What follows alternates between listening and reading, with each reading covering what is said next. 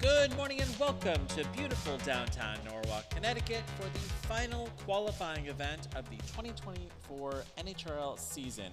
My name is Luke Stengel. Joining me here in the broadcasting booth is my best friend and brother in grape, Chris DeSico. Hello, Chris. Hello, Luke. Chris, we are at the top of a very competitive day, a very competitive field. 135 robots are in the fight for their lives.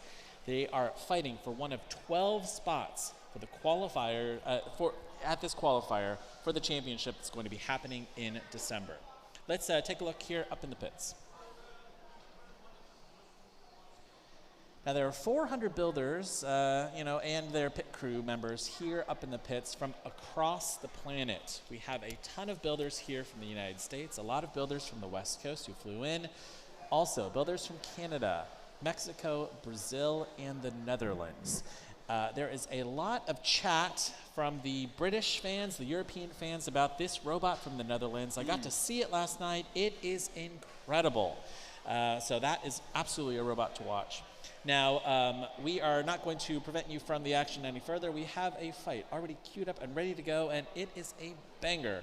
A flamethrower right here in Cage 2, right here at the top of the day. Let's go there now. All right. You can see here to the left, we've got Jeff Waters flying in from Las Vegas with his robot, flamethrower, called Supreme Ruler. Now, Supreme Ruler had an absolutely fantastic 2023 season at NHRL, and he is here today hoping to qualify his robot for the 2024 championships. He is facing off against Snorkels the Elephant, Chris. Wow. It sounds like there's some fans already for Snorkels here. Yeah, Snorkels the Elephant looks like a big-wheeled kind of, what's the, really big. Kind of like a flat face kind of robot, you know, the weapon going straight at you. And I'm expecting a lot of weird gyroscopic effects here in this box. I'd say so. Now, Supreme Ruler, it's got these super long forks. It's called the cam lifter, and the cam lifter just rotates in place, high centers you while that blue minibot comes in and blasts you with fire. Now, the blue minibot is shaped like an arrow, so you know which way it's pointed, Chris. Oh, that's smart. Simplifies Look at this. everything. We've already got a fight in action happening here in Cage 5. Maybe we're going to see a little bit more of that, but first let's check out this fight in Cage 2.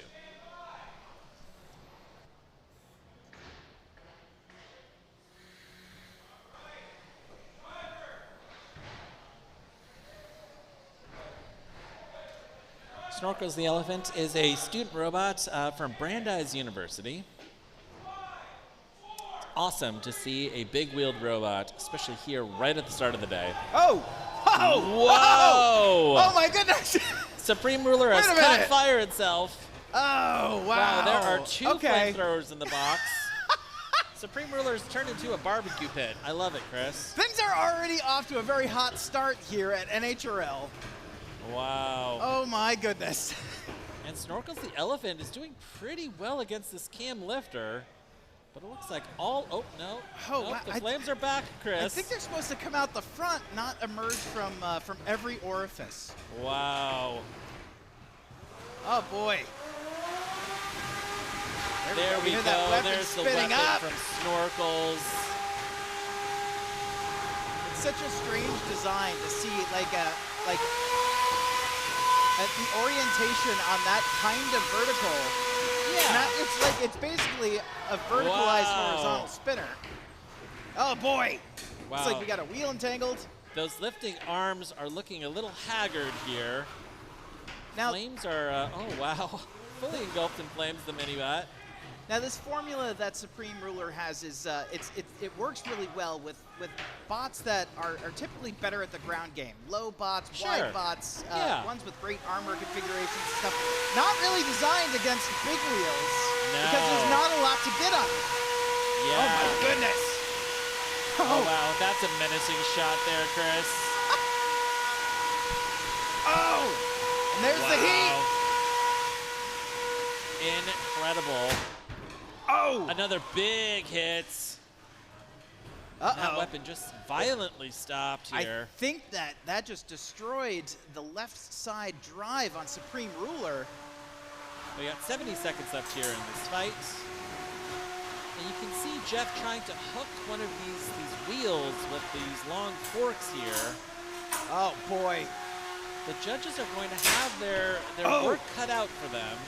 Snorkels has had its weapon going up and down. Wow, big shower of foam from the wheel on Supreme Ruler.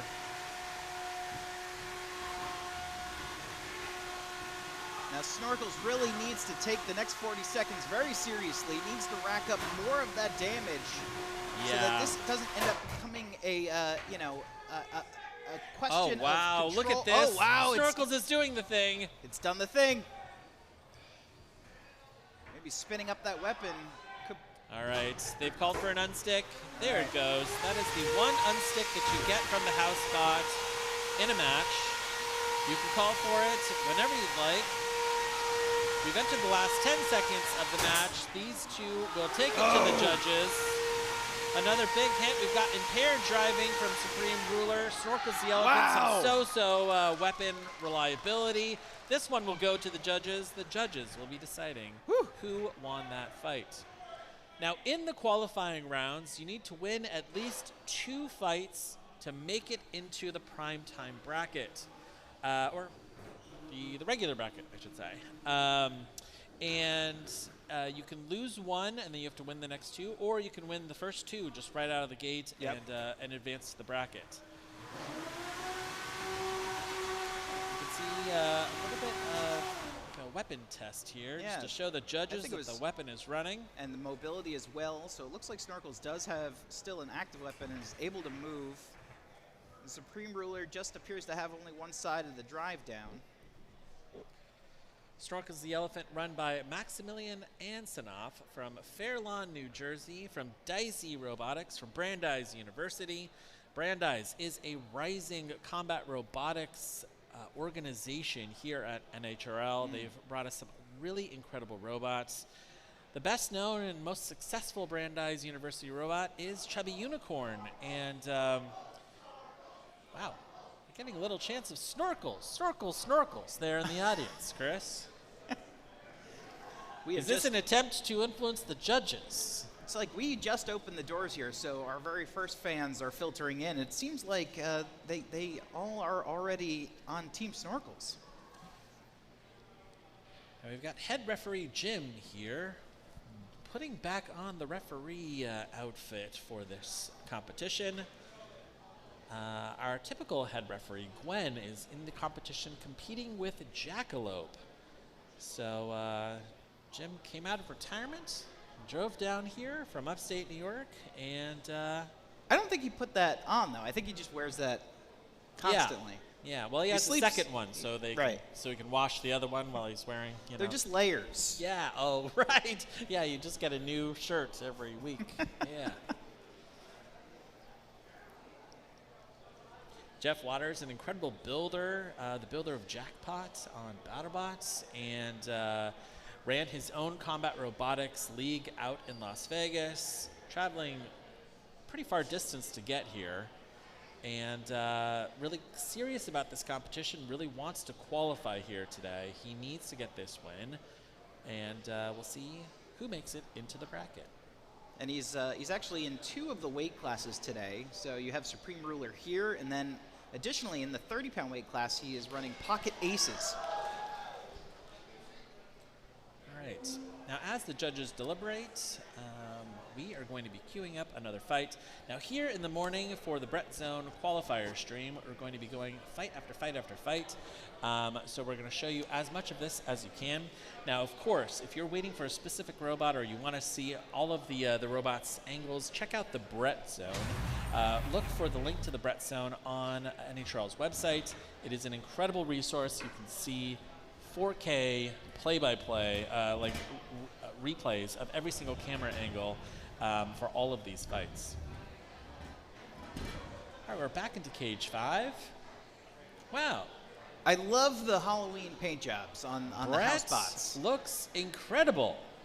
Wow. So I'm seeing here in the pink corner, this is Ghastly. And on the far side, it looks like Cattywampus over in the blue. I have Ghastly facing off against Frog Spawn, but maybe it is Cattywampus.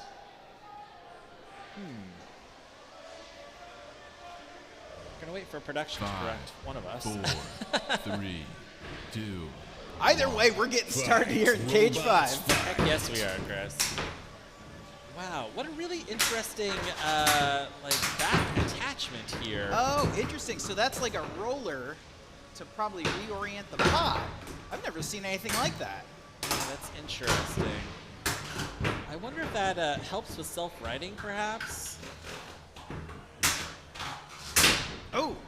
Or maybe it allows you, yeah, it probably helps with self-righting. It's a really interesting design. I haven't seen anything like that before. What? I'm curious what the actual active weapon is. I'm guessing it's like a lifting plow there. And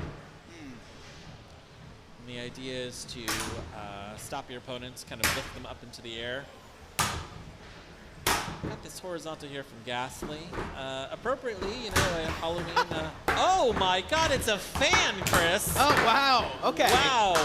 What? I see this.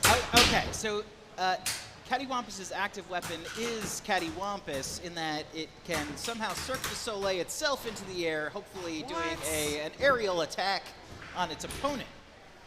Cattywampus brought to you here by Brandon Bennett Young, a longtime builder, and has already qualified other robots for the 2024 championship, building something weird. I've got to, I respect that, Brandon. How? So it's not a lifter, it is a just strange flipper fan on the back. It's like a jumping beam. Wow. Uh-oh. Uh-oh. There you go. This thing, wow. Uh-oh. Is he counting himself out, Chris? That's a unique adaptation of the aggressive tapping. I don't know if Brendan's going to be able to self-right. There you go. That's your knockout. Interesting. What was the active weapon there, and what was it designed to do, Chris? It's doing its own thing, Luke. Interesting. Sometimes, you know, you see a robot and you're like, oh, this is like an expression from the artist, you know?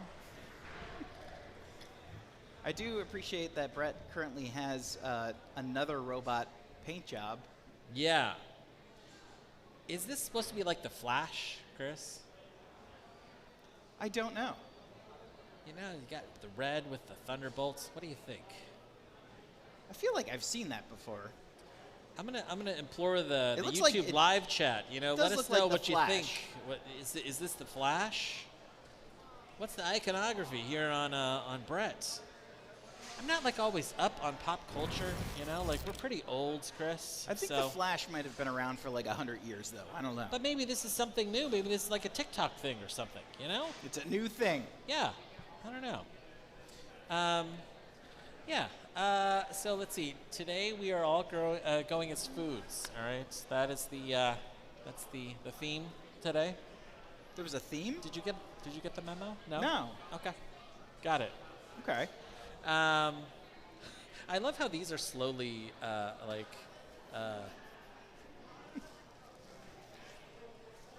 wow. Didn't think that through. It's they're slowly deflating, Chris. Yeah. I feel like I'm slowly deflating. Good. Nice. Yeah, so 135 robots. If we have a little break in the action, I can give you kind of like a little preview of some of the robots to watch here today.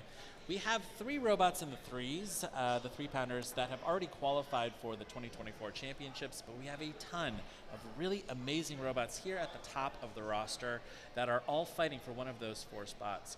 We've got the number 5 ranked Voxel V1 from Mike Shore. We've got Supreme Ruler from Jeff Waters flying in here today from Las Vegas. We've got Monkfish back in the competition. Rachel de Guzman flying in. Rachel has only lost 2 career fights here at NHRL. That's insane. Golden Dumpster winner in September of 2023, and then she was our runner-up in the 2023 championship. Incredible. We also have Beetlejuice from Ariel Smith. She was the winner of the teams event that ran on ESPN earlier this year, but that teams event did not come with a invitation to the championship, so she is fighting for that. Plus, a lot of other dark horses here in the competition.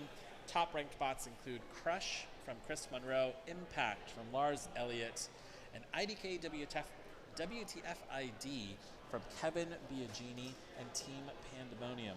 We've got another shot here of the pits. Now, this is the busiest time of the day. About 25% of the people that you see here in this shot are brand new builders. This is cool. Their first competition, first robot ever. And they are here just jumping straight into the deep end with action at NHRL. By 7 o'clock tonight, 8 o'clock tonight, these pits will be virtually empty. Almost everyone that you see here will have been eliminated earlier in the day. I think I spot a milkman. And it's either that or maybe like a naval officer or something. What do you think, Chris? Like a dairy-based naval officer? Yeah. It's kind of like dress whites. What do you think? It's hard This to is tell. a serious competition, Chris. Okay? Serious competition. Right, we take this seriously. Yeah, so there you go. We're going to go over to Cage 2, our flamethrower box. Wow, speaking of, we've got Crush here from Chris Monroe. Facing Crush, off against El Tibio. Now, Crush is ranked number 25, and he enters this competition with a career record of 16-6 across the past 6 events. This is a very winning robot.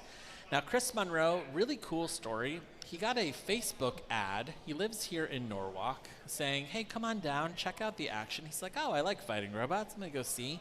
Came as a fan and came back the very next competition with Crush. And he has been fighting here now for over a year and a half and winning more fights than losing. He is a letter carrier with the U.S. Postal Service, and this is his hobby.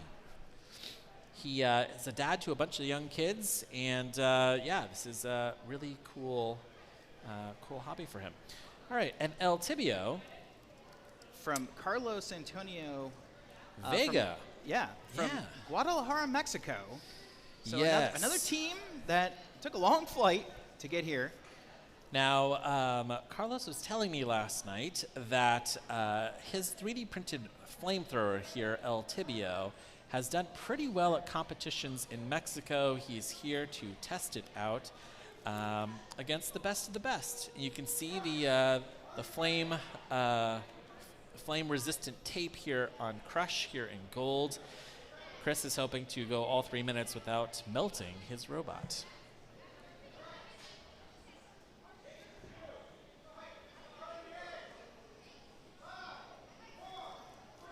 Curious to see this work, Luke.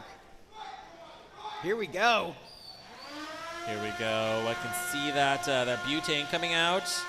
There we go. Wow, Wow. big billowing flames All here. right. Crush wasting no time, cracking open that aluminum plate, flipping over Carlos, and going for that flamethrower. Oh, wow. Wow, that butane tank is exposed.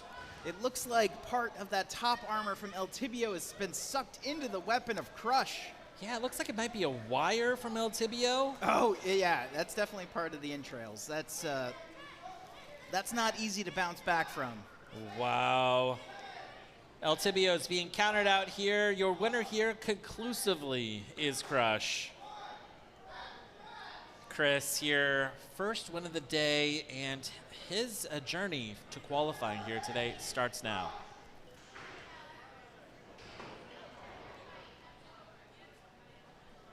Very cool. Down in Mexico, they also allow flamethrowers. I got to see fight footage from El Tibio at this big competition down in Mexico. Big billowing flames. It performed really, really well. And here at NHRL, you've got to be zippy, fast, and perfect to be a flamethrower that wins. Crush here, you know, known for aggressive driving, known for box rushes, known for 10-second matches. Chris has really become quite an accomplished driver here in the last year and a half at NHRL. Now, one of the things Chris is going to have to go up and figure out is if there was any long-term damage that might have been sustained to his weapon drive system after sucking in part of his opponent. It's not great. It's not great when you end up kind of seizing up your weapon in the middle of a match. Now we are in Cage 2. Now this is a box that we outfitted specifically for flamethrowers. You can see that the cage is a little taller than the other arenas, and we have this negative air pressure system in there that allows us to suck all of those flames up. So we typically try and run all of our flamethrower fights here in Cage 2. So fun little tip for the next time that you're coming to the House of Havoc. Try and get parked here in front of this arena because the most visually explosive fights are happening there in Cage 2. And here we see Jim, who is either making this firebot safe or about to turn a brisket. You can see Carlos here in red and white. They're trying to negotiate. Let's see, how do we make this safe? Is it safe already because it's been picked apart? You can see Jim here putting it into the sand bucket. He's going to wheel this thing out of the House of Havoc.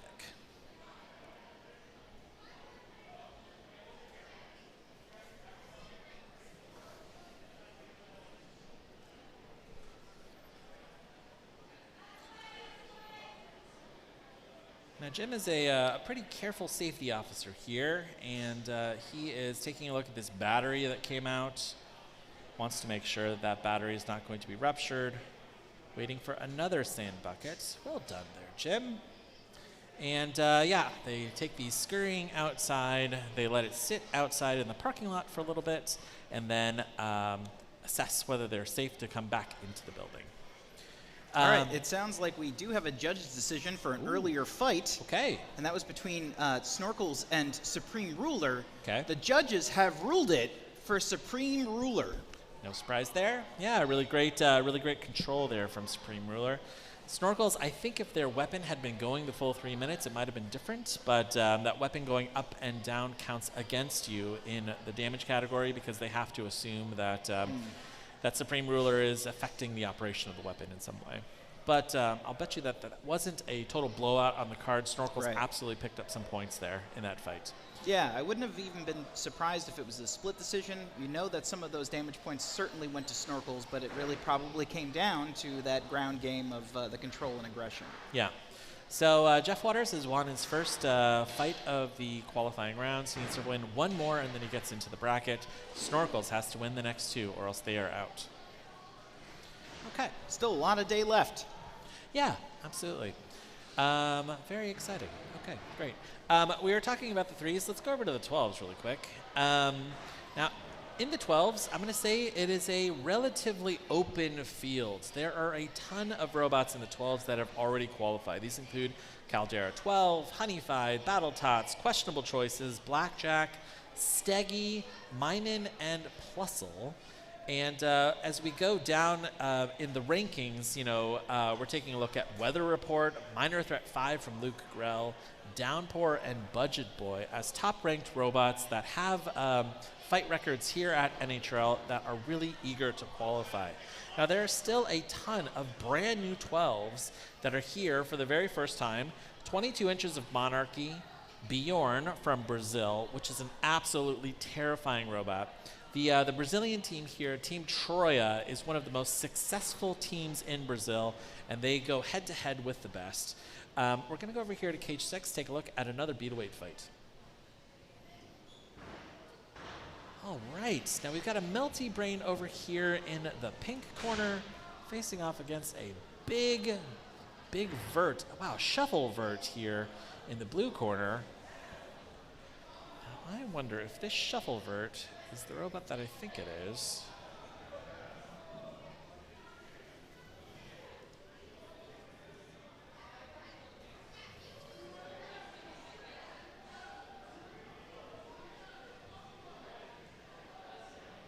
Yes, this is Chaos Upright here in black and white, facing off against the arena floor here in pink. Oh boy, and we're off. Now the arena floor is a Melty Brain. Look at that. Oh, it is spinning fast. Oh, it's gorgeous. Look at that, Chris. Holy cow. Wow, Zenith Parsec has built this Melty Brain, and it is amazing. He was telling me up in the pits yesterday that this robot is spinning 30 times around every second, and that is how they're able to achieve this, this kind of camera melting speed here. Now and it looks like Chaos Upright is there we go. Got some intermittent weapon. It just takes a minute to warm up. Oh, wow! Oh, Big no! hits, and that Melty is dead. It is just a brain now. Wow. A soft, spongy brain.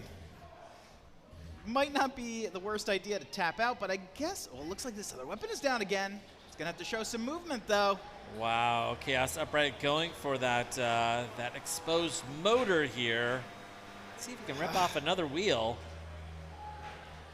I will say, doing the really tall vert, you know, the kind of Division-esque vert, you're always going to have some weird physics. Yeah. And then add a shuffle pod to that, and that is even stranger physics. Really cool custom design here from Chaos Upright. Yeah, it's gorgeous. And Joshua Buttrick here from Worcester and Team WPI. Now this is Chaos Upright's first win of its career. It had previously gone 0-4 across the past 2 events, so winning its first fight ever. Very cool. Well done, Joshua. All right, we're going to go over to Cage 2, our flamethrower box. Please tell me there's another flamethrower. That'd be just absolutely delightful. Oh, it's Verticalizer. Whoa. Verticalizer here in the blue corner here is running dual vertical egg beater spinners so on a long Thagomizer, Maximizer style robot. So the idea is that you attack with this big plow and you whip around and you hit them with these verts. This is a really interesting design. Joey here with Verticalizer really championed this design early, and it is doing great. But standing in his way is IDK and Kevin here from Pittsfield, Massachusetts. Team Pandemonium seems to be growing exponentially. Yes, every single event, Team Pandemonium gets a little bit bigger. Now, Joey here is from Team ASML, the Combat Robotics Club at ASML. The local office here is in Wilton, and they have a whole group of employees who get together. Other companies have softball teams. ASML has a combat robotics team, which is very cool. Yeah, get your act together, other companies. Kevin Biagini and IDK here is one of the robots to watch. It is very highly ranked in the fields, and he is desperate to qualify this robot for the 2024 championship. Here we can see Kevin really wisely just hanging back and allowing Joey to bounce around here. Just lots of small pops. Probably doesn't even have that weapon fired up at its full rate. Just slowly chiseling away at Verticalizer. Yeah, really making these attacks when it gets close to the rail. Look at that. Oh, it's doing the thing. And it looks like half of that weapon pod on the back of Verticalizer is down. So that's probably going to make it very difficult for them to drive correctly. It's now strange physics kind of happening. All right, with a minute 26 left here in this fight, Verticalizer has used up its one save here from the house spot. Kevin is coming in here to pop this robot over and over again. And yes, you're right, one of those verts is down on Verticalizer. You can see that Kevin is really showing great control here. He is able to dictate where this fight is happening, pushing Verticalizer into the rail. Oh! Good pop No! there. And look at that. Both of the weapons are dying? Question mark? I see half the wires. I think I now know why one side of the weapon is not working. Kevin returning to his starting square. That is an absolute show of control there. Fantastic. That is a knockout. First one of the day for Kevin Biagini and IDK. And he is one step closer to making it into the bracket later today. Verticalizer, though, one of my favorite robots. I am surprised that we haven't seen another Verticalizer clone here at NHRL. Typically, it's a highly iterative group of people. When you see something that's succeeding, you're likely to see 2 or 3 or 4 of them. I would be surprised if in the 2025 season we didn't see several Verticalizer clones. It is a really, really effective design. It's just new territory. There's so many new and interesting things that you can kind of do with that style of bot. Yeah, typically, I mean, you see horizontal spinners on the backs of these, but there's some weird physics with the horizontal, you know? I can see the appeal of the horizontal. You know, you're really trying to eat away at wheels, but, you know, 5 out of 10 times you're popping yourself into the air. You know, horizontal really likes to stay absolutely flat with the floor. So every single time they make contact, they're tumbling, and there's weird physics. You see Maximizer spending a lot of time on its head because of that. And with Verticalizer, really just planting it to the floor with these two verts. Really interesting. I wonder if it would be different if there was just one vert on the back, you know? Well, I think they actually spin in opposite orientation, so what that does is it kind of cancels out that gyro effect that you might have with those vertical spinners, and so it operates as almost as if there were no spinners on it. Interesting. But you really need both of them to be working to have that work out for you successfully. True. Yeah. Interesting. Yeah, very cool design. Really cool to see ASML doing so well in the competition. Looking forward to Joey's next 2 fights here. Hoping that he can get out of the qualifying rounds. Okay, great. All right, we are loading into the boxes here. Let's go and talk a little bit about the 30s to watch here. Kind of similar story, you know. We've got 4 robots here at the top: Ares, Moccasin, Kazad Light, and Synthesis 30 that have already qualified for the 2024 championship. So instead, what we're looking at are top-ranked robots: B-Force, Warhard XXL, Mr. Roper, and Emperor, who are searching for their invitation. Now, there are a ton of brand new 30s as well. Bifurcator, brand new, true rookie. We got to see this Ohio robot last night. Mike Sharp. It is wild. So much air armor. It looks huge, and it's from Ohio, which is, you know, always dangerous. We've got Ghoul, Pegasus, Pocket Aces, and V0. Brand new robots here in the 30s. Any one of these could potentially take it all the way. And you always love to see a dark horse make a deep run here at NHRL. Yep.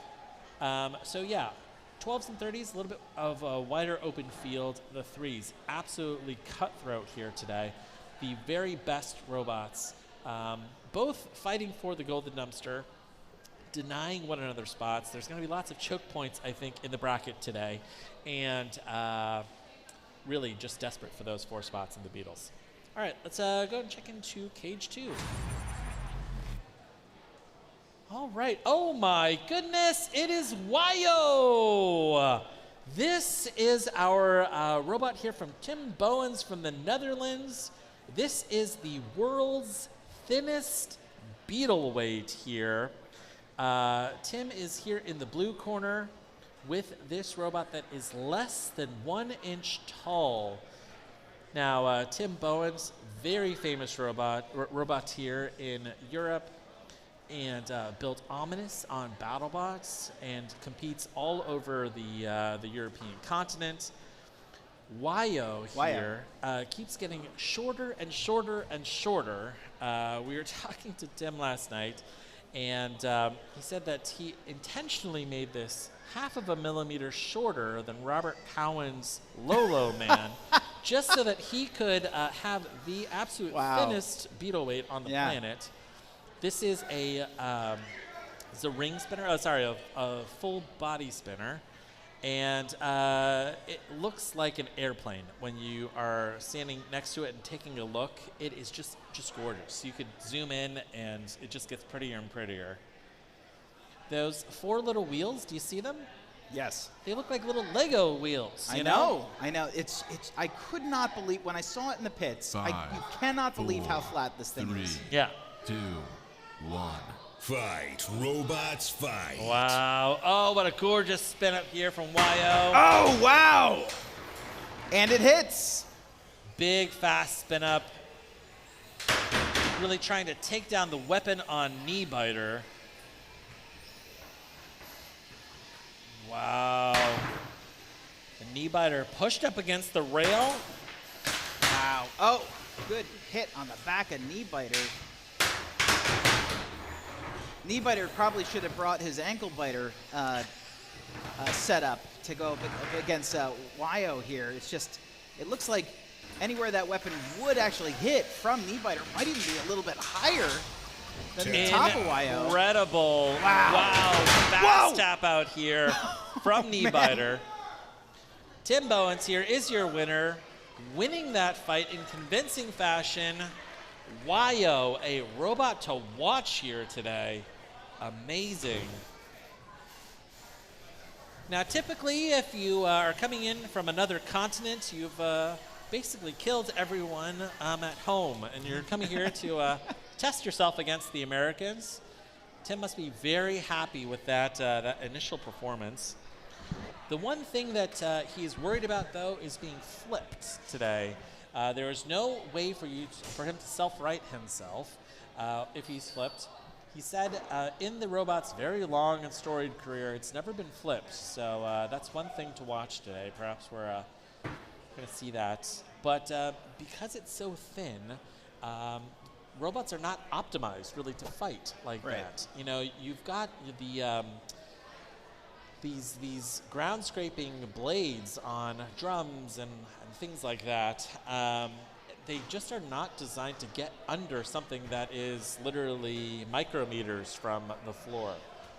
One of the things to worry about, though, I would say here on wooden floors is that the tolerance. Like once that floor starts to get dinged and not quite so flat, you can get stuck on a divot or literally a wood shaving, and you know that could be dangerous for him. But with that really strong torque, really fast weapon, there is the possibility that he's able to bounce himself out of danger. Really interesting robot. Fantastic, fantastic.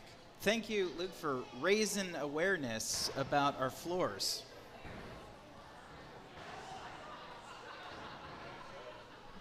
Someone's laughing in the green room. They heard that. So that's fantastic. Do what I can.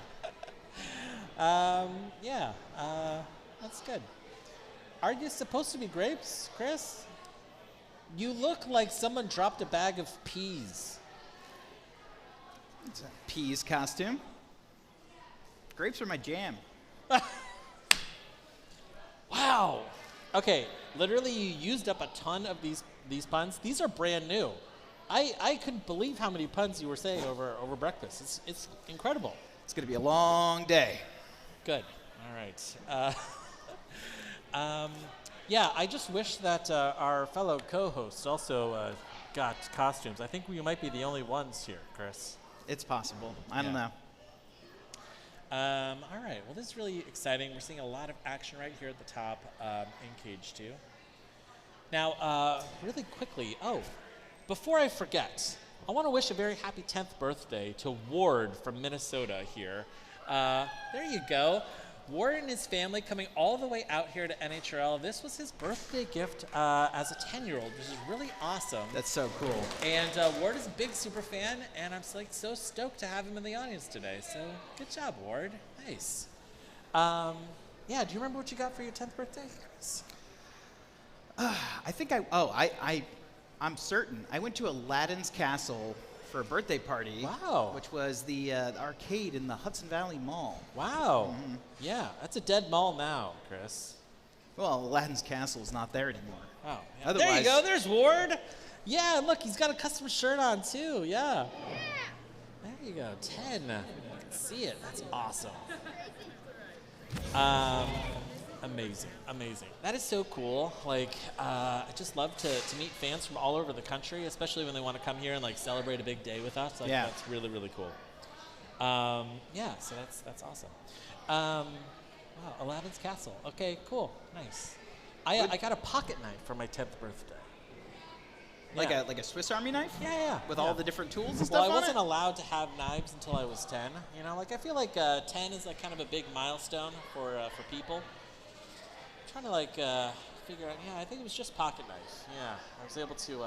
Did it have the fish scaler in it? Fish scaler? Yeah. No. This is like maybe four tools. 4 tools. Yeah, the knife, the bottle opener. Oh, well, speaking of 4 tools, coming up soon here, we have Positively Hysterical, which has 4 configurations for this event. That was an incredible segue, Chris. Thank you. Yeah, Positively Hysterical is bringing 4 different configurations.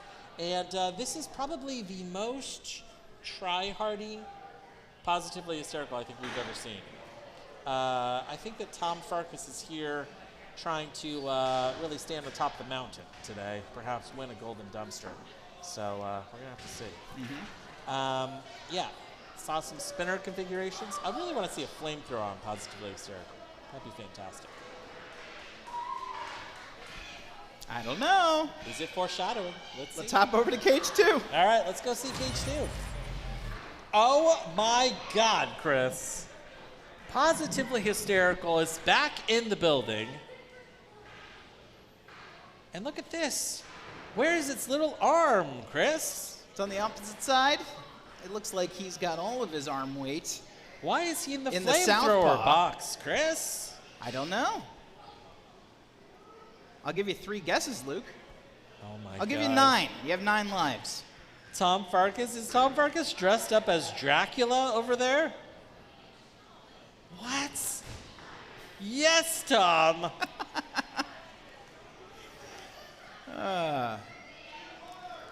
I don't know if I would wear that costume anywhere near one of the fire cages. Wow, look at this. You've got the carbon fiber back here on Positively Hysterical. And it has a spinner, Chris. It's an overhead spinner, Chris.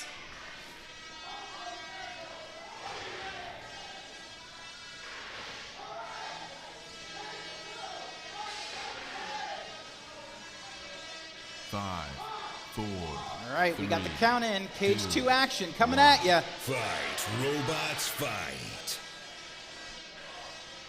Fight, robots, fight. Sit, robots, sit. All right, I think we're probably going to reset the count here.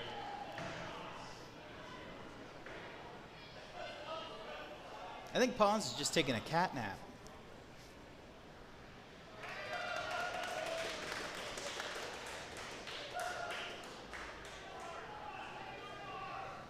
Oh, here we go. Here we go. Wow. And we've got a slow but stompy start here for Positively Hysterical. And little Bob here getting under Positively Hysterical. Popping it straight onto its face. This is carnage, little Bob.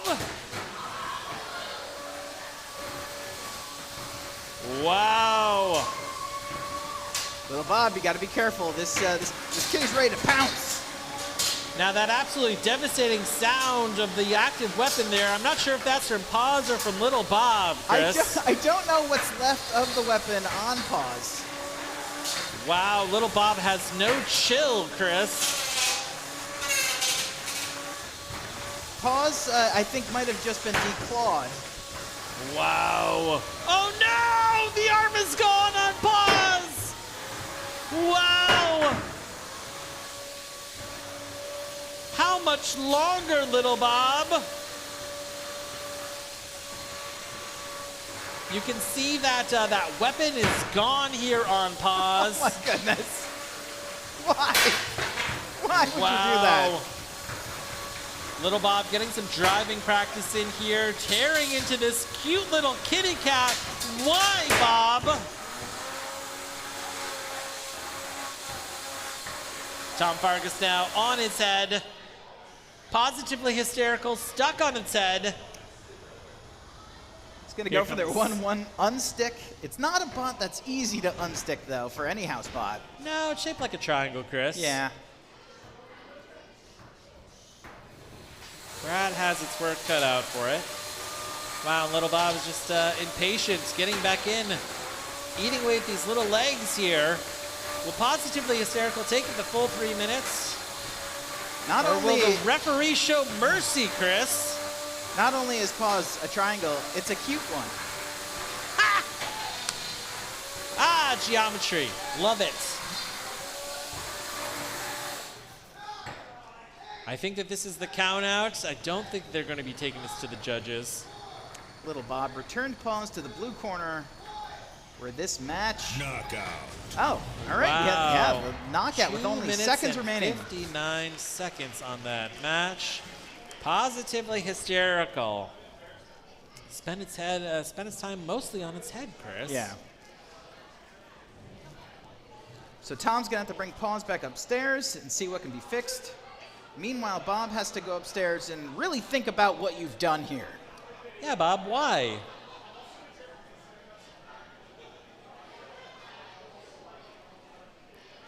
Now, as you said, Tom Farkas has brought 4 copies of his robot here, so he could just throw this one straight into the trash.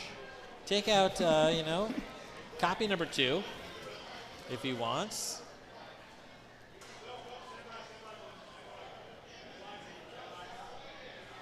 Is that Nick Andreas with Crafty Cat Combat? I cannot say that team name to save my life, Chris. Crafty Cat Combat. Crafty Cat Combat. Crafty Cat Combat. Crafty Cat Combat facing off against a cat in Positively Hysterical. Oh, I see. Catbot versus Catbot. Interesting. I wonder if Tom was really counting on winning that one. Ah! Wow. Yeah, he failed to draw blood, Chris. My puns are so much worse than yours. I just have to accept it.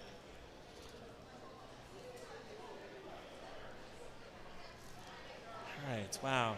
Cage 2 is really seeing a lot of action here right at the start of the day. This is the broom cam. Now, we are fighting robots across 6 different cages here in the Beatles. So if you have a competitor who you're really watching, go and check out the Brettzone. If we don't show the fight here on the stream, the Brettzone will show you every single angle of action inside of the box and give you a 4K view so you can really zoom in, take a look at exactly when and where things went wrong for one of these 2 robots. And it is a really, really cool resource.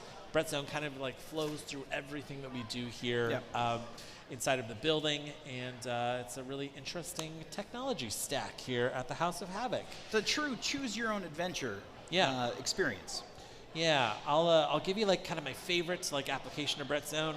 So when the judges who are remote are judging, they get a fight queue where they are able to watch these fights asynchronously and put in their judges' decisions. They no longer have to watch 8 different cages at the same time trying to like watch this live. They're able to go back, take their time, really take a look at multiple camera angles to see, especially in really close matches, who the winner is. It's really created this very like high fidelity competition here. And the judges' experience is unmatched anywhere else on the planet. Yep. Okay. I think we're about to get into some 12-pound action here, Luke. I see that they've locked up cage 1. I see Ariel Smith over here. I'm going to assume in blue that's Downpour, Chris. Facing off against a very zippy orange bot. Downpour facing off against Caldera 12. Yes. Wow, these are 2 top-ranked robots. Wow. Caldera 12 has already qualified for the championship. Downpour is working on its qualification. This is going to be a banger to open up.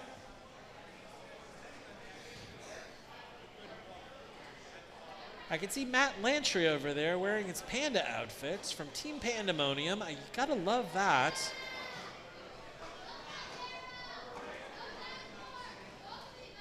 We've got Glenn Boxell over here in the pink corner.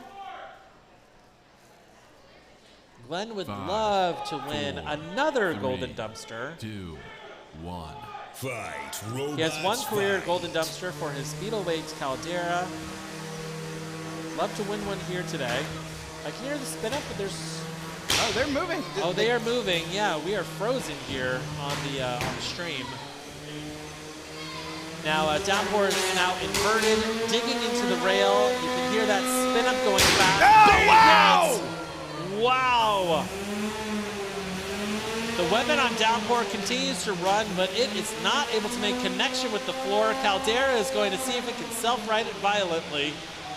Ariel's called for the unstick. Housebots coming in. Gonna have to do so very carefully. Oh, wow! Now Downpour is a very long robot, trying to violently self-right itself. Oh, and Glenn comes in for the hook. Wow, that sound is amazing. Come on, Floop, you gotta come from the other direction. Push him from behind, Floop. Not the side, Floop. Oh, no. Big tap out here. Your winner is Glenn Boxell and Caldera 12. Fantastic. That was a huge exchange to open things up.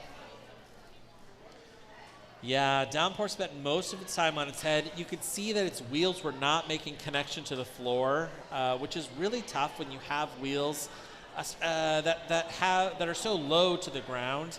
If you are high centered on anything, you just can't make connection. So yeah, tough opening match here for Ariel Smith and Team Pandemonium. She's going to have to win the next 2 to make it into the bracket. And Caldera 12 is looking great. I wouldn't be surprised if we don't see Glenn at the very end of the evening. Yep. Yeah. Now, Glenn Brian is at BattleBots this weekend with Fireball, the 250-pound version of Fireball. So he built a 3-pound version of Fireball initially here at NHRL and scaled it up, brought it to BattleBots. And yeah, so the Boxels are fighting coast to coast this weekend with fighting robots. Their respective big fighting robots. Yeah, very cool. All right, we're gonna go back to Cage 2. Oh my goodness, I've just heard over from production that Monkfish is back in the box here. Monkfish from Rachel de Guzman, fan favorite here in teal here to the left. Monkfish, it's only lost 2 career matches here at NHRL. It's fought here twice. It took home the Golden Dumpster in September 2023 and went all the way to the final match of the night in the 2023 championship.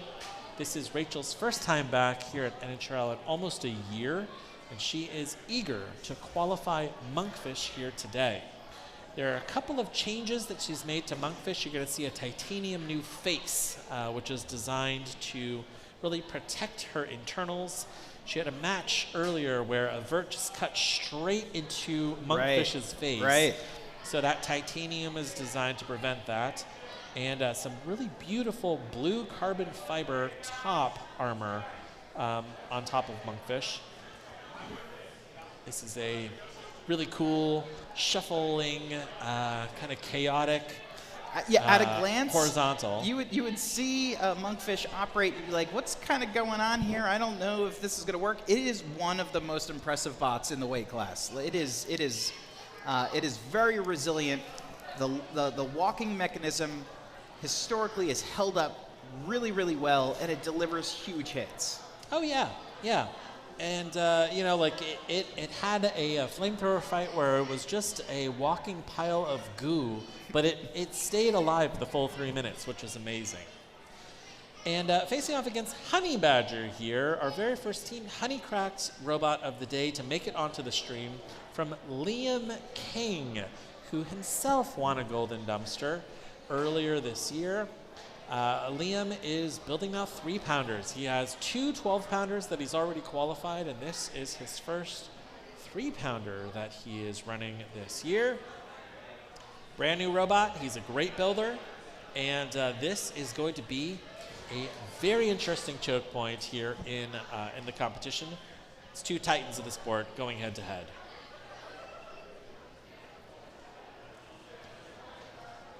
Rachel and her husband Remy, they both work for Toyota of America. So they're both engineers and designers at Toyota. And when you look inside of the robots, you can really see that, that build quality. These are really incredible robots. You can see Remy running the mini-bot here on Team Monkfish. Oh, we gotta turn on Brad. There we go. Good morning, Brad.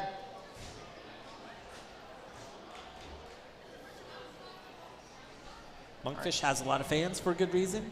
It is adorable. It is resilient. It is indestructible. And a little nervous. It's a little nervous. Look of disapproval from Internet 1.0, Chris, you know? Back before we had GIFs. And, yeah, it's just one of the coolest robots that we have in the competition.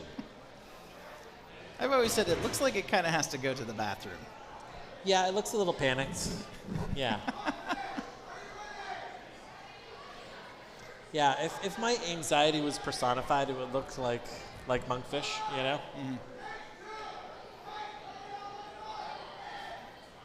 5, 4, 3. You can see Liam getting ready for that box rush here. Yep. Fight, robots, fight. Ooh, which didn't come. Instead, Oh! ooh, big hit. Oh, wow. And are the lights out on Liam's robot here, Honey Badger? Ooh, that looked like a kind of a gnarly weapon twitch Wow. on Honey Badger. That one exchange might have done him in. I don't know. Oh, Monkfish is not here to play. Coming in here just effortlessly getting back onto her feet. And Liam looks hobbled here. Pushed up against the rail. Monkfish is in total control. Wow. Wow, look at these treads on Honey Badger. Well, you didn't get to see him for long because Monkfish made quick work here of Honey Badger. That was probably the smart move. Otherwise, you're going to be down a bot for the rest of the competition. Wow. First fight of the day for Monkfish, and Rachel is well on her way, perhaps for a second Golden Dumpster of her career. I tuned the throttle, but not the turning. With the fast movers, that's my mistake.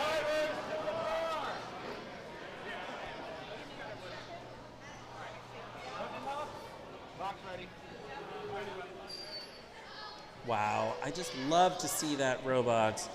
You know, Monkfish takes advantage of our unconventional locomotion weight bonus here at NHRL, and because these are walking legs, and really able to use that to its advantage by making this really wide body that stays really well planted to the floor, better than the average horizontal. And look at this, wow. Custom safety mechanism that she loads it into. Yeah, Fantastic. slash carrier. Look, it's like a toolbox. You got a rod across the top. You hold it like a handle. Wow, 2 Golden Dumpster winners here, surveying the damage after this fight. Liam King, a fantastic builder, trying out treads here in the 3-pound weight class. Really ambitious. Treads typically take up a lot of weight to build that mechanism correctly, and he had some mobility issues in that fight. Now, I know that we have a couple of bots loading into Cage 1, and I think I recognize a familiar face over there. Oh my goodness, wow. It's Business Cat. Oh, wow. There you go. Wow, we've got Brendan Steele here, a.k.a. Business Cat. He brought you Ram Plan from the early days of NHRL. He is back with Slam Plan, which is his big-wheeled vert here. Now, Brendan is a member of Team Huge, so he's on the pit crew on Team Huge, and he's built a little Huge here. It's a good size. And Soul is back in the box here with Drunken Peasant. Drunken Peasant, another NHRL 1.0 robot, fighting here in our dark days during COVID. Carlos coming in all the way from Mexico with Drunken Peasant. These two 12-pounders are getting ready to face off here in Cage 1. I had a chance to catch up with Brendan Steele last night up in the pits. Some upgrades to Slam Plan here. He competed with this robot at Motorama earlier in the year, but he's made this one a change to his weapon, which was really interesting. He has actually hand grinded down a serrated edge on the outside of it, which has given it a little bit better of an aerodynamic quality, and his tip speed has gone up almost 40 miles an hour. So I believe he mentioned that tip speed is actually 280 miles per hour, if I'm not mistaken, that is significant considering how actually wide that vert is. 5, 4, 3, 2, 1. Fight, robots, fight. Oh, good start here for Drunken Peasant, going after those wheels on Slam Plan. Oh. Wow, they're going weapon to weapon here. Camera again is frozen on the stream. And Drunken Peasant is pursuing. Oh! Wow, oh, wow! A big hit.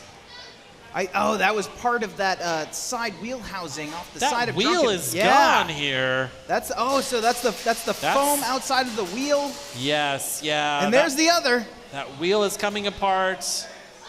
Drunken Peasant. Wow.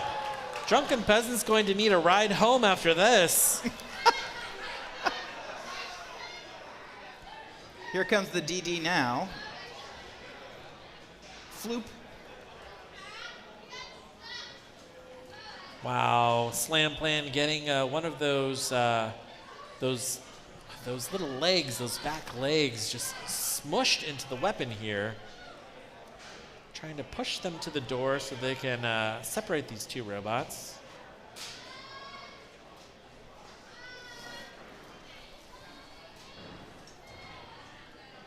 Very impressive performance from Brendan Steele and Slam Plan. Drunken Peasant is just going to need to go back up in the pits, get a cup of coffee, sober up. Yeah. Jump back into this competition. Yeah. Have some eggs and toast. It's very cool to see competitors from Mexico.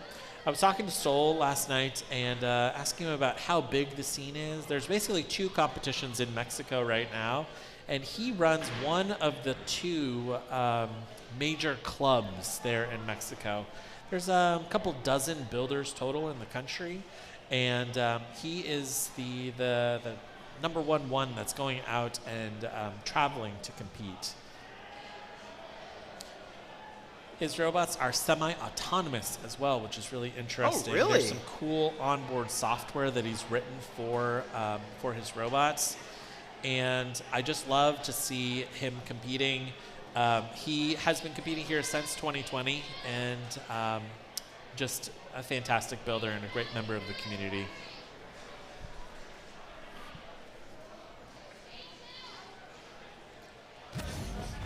And Business Cat, you gotta love to see, Business Cat being successful here in the competition. Business Cat has a lot of fans. He was one of the first, NHRL memes after turning off the housebot, doing the kind of dead-faced,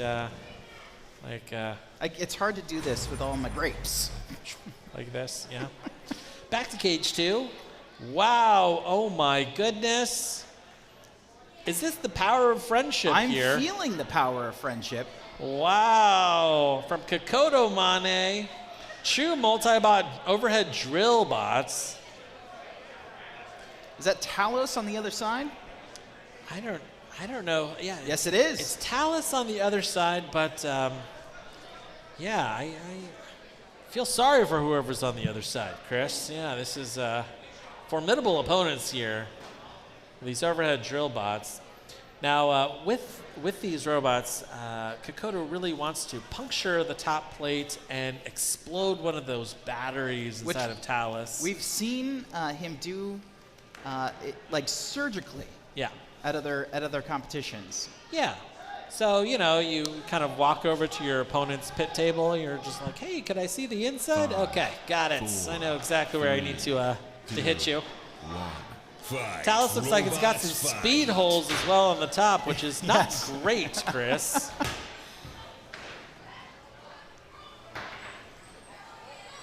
Oh, wow.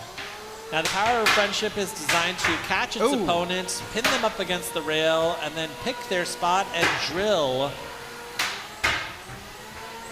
But Talos, with this very fast egg beater, is popping the power of friendship in the air.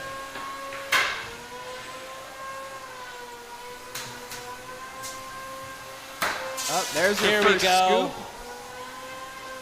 Just got to lock in that pin.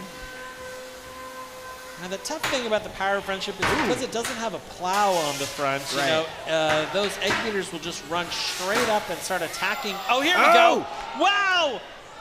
Oh, no. A little bit of drilling action. Wow. Wow. Oh, wow. Getting into the body.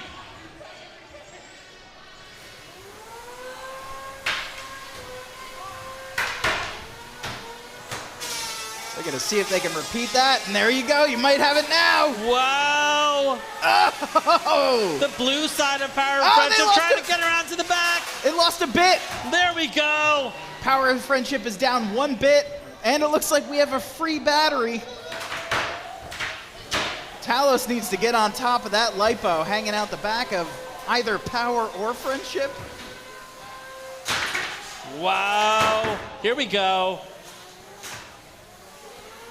That battery is just hanging free. Minute and 18 seconds left in this match. The builder of Talos really showing great sportsmanship by not attacking that battery. Instead, intent on beating these robots fair and square.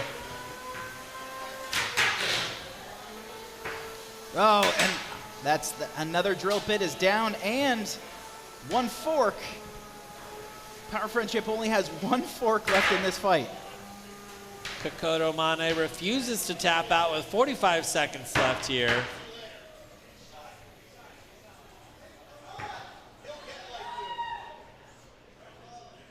Wow. Talos, though, is spinning down. What does this mean, Chris? I don't know.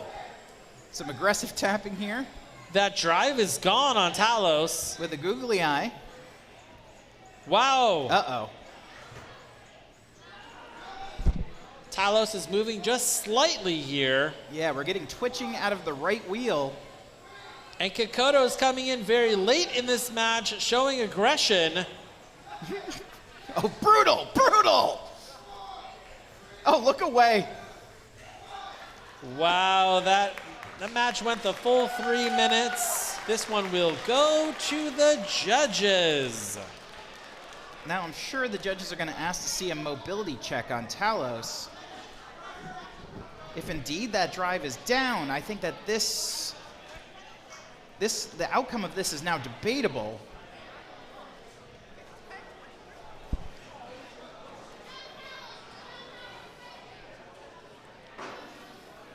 You can see a little bit of weapon running on Talos.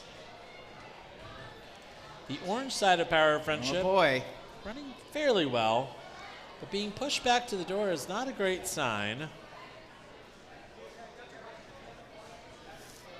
Wow, yeah. That drive went down on Talos in that fight. Oh boy, this is going to be interesting. This is going to be a close call. Yeah, so with that drive down, this is going to be a nail biter. We'll keep you tuned in when we get that judge's decision. I'm sure sometime here in the next 10 minutes or so.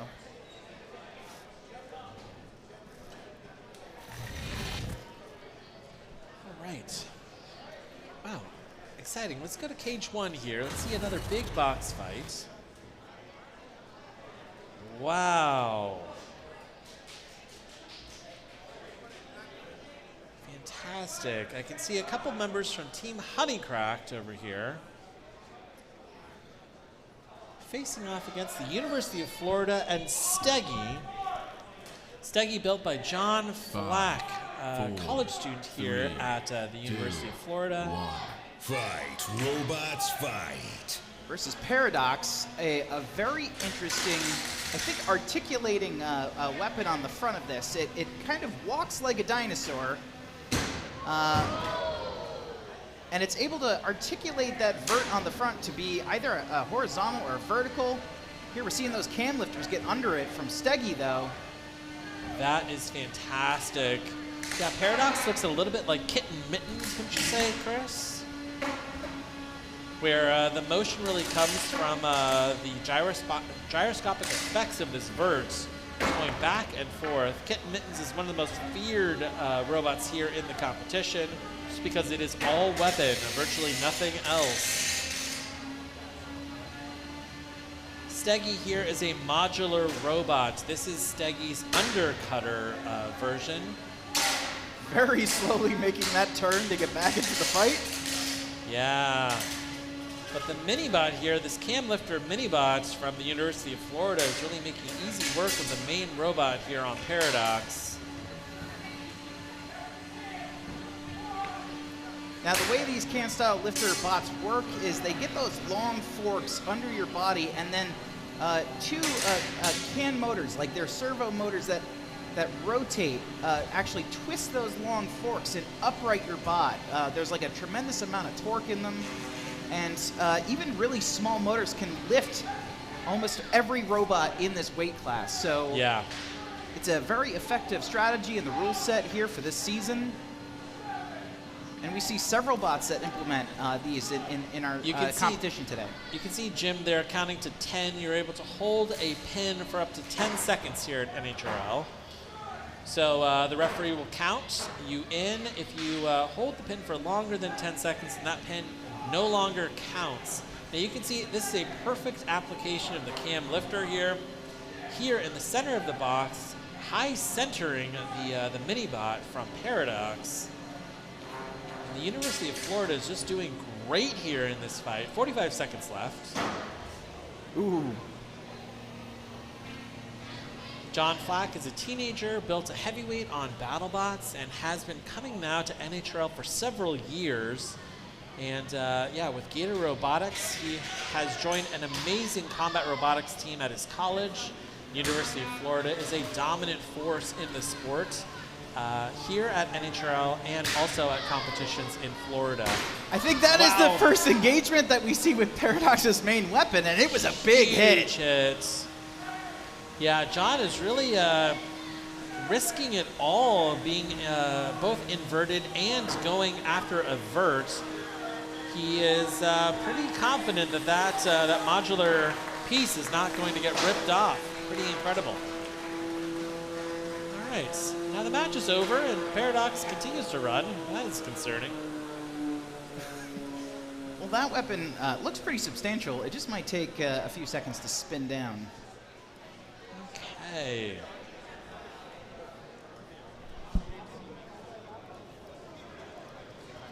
Paradox built by Ashley Kissel from Hollywood, Maryland, from Team Honeycraft. And looks like she got some help today from Jake Hoffman from Maximizer, who qualified his 12-pounder earlier in the year. He will be going to the championship. And yeah, helping out his friends on Team Honeycraft. I don't know. I mean, that was rough because I couldn't control direction at all. I have you guys unload the mini bot. I'll get your main bot in a second. All right, with these big cages, it looks like the referee is going to have to go in and physically drag Paradox back to the door to do that first. They go and they make their robots safe. And yeah, then bring them back to the door here. This one will go to the judges, but I think that John Flack has picked up enough points for Steggy to take the win. Steggy and that Minibot really showed a lot of control in that fight, really dictating the pace of the fight and where those robots were.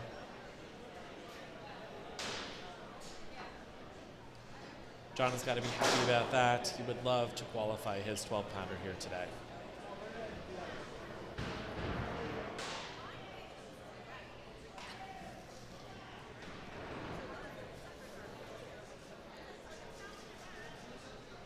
Last night up in the pits, I was asking them whether the team was affected much by the recent hurricanes in Florida, and luckily nobody on the team really had much disruption at all. They had wanted to come to NHRL earlier in the year, but decided to hang back just to see how disaster and recovery would kind of like shake out in Florida. And yeah, just really glad to see the team was unaffected. All right, cool. We're seeing some really great action here, just right here at the top of the competition. And yeah, we're gonna get another good shot here of the pits. You can see Team Pandemonium. They are taking up most of the area that you see here. I see two giant Pokeballs over there, Chris. Yeah, that is part of the zone for Team Honeycracked. And they have a couple of bots that actually nestle into those Pokeballs. Now, look at this. You can see a miniature mammoth over there, built by Ricky Willems, not run by Ricky Willems, of course, because he is going to be joining us here on the desk later today. Instead, this is being run by Cody Graham here. This is a 30-pound version of the robot called Moccasin. Now, Moccasin won a Golden Dumpster in January, already qualified. They would love to win a second Golden Dumpster here. We're going to be seeing Moccasin a little bit later in the day in the big boxes. All right, we're going to go back to the flamethrower cage, cage 2. And in cage 2, we have Jack Move versus Pretty Fly. Now, Jack Move here is run by Drew Davis, who has already qualified his 12-pounder, and he's hoping to qualify his 3-pounder. Fun fact, Drew Davis has been to every single NHRL championship ever since the first one. So 5 championships in a row. He's going to be going to the championship again this year.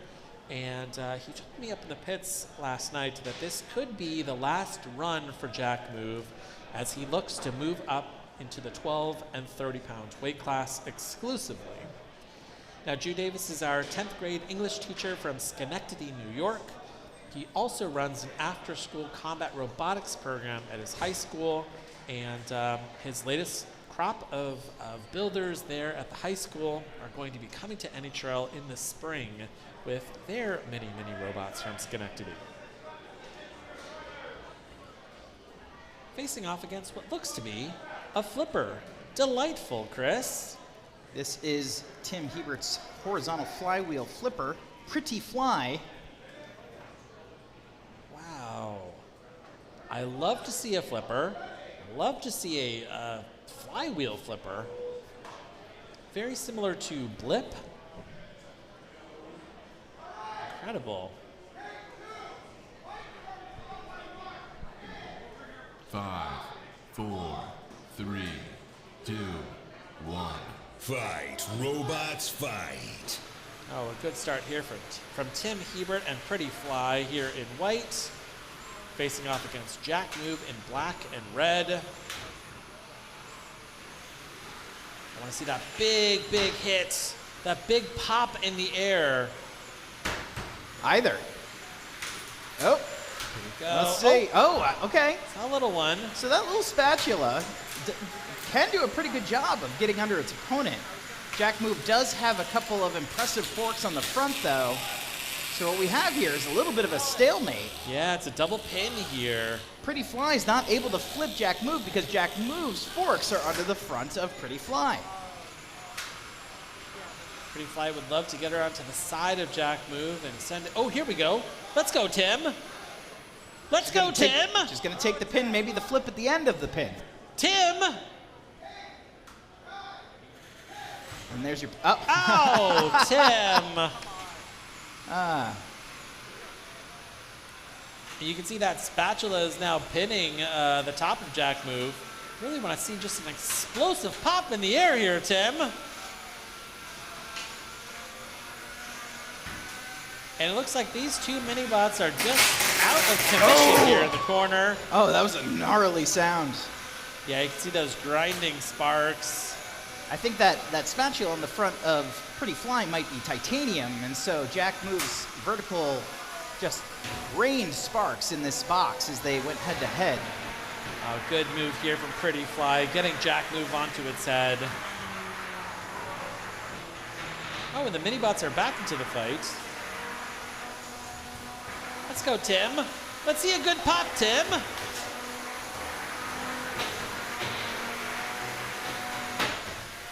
Wow, okay, Tim inadvertently self-righting his opponent.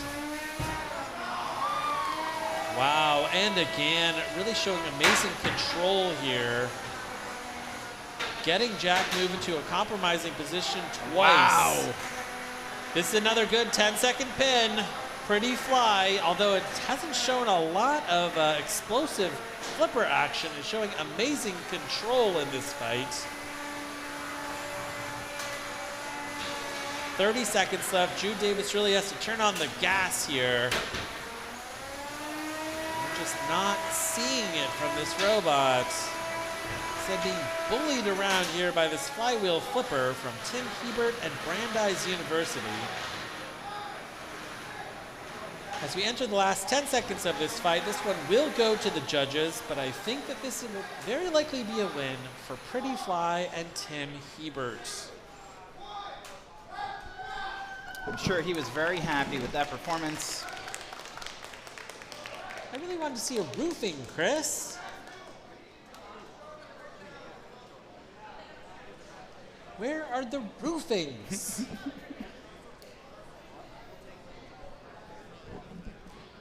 It was almost like a lifter arm rather than a flipper arm. No, it was more like a smash burger spatula. Oh yeah, It did more pinning than trying flipping. to compress Jack Move down into a crispy, delicious hamburger. Yeah, greasy hamburger. Good. Well, now I'm hungry. Clutch grabs, but it's seized inside, so I'm only getting partial movement. So I can show you like a little. I'll give you partial. Yeah. And then drive is good. Drive is good. And I see. You can see Tim showing off his drive and the arm movement to the judges. It's going to be important because this is going to be close. Not a lot of damage on either side.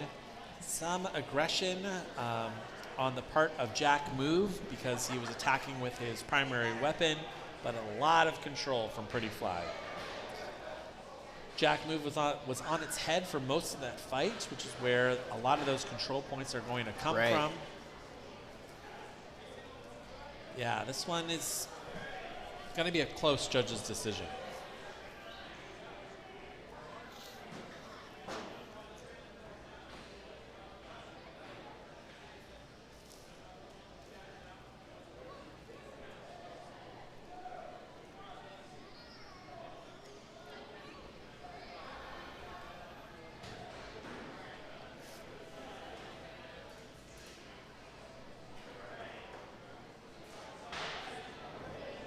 Now, Chris, I've just heard from production an update from the judges.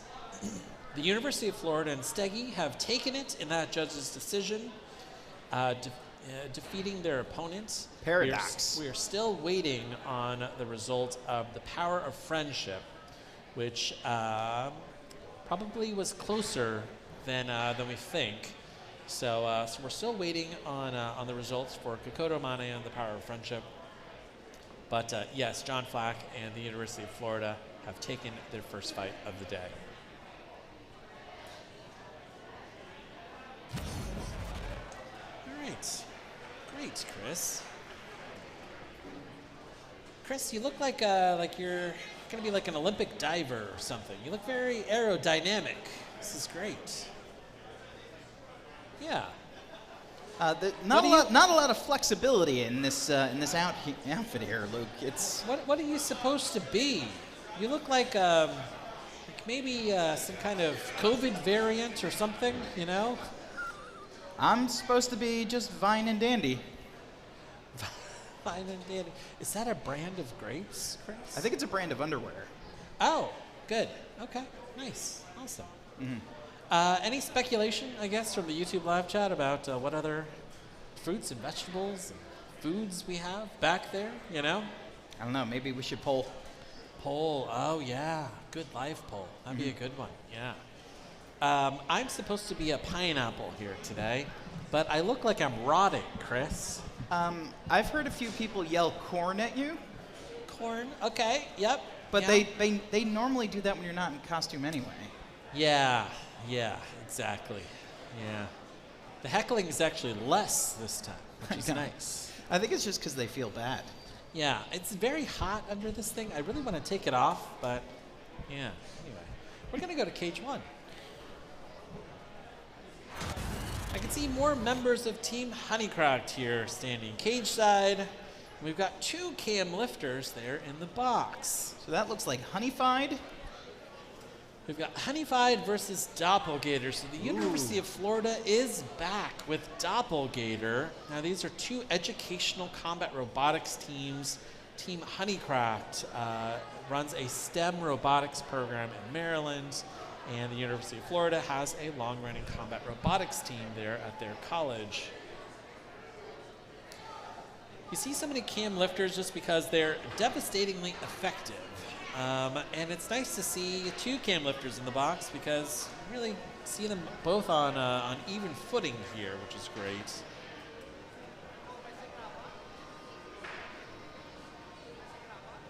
Student clubs are a massive part of the NHRL community. There are just so many teams that are attached to a school, attached to a STEM program, and they perform really well,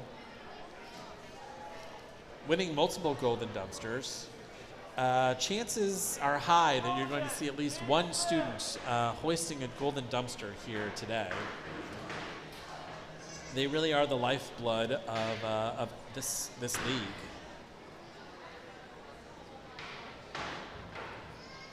And both of these competitors traveling a pretty far distance to get here. From here to Hollywood, Maryland, I think it's like a 4-hour drive. It's a 2.5 hour, 3-hour flight from Florida. I feel like Maryland is either a 4-hour drive or a 17-hour drive with traffic. Yeah, that's fair. I had a friend who swore that he could drive 20 hours straight to Florida with just one 3-minute bathroom stop halfway through. His family hated it, all right? Because, you start Wait, driving. you went with other people? Yeah, you start driving at like 6 a.m. You get there at 2 a.m. the next day. Awful. The East Coast drivers, they really like a long, unbroken road trip, you know? If they could somehow gas up their cars while driving on the freeway like these fighter jets, like in the middle, of the ocean or whatever, they would do it. I think there's a patent there, Luke. Okay, good. Yeah, if they could install toilets inside of their minivans, I think they would, Get it down to 19 hours to Florida, Like the one that you have in your Subaru? Yeah. Yeah, it's just a hole in the seat, Chris. All right. Yeah, well, I mean, you're driving around playing Pokemon Go quite a bit, so it makes sense. It's a good strategy. Spot, Chris. Oh, it's terrible.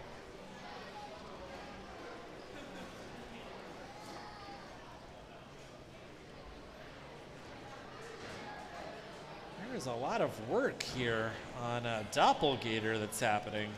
Yeah. Oh, it seems like there might be a technical issue inside of Doppelgator, and the refs have given them 60 seconds to try to make some last-minute configurations here. Now, every robot that you see here has already passed safety, so it was working at some point this weekend. You can pass safety on Friday night if you come in early. You can also pass safety Saturday morning, and so that robot was working at some point. Doppelgator is a twin egg beater, which is very cool. Similar to Amphisbaena, which won a Golden Dumpster earlier this season. And it is a mechanically complex, really kind of difficult thing to build here, a double egg beater. Oh, and Luke, I just got a huge update from a previous judge's decision. Okay, I'm ready. In the Talos and Power of Friendship fight. Okay, I'm ready. The judges have ruled. For Power of Friendship. Nice, Kokoto. There you go. Kokoto Mane picking up his first win of the day with the Power of Friendship. He just needs to get one more and he's in the bracket. Very exciting. Now you can see those twin egg beaters running here on Doppelgator. Which is a really cool design. You can lose one of those egg beaters and you can continue to run because they're independently driven. Right. Let's see how these two cam lifters affect the outcome of this fight. Really with a cam lifter, you have to have a great minibot driver. Just able to get under the main bot. That's really what they're going to be trying to do here. 5, 4, 3, 2, 1. Fight, robots, fight. Oh, and both of those egg beaters spin up on Doppelgator. The drive is a little bit slow. Well, I'm sure there's just some very strange physics at play. Two separate egg beaters spinning incredibly fast. Oh, wow! Here we go. Now, this is a perfect capture here from Honeyfied's minibot. Yes. Honeyfied has to come in here and capitalize. Are they able to eat away at those side armor pieces? And it looks like one of the weapons on Doppelgator is down. I wonder if one of those forks ended up getting, snagged into the egg beater, which very quickly could strip a belt, seize a motor. Doppelgator's minibot here is crab walking. One half of Doppelgator's weapon is down. Honeyfied needs to attack. Wow! They absolutely need to take advantage of these moments. 2 minutes left here in this fight. Now, it's actually, you might wonder, is the dual egg beater, is it just there for kind of show? But it's really interesting to see.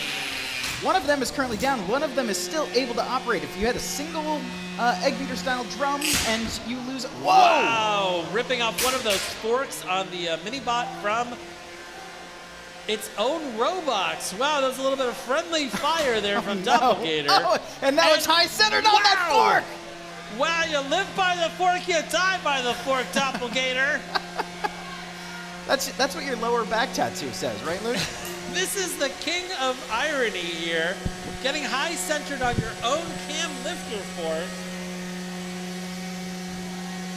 Wow, things are not looking good for Doppelgator as we enter the last 60 seconds of this fight. Oh, that is a tap out. Your winner here is Honeyfied. Incredible.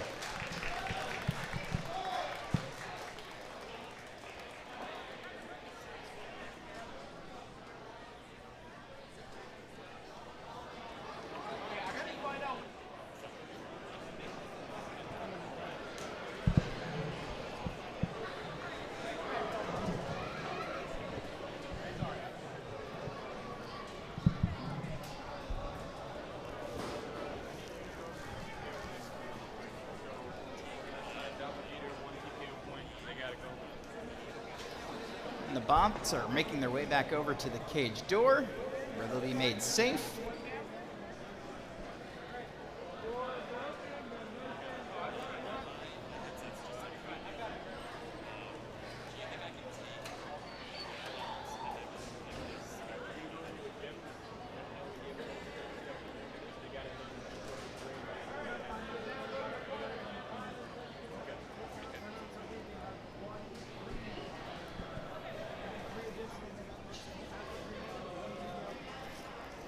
Great match there for Honeyfied.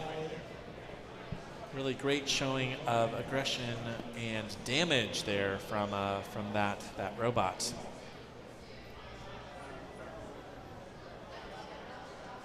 Doppelganger had some technical issues going into the box and really coming out much worse for the wear than they did going in. All right, we're going to jump over to cage 2 now. We got some new bots loaded in, where we have Mako versus Cavaco. Now, Cavaco is one of the very best beetle weights in Brazil. This is a 6-time champion. It's been running since 2015. Holy cow. And when you take a look at the inside of Cavaco, you can see a lot of Brazilian DNA in there. It's got this big UHMW armor skirt around it. It is very compact. And they are terrified of Mako. Mako is a robot that took it all the way to the finals here in September, taking home 2nd place. Mako's already qualified for the championship. Oh, wow! Oh, my God! Oh, wow! Wow! Oh, man! That is exactly what they were worried about. If you blinked, you missed it. Incredible! A one-hit knockout on Cavaco. You can see builder Julian Papazian there, very happy. They're putting on the masks. Oh, They're very likely going to allow this to smoke out. That is not a Halloween prop.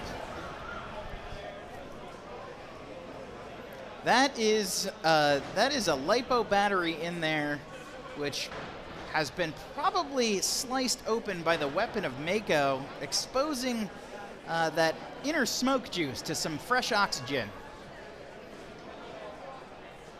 Unbelievable.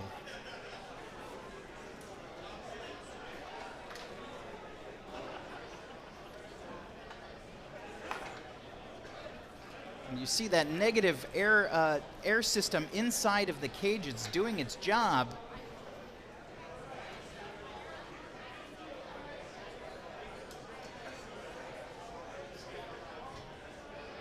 That was unbelievable, Luke.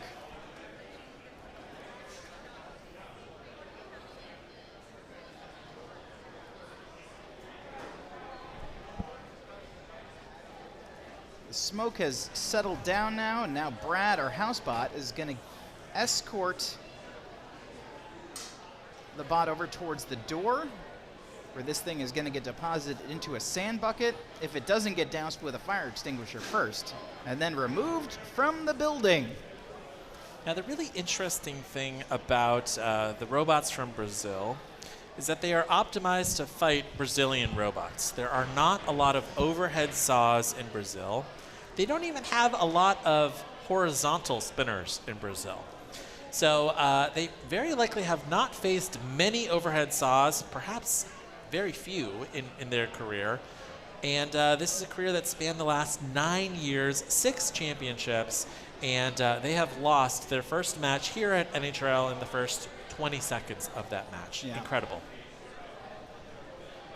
It's one of the reasons why the Brazilians love coming to NHRL, because they really get to figure out where they are the most vulnerable to attack. When you take a look inside of a Brazilian beetle, it looks very similar to Cavaco. They've got this kind of metal body inside, this big UHMW skirt. They've got these heavy titanium plows on the front of it, and a very compact, fast-moving egg beater, vert. A lot of Brazilians,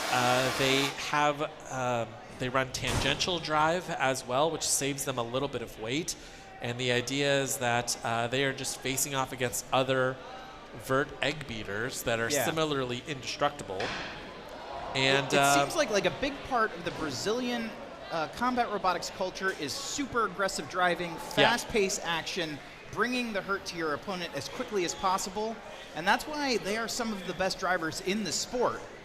And, you know, when you come here to NHRL and there's just a huge diversity of bots, some that don't have to be driven aggressively, some that don't even have to necessarily be driven at all, you have a unique challenge. Yeah, it's incredible. At one of their biggest competitions of the year, the Brazilians, they had an American come down and win with a control bot, which was just like unfathomable, you know? It's the interesting thing about combat robotics. You can see the sport evolving, and it is very much a product of the competitors, the arena, and just kind of like the general vibe of the competition. In Brazil, they're very focused on building up a winning track record for their robots, and so because of that, they are constantly optimizing, you know, what is the best way for me to win against other robots that are like mine, and they're coming here to really stretch themselves and test themselves. The Brazilians are incredible builders. I would be really surprised if we didn't have Brazilians that last until the very end of the evening. Cavaco, though, it's going to have a lot of work when they go back up into the pits to get that robot back into the box. Yeah. Mako delivered just such an incredible, precise hit to the back right side of that drive pod, likely not only damaging that drive motor, but obviously had opened up that LiPo battery at the back. Now, Chris, very exciting. I see you loading into Cage 1, a very interesting robot here in Master Blaster facing off against Son of Cram. Now, for fans of NHRL, I can guarantee you have never seen something quite like Master Blaster. This is a robot that has exploited all of the weight bonuses, as you should, and has built a really interesting way of trying to defeat its opponent. So you can see Master Blaster here in the blue corner. Now imagine that you take a really powerful horizontal spinner and remove the wheels. You replace that with a single wheel that sits on the back, which kind of is like designed like a tumbler. A tumbling wheel, yeah, it's like not a perfect circle, and it's designed to pivot in place and stay pointed at its opponent. There's a control bot that is its companion, and that is designed to position the giant, you know, tombstone-esque robot there, and also rack up control points. Together, these two robots weigh a total of about 19 pounds in the 12-pound weight class because they are able to exploit the multi-bot weight bonus and the unconventional locomotion bonus. Now, you can see there on the back of, that is Master, you see like this tow hook that kind of comes out the back of it. Correct. Now, Master is basically the drive bot, the drive half of this multi-bot configuration, and what it does with that tow hook is it snags its partner and it's able to help move it around. Yeah, it's also designed to push its partner from behind.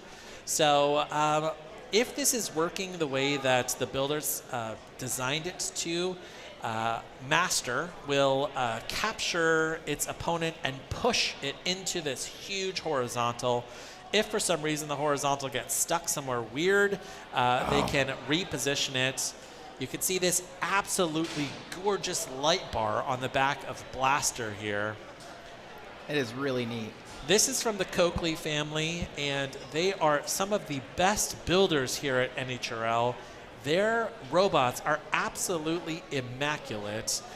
When you take a look at it, you can just see they're playing on a totally different level. Now they're facing off against David Small and Son of Cram. Son of Cram is a long-running 12-pound robot that has competed all over the United States. David Small, BattleBots builder, and he has been running Son of Cram for a very long time. His father ran a combat robot called Cram, and so this is Son of Cram. Now you can see Son of Cram is also running alongside it a cam lifter mini-bot. So we've got two control bots, two devastatingly powerful weaponed robots here. And this is going to be a very interesting fight.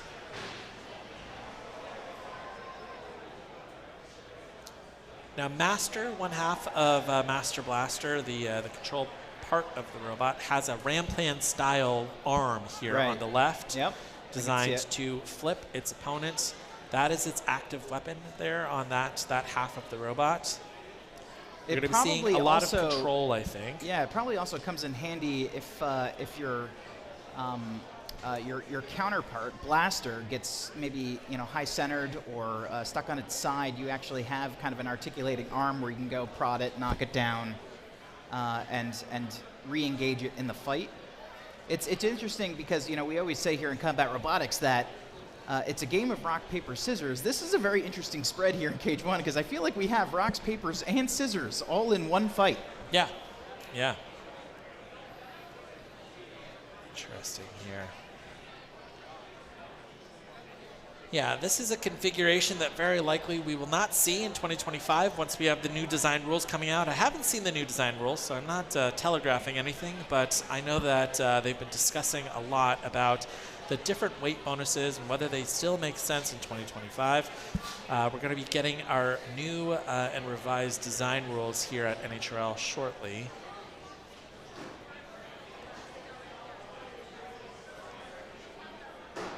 And you can see them lining up that tow hook in hopes of engaging at the start of the match. Very Empire Strikes Back.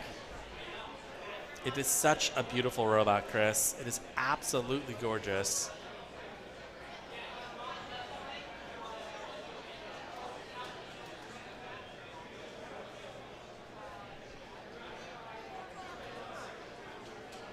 You can see they've successfully hooked their the blaster portion of this multi-bot. And at the start of the match, well, they have to start disconnected, and once the match starts, they can begin towing.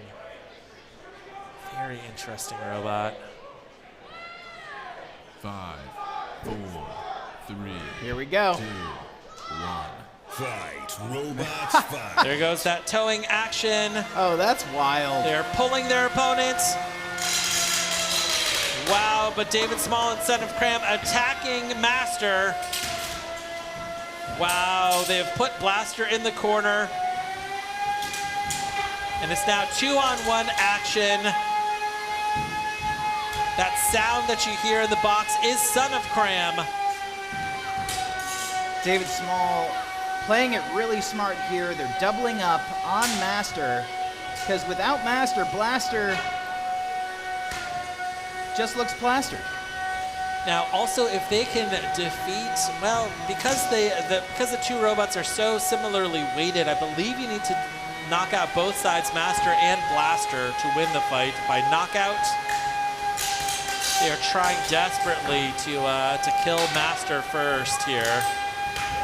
Oh, pushing Master right into Blaster.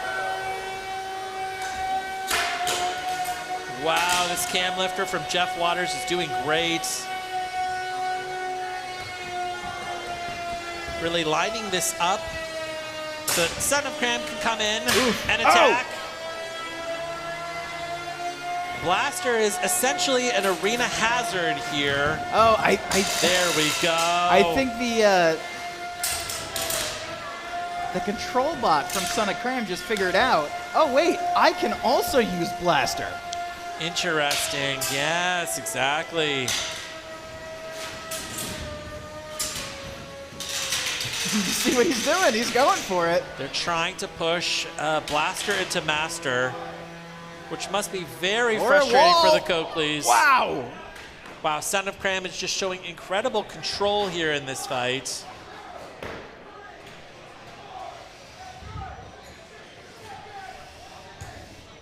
You have two BattleBots captains on the Son of Cram side, and they are really showing off their drive pedigree here. Now, I know that you have already mentioned that with the weight distribution between Master and Blaster, both bots would have to be knocked out. However, if Master's knocked out, I don't believe Blaster has the ability to show translational movement by itself, meaning that it would stimulate a count out. But like looking at Master on the table last night, that thing is gorgeous. It is like pocketed out where every single component has its own section. There are 5 motors that are running in there. Every single wheel has its own independent motor, and the lifter has its own motor. It is an amazingly machined robot. They've taken it the full 3 minutes. They're going to take this one to the judges, but I think that Son of Cram has shown enough aggression and control to take the win here in this fight. Master Blaster, very cool robot. Cannot wait to see its second fight here in the qualifying rounds. We just got a little taste of what it could do in that first, like, 10, 15 seconds of the match. So cool. Dragging Blaster out to the middle of the arena. And, you know, with the right kind of whip motion, you could obliterate your opponent in one hit. But it's not the easiest way to deliver a weapon strike. It's really interesting to see how people approach the design restrictions here at NHRL.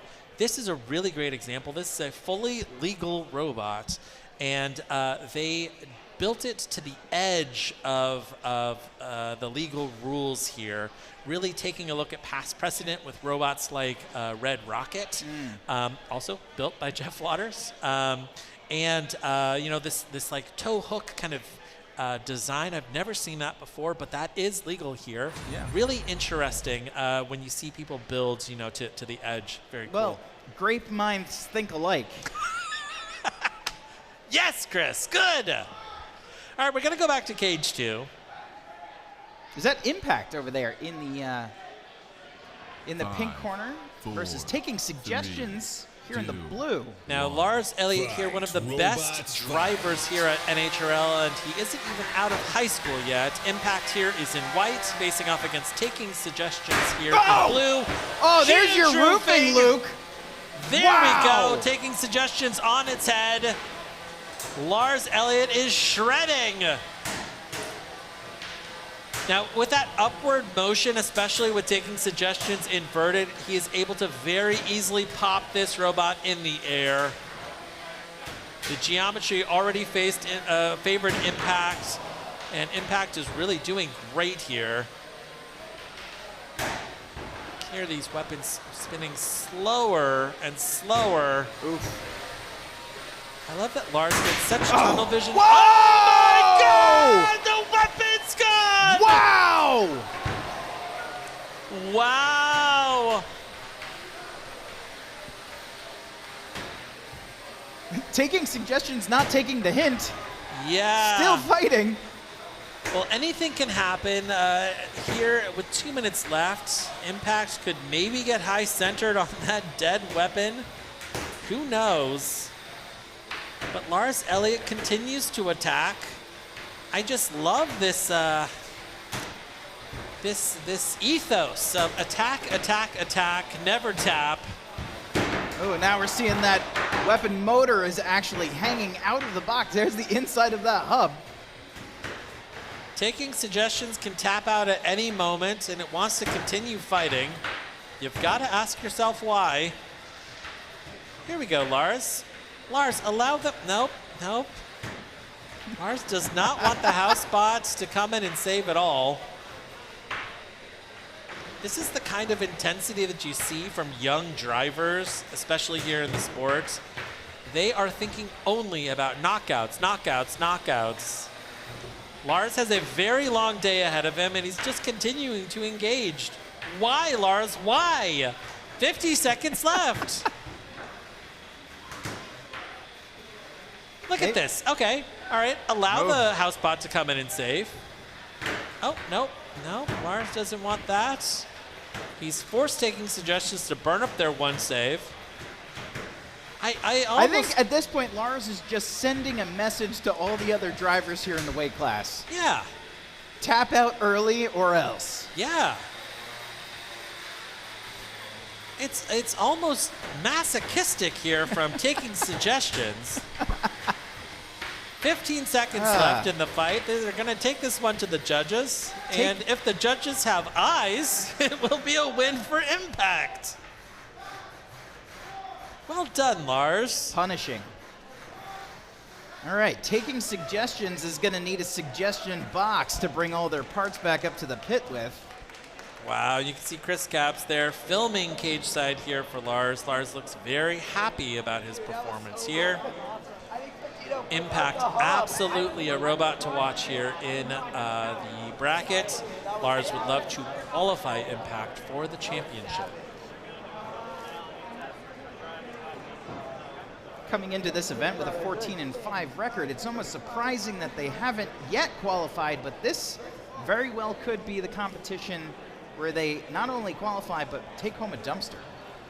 Lars and his parents travel all over the country, fighting at basically every competition that they can. And Lars would come here to NHRL a whole lot more if the Beetle Weight registration was smaller. There are hundreds of robots that try and get into every single one of these competitions.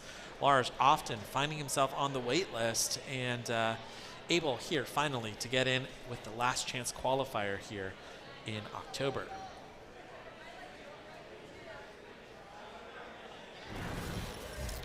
I guess you could say that there are a bunch of people on the wait list. What was the one? But you can't whine about it, Chris.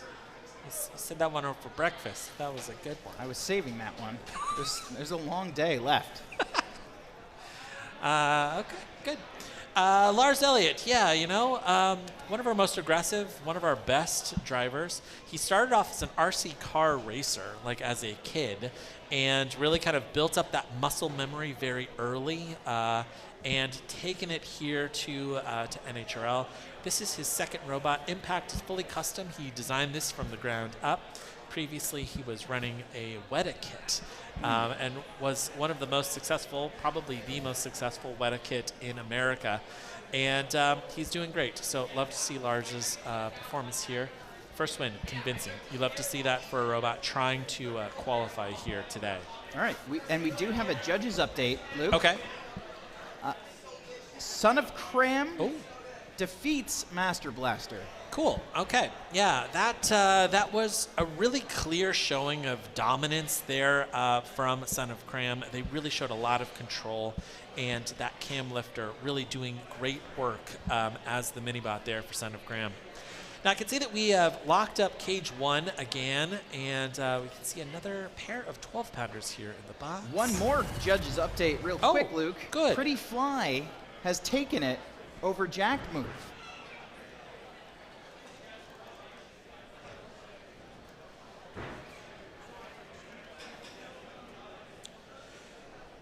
All right, we have Blackjack here facing off against Bjorn, another Brazilian bot. We're going to toss this over to Kyle and Lindsay, who are in the play-by-play booth.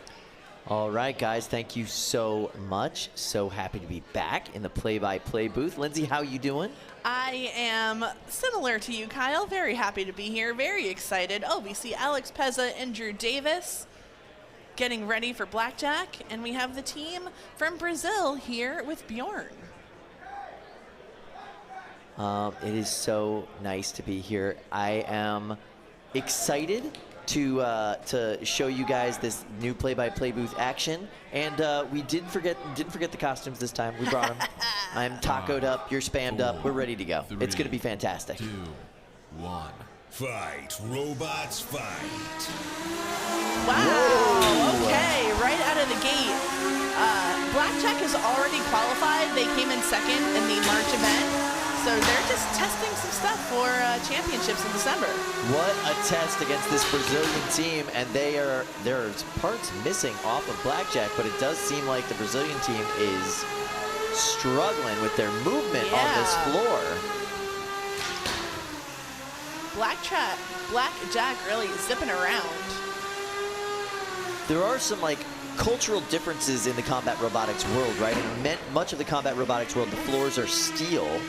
Here at NHRL, we use plywood for our flooring, and that does sometimes equal movement issues when bots come from other countries or other regions of the United States. Yeah, we've seen that. We've heard that in the past from many different builders. It is two different factors that you have to account for, you know?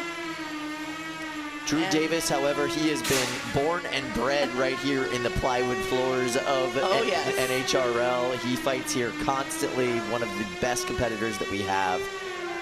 Blackjack, one of his preeminent robots in this weight class. And one of the few builders who has qualified for every single world championships that NHRL has had. That's exactly right. What a feather in your cap. He and Alex Pezza have developed quite the partnership over the past 2 years. Kyle. Wow. Blackjack on its head. Can it ram into the side to self-right itself? That is the only way that it can, is the ramming into the wall technique.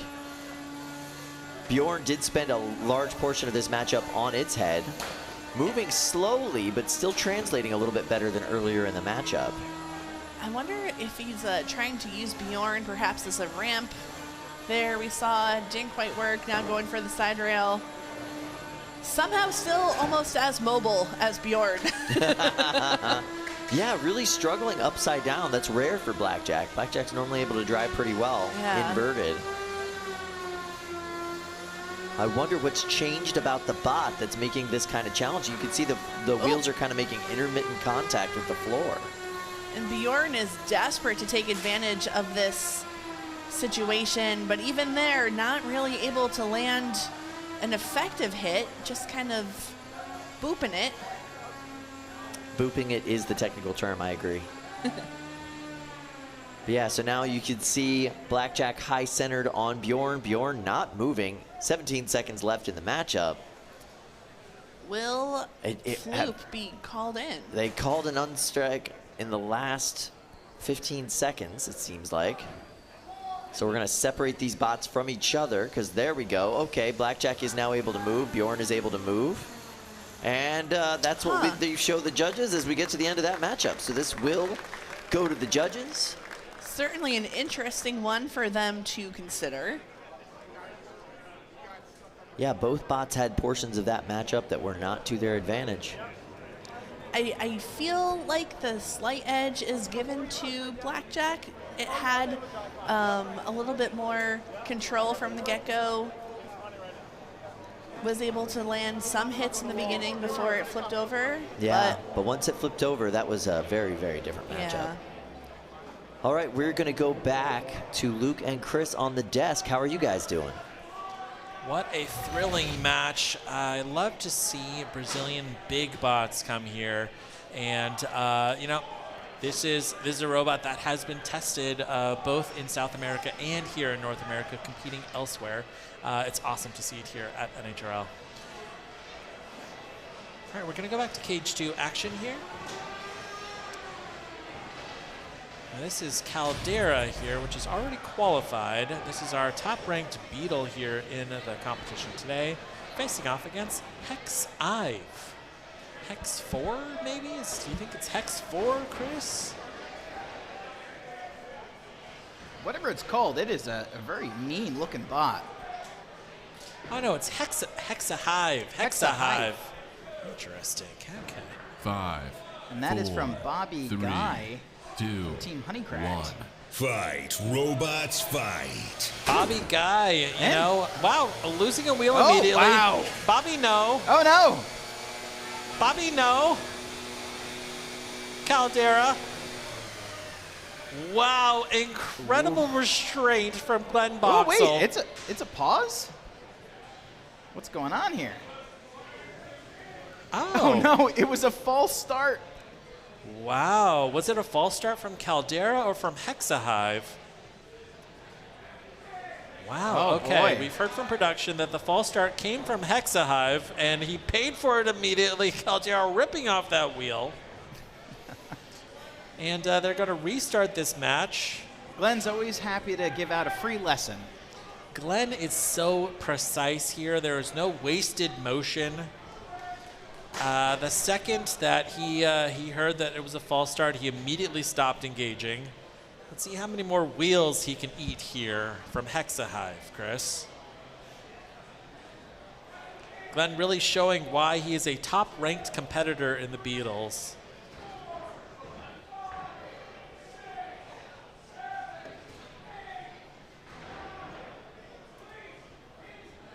despite his opponent only having 3 wheels to restart this match, Glenn still has to be careful with the horizontal spinner like that. Hexahive does have a couple of great wedges on the front, and of course a vertical weapon that generally does win that rock, paper, scissors level of matchup between horizontal and vertical. I can hear the great masses of fans crying out in unison across the universe, "Why don't you protect your wheels?" Right. Why don't you protect your wheels? I mean, I'm going to say I agree. Look at this. They're so exposed. They look so juicy. I'm going to guess that the next wheel to go is the other back wheel, Chris. What do you think? We should start taking bets on which wheel it's going to be. A wheel guard can very quickly become a wheel lock. True. Yeah, that's true. But no wheel guard means very easily no wheels, Chris. That's a good point.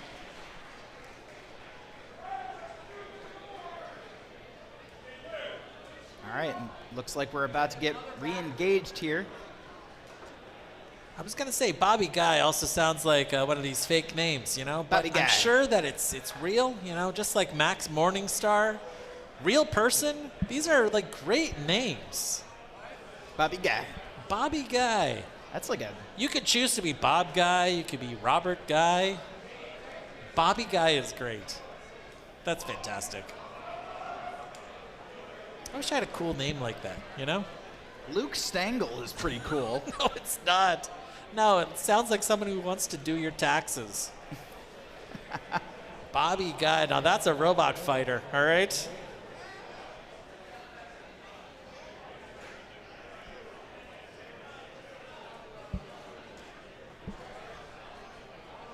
Oh my gosh, look at this. Chris, we were just throwing a little ghost. Oh, I love it. Really? All right, when we come back. Oh, that's adorable. Look at this. Oh, you know what? It's like a hat. A little hat. Here we go.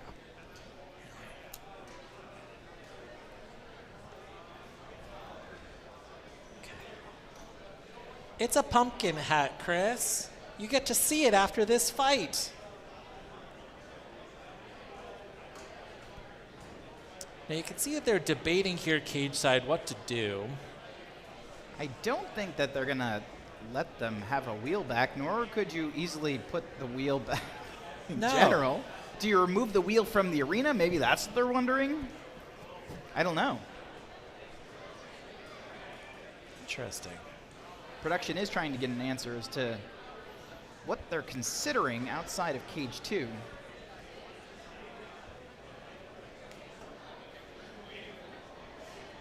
Yeah, false start is typically, a pretty serious offense. You don't like to have that.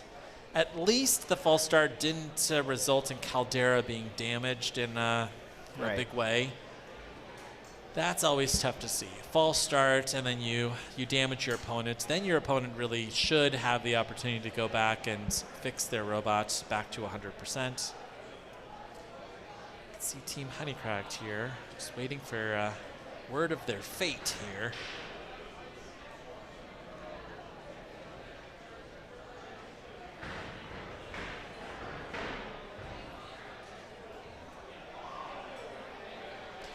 I need a little Sharpie so that I can put a face on this pumpkin. What do you think? Do we have a Sharpie back there, Colby? There might be a Dremel. A Dremel. Yes. I need just a little permanent marker. I know we have them. Just want to have a little face for this teeny tiny pumpkin, Chris. All right, we do have a judge's update. Indeed, Impact did take the match against Taking Suggestions, who, yeah, has a lot of work to do upstairs. Yeah. Taking Suggestions didn't hear no bell, all right? Just... It was seeing stars, but didn't hear a bell. Yeah.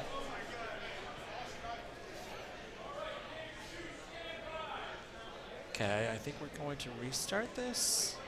Yep. You can hear the referee. 5, 4, 3, 2, 1. Fight, robots, fight. All right, Caldera versus Hexahive here. Let's see that back wheel, Glenn. Let's see the back wheel, Glenn. Eating into that back wheel. Chris, I called it. There we go. Back wheel is gone. Glenn is a surgeon. He really is. Wow. Glenn, no wasted motions. This is a textbook combat robot fight. Just enough damage to force the tap out, but not so much that you put yourself at risk. And he is ready for his second fight of the day. He certainly could have just brought Caldera over and delivered blow after blow into the chassis of Hex, you know, maybe even destroying the bot entirely. Instead, all he just does is strip off the treads on the back wheel. I love Glenn Boxall. He is just such a great member of this community, fantastic builder, great driver, and really just showing incredible sportsmanship in each one of his fights. You just love to see it. I was so happy when he won his Golden Dumpster earlier this season, and I hope that many, many more Golden Dumpsters are in his future here at NHRL. Okay, good. Now, with that delay, we've seen a lot of other cages get loaded in. I can see Brandon Bennett Young here. Here you go, Luke. Oh my gosh, yeah. See, I need a little Sharpie for this. Wow. Glenn is walking back up to the pits and he's like, hey, Luke, you called it, so I tried to get that back wheel. Fantastic. That's pretty good. But this is like a, look at this. It's like a little knitted hat for this faceless pumpkin. We need to have like a face on it. This is a very adorable spread that's going on here. I hope I get to keep this. Pepper would love this, Chris. Your little baby Pepper. Look at that, so cute. Oh my God! Oh. And then you revealed our Snickers stash. That's for your emergency sugar crashes. Yeah, there we go. All right, let's toss it over to Cage 1 and hear from our friends in the booth. All right, so happy to be calling this fight for you. This is a very strange robot called Mind Flayer. It is from Brandon Bennett Young. It is a very weird big-wheeled robot. It's the smallest of the huge-style robots. Going up against, well, quite frankly, exactly what it's designed to go up against. This is Mareep from Jaren Leibson, and it is a WPI robot. It is a small drum 5, spinner. 4, 3, tight and 2, compact with 1. lots of Fight, exposed top plate area. robots, Exactly what a fight. big-wheeled robot wants to face. Ooh, nice attack. Fast and nimble out of the gate from Mareep. Doing exactly what they need to do. Attack the wheels from the side as best you can. Oof. Something just got ripped off of Mareep there. Something in blue. Can Mind... Oh, no, he's back on his head. Mareep really so nimble here. I wish we had a blurrier camera shot. There we go. As you can see, Mareep coming in and hitting these side wheels either from inside the profile or outside. The preference is obviously to hit it from outside the profile because there's no terrifying weapon there. The weapon on Mind Flayer is an experimental hub motor design that Brandon is actually testing for some of his other robots. The thing that I appreciate about Brandon is he's always testing things and he's always thinking about how these can apply to other robots, how he can really push the technology. He has a fleet of his own robots across all of the weight classes, so it's interesting to see how his mind works. But right here, I mean, here Mareep is just hard to manage because it does not chill out. No, it on is him. so fast. It is all over him. With that Tokyo drift action. Oof. Oh, wow. Mind Flayer looking worse for wear here. Yeah, you're losing some pretty crucial parts as time goes on here, Mind Flayer. That ain't good. The weapon on Mind Flayer is very serious business, but Brandon told me yesterday that he is not here to win dumpsters today. He's here to test some stuff out. He's here to have a good time. He's here to bring some ridiculous concepts. Yeah, he's already qualified for the World Championships in December, so this is just kind of a gravy event for him, you know? Just here to play with his friends and hang out and try some things. And it looks like, nope, it has come back to life. Yeah. I have spoken too soon. It went away and then it came back. All right. Just needed a moment to compose itself. I've been there. It does look like the weapon is down. Yeah, I don't think that weapon's working anymore. So it's essentially a flail bot now. Flailing those two kind of keep-away sticks in the back. Oh, Kyle. No, that's dead. Now it's back. Up. It's like the reverse announcer's curse. Yeah, right?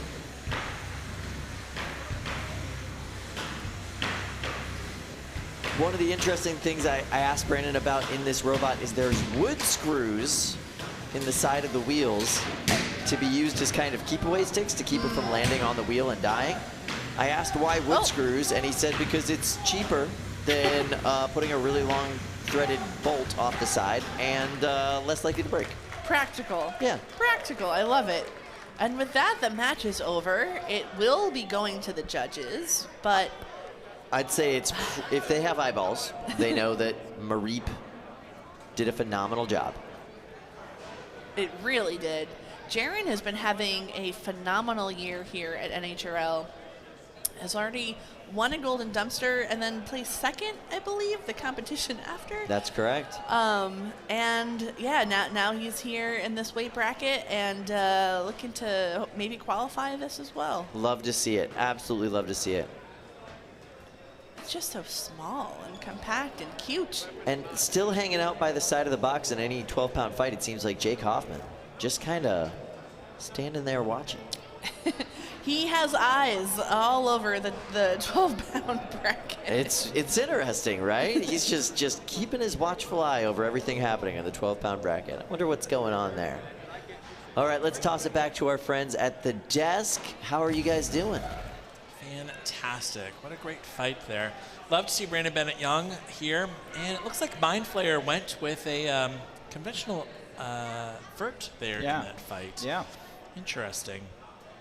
The first time that we saw Mind Flayer here at this competition, it was running a really kind of flat-faced robot. And yeah, kind of building closer to the typical huge style, big-wheeled vert. So great to see him optimizing the design. All right, let's go over to cage 2. Wow. So I believe that's AJ and OJ. Wow. 5, 4, 3, versus Mrs. 2, Buff. 1. Fight, robots, fight. Now, Mrs. Buff is sporting a AI-powered mini-bot. Wow. So that is pretty neat. AJ and OJ here are these identical multi-bots with this really wide fan here on the back, which I think is designed to keep them planted to the floor. They look like very small verts. Are these hammer verts, Chris? I can see 2 weapons. They're just gone. Yeah. I think one was a vert. The other might be a horizontal. But it doesn't matter. AJ and OJ have been de-weaponized. Now, Mrs. Buff's AI-enabled mini-bot's doing pretty well there, Chris. So it's driving itself? I wonder if that pattern on the top of the mini-bot's designed for a camera so that it's able to identify itself inside of the box. Oh, wow. That's my guess. Kind of like a QR code or something on the top of that mini-bot. But AJ and OJ so low to the ground, able to high center Mrs. Buff. Ooh! Ooh, big hit there. And there's a big lockup here in the corner. AJ or OJ stuck up against the rail. Mrs. Buff coming in here to shred. Now the geometry with these back tails is really interesting. It's hard to really force these robots to go flipping in the air. It's great when you see a stabilizing tail on a robot. 65 seconds left here in this fight. Oh, Wow, big huge hit. Ooh, Tap out. That's a tap out. AJ and OJ tapping out. Your winner here is Mrs. Buff. Someone has to let the AI know that the match is over. Yeah. Now, AJ and OJ here were from Team Darien Advanced Robotics. So I believe that this is a high school team from Darien, Connecticut. And they have been running multiple robots here at the competition over the season. Really cool to see students applying a lot of their engineering know-how to this competition.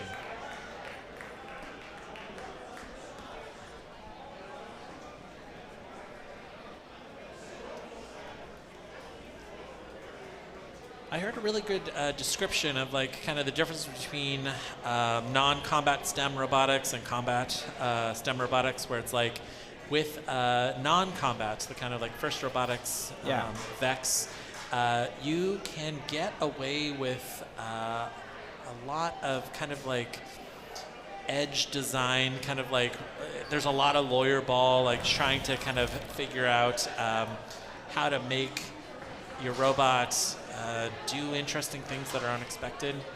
Combat robotics, you have to build a perfect robot that runs in an imperfect environment. There's less room for just kind of like a junk build, but like FIRST Robotics, you see a lot of winners that have just this really interesting kind of like junk build philosophy. It's almost like the inverse of the environment.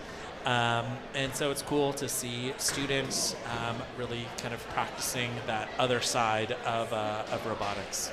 Yeah, I definitely appreciate that. And as someone that builds a lot of junk bots, yeah.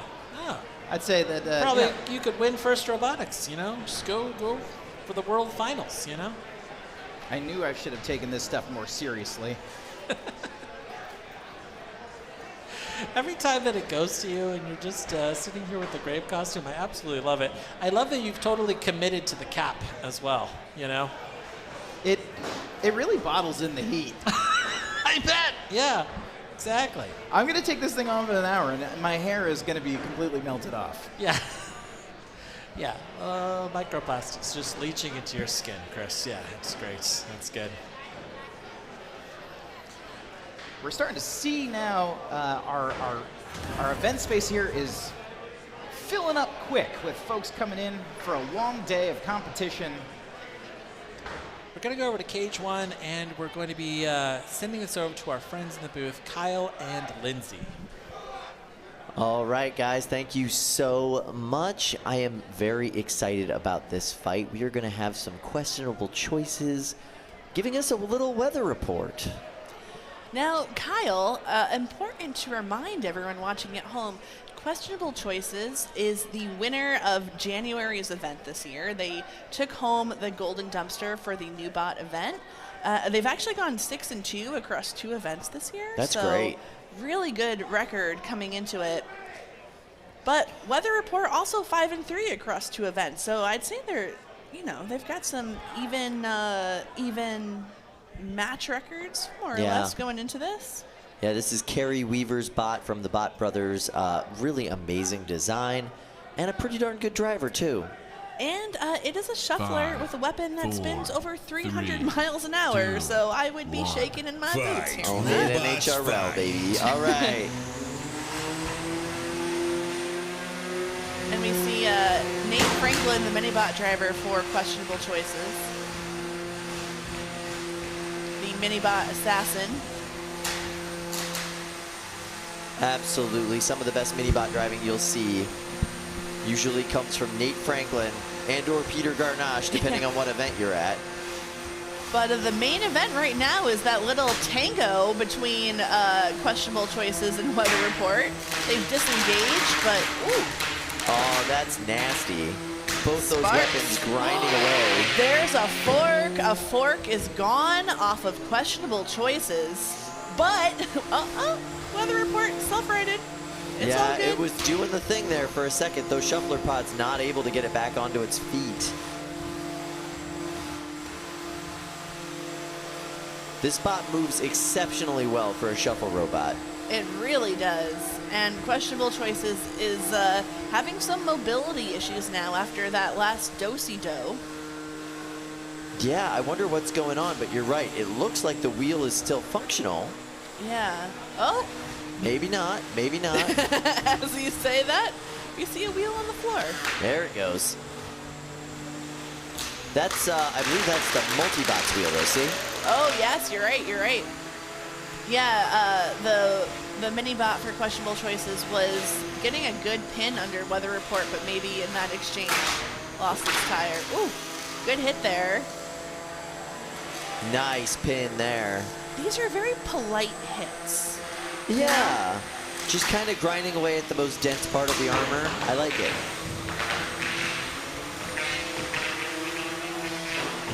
Suboptimal.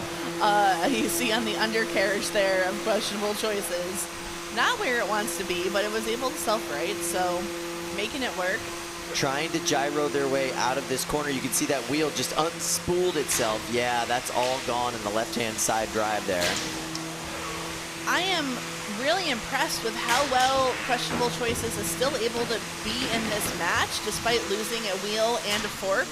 It actually seems like losing that wheel is helping their mobility a little bit. Like the rubber was coming off, or the foam was coming off, and they weren't really able to translate, but now they're stuck on the wall. I immediately cursed it, yep. And it will now use its unstick. It really is your superpower, Lindsay.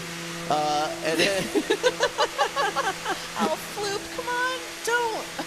Come on. There we go. There we go. All right, I'm out of the see, they're penalty box they're not now. doing the gyro walking anymore. They're just driving straight. Wow. Nice impact Incredible. Saving the big hits for the end. Oh, no! That weapon has absorbed the multi-bot. What a way to end that match. Wow. I mean, it is, I cannot wait to see a close-up shot of that, but that weapon seems to have just sucked in the entire left side of that multi-bot. It's just in the weapon housing now. They are one. That is going to be crazy to try to pull them apart. Oh, wow. Weather Report must be so thankful that came at the very end. That is crazy. That's like you're at the party and you don't know how to tell your friend they have something stuck in their teeth. I would hope if I had that stuck in my teeth, I'd be able to feel it. But I would tell you, Lindsay. Thank you, Kyle. I would tell you. You're that kind of friend, and I appreciate that about you. That is intense.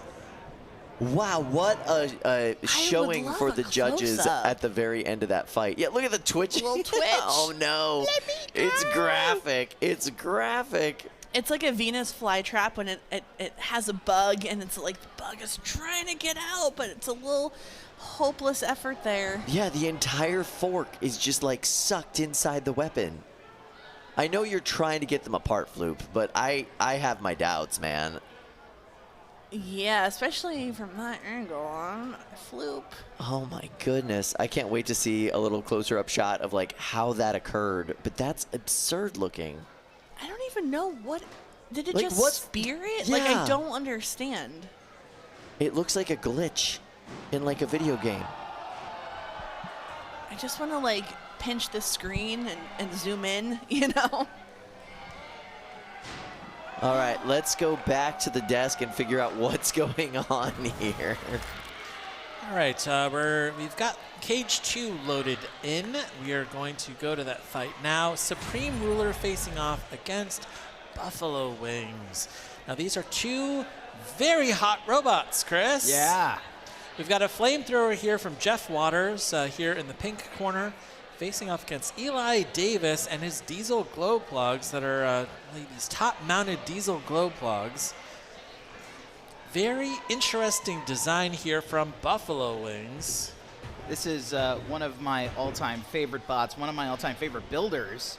Just so imaginative. And, you know, those diesel glow plugs, I think that they get like around 1,000 Celsius each. So, like, there are certain metals that they could just even go through. It's so impressive. We've seen it, you know, either Buffalo Wings or Hot Wings.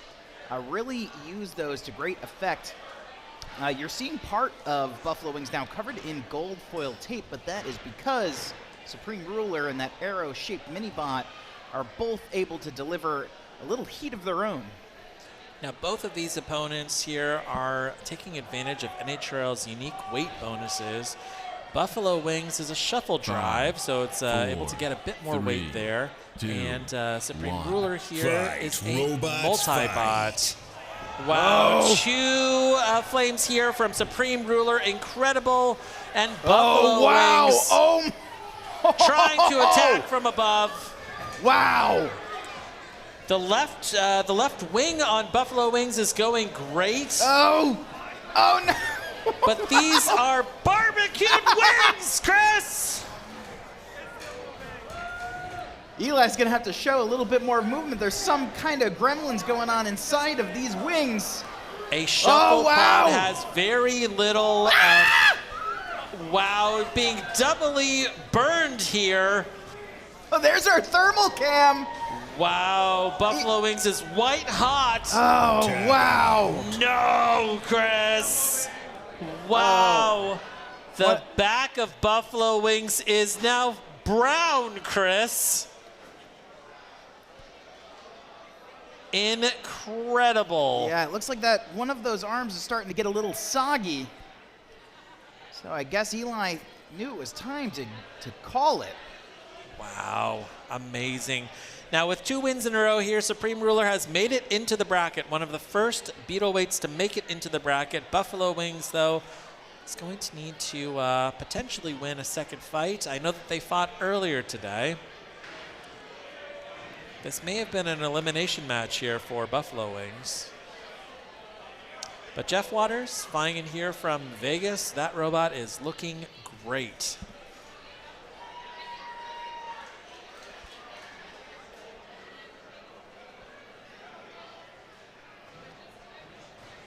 Do you like a kind of like quickly cooking buffalo wing, Chris? You know?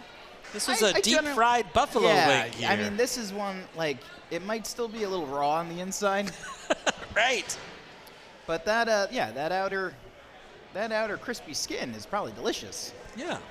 Now, Every single robot in there is so hot to the touch, I'll tell you that. I have a question for you, Luke. Okay. Regular wings or boneless wings? Regular wings. Yeah. I wasn't raised in a barn, Chris. They take all of the scraps and they reconstitute it with that pink goo. No, don't eat that.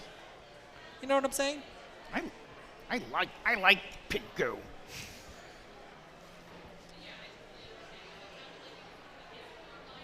Wow. This was a great fight. I love to see that the flamethrower is integrated fully into Jeff's main robot. It's incredible. This is an absolutely formidable opponent here today. I would be surprised if Supreme Ruler didn't go very deep into the bracket this evening. And now with 2 wins in a row, Jeff is able to go back and chill for a couple hours before facing his next opponent, which is just great. I mean, like that kind of momentum as you go into the bracket is important for builders. You can see that he is looking like very comfy today, which is great. Of course, I'm sure at some point in the near future here, he will have to come down with pocket aces, his 30-pound multi-bot configuration that you'll see looks very similar to Supreme Ruler in some respects. Yeah, scaled up Supreme Ruler. No flamethrower though. Just cam lifters. Twin cam lifters. It's a really effective design. And you're seeing a lot of it across the country. I'm almost curious what the total count is here today of both bots and multi-bots that have those lifters. I've easily seen a half dozen cam lifters already, just in the first 3 hours of action here at NHRL.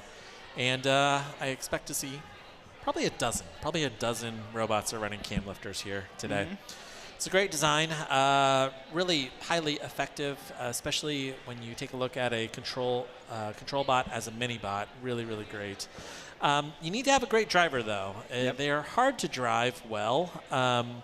And if you really kind of fail to show that control, it is counting against you when it comes to the control points there. Yeah, so action-packed day so far. But make sure you also are tuned in tonight at 7 p.m. when we're going to be going into some primetime action. It's going to be a great time. Good, Chris. Good. So we are getting ready with another fight. If you have missed anything this morning, go and check out the Brettzone. You get to see every single angle of the fights from every single camera inside of the cages. You can search for the fights earlier today. We upload them as they're shot, so you're able to see the first 3 hours of action. There's easily 4 or 5 hours of content already there. Yep. So yeah, really great if you're following along with a specific robot and you want to see all of their fights. What do you say we go ahead and jump back up to the pits here? All right. Now these are desperate moments for some of these builders, people who have lost their first fight and they need to win the next 2. When we check back in with this group at 4 o'clock or so, a lot of these builders are going to be eliminated. Now, if you're watching NHRL and you're thinking to yourself, wow, I really want to be here at the competition, a lot of the people that you see here are true rookies, just like you.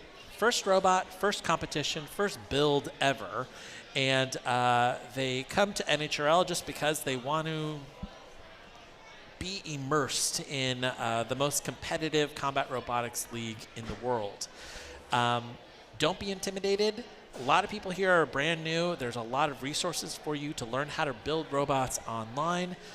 Check out the Havoc Academy here at NHRL, which will be coming out very soon, and really build those fundamentals, take the robot here, and join us. Join us as part of the NHRL community. Yeah, absolutely. It's one of the best communities on the planet. Oh my God, I could see Pokeballs. There's giant Pokeballs being loaded in here.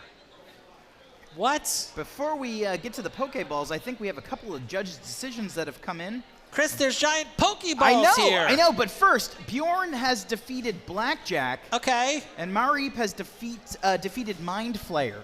Interesting. Okay. So the Brazilians picking up a win there in that fight, and Bjorn winning its first fight of the day. And look at this. Some giant Pokeballs, Chris.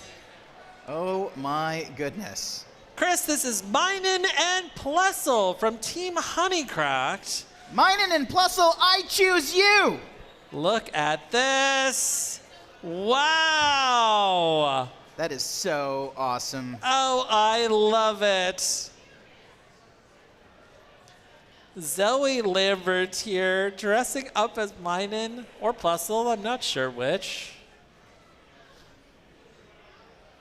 Chris, so, are you up on the Pokemon lore? Do you know what a Minen and Plessel are?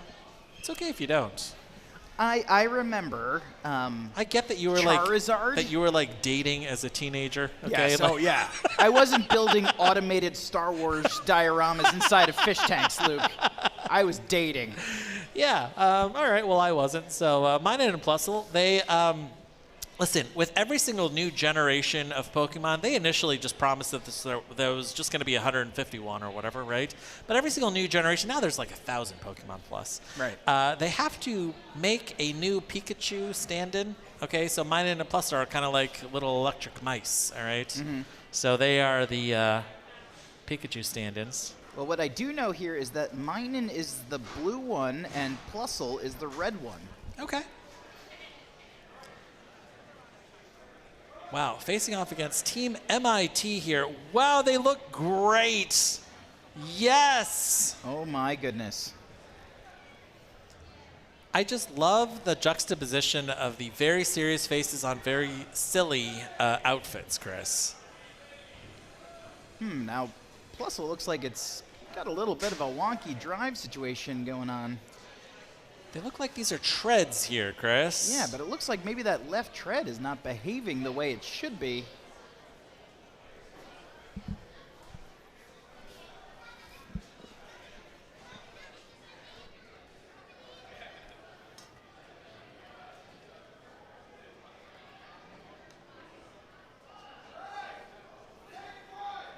right, and it sounds like we're about to get our count in here in cage 5, one. 4, 3, 2, 1. Fight, robots, fight. And we're off. Rebound coming in, crossing the court here against Minen and Plusle. Huge vert on rebound.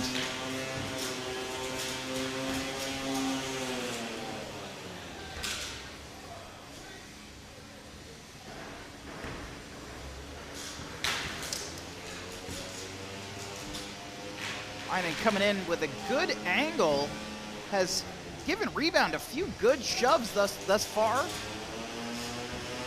Really doing some great control here in the first 35 seconds of the match. But as always, with a huge vert like you have on Rebound, you have to be very, very, very careful whenever you're making an engagement. Whether it's an attack run or you're just trying to control the match. Whoa! Excellent combo from Minen and Plusle.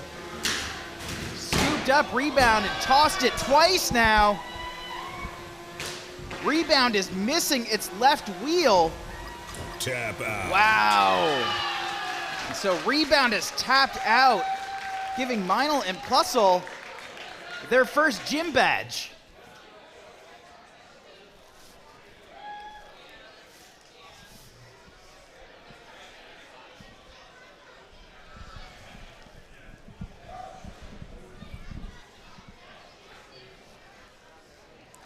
Incredible.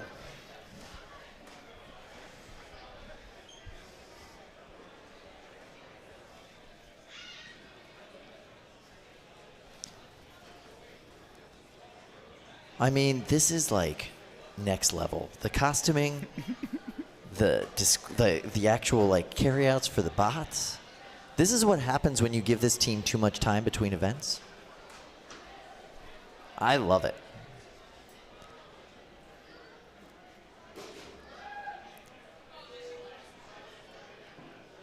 And you have all this cool pageantry and bots that work exceptionally well.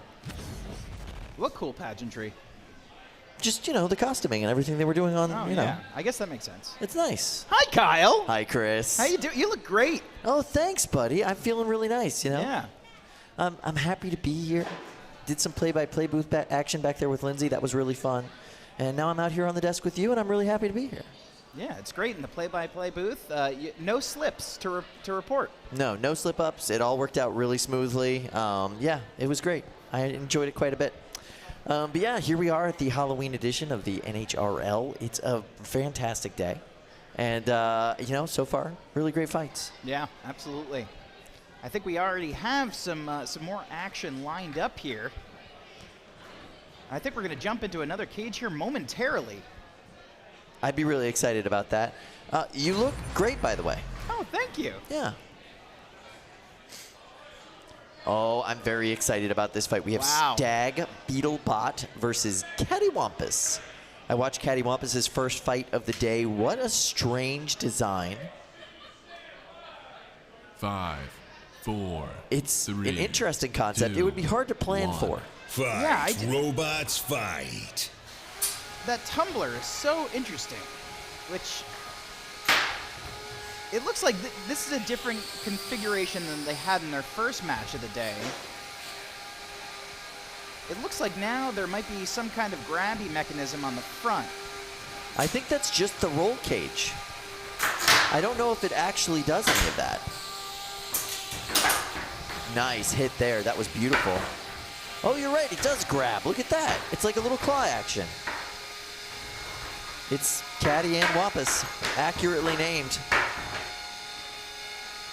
Stag Beetlebot, one of the most changed robots over its time here at NHRL. Originally a kit bot, it has been modified and changed so much over time. Now it is just kind of something completely different.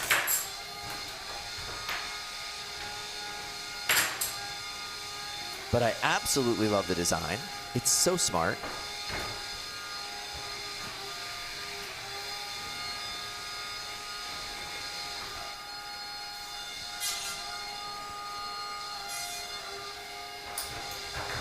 Ooh, nasty. The grabber kind of stuck in the weapon there of Stag Beetlebot and thrown over top. I guess Cattywampus is designed to be tossed about, but that was still nasty.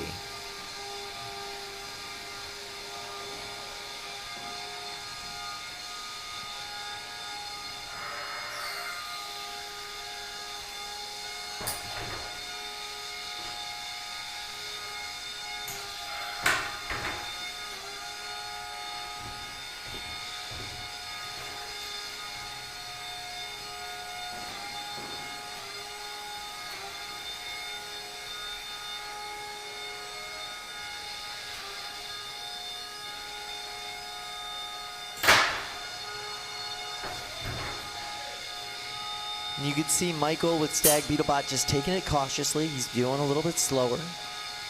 He's taking his aim. Looks like his left side drivetrain not working as quickly as the right side. Ooh, nice grab there from Cattywampus, but not able to hold on to that incredibly fast weapon on Stag Beetlebot. And Cattywampus able to self-right with their beaver tail. I'm not sure what you would call that lifting mechanism. I guess it's a beaver tail.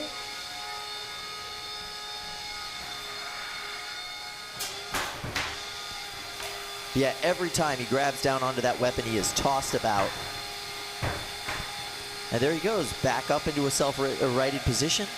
Beautiful job there by Brandon Bennett-Young.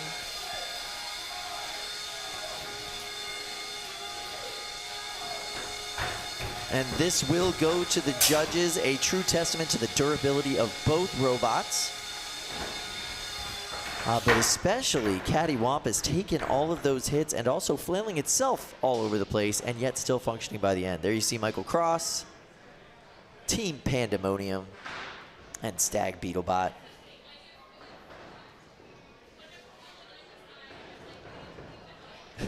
There's Brandon Bennett-Young.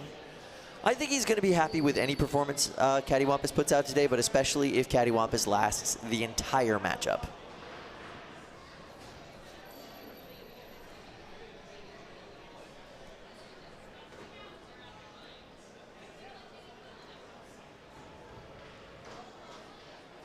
All right, these competitors are making it safe.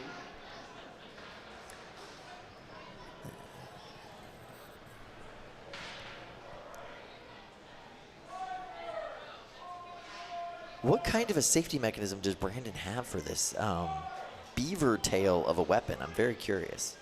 Ah, I see. Okay. It's locked in there. It's safe.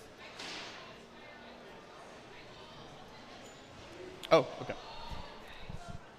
All right, so joining me up at the desk, I can't wait for you guys to meet him. Brand new, we have Alex Grant. Hi. Alex, how you doing, buddy? I'm doing great. Good to see ya. It's a fun time here at Norwalk. Yeah. Glad to be here. Glad to see all the competitors here. The robots are looking great and having a great time, just like all the people in the stands.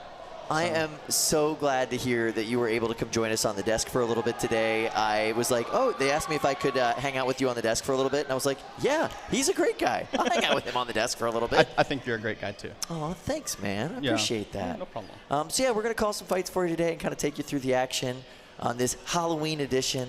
You know, we didn't add any pageantry or costumes ourselves up here, but what are you going to do? It is what it is. I missed the memo, you know.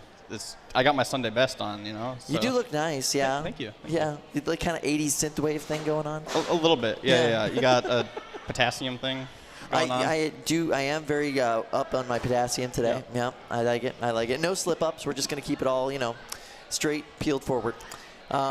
So yeah, this is the qualifying rounds today. Later on today, we will be going into prime time, where we're gonna see the top bots in all 3 of our weight classes.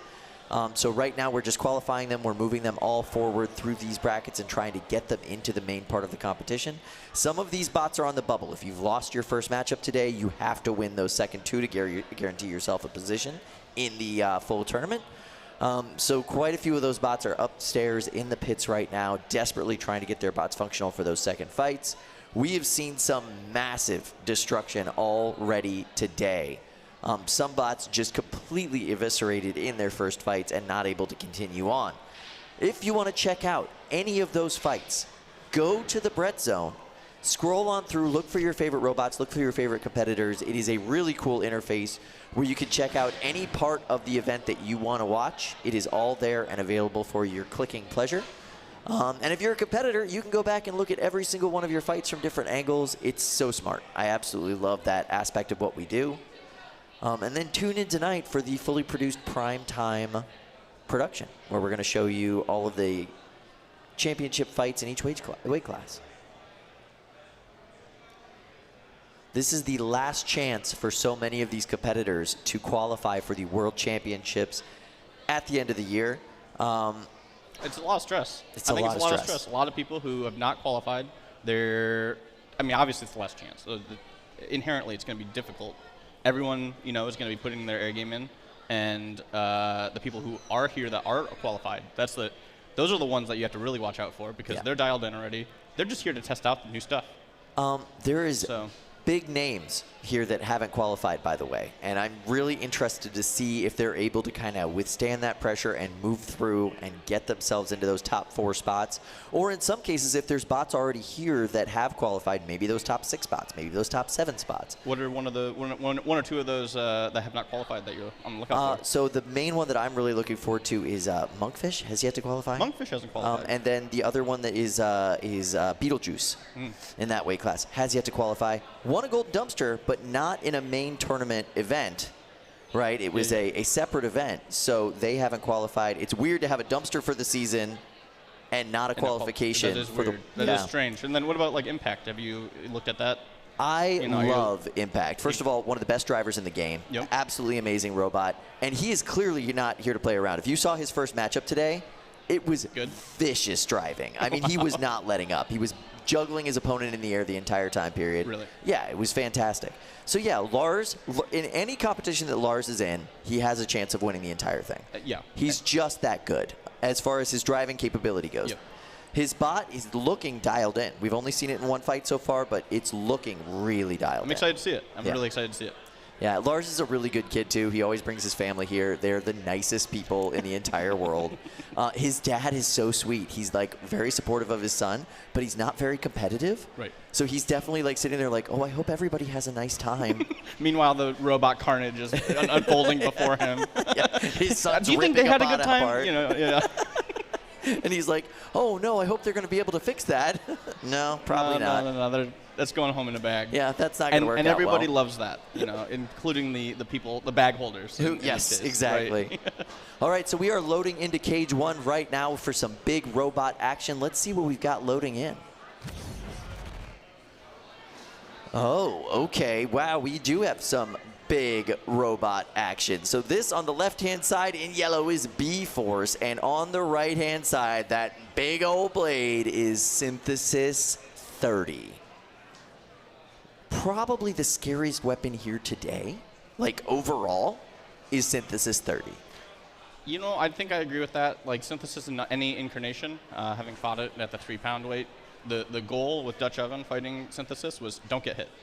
And we managed to do that one time in that fight. If we have to fight him, again, 9 times out of 10, I think that we get annihilated by that weapon. Absolutely, and that's just at 3 pounds. I mean, you're sizing this up to the 30-pound weight class. Last time we saw this Synthesis, it gashed open the cage. The inner layer of poly was completely gashed, and I believe had to be replaced. It was an intense shot.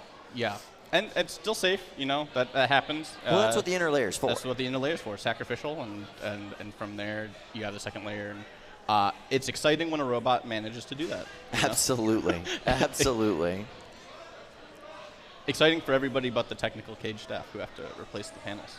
Yeah, so. I will say we did a good job designing these cages. Yes. They are very easily swapped out. It does take time, though, and, time is money on a production. You don't want to lose too much of it. Yep. So you can see B-Force is a multi-bot configuration with 2 hub motors. These are tread-driven and equal weight, so you have to take out both of them in order to win the fight against them. Are the treads new This season they're new, yeah. It's a really cool idea that they've had. They get a lot more traction with them. Yeah. They are able to run without the treads, but they do lose a little bit of mobility. Yeah, it's interesting to see the teams that have tried that in combat in general. More teams here seem to be going to treads and having success with that. So it's an extra point of failure, but if you design it right, you can design the robot so even if you lose the treads, you can still drive. Yep. So. All right, so the safety just went back on to Synthesis. I'm not sure what Corey's working on here, but he busted out the Gorilla Tape. You know, sometimes you have last-minute little odds and ends here, but yeah. Looks like the flame tape, almost. Oh, yeah, you're right. It is the flame tape. Huh. There's nothing flamethrower going on. That must just be the tape that he had in that moment. Maybe it's just style points, you know? Just a little gold racing stripe for the funsies. Yeah. Get that last few miles per hour out of the bot.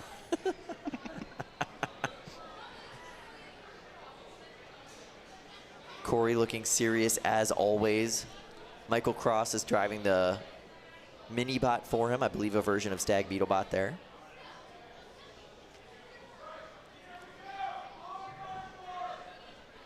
Five, 4, 3, 2, 1. Fight, robots, fight. Nice move by Corey Nason getting to the back of one half of B-Force, ripping into the back plate, already impacting the mobility of that side of the bot, and then knocking its partner into the wall and coming in with a second volley. Weapon spinning up, full speed here. Yeah, that wasn't even full speed weapon. You could hear that weapon grinding away now.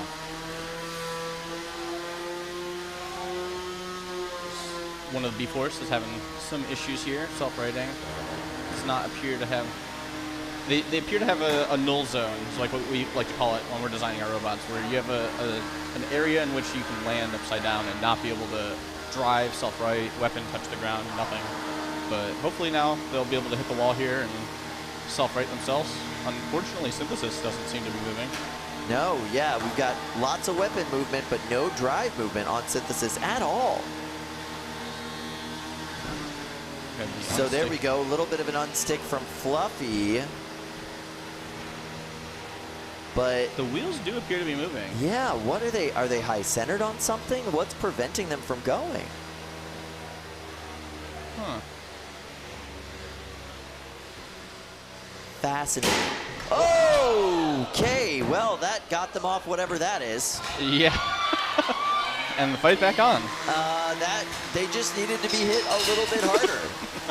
I don't know what that piece is that is on the floor, but I can see how that would higher center the bot entirely. That is crazy. Oh, yeah. Is that the eyes of Fluffy or Floop? Yeah, that is the glasses. Those are the glasses. Those are the glasses of Floop. Oh my gosh, that's crazy. And we're not moving again, unfortunately, so maybe it wasn't the eyes. No, but that is what, maybe that isn't what was high centering them. You're right. Knockout.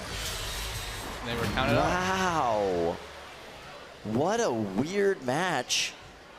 I don't know what happened to Corey Nason and Synthesis 30 in that matchup.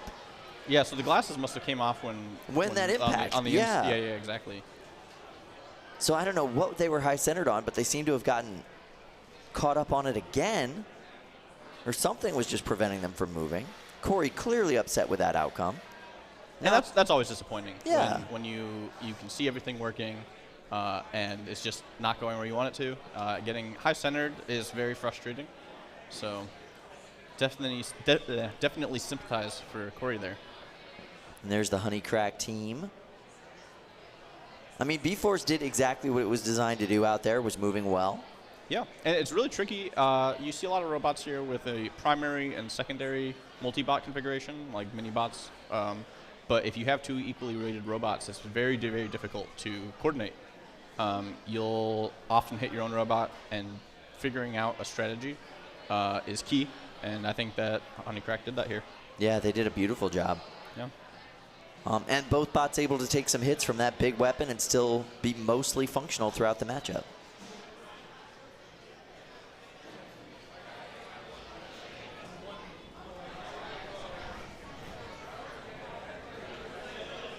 Man, that is so unfortunate for Corey Nason. More chances throughout the day today, but definitely not how you want to start off your tournament. Well, welcome to the October edition of NHRL. We are so excited to have you here. We've already watched some crazy qualifying matchups today, and that was Synthesis 30 really struggling with mobility in that fight. Quite frankly, they were really favored to win by most folks at that point. A bigger, more powerful weapon against two smaller robots. Something jammed up their drive, and they were really unable to move twice in that matchup. One time they did get the successful unstick, rather a violent successful unstick, but still unstick. And then, yeah, they just weren't able to continue on the match after that. Yeah, it'd be fun to talk to Corey afterwards and figure out what happened there, but disappointing for sure. Yeah, we'll let him process his disappointment first, because clearly that was unfortunate. Yep. But in the meantime, let's go to Cage 2 for some more robot destruction. So this is Little Bob, the robot in white over in the pink corner, versus Name TBD.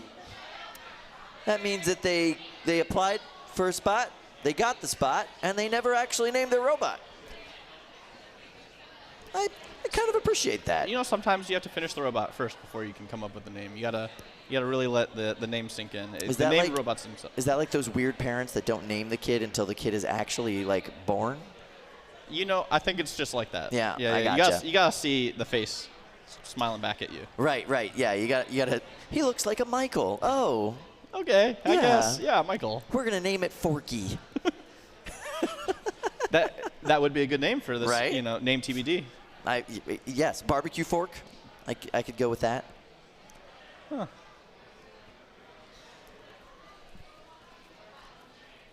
So you'll see these blue and pink stickers on the top of these robots. That is for the judges, so they can always tell kind of which corner the bot originated from.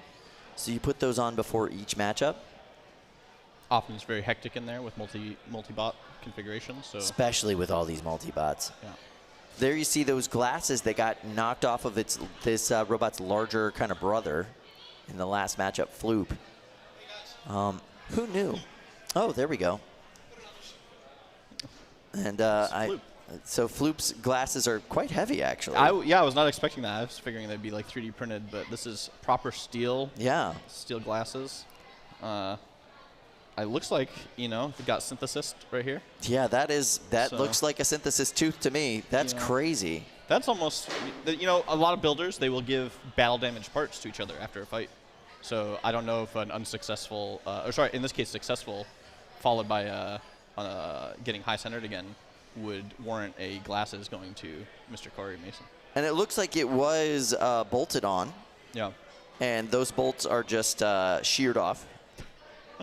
Which makes sense with that kind of an impact. That's crazy. Who would have thought this would be like an arena hazard at some point? Everything's an arena hazard. The arena's an arena hazard. You know? So ridiculous. 5, 4. All right, it looks like we've got 3, everything functioning 2, now in the 1. box, so we're going to get this fight started. Robots fight.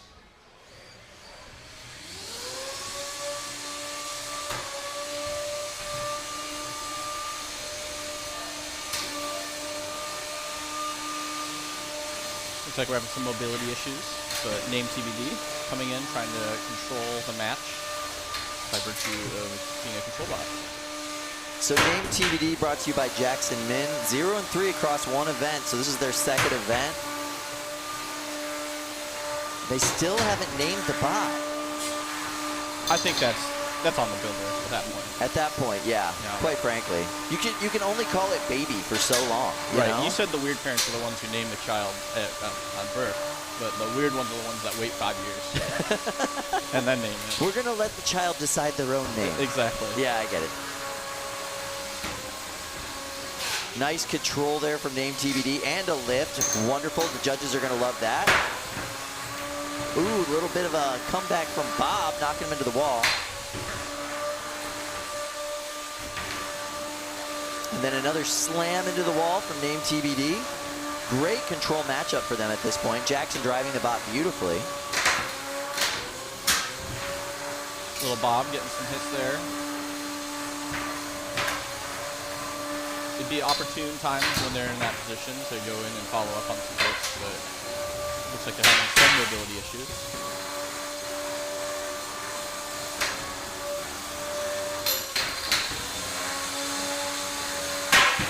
There goes one of the ports on a lifter arm, but that's why you have two. Little Bob brought to you by Nick Andrees. Nick's from Richlandow, Pennsylvania. And he's 12-6 across 4 events. Not a bad record, especially in that beetleweight weight class.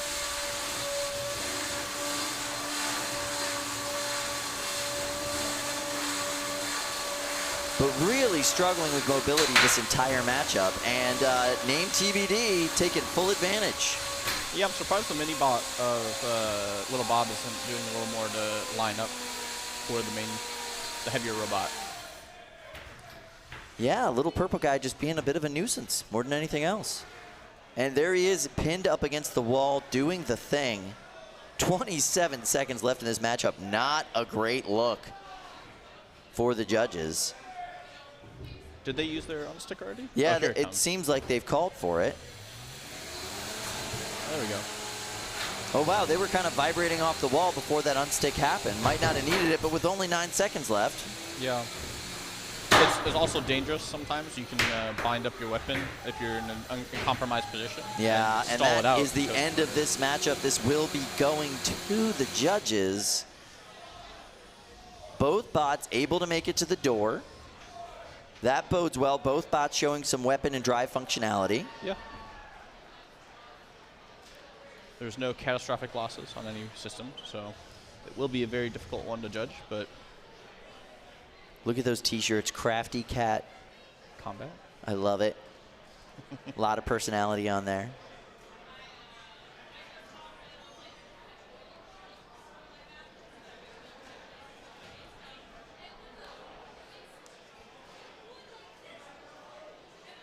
All right, so we're going to wait on a judge's decision on this fight. I think it's pretty clearly going to be a name TBD, which would break their kind of losing streak here at NHRL. So fantastic for them. Congratulations. We are going to be going into Cage 1, where we have a Spicy Toucan loading into the box. Now, I'm not fully aware of what a Spicy Toucan is. I just know that it shoots fire. So I'm very happy to have possibly the best flamethrower builder in all of combat robotics at the desk with me. And Alex, what makes a good flamethrower? Consistent ignition. Yeah. Excitement. Of course. I mean, well, there's a lot of things. There's a lot of good and bad. Like, there's a lot of measures of what makes a good flamethrower. If you're talking about effective in combat, you want hot. You want consistent, hot, igniting. So that's my issue with Dutch Oven. Right. Having some ignition issues. But once I get there, it's a hot flame, and that's why it does so well competitively. Now, if you're looking for an exciting match, the big poofy flames are less hot, but more fun. They're more fun. Yeah, look better on camera. Yeah. Give that thermal cam just like massive glow of white that everybody wants. Yeah. And it's awesome when you see those flame robots coming over to the cages that all the audience just swarms to watch that fight. Absolutely, absolutely. It's amazing to me how people get closer to the cage when there's fire in there. It's like, guys, you know that's still fire, right? Yes, it's a lot of high caliber polycarbonate between you and the fire, but what are you doing? Right, and there are safety officials present at every single one of those fights too. There's local, and state fire marshals, making sure that people aren't too close. Yeah, absolutely. And we have a full fire test box now, which is new for this event, so it makes that even better. Yeah. Let's go ahead and toss it to Cage 1, where we have 2 of the most unique robots in any weight class. So this is Moccasin, this giant, gangly, believe it or not, it is a flipper robot. Rotary lifter, if you will. Continuous lifter, yeah. Yeah, rotary continuous lifter. It has won a golden dumpster already this year. It's an insanely well-designed machine, and it looks like nothing else in this weight class or really any other weight class. It's ridiculous, and I love it. It is so good. Also, you can ride it. Oh, you can? Oh, yeah. That's exciting. You know? Any robot that you mess around with and have alternate uses, right? Like Absolutely. If your leg's a little hurt, you know. Just want to go for a little piggyback ride on your robot. Exactly. Also, I love the 2x4s as a safety. 2x4s and wood clamp as a safety is a nice touch.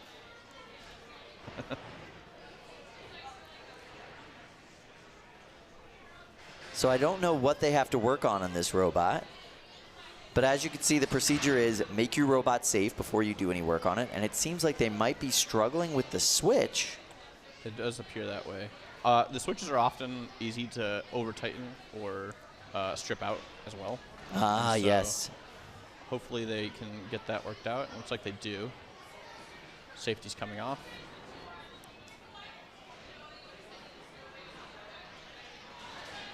You're really waiting for that transmitter tone, that gratifying sing-songy sound of your robot's working and ready to go. And there you see Team Honeycracked and Stack standing by with this robot. Now down over there in the blue corner, I believe is the Spicy Toucan. I don't get it. I'm also confused, but I'm excited to find out. It is a hammer of some sort. But it's like a hollow tube on the hammerhead. It's a flywheel hammer. Oh, interesting. Is it? Okay. Okay.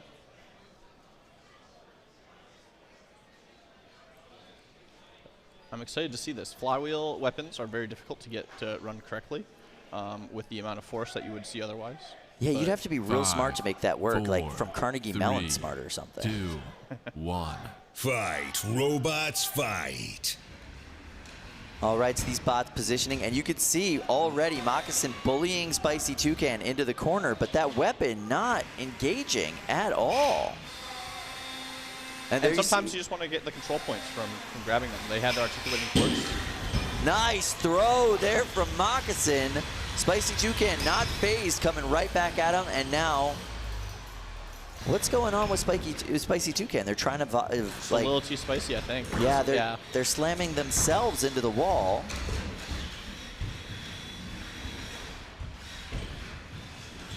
And the flywheel is not spinning up on that hammer.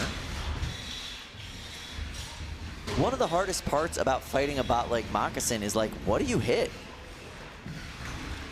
Right, there's not much to. The hammer can get some pretty juicy hits on the bot, but you have to get right in the right spot. And it seems like they might be flailing around or trying to avoid Moccasin. Ooh. Nice throw there. Yeah, right into the wall. Often you're trying to get some room so you can see what's going on with the robot. They might be trying to diagnose the flywheel not spinning. So trying to get some space between them and Moccasin. But it's very hard to diagnose problems in the middle of a 3-minute fight.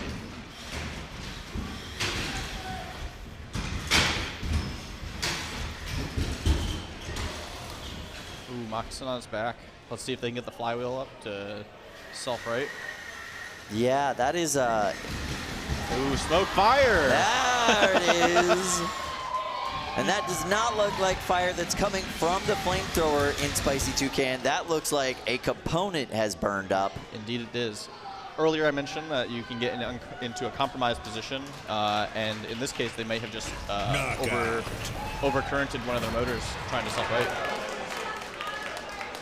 So pretty easy win for Moccasin in that case. Now I do want to give some props out to the design of Spicy Toucan. So Spicy Toucan is, it's an interesting idea. It's a flywheel hammer with a flamethrower inside the hammer. So the idea is you use that big disc to spin it up, and then the magnets transfer the energy to the hammer, which punctures the opponent and then roasts them from the inside. So the hammer is supposed to stay kind of in the opponent after they hit. Obviously, they weren't able to do that anywhere on Moccasin in this fight, and Moccasin was able to control that by tossing them up against the wall. But Moccasin is not exactly the shape I'm sure they were going for when they designed this robot. No. Tough first draw. And you have to be prepared for anybody, though. Yeah. Like, there's always going to be a Moccasin-type robot in there that's just wonky and gangly and hard to get a grip on. Look how big Moccasin is. It's just such a great testament to, like, it's a weight competition, not a size competition. Here's the stack. Get it into position. And there you go. This is the clamps.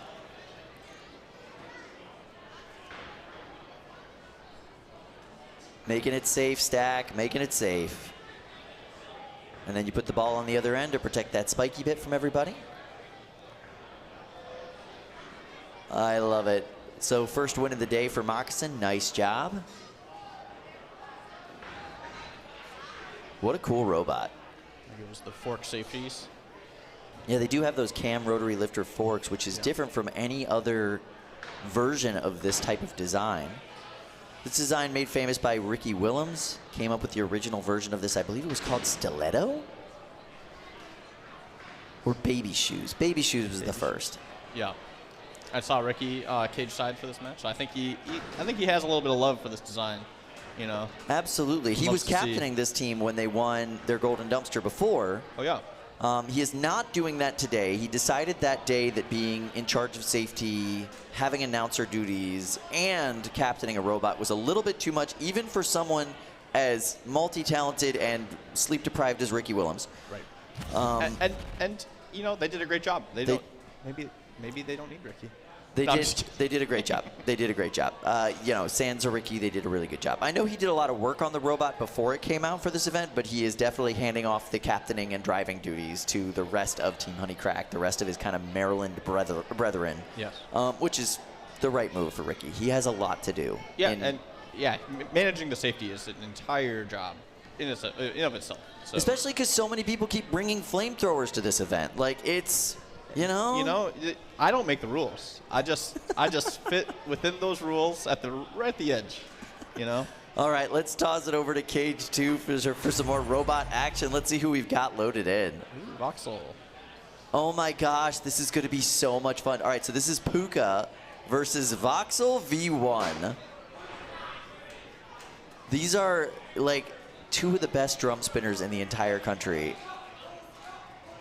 Voxel V1 from the shores, devastating drum spinner. It has been at like almost every NHRL in every season. 5, 4. And then you have 3, Puka from David 2, Small. 1. Fight. I mean, Robots fight. Just a wow. Off to an exciting like explosion site. Puka is very much so a West Coast kind of Brazilian style robot. But he's had a lot of success at this tournament in the past. What a cool matchup for them. Voxel V1. I mean, this is like dream style. You expect to see this fight in the championships, not right here in the qualifyings. No. And it's a driver's match. You know, I think Voxel has a little bit of an advantage with the mini-bot to try to be a nuisance there, but it seems to be pretty out of the fight, and it's just been a driver's match up to now. Puka going for the mini-bot to get those points for the judges. If they can disable the mini-bot, it takes out half of the effectiveness if this goes to the judges.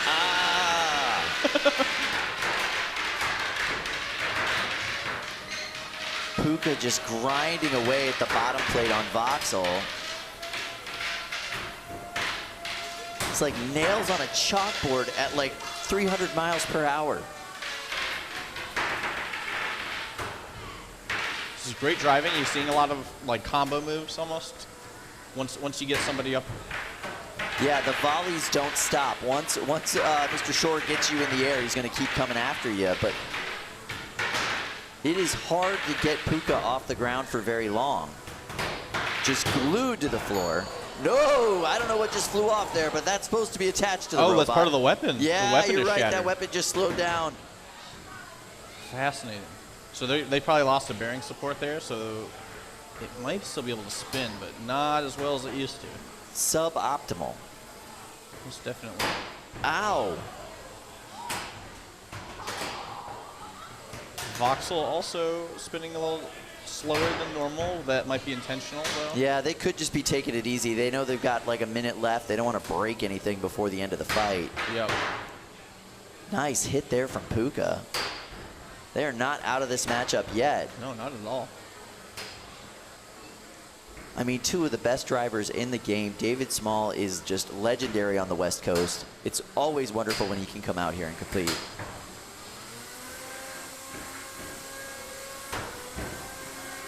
Competing today in 2 weight classes, he also brought Son of Cram. Ow.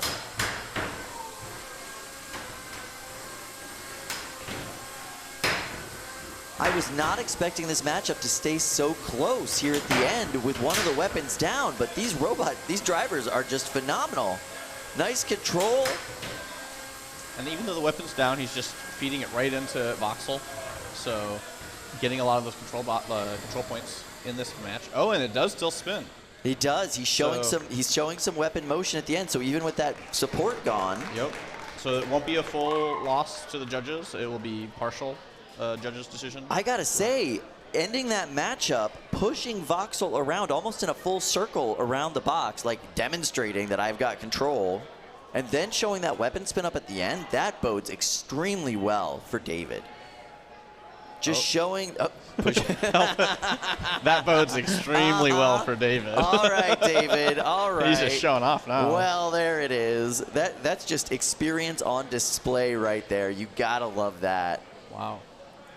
Yeah, this is gonna be fascinating. So they do have a weapons check at the end, or a function check at the end of every match. So that's what you're seeing here. Checking to see if the weapon spins, how well the weapon spins, the drive as well, and that counts for every portion. By the way, that's referee Bob Ross right there. He's making sure there are happy little rules followed in every match.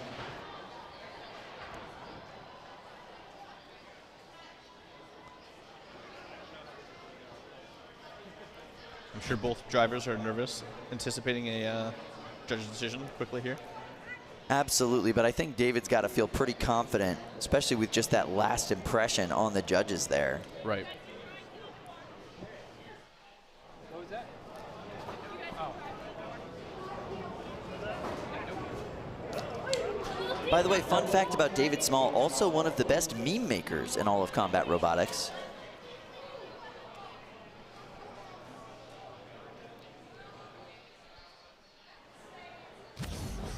All right, that was very intense. We'll have to see what the judges have to say about that, but I will say we are very soon loading into Cage 1 with some more big pot action, where we'll get to see Glenn Boxel be an absolutely dominant man once again. That guy has been so scary today in that 12-pound division with Caldera. Yep. That bot is terrifying. Every single time Glenn brings that bot, it is more and more dialed in, and his driving keeps getting better and better. And he keeps bringing it. This is his 4th event, I think, this season. That's exactly right. My favorite thing about this event in particular is that his son is competing with a heavyweight in Vegas right now.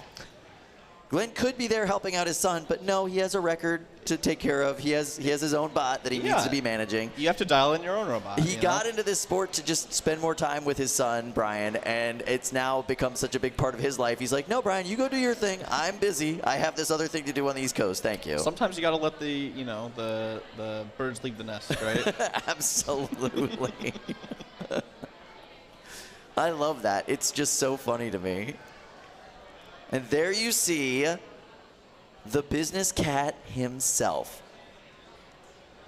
What you doing, business cat? Yeah! That's what we want to see. You got to give the people what they want. All right, blue corner, Slam Plan. Are we ready? Slam Plan is a really powerful vertical spinner, big-wheeled robot. I love the cantilevered wheel design. It does give a lot more space underneath the robot, so you can...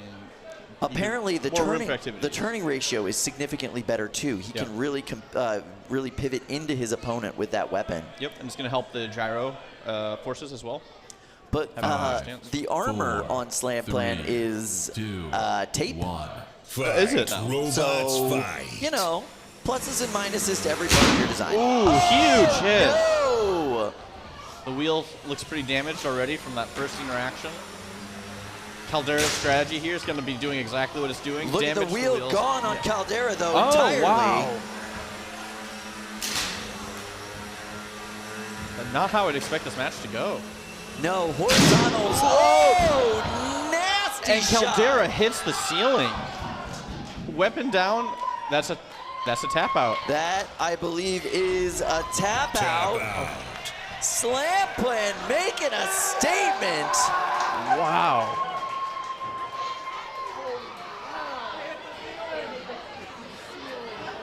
Okay, so Brendan with Slam Plan, he's on Team Huge. He is one of the original NHRL competitors. He used to come here back when we had like hobbyweight division and play with a robot that had no weapon on it, right? Eventually had to bring that robot into full combat and was still incredibly successful. And now he's here with this big wheel design, and he just took out not just a horizontal, but possibly the scariest horizontal in the 12-pound division today. In what, 3 hits? 3 hits. 3 hits. The first hit did not go so well. You see a lot of damage on that wheel, but every hit after that went for Brandon's team. And they were able to not only take a wheel off, wheel guard, but they also got the weapon belt there too at the end. That last hit took the entire weapon down. That's insane. That is insane. All right, so dark horse of the day, Slam Plan. Maybe this is a lesson. Maybe you don't need top armor. Maybe you don't need top. If you don't get hit there, who needs armor? Maybe you need no armor, you know? Maybe you just need some tape and big wheels. And a big weapon. Brandon it's his first time back in a long time. He brought his parents today, so he's got full family support. There are no bigger fans of Brandon than his parents, who brought full signs and posters of him with him making his classic pose. And I am so excited to see him here today. That was an insane showing. I can't believe he took out Caldera 12. And roofed him nonetheless. And roofed him. So we have a clear sight line right here to see that thing hit the ceiling. Wow. That was exciting. That is not how I was expecting that matchup to go in any way, shape, or form. But yeah, Brendan, getting knockouts. Welcome to the show, I guess. That was crazy. Yeah, big wheel design, you know, the kryptonite is the paper to their scissors is pretty much always a horizontal spinner. Yeah, and a lot of them have, on Team Huge even, they have a lot of anti-horizontal configurations too. They changed their wheels up, but it didn't seem like Brandon had that implemented here. He had spoked wheels, and often that's just a weight problem, but clearly he didn't need it. No, the power of that weapon overcame it. Oh, look at this. We got Happy Trees. Bob Ross, here to paint a safe event with the rules followed. I love it. Yes. So nice. All right, let's go to Cage 2 for some more robot destruction. And now that Happy Tree is loading in. Ooh, I'm excited for this robot. So we have Demicaris versus Stickler.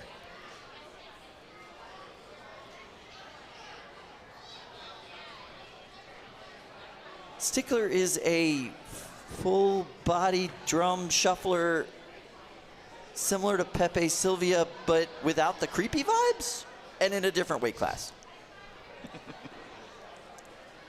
Yeah, I'm not creeped out by this robot like I am Pepe Sylvia. No. A lot less alien looking. Like there's no legs, like stabilization legs on the back. No, this looks like I'm interested in it. Whereas Pepe Sylvia, I watch it fight, and then I have nightmares about like 17 of them coming after me in a park. Oh, it's got a nice little leaf on the side too. I think they wanted to, you know, sway some of those nightmares that you've been having. You know. Yeah, I like this. This is nice. Without those stabilization legs, it should be a little more chaotic and hectic in the arena. I haven't seen a Stickler fight yet, but this should be a fun one. Yeah, I like it. Cool robot.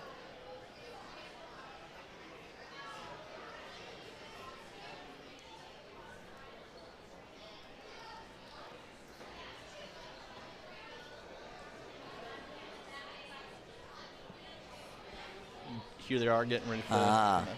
We do have a judge's decision update, by the way. So Name TBD officially wins over Little Bob. Oh, exciting. No surprise there for them. Congratulations. First win at NHRL. You got to love that. I just got asked by Control if there's a big Bob. No, but I always imagine Bob in general being a big guy. You know what I mean? Any Bob I meet, I kind of expect them to be a bigger dude. Unless their name has little in the title. Yeah. Then you think of the even bigger Bob. Obviously, yes. Then you're like, oh, that is a giant person, that Bob. So Dimmy Care is brought to you by Beckett from South Orange, New Jersey. New Jersey represent. 10-4 across 3 events. It is a really well-driven bot.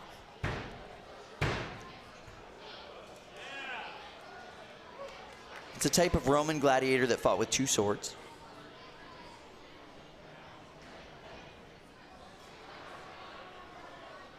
It's a cool bot. I don't know what it's going to do against that thing. I mean, maybe the strategy is just outlasting them. It's a difficult bot to get running. Oh no, there's some frustration here.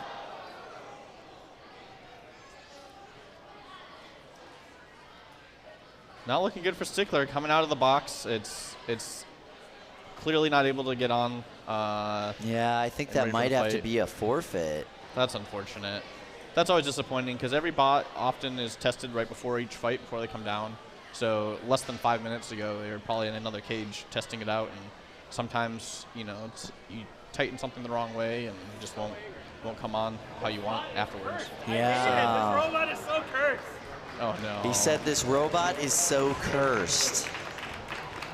He's had some material failure issues with this robot in the past. Not sure why he couldn't get it into the box and going this time. Yeah, that's disappointing. That is a nice, easy win for Demakaris. Good for them. They'll likely be moving into the actual tournament now, so that's great. But yeah, that's never fun. No, and we didn't get to see it fight. That was an exciting match that we could have seen this paper tube-esque Pepe Sylvia-like robot. Yeah, absolutely. Bouncing around the cage. So that's unfortunate, but that's how it goes. Robot combat is an exercise of frustration and excitement, and I you're think seeing that side of the coin right now. A lot of people don't realize, like, the first big challenge of combat robotics is getting your bot in the cage, getting it to the actual event, getting it through safety, getting it functional. If you see somebody that you're like, oh wow, they're really inexperienced, but they have a bot that got through safety and is in the cage, they are like 10 steps ahead of most people who try this sport. And even the veterans. Yeah. I have robots that don't make it to the cage sometimes. Yep. And that's just how it goes. Yep. It just, materials didn't work out, your parts didn't work out, something just didn't work the way you thought it would, and now your bot's not functional, and it is what it is. Yeah. Now we are about to move back into the world of flamethrowers. We're going to see, I'd say the biggest flamethrower at this current event. Okay. Is this Kazaa? Yeah, this is Kazaa. Kazaa is a pure flamethrower bot. It's got some forks, it's got some drive, but mostly it just shoots fire at everything. And it's got the multi-bot configuration. Fascinating. Yeah, okay. yeah. I know they were talking about it. They were severely underweight at the last event because they were only running one of the halves of the multi-bot. Look at the gas puffing out of that one on the left there. Yeah, that's what's hard going to tell. on. Hopefully it's just the igniter, but they might be having some drive issues now. Hopefully that wasn't a drive ESC or motor having issues before the match even starts. Yeah, it wasn't like spraying out like you would expect like flamethrower, like the gas from the flamethrower. Right. So I'm not sure what's going on there. Oh, more smoke. That is dark. ESC. Nah, that's dark. That's not good. Yeah. That's motor controller smoke right there. So they were probably trying to just get in the cage, overamped their ESC in some capacity, and they still are driving. Yeah. Let's see what happens here. Are they going to call it? Are they going to try to open the cage back up? Are they going to run it as is?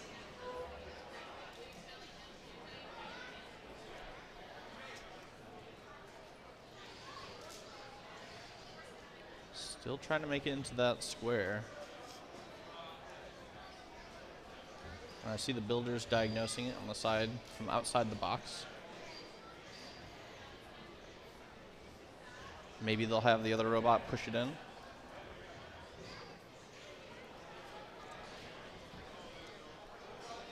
Yeah, that's a struggle. Oh, and here they are pushing it in. If they, if they turn it around, it'll be a static flamethrower sitting in the cage. But oh, they're going to the door. Looks like they're gonna see if they can diagnose it. Yeah. Multi-bot configuration is always an interesting strategy, but in the words of Paul Ventimiglia, mo robots, mo problems.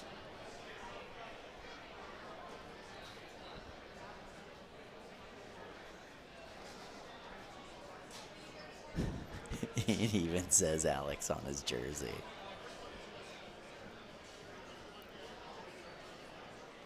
Robots coming out. They're rolling out the sand pit.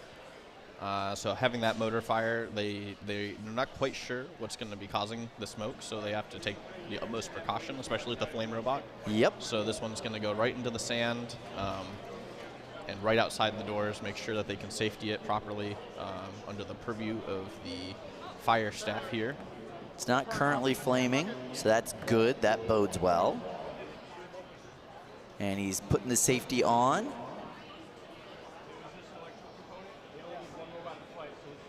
And now they're going to get that bot outside. And maybe we'll be able to just continue this match with half.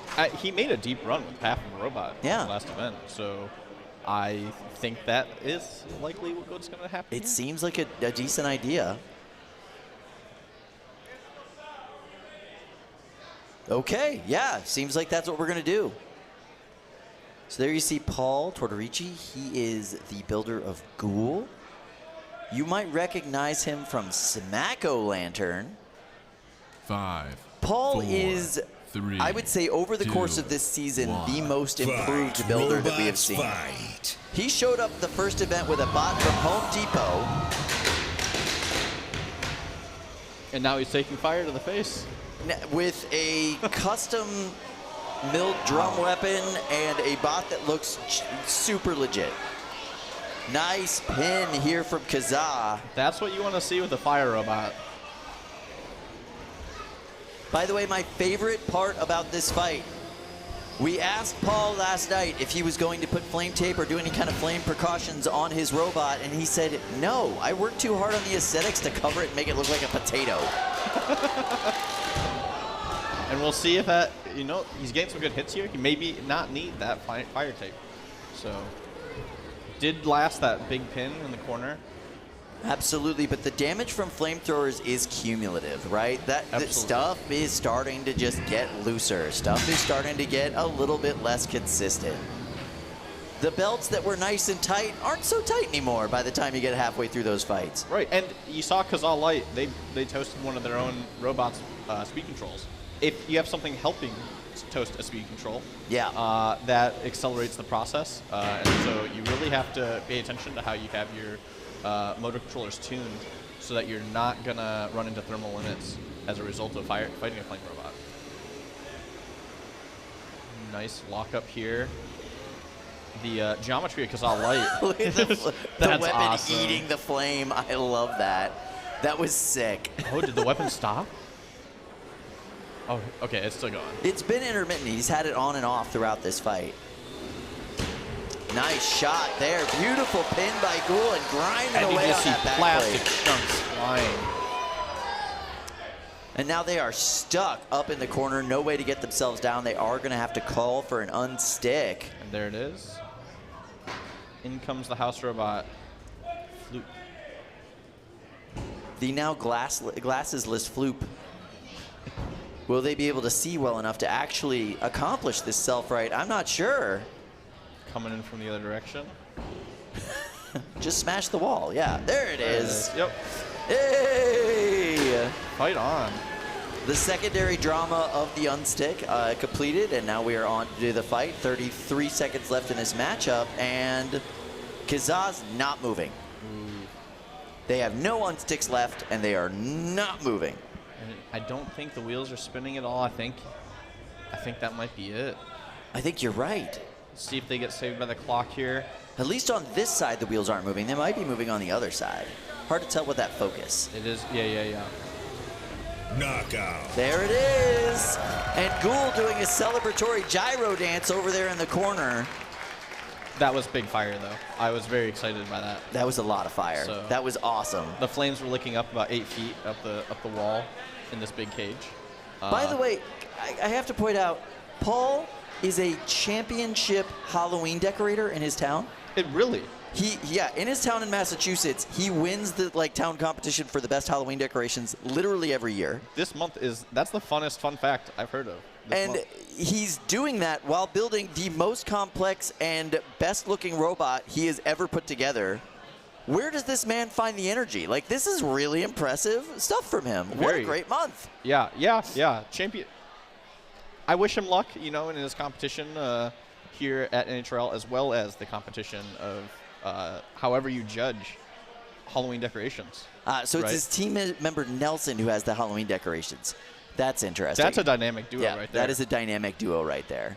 This bot looks fantastic, though. I am so impressed with Ghoul this time. What a big weapon on Ghoul, too. Well, I wonder how that matchup would have gone if there were 2 Kazas. Alas, we will not see that today. Hopefully they get the other half going, and we do some more Kazaa later today. But that is unfortunate to have not only a loss in the fight as well as a loss in the pits beforehand. Very true. Very true. Love the paint job on Ghoul, too.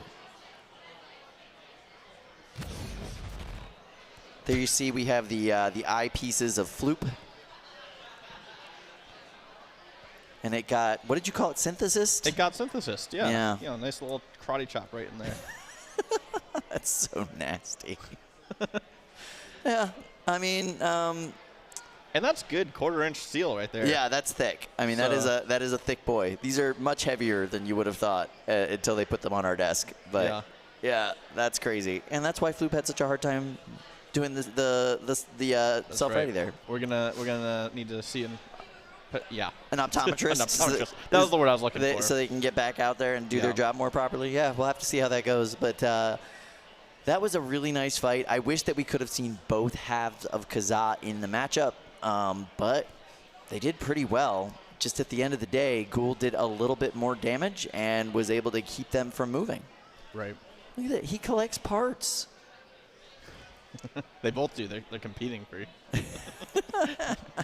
Or divide and conquer, maybe.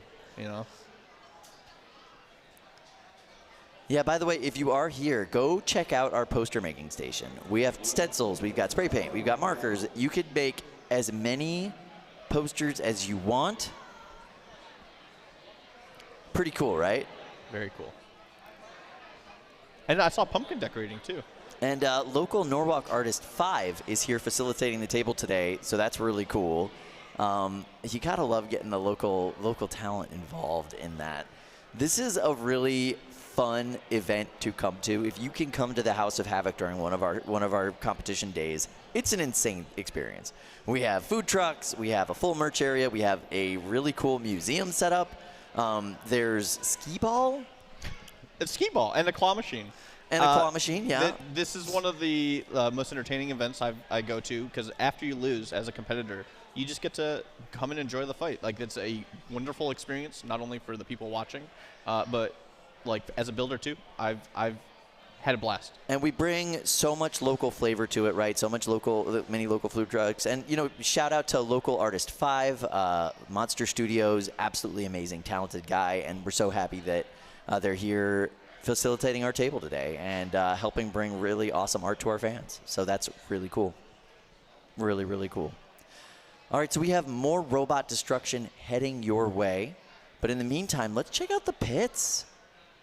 Builders chugging away there with varying levels of frenzy. So this part of the day, Alex, some people are qualified, some people aren't. What are you thinking up in the pits? What is it feeling like up there? It really depends on when your next match is. If you're already qualified, you have a little bit of a breather. You can spend more time dialing in the detail work. I think that's always the difficult part of any of these robots. Almost any robot that you see that has issues coming into the arena it's the detail work. And Yeah. like you can see a robot work and drive great once, but to have it continuously do that, you have to make sure every little connection is done perfectly, and that means that you do have an advantage when you win your first 2 matches. You're in the tournament, and you can take a breather, spend that time getting the detail work done, and come out hitting even harder once you make it to the tournament. Absolutely. And we have competitors here from all over the world for this event. Mexico, Brazil, the Netherlands. It's crazy the amount of just kind of world travel that has happened to get here. And that adds another layer of stress, right? You had to put forth so much logistical kind of effort just to get to the building. As somebody who flies across the country with the flamethrower, it is a logistical nightmare to figure out exactly what is allowed and not allowed to make it to that airplane. So no, I'm not bringing this flamethrower somewhere for nefarious purposes. Right. Sorry, but what is the non-nefarious purpose for a flamethrower, Mr. Grant? Robot combat. Robot combat in the nice contained walls of the Havoc bowl here. So, yeah. And your batteries have to go somewhere. It's such a hassle. Your batteries have to go in one bag. Your robot has to go in another. You have to make sure there's every precaution held. And at the end of the day, any of these robots are a logistic nightmare. Like most robot builders are used to their bags having the little tag that says the TSA checked it out. Because when you have all these wires just jumbled up, it's something they got to look at. Is that a milkman? That looks like a milkman. I don't know why there's a milkman here. I'm a little confused. As am I. All right, so speaking of milk, I noticed, Alex, when you came to the table today, you brought a friend? I did bring a friend. What is this? This is Daisy. Okay. So I'd like to introduce the world to Daisy. So Daisy's adorable. It's a little robot I've been working on here. So I think we'll see him later today in the big box. Okay. It should prove to be an exciting match, but yeah, it's been a nice little journey, nice little time off of Dutch Oven to build what I would describe as an adorable robot. Yeah, I mean, clearly, this is all 3D printed? Not all 3D printed. The nose here is aluminum. Sorry, it is 3D printed, but it's an aluminum 3D print as opposed to what traditionally people are printing out of like plastics and TPU. Yeah, TPUs and such, yeah. Yeah, so. And do the ears move? The ears do in fact move. You need a self-rider on most of these robots. Right. And so while it does, roll back over, I like self-riders on my robots. I think it lets you not have to use your own sticks. And so Daisy here has little cute ears to get them out of those little, when they get corralled into a corner, sometimes the cow needs to jump over the moon. I love Daisy. She is adorable, but something tells me if you mess with her, you get the horns. Yes. That's incredible. I cannot wait to see that later on today. Yeah, should be an exciting time. She's Put so it right cute. there. All right, so in the meantime, let's head into Cage 2 for some more robot destruction. Let's see what they've got lined up for us.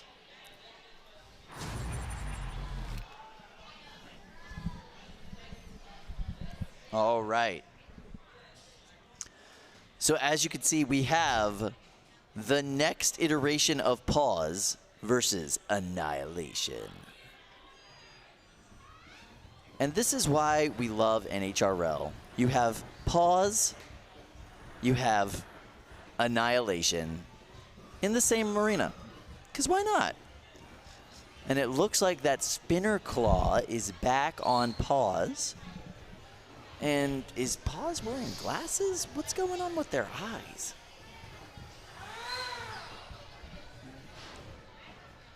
And there you see Mouse, the mini-bot on Pause with their flail tail.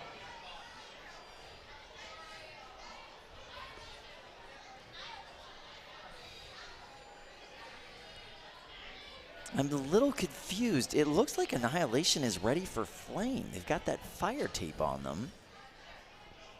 But I don't know why that would be. Kyle, I have an idea why. Hi, Sam. How you doing, buddy? I'm doing pretty well. Welcome to the desk. What's going on? Why is there flame tape on Annihilation for this matchup? Are they preparing for another matchup? I think that Paws maybe had a flaming upgrade this go round. What? Yeah. He sent me some videos, and it seems like he's got some new options this go round for Paws in the form of a flamethrower. I am very excited to see how that works. That's crazy. Okay, I'm into it. That sounds good. What is this? You brought this friend here. Oh, just some little Halloween fun. All right, we'll look at him later. Let's look at this box now. So this is a flaming Paws? Look at that. Coming right out the mouth. Oh, I see. And it looks like maybe some pressure gauge eyes going on. Now, I gotta tell you, okay, normally when Tom Farkas brings like variations on this robot, it's like a bouquet of flowers or squeaky hammers or a literal stamp in the form of a cat paw. Yeah, but you can only push a cat so far before it snaps. Fight, robots, fight. Kind of like showing their belly for a bit and then changing their mind. I gotcha. Annihilation not moving, like the lights just went out on it. Okay, now there it's back, it's working, but intermittently?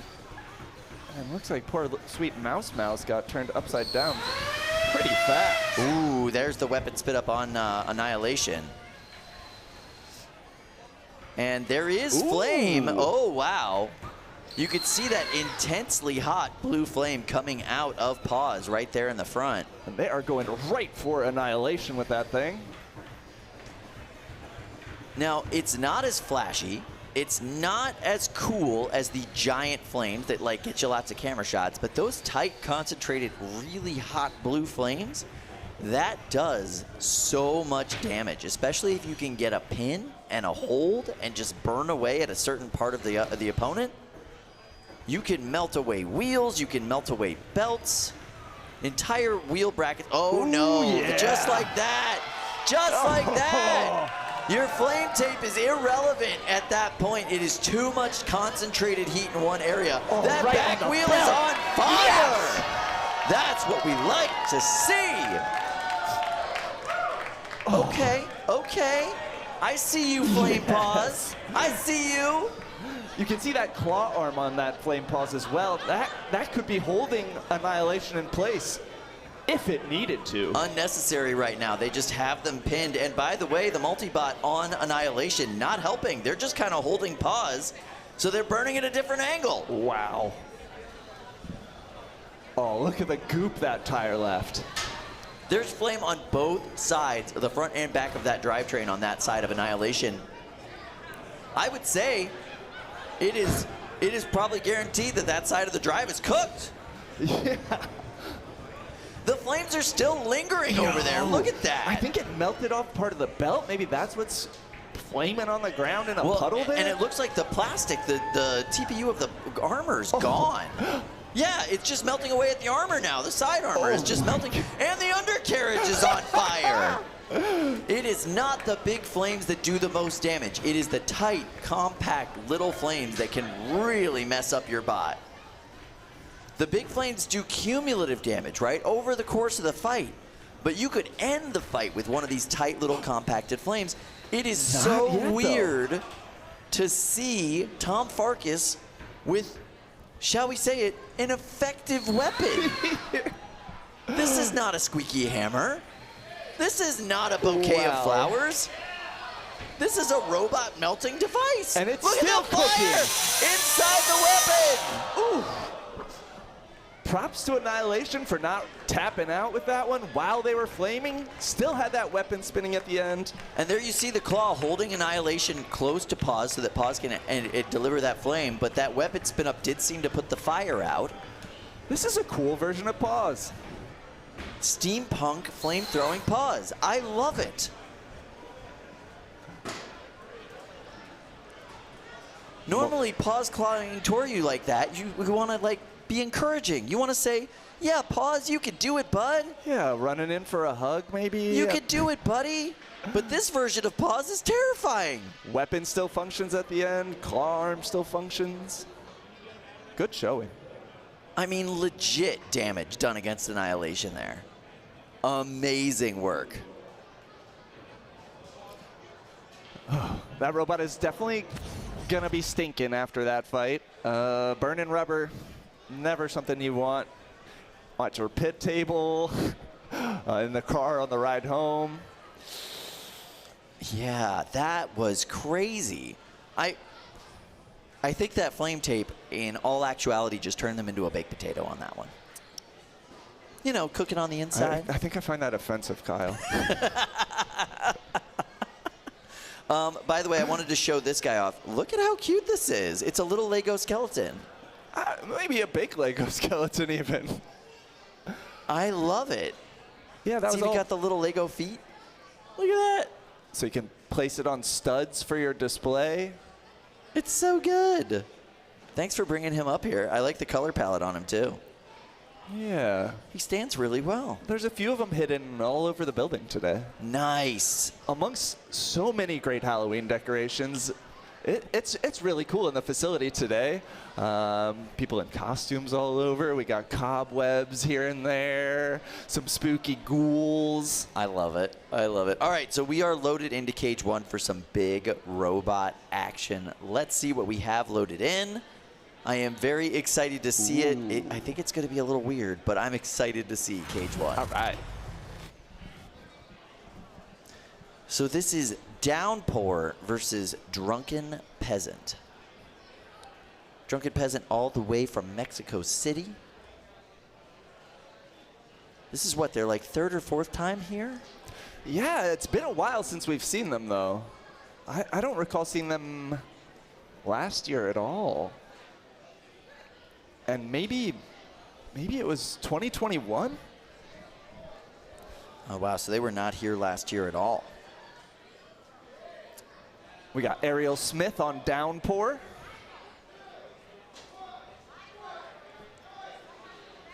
And let's see, Drunken Peasant with that beater bar. Downpour in the pink corner with the blue armor.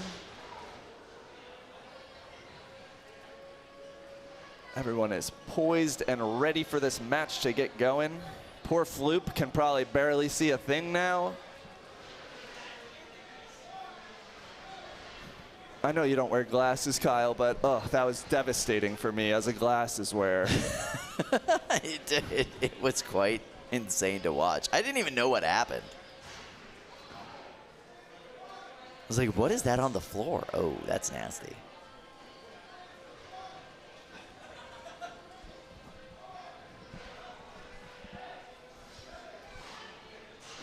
All right. Both bots are ready. You been up to the pits much yet, Kyle? I was up there a lot this morning, talking to a lot of the builders, talking to a lot of the competitors. Really cool emotions up there. You know, this is the last chance for a lot of people to qualify, but also there's a lot of people here who are just like, yeah, I'll try some new things, stretch some stuff out before we actually have to do the World Championships. You know, a little bit more of a chill vibe. Yeah, I think if you've qualified already for championships, maybe that's the vibe you're bringing to this one. But if not, you're hungry. By the way, judges update for probably the closest matchup we've had in the last hour or so. Voxel V1 defeats Puka. Whoa. Great matchup, really close fight. Puka did lose most of their weapon functionality before the end, but they were showing a lot of great control, so that was a close one. But our judges did rule that one in favor of Voxel V1.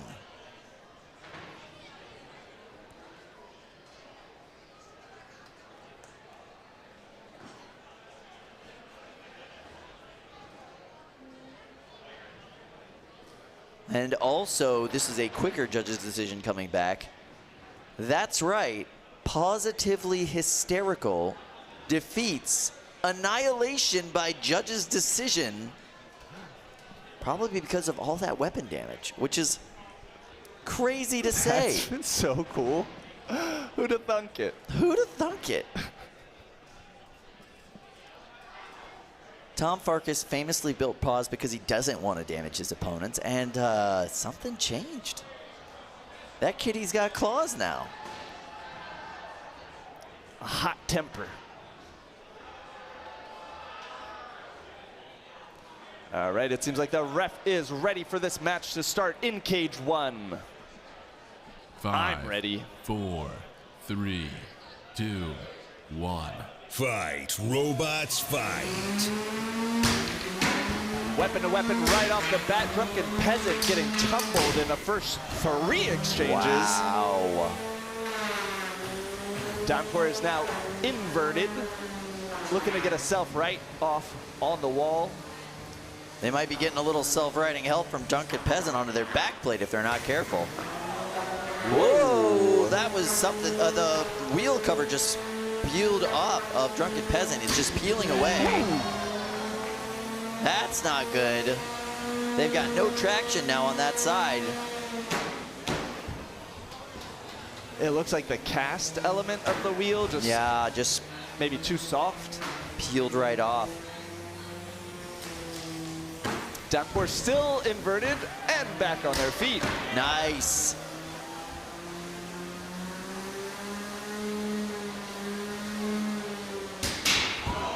Oh, it seemed like Downpour was being a little tentative there, but no, just bringing the heat right to Drunken Peasant.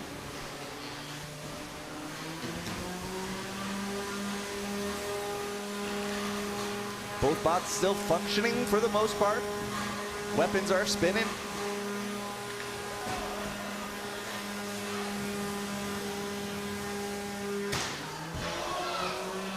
But it really does seem like Downpour is getting the better of every single exchange. Wow, yeah, not surprising there. Lots of cumulative damage on Drunken Peasant. Makes sense that Soul would tap out. Excellent driving match for Ariel Smith. She's been well known in this sport for a while now as an excellent builder, but over the last year or so, her driving prowess has just shot through the roof. And with a vert in this one too, which is unusual for her. Yeah, she's well known for driving Beetlejuice, which is a very powerful horizontal spinner. Even won a golden dumpster at that with that bot at this at an alternate event this season, not in the main season. But Drunken Peasant was kind of gifted to her to do some testing, and she is just crushing it. Absolutely amazing driving. Yeah, her teammate Donald built Downpour. Yeah, Donald's son. He also has Torrential, I believe. Yep, very similar, all in the same line of bot. And kind of an old school design too. The long body, the 4-wheel drive, right? The smaller weapon out in front. Yeah, it seems great for delivering those hits in a straight line, but when you got to turn with such a narrow vertical spinner bot, you're gonna feel that gyro for sure. I agree. All right, so we are gonna go right to cage 2, where we have some more robot action for you.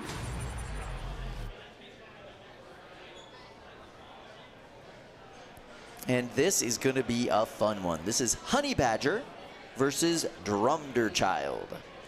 So Drumderchild is the one with the pink side armor in the blue corner there. Honey Badger rocking the yellow in the pink corner. Drumderchild brought to you by Nate 5, Franklin. 4, 3, 2, 1. And Honey Badger. Fight, robots, fight. Cool bot, tracked wheels. Is that Liam King on the sticks for Honey This Badger? is a Liam King offering, trying to qualify a bot in yet another weight class today. And it's looking like Honey Badger's having some mobility issues. And some weapon issues. It's like intermittently spinning. I'm not sure if that's intentional or not. There we go. Seems like things are working out. Oh, no, weapon just stopped. So both weapon and drive issues. Probably something bigger than those two individual things having problems at the same time. Yeah. Something with a radio or a battery issue. Now, Nate built Drumderchild to be a balanced robot, trying to balance weapon weight with drive ability. Nate, well known on the East Coast for being an excellent wedge driver. What's a wedge? Wedges are not a primary weapon type that we allow here at NHRL, but at other competitions, you can go in there with a full wedge on the front of your robot and use it to try to control and redirect your opponents. Normally they're considered really boring fights. I would argue Nate Franklin wedge fights are amazing to watch just because of his strategies and his driving ability. But you give that guy a weapon and he is, I mean, as you can see, really competitive with it as well.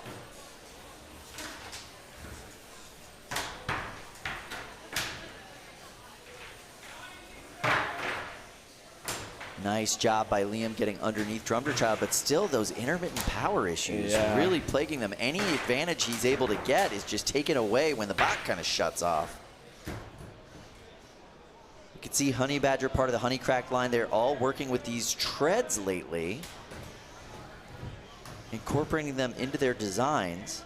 Yeah, we've seen treads taken off across a lot of robots recently. Yeah, especially the Honey Crack folks. They really are enjoying the treading. Do you think that's a direct result from the success that Emulsifiers had?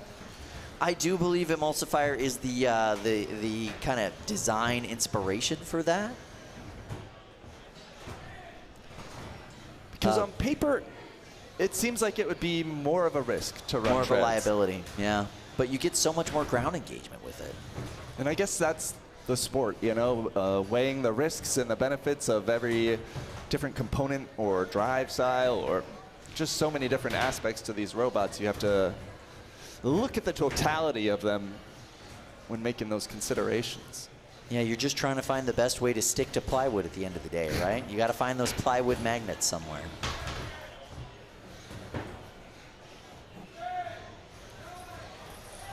So neither weapon seems to be up and spinning right now. I'm not sure if that's intentional, but we've got 5 seconds left. Drumderchild has been fully functional in driving this entire matchup as far as its drive goes. We'll do a little weapon test at the end to see if everybody's weapons are working or what the deal is there. But depending on how the weapon test goes, I think this is pretty clearly going to go the way of the Drumderchild as far as judges' decisions. We'll have to see.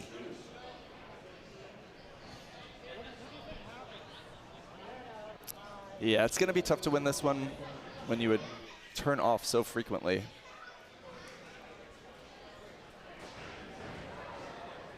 That functionality test. I don't see any weapon. No, it functioned. There was some functionality, but not on the weapon. Ending the matchup upside down without a weapon. That's a rough day. It's a rough day.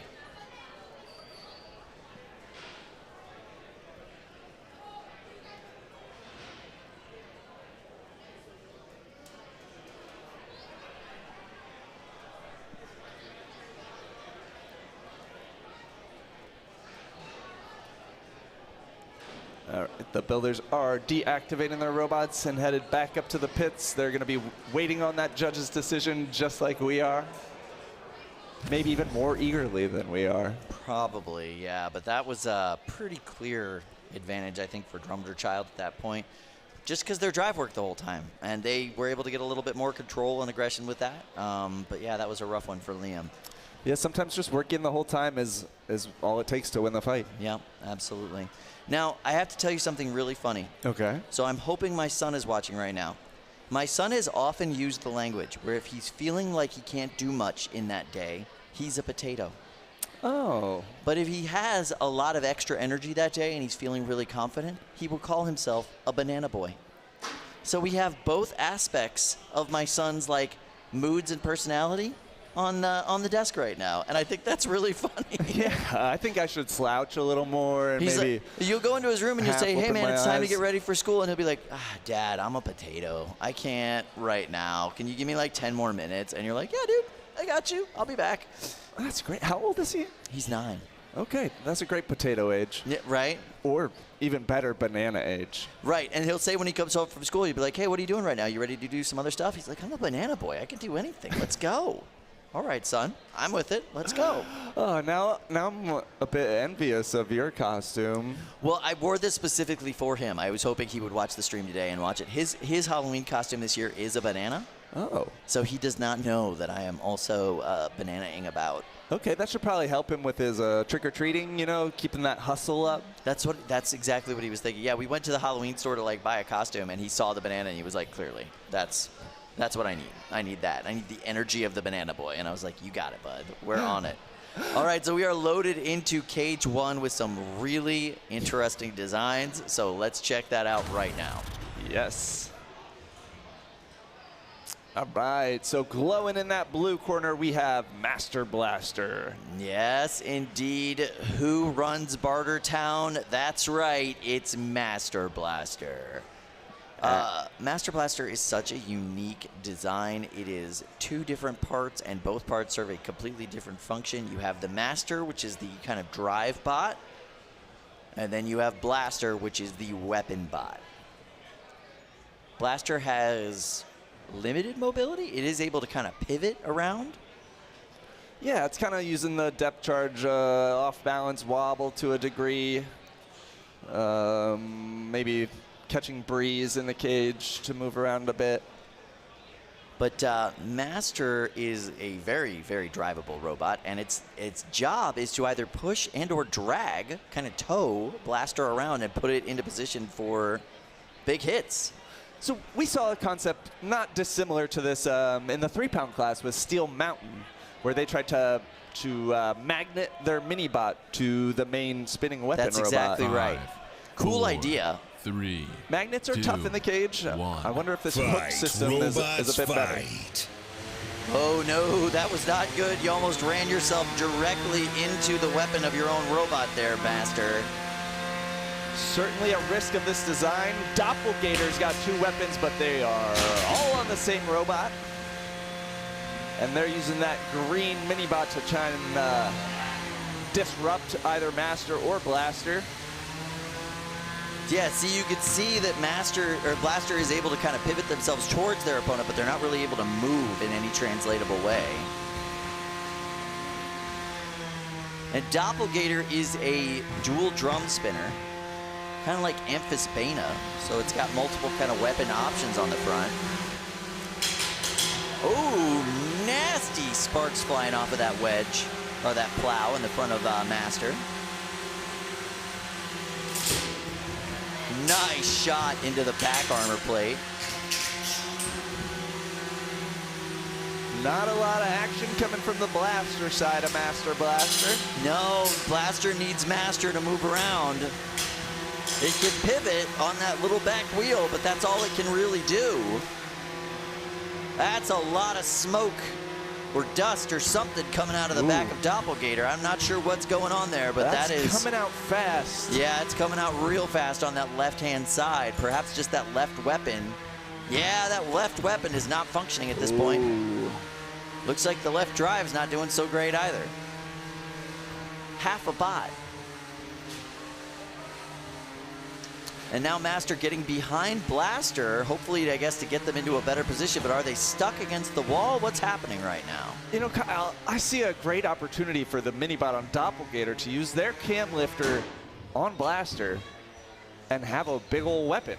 There was a little bit of that usage earlier today with Son of Cram. They used their cam lifter mini-bot to move Blaster around and use them as a weapon. Strategy not being employed here. Here we go. There it is. Wow, that was terrifying.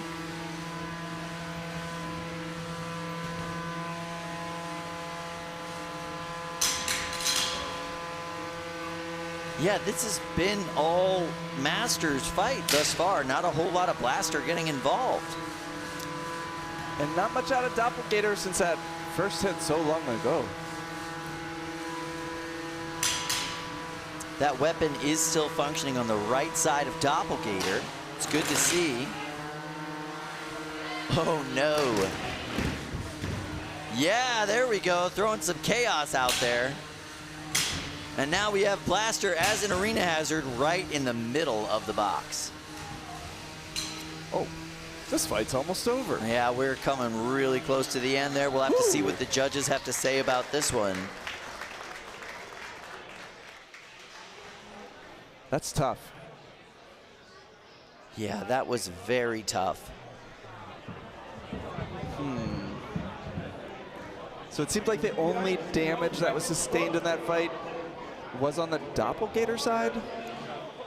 Yeah, I mean, there were definitely some sparks thrown off of the armor on Master, but there wasn't any visible damage or any functionality changes.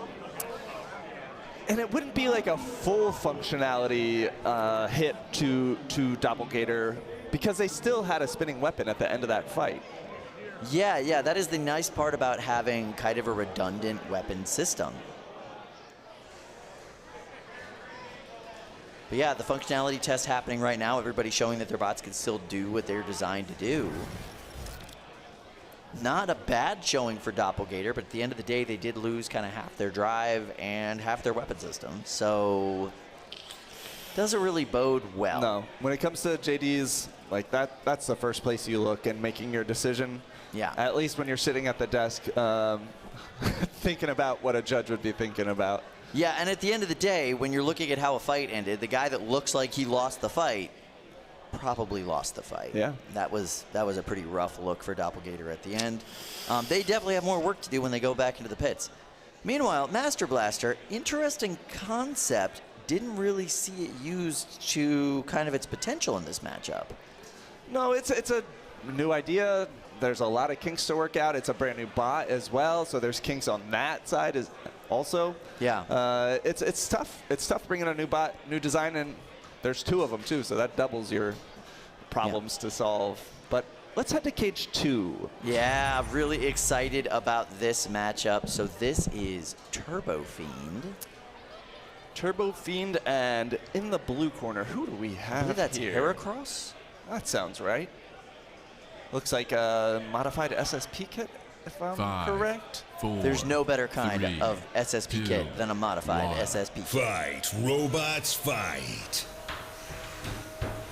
Yeah, Heracross. Good call. Turbo Fiend is one of the bots we are looking forward to qualifying at this event. I think she's got a great chance. Excellent season so far, but still missed that qualification. Her brother qualified, I believe, at the last event. Yeah, and if she qualifies at this one, they can carpool. Well, yes, they could, yes. Ooh, that grinding away on the back plate there of Heracross, that's not fun for anybody.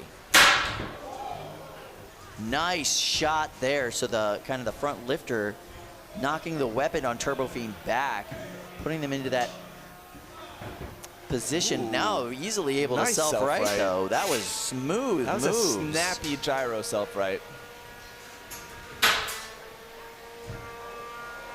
Oh, and there's Heracross doing exactly what it wants to with that lifter.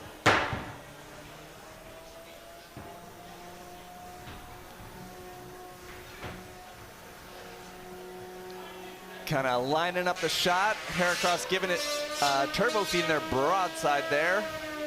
And the mini bot on Turbo Fiend is doing exactly what it wants to do, teeing up Heracross for a kill shot.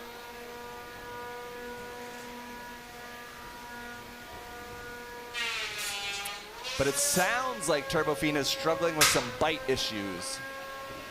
When you hear that grinding away, they're not getting the engagement they need to really do a devastating hit.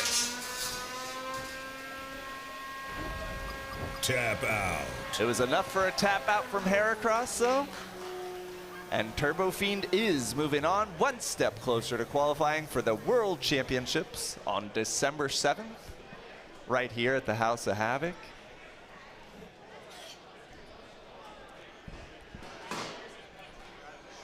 Housebot Brad in that one still has his glasses on. Thank goodness. We don't want to lose both sets of glasses from our Housebots. That would be absolutely devastating.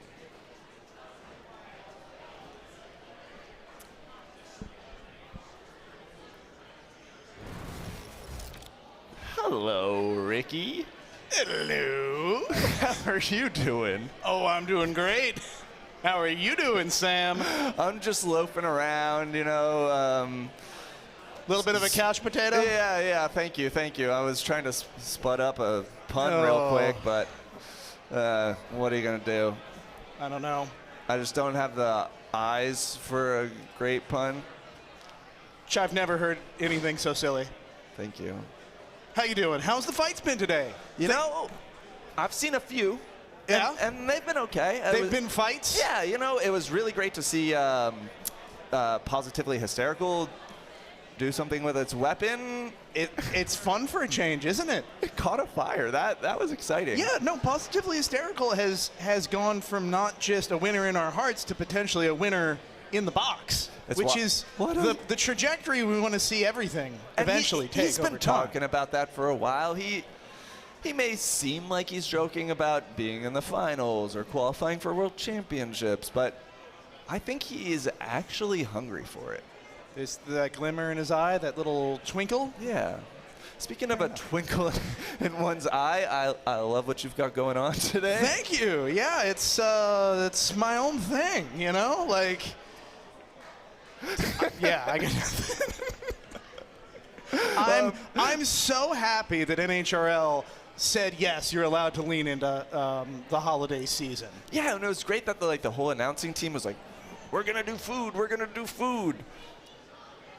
Yeah, it would have been really nice if anybody at all told me, you know, if it's all food, I have an idea for another person we could pull onto the hosting desk later. Okay. I have someone in mind. Okay. So, way to redeem yourself a bit, Ricky? Yeah, maybe. Maybe I'll have them slice and dice the situation in a way that isn't quite so. You know, I never felt so underdressed in a suit. Well, I've never felt so warm in a sleeveless outfit. You looked a little baked, honestly. Oh, maybe later tonight. Okay, all right. Well, we'll get to that later. Ladies and gentlemen, I'm excited. I've been sidelines, I've been in the pits. We've had so many robots trying so hard to get in the cages and put on the best show that they possibly can. The flame robots have been fantastic. I know there's a couple of tricks and treats up our sleeves for later in that regard. We're going to have a lot of fun coming. You can see a few of our, I see Charlie from the Mighty Ducks there in the middle. Right, there's nice. there's a few costumes sprinkled in for festivities as well. That might be a milkman, or it could be a naval officer, like an admiral. Yeah, maybe like some stolen valor incarnate or something. Possibly. I don't know. We're going to find out. I'm sure there's more in there. I see a security vest or two, and it's hard to tell if that's a costume or if that's just, you know, safety-oriented people. Or is it Clyde? I don't think it's the Clyde Magnuson. It might be someone in a Clyde Magnuson costume. Or maybe Clyde just has a certain look that you'll find in a lot of different people. That's possible, in the too. Pittsburgh region. Yeah, I could see that. You know, there's a certain demographic shift that you find, but well. Also, I got to get a compliment. This is fantastic. Yeah, definitely. You know Austin? I'm sorry, who? Austin. No. He founded the league. Oh, that guy. Occasionally sends a message. Yeah, I love that guy. Yeah, and sometimes it's like really specific to work and code and all sorts of stuff like that. You are you still under the henchman moniker? Yeah. Okay. Yeah. So, as a henchman, it's kind of nice that your evil deeds are to create spooky, legally distinct from Lego people. You know, instead of I don't know, mutating kittens.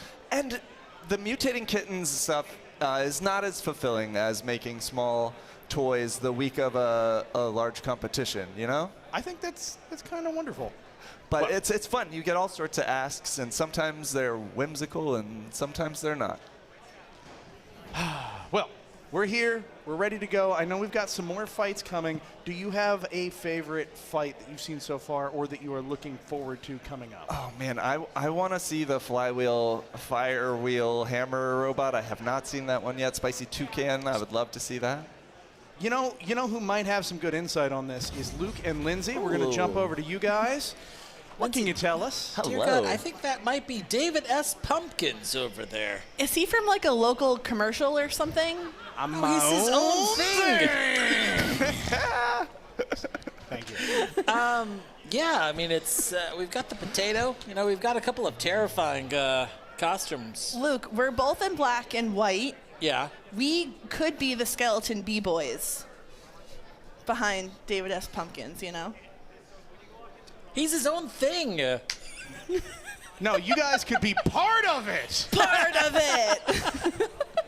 I knew what to expect, Ricky, when with that outfit, but for some reason, seeing you on the desk, I almost lost it and started crying with tears. It's phenomenal. And Sam, you too. Sam, I'm a potato.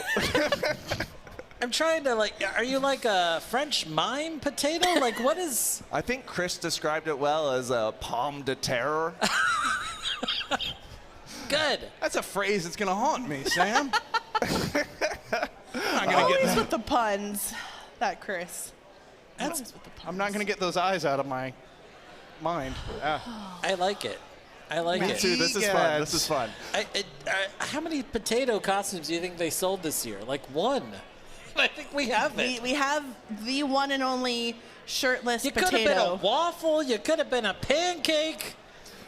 You could have been a slice of pizza. What was the inspiration, Sam, for this potato? Honestly, it was the terribly photoshopped stock image on Amazon of a they wore face. clothes under those though on the Amazon photos. Yeah. They weren't even Guys, real. listen, we're gonna spare you from this. We're gonna hop back in the cage. We've got fights loading up. Thank you, Luke. Thank you, Lindsay. We'll talk to you soon. Bye. In the meantime, you ready for Fight Some Robots? Yeah, let's do it. I'm hot for it. Okay. Ladies and gentlemen, Cage 1. We're lining up. We're getting ready. All right, we got Bjorn versus Mareep in this one. I've seen some interesting fights from Mareep, and I don't want to say I wasn't expecting a lot, but it's not that unusual of a design, right? No, it's fairly stock looking. But if it's effective, it's effective. You can't deny results. That's true. Meanwhile, Bjorn coming in. This is a robot that's come a long, long way, isn't it, Sam? Yeah, from a different hemisphere. Keep the science talk down, Sam. Give it to me in English. Where's this robot from? All the way from our friends down in Brazil. Thank you, Sam. I needed that in the plainest of English. I think it's the hair dye or the perm is just sapping away at my intelligence over the course of the day. Is that why we're all out of printer ink? Yep, and will be. The entire northern hemisphere now facing shortages. You can see they're getting ready. All right, that's Jaren Leapson with Mareep. Looks like Liam King is mini-botting for him. Liam has been everywhere today. I swear I've seen him on a dozen different teams, operating his own robots, mini-bots, and everything in between. Robots fight. Away we go.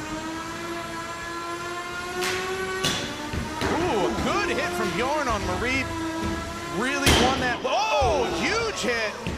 That first was a weapon-to-weapon, and they just barely won. Now, all bets are off. These are big slugs after slugs.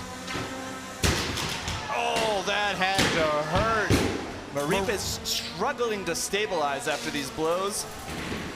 Bjorn is really taking advantage of that, now focusing on their mini-bot. That mini-bot not able to get under Bjorn at all. Now it's having drive side issues. It's going to be even harder. Mareep's still looking pretty mobile despite these huge hits. And they're taking them well. That weapon is still spinning. Their drive is still functioning. And I believe this is one of the honey crab hub. Oh, that is brutal.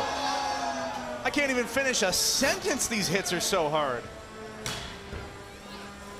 I believe Mareep is using the Team Honeycracked hub motor setup. Oh, we've seen that in a few bots today. Yeah, very compact and reliable when you can dial it in, and it seems like it's pretty dialed in.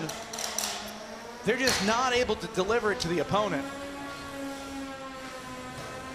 Now the weapon now has stopped on Mareep just after I was singing its reliability praises. It certainly has not stopped on Bjorn though. Still hunting down Mareep all over the cage.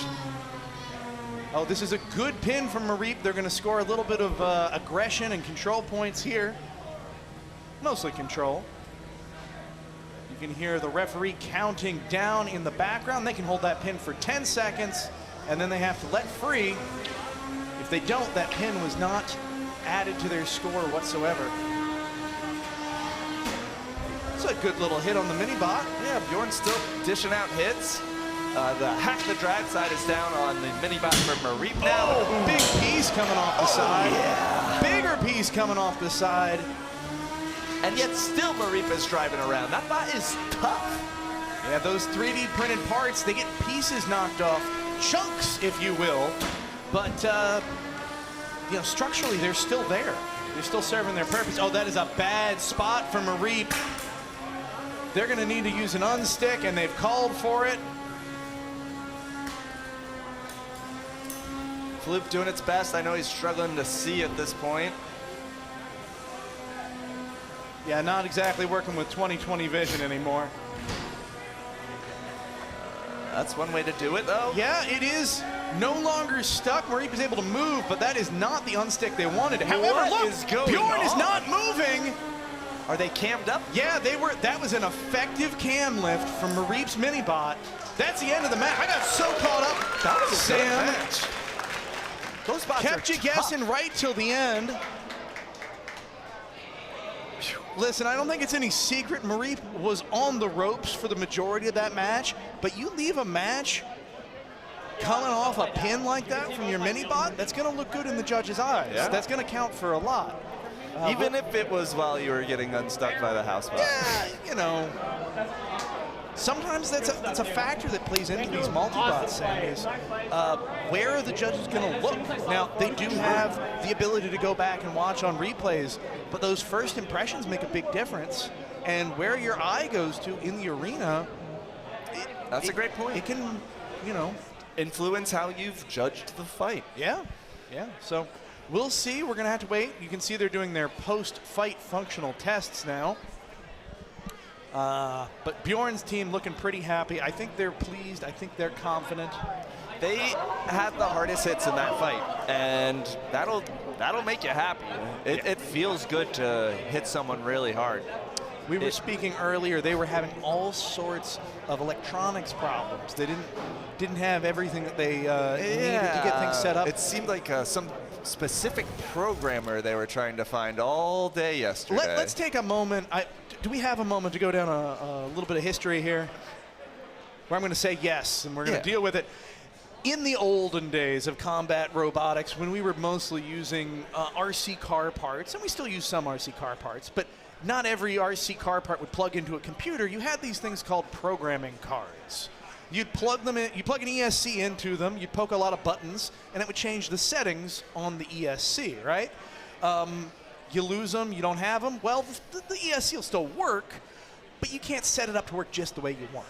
Nowadays, those have become hen's teeth. They're pretty rare because everyone can just either buy the thing they need and set up out of the box, or they plug it into a computer and the computer does all the magic work. This team, using parts in a different country, it's a little bit of a different process, they still needed one of those programming cards. And they were desperately looking for them, and everyone here is like, we haven't seen one of those since 1997. Try this, maybe the modern version. As it turns out, you can turn it on and off in a series of switches, just back and forth, and trick it into changing the configurations if you have a guide that tells you exactly how to do it. So that's what they were able to do this morning. They were able to get in the ring. Kudos to them for figuring it out. Nice. We are going to figure out who the victor in Cage 2 is going to be in just a couple of moments. And let's head to the play-by-play booth for this one. All right, now in the pink corner, we've got Hexahive from Bobby Guy. Bobby is fighting for his life. He needs to win this one to escape. He lost his first qualifying match of the day. If he loses a second one, he will be out of the competition. Facing off against Polywhip V2 here from DJ Jezu from the Hudson Valley, running a conventional egg beater spinner here. And DJ finds himself on his head. Yeah, DJ has competed at a ton of NHRL events, so no stranger to the sport. But when you're on your head, you know, that's where you have to lean on your experience and figure out how to self-right yourself. Trying. Now, Hexahive went into the box earlier against Caldera, with Caldera ripping off both of those exposed back wheels. It was a surgical, very fast match. And Bobby Guy, one of the coolest named competitors here today. Bobby Guy. Bobby Guy. Bobby Guy. I feel like I would buy a used car from Bobby Guy. Oh, I would no trust a questions pepperoni asked. pizza from Bobby Guy. If I had to go to the bathroom and I'm at like a bar, I'd ask him to watch my drink. Yeah, Bobby Guy. He's Yeah. a Stand-up guy. yeah. Polywhip still on their head, desperately trying any amount of gyro to flip over. Hexahive not doing them any favors to engage and maybe, you know, get them to land on their head and the end of that exchange. When it's your do or die go-ahead match, you really have to focus on winning. Hexahive needs to win this one and probably one more to get into the bracket. You can see DJ here trying to gyro himself back onto his feet, burning up a huge amount of time here. I wonder if he's going to call for a save from the house bot. Is Hexahive caught up on something? Bobby's just taking a little nap there, Lindsay. Oh, there we go. There we go. Way to go, Bobby Guy. Still DJ fighting for his life here. You can see that those back wheels are just barely touching. There's just so little tolerance here on Polywhip V2. Hexahive showing is that a control there? I guess it's control. Yeah, don't want to risk it with a hit, so show him your butt. Interesting. And I now would say the conventional wisdom would be to attack your opponent while it's, you know, on its head. But here we see Polywhip, you know, is scoring some damage on the top plate of Hexahive. I suppose you could call it that.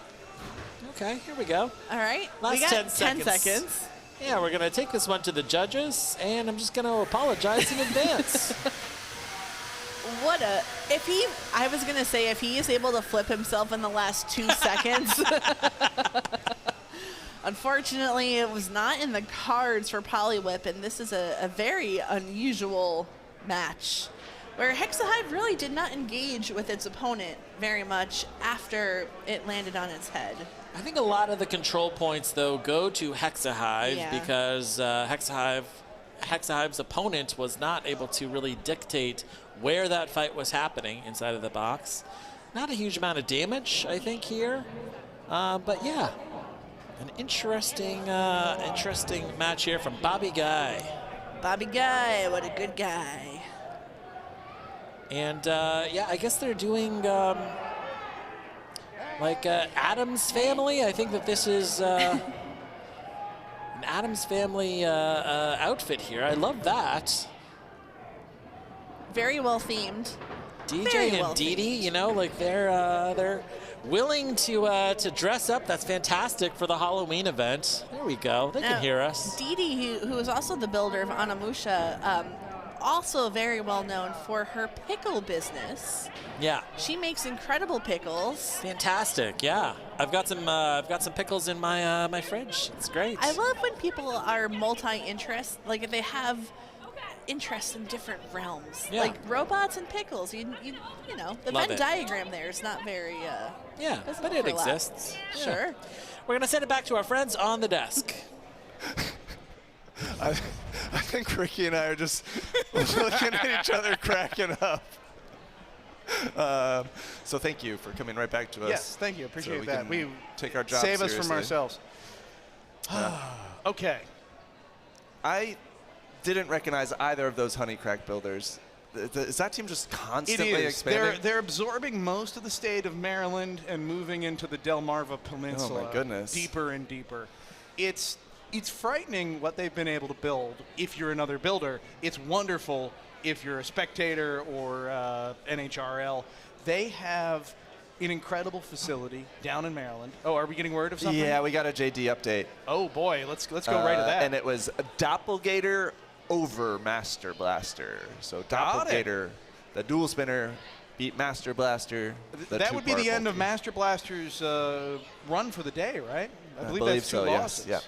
Yep. Got it. I mean, kudos to them for trying something different. I know we went to a lot of trouble to figure out just how different they were allowed to be.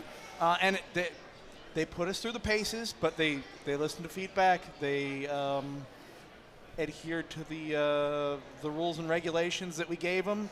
And honestly, as much as they've got an 0-2 record, sure. Yeah. But that was some stuff we'd never seen in an arena before. Yeah. And I always kind of appreciated that. All right, Ricky. Sorry to interrupt. Yeah. But we got a fight in cage 1. Let's go to it. Weather report. What are we doing around here? Let's get into the fight. Sorry, we've got weather report and who now, Sam? Rebound. Rebound. Oh yeah, that's it is Rebound. Rebound. I hope they've had an interesting situation where the side pieces seem to crack off in fights.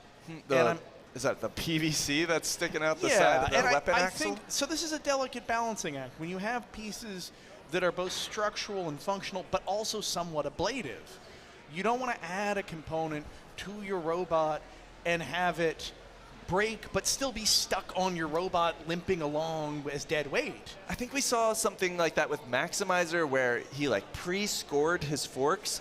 So instead of bending and getting stuck in a weird position, they would just snap off. Exactly. You want them to break in a very specific spot, in a very specific way. And the better you can predict that, the better you can plan out your fight.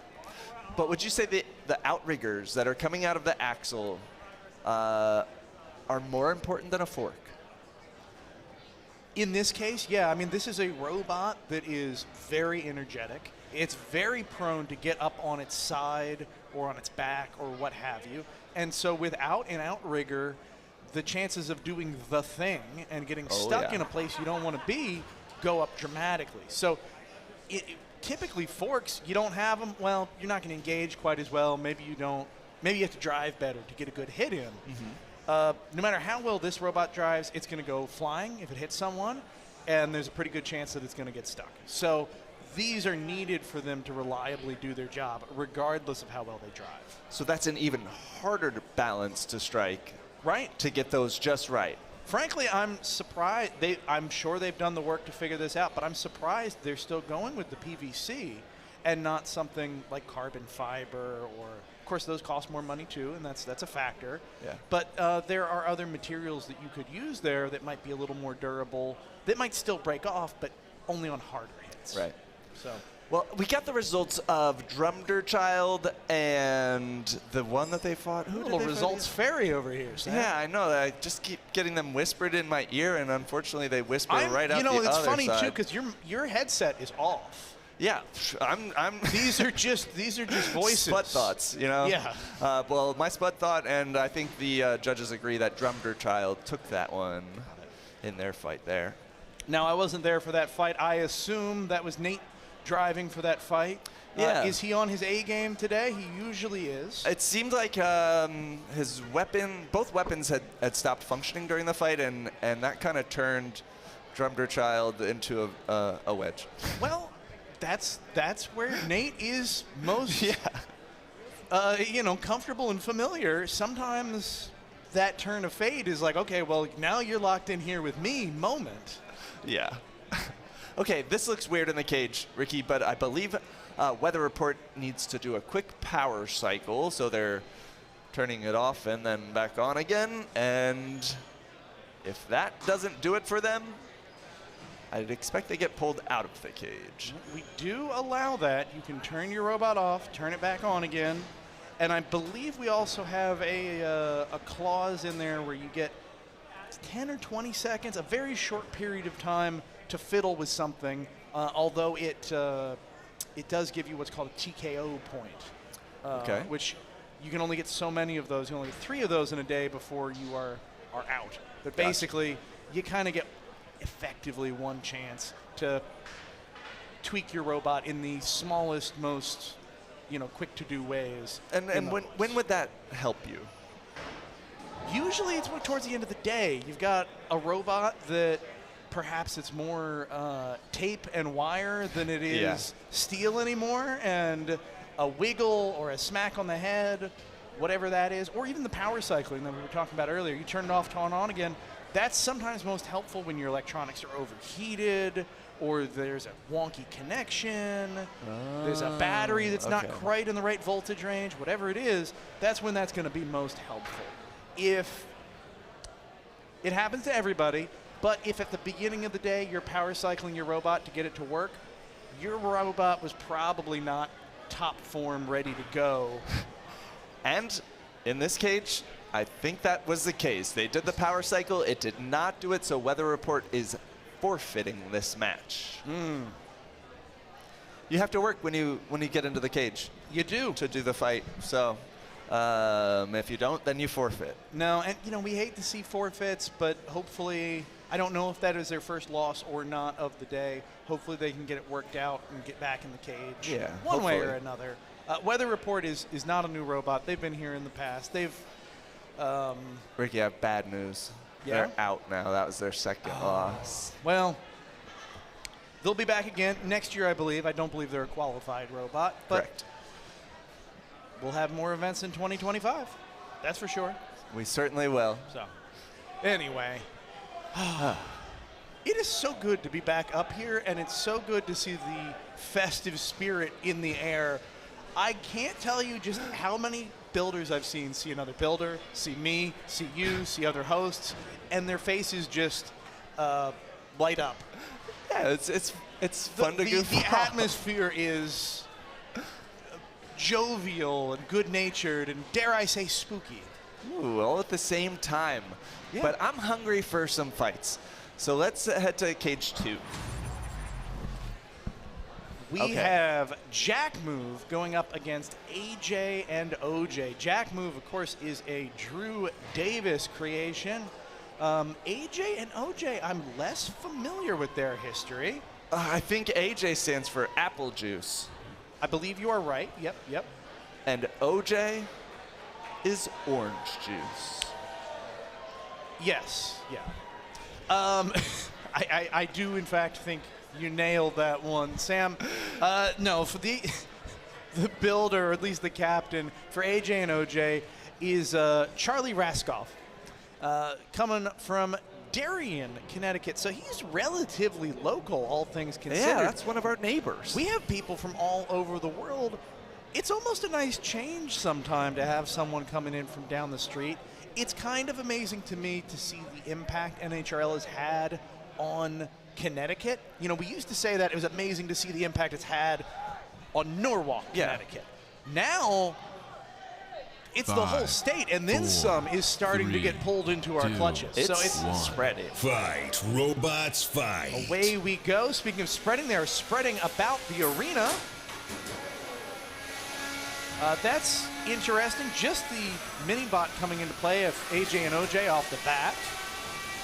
Jack Move struggling to engage with the large wedge-like plow on the front of, I didn't ask which one is AJ and which one is OJ.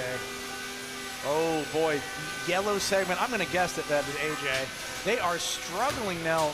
Left side drive is down. Now the overhead saw on OJ still functioning, but they're currently pinned by the mini-bot of Jack Move. Jack Move also having some drive side issues. They're missing a belt. You can just barely see that their drive is still working on the left, but it is not working at 100% capacity at all.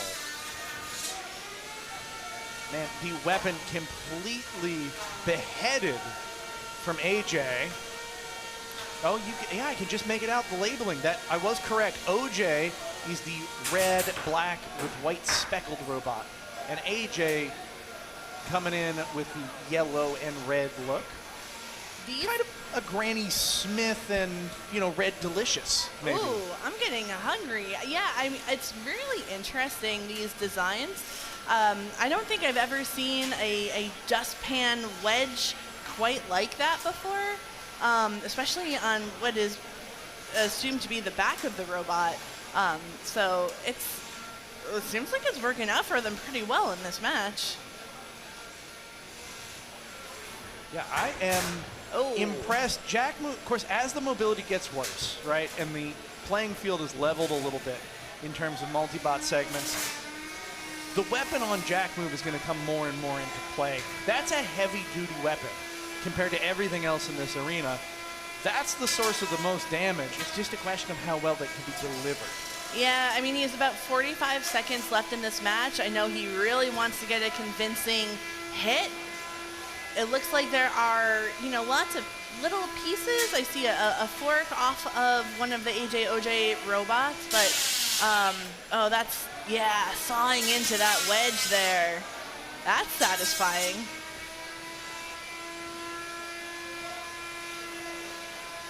It's interesting, too. I got to wonder, is the weapon on OJ something that's being pulled, some inspiration from Mako? We've been seeing more saw blades. That isn't exact, it's not a saw blade, but it's a smaller, higher speed weapon. And we've seen that come into play a little bit more in the last few months, since it's been shown to be viable when used properly. Yeah, I think Mako has inspired a lot of robots this year with the really dominant year he's had so far. So I wouldn't be surprised if, you know, at the end of this year and into next year we see a lot more of that design. But this is going to be going to the judges. Yeah, amazingly so. I mean, that mini bot on Jack Move looks like it's in great shape. We mentioned earlier, Jack Move was having some mobility issues. On the other hand, AJ and OJ really got their faces punched. Yeah. They got pretty torn apart. So I think this is going to be a pretty direct judge's decision. But you never know till you know. You never know until you know, Ricky. Words to live by. Yeah, I don't live by any of my own words. But you're good at sharing life lessons. Yeah, but you get them by not listening to the life lessons you were told earlier. That's not entirely true, but there is a certain factor to that. I'll just say I'm glad I made it to this desk here today. It's been a long journey. a roller coaster to get where you are today. Whew. A fun house ride, maybe. Perhaps some sort of exhibition of interesting, sometimes shocking experiences. Oh. Thousands of floors of them. Not all of them are going to be winners. No. But I've been on about 97 of them.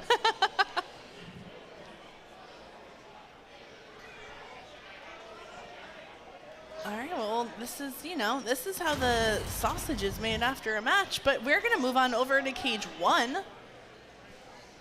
I see some Battle Tots action going on. 5. I love 4, Battle Tots. 3, There's just such 2, a 1.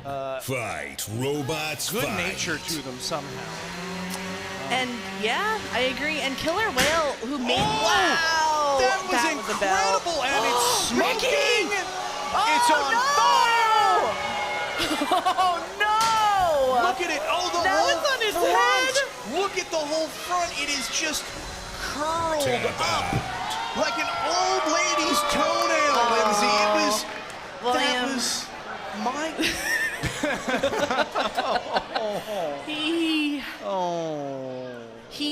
He made it off of the wait list yesterday. Yep. So he did not have a lot of time between, being from the wait list and being into the cage. And that was. For years we harvested whales for their oil to make, our lives warmer by the fire, to brighten the cold nights of winter in Norway and Scandinavia. Yes. And today I feel Battle Tots has brought that spirit to America, has brought us back to roughly 1874. I love your grasp of history. Yeah. It's, well, when you live it, it's hard to forget. Yeah, I mean, that was... yeah, look at this UHMW top cover. It has been what's amazing here is that I believe that was just damaged, right? Like that's a hit that was torn, not because it was hit hard, but because, or not because it was hit directly, but because it was hit so hard the UHMW just tore, which is amazing. You don't see that very often. You don't. UHMW is a very tough material. Now, granted, there's things you can do that increase the chances of that. Maybe they'll go back and find that, but I got to say that was one of the hardest hits that we've ever seen from a multi-bot at NHRL. It was just like a comedy of errors kind of unfolding. You know, first it was the smoke, then it was the fire, then it landed on his head. I don't think there was anything William could have done any different in that match. It's just how it goes sometimes. And, yeah, he got tricked there. There was no treat for him in this match. No, I don't know. It's so rare to see it break like that. And my builder brain is just going, oh, this is new information. I can process this. I'm going to store this in some data bank somewhere. But it's incredible. I do love Killer Whale. I love the name. I love the design. Oh, yeah. I love the look. If you can't get it running right, you know, this is redundant to the point where it's not even a pun anymore. This could become his white whale. You know, this could be the thing that he's chasing. Oh, and here he comes. Trying to get right. You know, I gotta say that was not exactly how I planned things to go. You know, maybe, I don't know. This has been a tough design to work on, and maybe I need to rethink a few things. That's the first time I've gone that much in flames with the bot. So, I don't know. That might be the last time we see this version of the bot, if any version in the future. I'll have to rethink a few things. But now I should probably help them fish that out, since Battle Tots is out of the arena. Well, it's a mammal. It's not a fish. Just so you know. Technically, it's W-A-I-L, which, you know, is a really big scream or punching. That's a great point, It's a play on words, you know. Yeah, that's a great point. Anyway, hey, good to be here. Hope everyone has a good event. I guess that's it for me this year. Bye.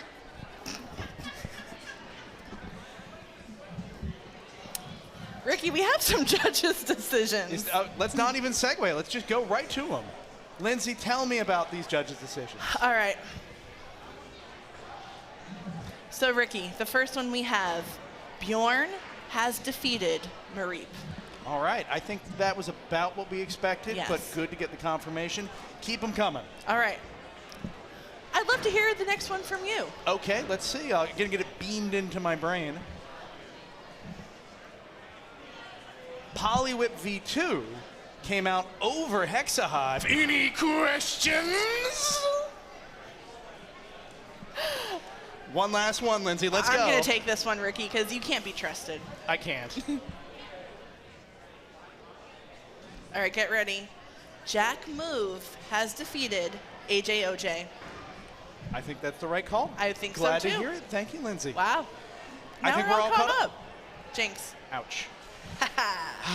Okay. Well, I'm just going to take a step back. I didn't get a chance to point this out earlier. You are also a fruit. Yes, I feel like I was born to be a strawberry. I feel like this is my final form. I get strawberry vibes, yeah. Yeah, I might not ever be anything other than strawberry. I don't know that you ever were. Yeah. You might just not have dressed the part, but that didn't mean that you weren't a strawberry where it counted. Right in here. This further emphasizes, I know exactly who we need up here. Oh? To handle all of this food situation. Who is that, Ricky? I'm pretty sure. Who is that? I'm gonna let him introduce himself. We're gonna get to this real soon, but I'm gonna call in an expert. We need this. I trust you. I trust you implicitly. But just, yeah, go ahead.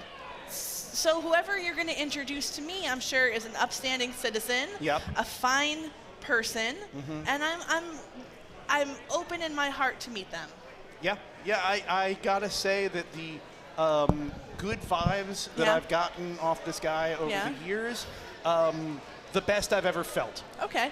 And he doesn't like live in a bus behind the building or anything? that I know of. I'll check on that. We're going to go to cage 2, though. Buffalo Wings is going to fight Stag Beetlebot.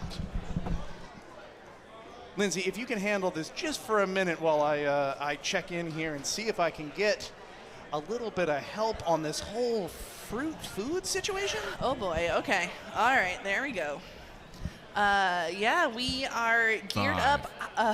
Buffalo Wings had a hot match earlier, but ready to fight again. And Stag Beetlebot, I was talking to Michael Cross. He is feeling so good about this iteration of the robot. But there is that glow plug ready to cause havoc in that carbon fiber top.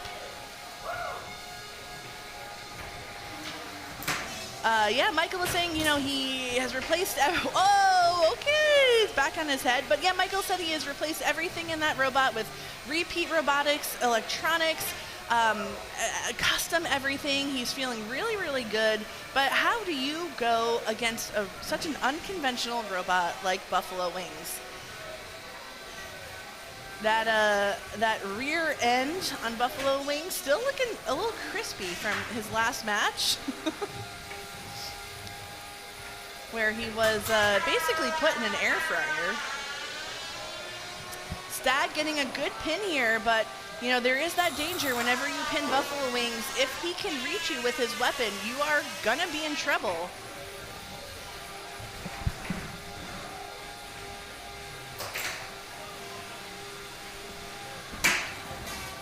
This is a very back and forth fight here as we approach the halfway mark. Not seeing a lot of damage being done. Oh, yeah, get in on that wheel. A lot of lining each other up, trying to get, you know, the best angles possible. And now Buffalo Wings fully a hat for Stag Beetlebot. Being taken for a little ride, and he's let down gently and can live to fight the rest of this match on his own 2 feet. Own 2 shufflers, I should say. Stag is just so fast. I think the mobility on this robot has really gotten an upgrade as they tango. And as those glow plugs make contact, we see a little smoke. What an unusual dance. A very strange ballet. And now he has Stag exactly where he wants him, wedged up against the housebot. Woo, that is a hot position for Stag to be in.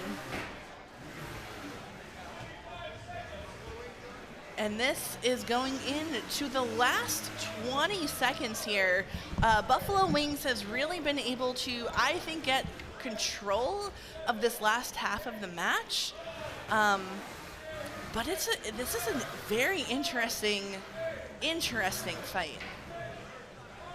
And it looks like we will be taking this one to the judges with one crispy butt and one slightly on fire Stag Beetlebot.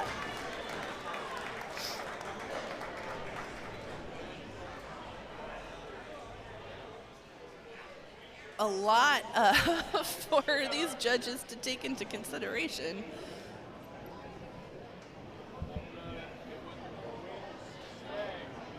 So I'm sitting here at the desk, and there's a stranger next to me. Ricky has disappeared.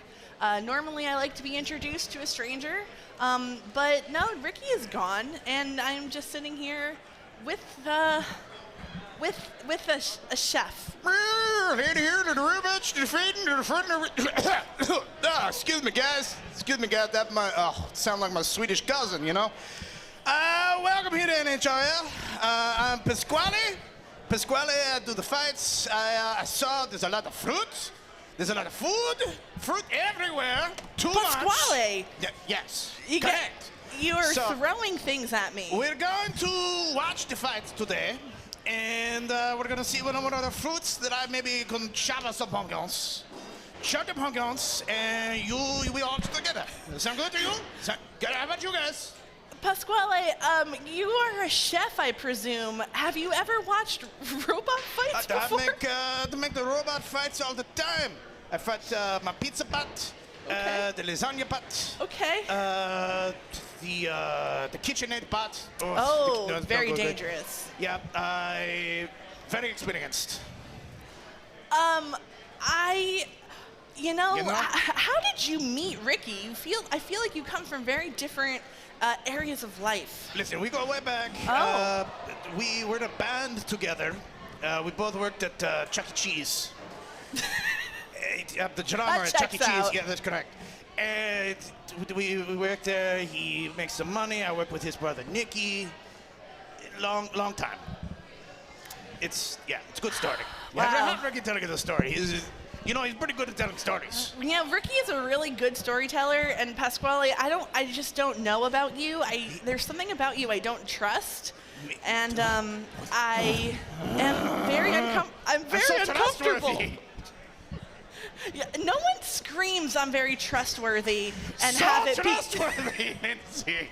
I don't like it. Pasquale, I'm not sure about you. I miss Ricky, and I have to have some words with him about why he would do. You're inching closer to me. Keep your space, sir. Fine. Let's fight some robots. This is an unusual experience for me, Pasquale. Very nice to meet you. Very. The pleasure is all yours. The pleasure is. Well, we'll see. I don't know. Let's fight some robots. I have a question. Do you sense any fear from all this food you've been around? You know, as a strawberry, I feel like at any moment you might try to chop me up. I should certainly hope so. You are but snacks in my refrigerator of life.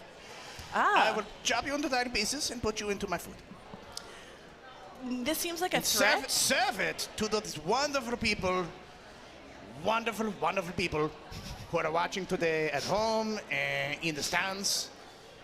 Wonderful people. If there is police presence in this building, I think this man has just made a very dire we're not within threat. 300 feet of a school, correct? I think you're safe there. Okay, good. Yeah. This is really interesting. Do you feel inspired to build your own robot after seeing everything you have today? Oh, it's no question. It's knives, blenders, maybe some. No, just knives and blenders. Yeah. Okay. Microwave. We're gonna put them all on the microwave. We can make that work. We've seen that happen before. Perfect. I'm so creative. I love it. Pasquale, let's go on over to Cage 2 and see what some, robots are up to here. All right, let's watch the fight. And here, I believe I see Wyo from Tim Bowen's and Drum Zero. Now, Wyo is one of, I'm willing to say, the lowest robot that exists. I believe he has measured it, and it is 1 millimeter lower than Lolo Boy from Robert Cowan. So it's really difficult for robots with weapons to really get a bite on them. So let's see if he is able to keep up his win streak here against Drum Zero.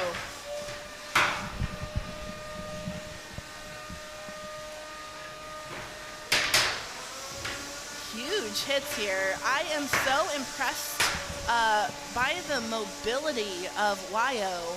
Now, it's not a melty brain, but it does pack a really huge punch. Lindsay, there's no food here. I'm gonna go. Okay, Pasquale, I can't say it was nice to meet you, but I hope you have a good rest of your day. How dare you? Goodbye. Wyo completely just dominating. It's really difficult for Drum Zero to get a good bite on this robot. Now that he's upside down, he might actually have a little bit of a better shot, but he's not very mobile, so he's not able to capitalize on it there. And Wyo really just having his way, flipping him into the air, putting him right side back up for a short amount of time.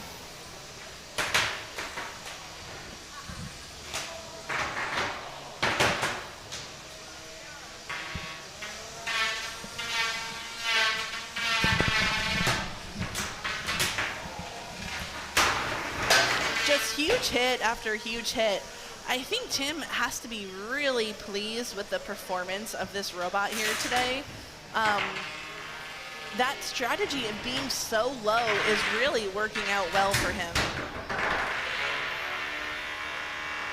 And I'm not seeing a lot of movement out of Drum Zero. Weapon is still going, but those wheels, I don't see much movement.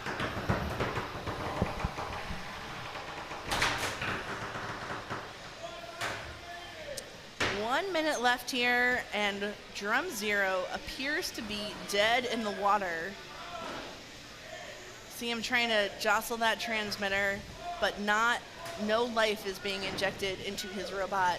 As YO just does a celebration drift around the cage. Wow, Lindsay, I am back just in time for a pretty decisive victory. Ricky, I have to have some words with you. Yeah? I'm happy to see you back. Okay. I did receive some threats from your friend Pasquale. I called in an expert. You call an expert in what? Food. Okay. Okay, yeah, That man has been working in places, some of which are licensed eating establishments, cooking food for decades. He wanted to cut me up into little pieces and serve me to the crowd. Did he know you weren't an actual strawberry? He gets very easily confused. He didn't strike me as the brightest crayon in the bucket. Okay. We could have a talk. He probably thought you were an actual talking strawberry. Oh, and that explains a lot of things. I would stab an actual talking strawberry. Oh, I'd feel very unnerved by actual talking food. If a strawberry talked to you in real life, do you think that you would stab it? Am I armed with a knife? Yeah. You wouldn't be curious just to be like, hey, how does it are look you like able a strawberry on the inside? Yeah. Like it's a full strawberry. You just open a Driscoll's. I'd shut it. I'd shut the door. Yeah. I'd leave. I wouldn't take time. There'd be no stabbing because I would just be quietly close it, put it in the thing, and burn down the house. Oh, wow. Just gas outside in the bushes. Imagine, though, if you, video recorded it, you could be viral on TikTok. It's not worth my soul. Okay, that's a demon fair. berry. That's fair. Yeah. Get out the house. Lindsay, get out the house. I would maybe, I would run. Get out the room? Yeah. At least. At the very least, the room. You're way too permissive of talking small strawberries. I'm going to have a chat with Chris. Yeah. Because I'm worried about his safety now. Yeah, that's a good idea. Yeah, I know that you've got a spiritual connection here. That doesn't mean all strawberries are friends. I have to take that lesson to heart. The next time I see a talking strawberry, wow, Ricky, this hat is not no, it's not conducive to with my headphones, but we're gonna make in do. any case, really fun fight. That is one of the coolest. Yeah, it's hard to go right back into talking robots after that. Business.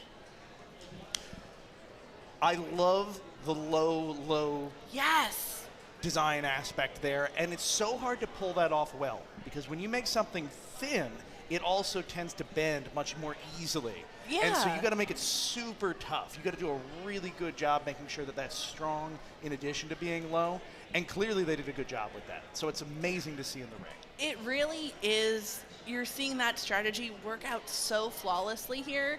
I think when we first saw it, we were a little concerned, like, oh, if you get flipped on your head, that's going to be the end. You can't self-rate. And he was pretty confident saying that he's never been flipped on his head before in the many other fights he's done elsewhere. And I can see why. That confidence seems well earned. Well, it's tough. You go with a low-slung design like that, and yeah, the wider you get, typically the more stable you get.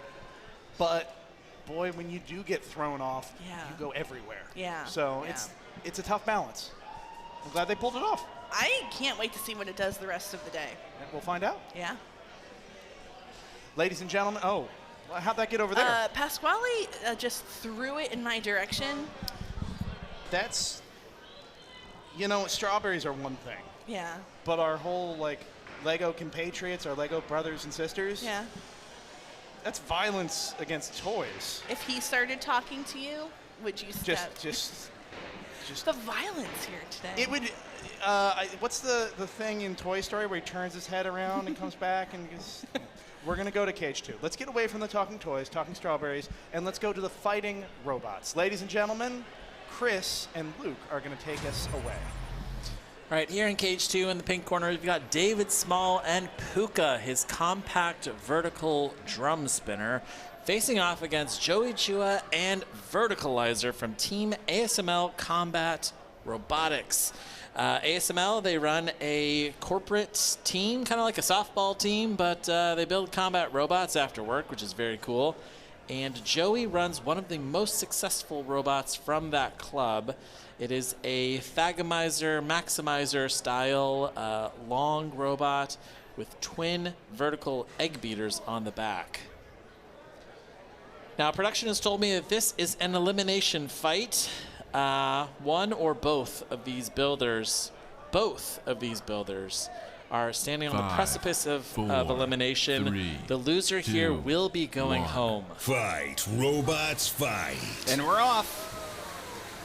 David Small and Puka, he was the winner of the 2023 New Bots event, so he took home a golden dumpster in January 2023. And Joey here has had some pretty good success more recently here with Verticalizer. But both of these robots are in the fight of their, perhaps the last fight of the 2024 season for them. That's a very good point. Neither of these bots have qualified, and so this is it. This is for all the marbles, Luke. David Small really staying absolutely planted to the floor and just staying very close to his opponent, popping Verticalizer in the air many, many times here, showing great aggression and control. Verticalizer has been inverted already 2 or 3 times in this match. So Puka's doing a great job of kind of controlling this fight so far. However, it looks like still both of those sides of Verticalizer's weapons are still working, which we've seen him go down already at some point today in an earlier match, but they have a lot that they need to cover in the next minute and 50 seconds to change the trajectory of this fight, which David Small is currently owning. David is doing great here in this fight, really just staying a few inches away from his competitor at all times. You can really see that, that he is controlling the pace here, really dictating where Joey is going with Verticalizer. Puka is desperate to advance through this fight, win its next fight, and get into the bracket. David Small would love to go back to Arizona with another golden dumpster here today. Minute and 10 left here in this fight. Typically, when you see a robot doing this kind of wild spin around, like you see with Verticalizer, it does not bode well for the robot's control. They're just trying to hopefully rack up some kind of damage here. But really, with this long design, Thagomizer, Maximizer, Verticalizer, you really want to attack with that big plow, and you're just not seeing that here at all. And this Melty Brain defense has been helping Verticalizer at least for the last 15, 20 seconds, but it does look like now one of those weapon pods on the back have gone down, so it's only I think its right side is still operational. Yeah.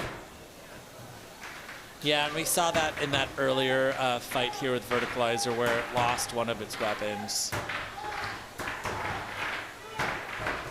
Death by 1,000 cuts. Puka is certainly going to take this in the eyes of the judges. David Small will very likely stay alive in the bracket. Last match of the 2024 NHRL season for Joey Chua and Verticalizer, a very popular robot with the fans. Love to see the design. I'm actually surprised, we haven't seen more Verticalizer clones. I think in 2025 we may see some of those. Yeah. Because it is a really great design. All right, and we're going to go back to our friends on the desk. Yeah, I think Verticalizer is one of those designs I really, really, really want to see succeed because it's just kind of so out there. But Puka is so good. Well, I'm interested to see, right? Because the Verticalizer design, just the idea of having 2 big spinners on the end of a thing, that can go a lot of ways. They clearly took some off-the-shelf parts. They put this together to as maybe a proof of concept is a little bit too strong of a word, but they tried this out. Yeah. If they put a little bespoke time and effort into this, they could really, I think this could really have some legs on it.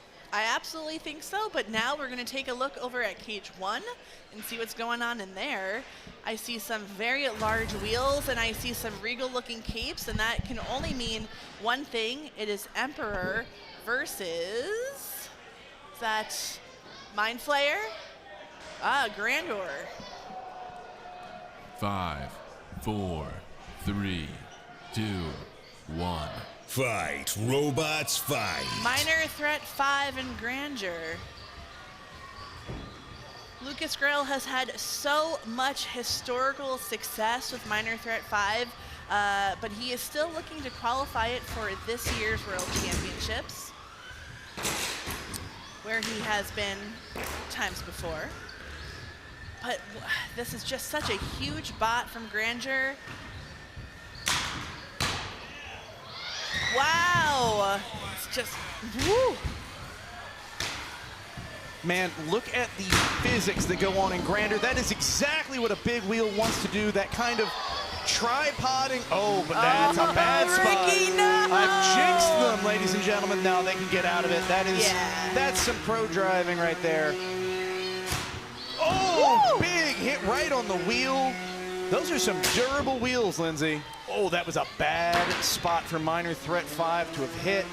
I think they are learning from this match fairly quickly that they need to do something to those wheels so they can't land perfectly flat on them. No, Grandeur is built a lot tougher than it looks. Tap out. A tap out, wow. Wow.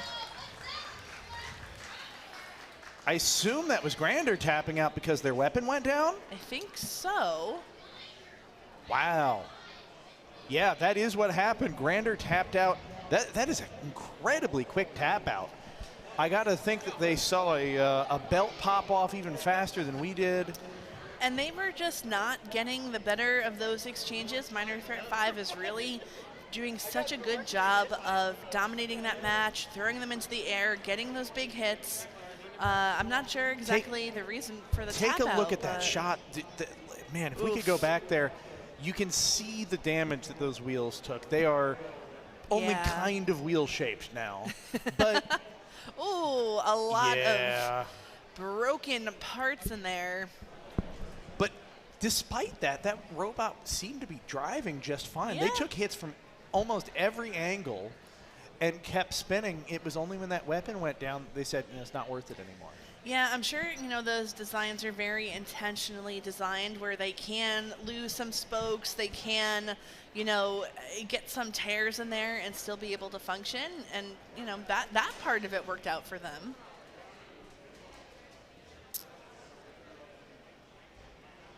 But yeah, great showing there from Minor Threat 5 and Lucas Grell.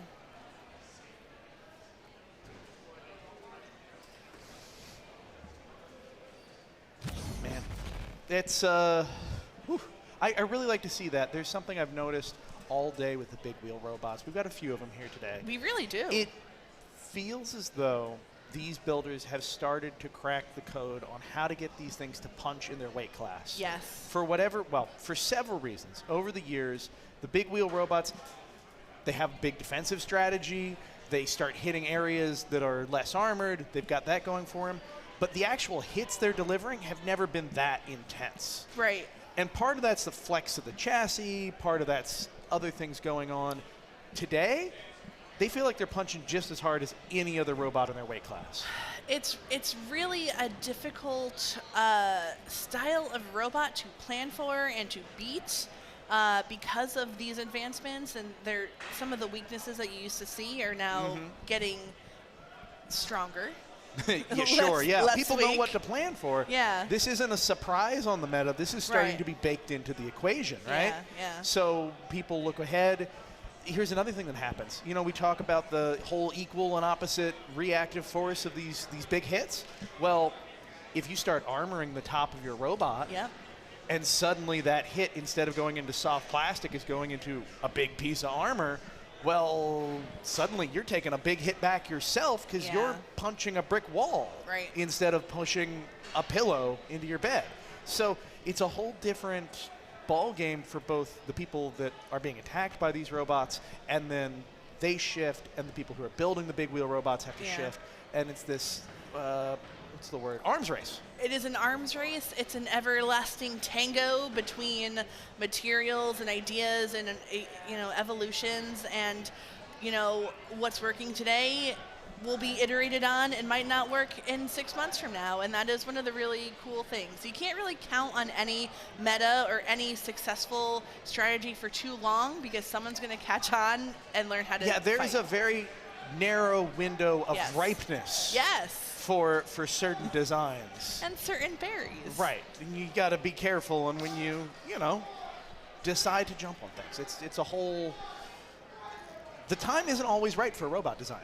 There are designs I've seen where people go, you know what, I was going to run this last year. I'm not going to run it this year because times have changed. Yeah. I'm wondering how many people are watching at home going, yeah, I'm just waiting for the time when I can bring my XYZ design because the meta will be ready for it. Speaking of meta breakers, we have a judge's decision. Okay. And Buffalo Wings has defeated Stag Beetlebot. Wow. Yes. That was a tough one to call, but I think that Buffalo Wings was in control of more of that, so I think it makes sense. But talk about a meta breaker there. Yeah, and it's funny, we haven't had as many robots succumb to Hot Wings Buffalo. Yeah, excuse me. We haven't had as many fire susceptible robots in general this year because fire robots have taken off. It's another great example of how this meta is shifting over time. I love it. That's like one of the most exciting things about this sport. You never know what you're going to get. You can't count on any one thing for too long, and that's what keeps it fun. Love it. Yeah. All right. Do we know what's coming up next, Lindsay? Do we have an expectation of what fight we're going to get to see? A good one. I've got that. I know it's a smaller robot. Okay. A smaller and good one robot. I think it might be a smaller, adorable fight. Could it be cat-themed? It could be. Okay. There are multiple cat-themed robots here. And here's the beautiful part. Yes? The cats care about each other. Today, for your viewing enjoyment, the most adorable fight that we have ever had here, we have positively hysterical, I won't even say fighting, embracing the power of friendship. For your viewing pleasure in Cage 2, let's go take a look at them load into the arena. This is the match of all matches.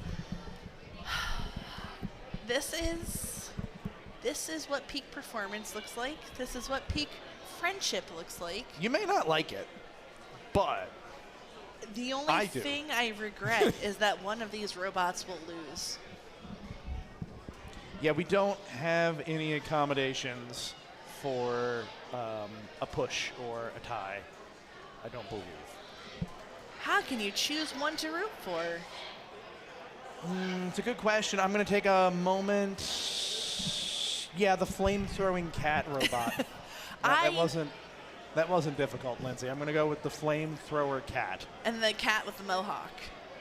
Yeah, I can. I was above and beyond impressed with the flame that was coming out of Positively Hysterical earlier. I was talking to Tom, ahead of time before the match, and he was trying to figure out what configuration he should go with.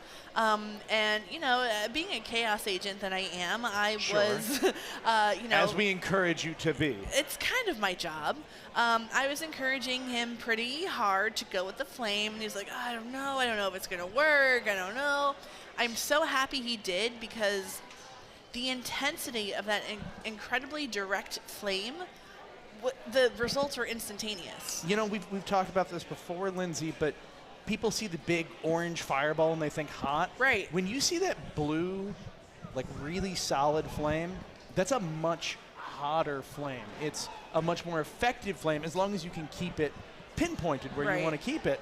And when you're paws and you've got an adorable little kitty paw that you can just plop down on your opponent and hold it while you barbecue them from the inside out, suddenly that becomes a real strategy. You know, like when you have a cat and the cat grooms you by licking you, and that just shows that it thinks you're part of its family. I think it shows a complete lack of trust and the cat's part on your ability to take care of yourself as a creature. That is fair, and probably a lot of the times the cats have a good point. But that blue flame is very much like just a little kitty tongue. Oh God, yeah, it's like sandpaper. Yeah, that sandpaper that also lights you a flame. Rubbing salt in the wound sort of feeling going on here. I don't know. This is going to be great. We're going to go over to Power of Friendship. If folks aren't familiar, look at them, look at them. They're waving. They're waving. They're pecking and they're waving. Little drinking birds. No, Power of Friendship, I believe in their current configuration. They do have a few, but I believe in their current configuration, they are an overhead drill robot. Yes. So they've got little drill bits on the ends of those pokey arms, and they're going to try and drill into the top of that kitty. It answers the question of what if you just had a robot that drilled into your opponent? Yeah. And we've seen it work for them in the past. They won their first match. It's one of those things that you can sometimes make work in the 3-pound class. It's an unusual approach. It's taking the hard road, I'll put it that way, but it is doable. Both of these robots are taking the hard road. Lindsay, did you know there's a whole enthusiast community for drilling holes in your own head? Fight. Oh, I don't want to know anything about that. All right, we'll get back to that after this. Oh, God, look, it's just poking little holes in that mouse. Mouse is getting drilled right now. Oh, wow. And if that is an effect, look, it did it! It did it! It pierced the top plate! That's incredible! So fast, too. Yeah, that's really impressive. And now, look, that it doesn't flame. appear to have hit. Oh, that is a hot kitty. Bird versus cat, flame versus drill, a tale as old as time. It's one of the hottest cats I've ever seen. Normally we're talking about cool cats. I'm seeing some smoke. It was hard to tell who that was from. Yeah. I couldn't tell. All right, Poke is still another going after Mouse. And Peck is just locked in on pause. Now they really need to use that friendship effectively here. Yeah, they are most effective when they, Oh, look, that is going right like through that. the front plate. Fantastic showing here from the Power of Friendship. Of course, it helps that Positively Hysterical has holes in their front plate to begin with. This is revenge for every bird that has been caught by a cat in your backyard. The birds are out for blood. Poking paws in the eye! Look at that, and a little bit of barbecue for good measure. And that is the incredible thing. And every time that Power of Friendship is able to get, that drill into the robot, they are also at risk of getting flamed from paws. It is such an interesting matchup. Now this is interesting. Look, one robot is really effectively able to bully Positively Hysterical around the arena, and yet they're, oh, look at that! Sliding right in between the top panels, just in time to get barbecued. There is this back and forth. They can strike, but not long enough to catch on fire. Ricky, if NHRL still had encores, I would immediately be calling for one. Yeah, I never want this to end. No. Oh, right in the eyeball, right in the back of the head. These are fearless birds, but this cat is not quitting. It has nine lives, perhaps 10. There's at least 5 of them up in the pits right now. They've brought a small army of cat robots today, and it's so wonderful to see. And the fire's still going. One last fire as we go 2 seconds left here. It will be going to the judges. What a display. birds versus cats, cats versus birds, fire versus drill. I don't know what to make of this. No, it's incredible. We have robots with a little more char. We have robots with burr holes they didn't used to have. That's the technical term, by the way, for a hole drilled in your skull. And why do you know this? Don't worry about it, Lindsay. It was very popular in my day. And a lot of motion. Everybody's still driving great. Everyone's still driving. Everybody is still operational. The damage, I feel like, was tit for tat. Oh, look, Pause. Pause is trying to help. However, yeah, I mean, if you think about it, Mouse was disabled pretty early, so that is going to be a knock against Positively Hysterical here. Okay, ladies and gentlemen, I hope that you have gotten your fill of wholesome, adorable content, because we are going to go over to what could be a bloodbath. These are some of the hardest hitting robots we have in the building, in fact, in the league. The whiplash I am getting from the last fight to this one. This is like when you stay up late at night and they go straight from watching Bambi into watching The Exorcist. Yes. You know, the channel flips over. That's what we have right now.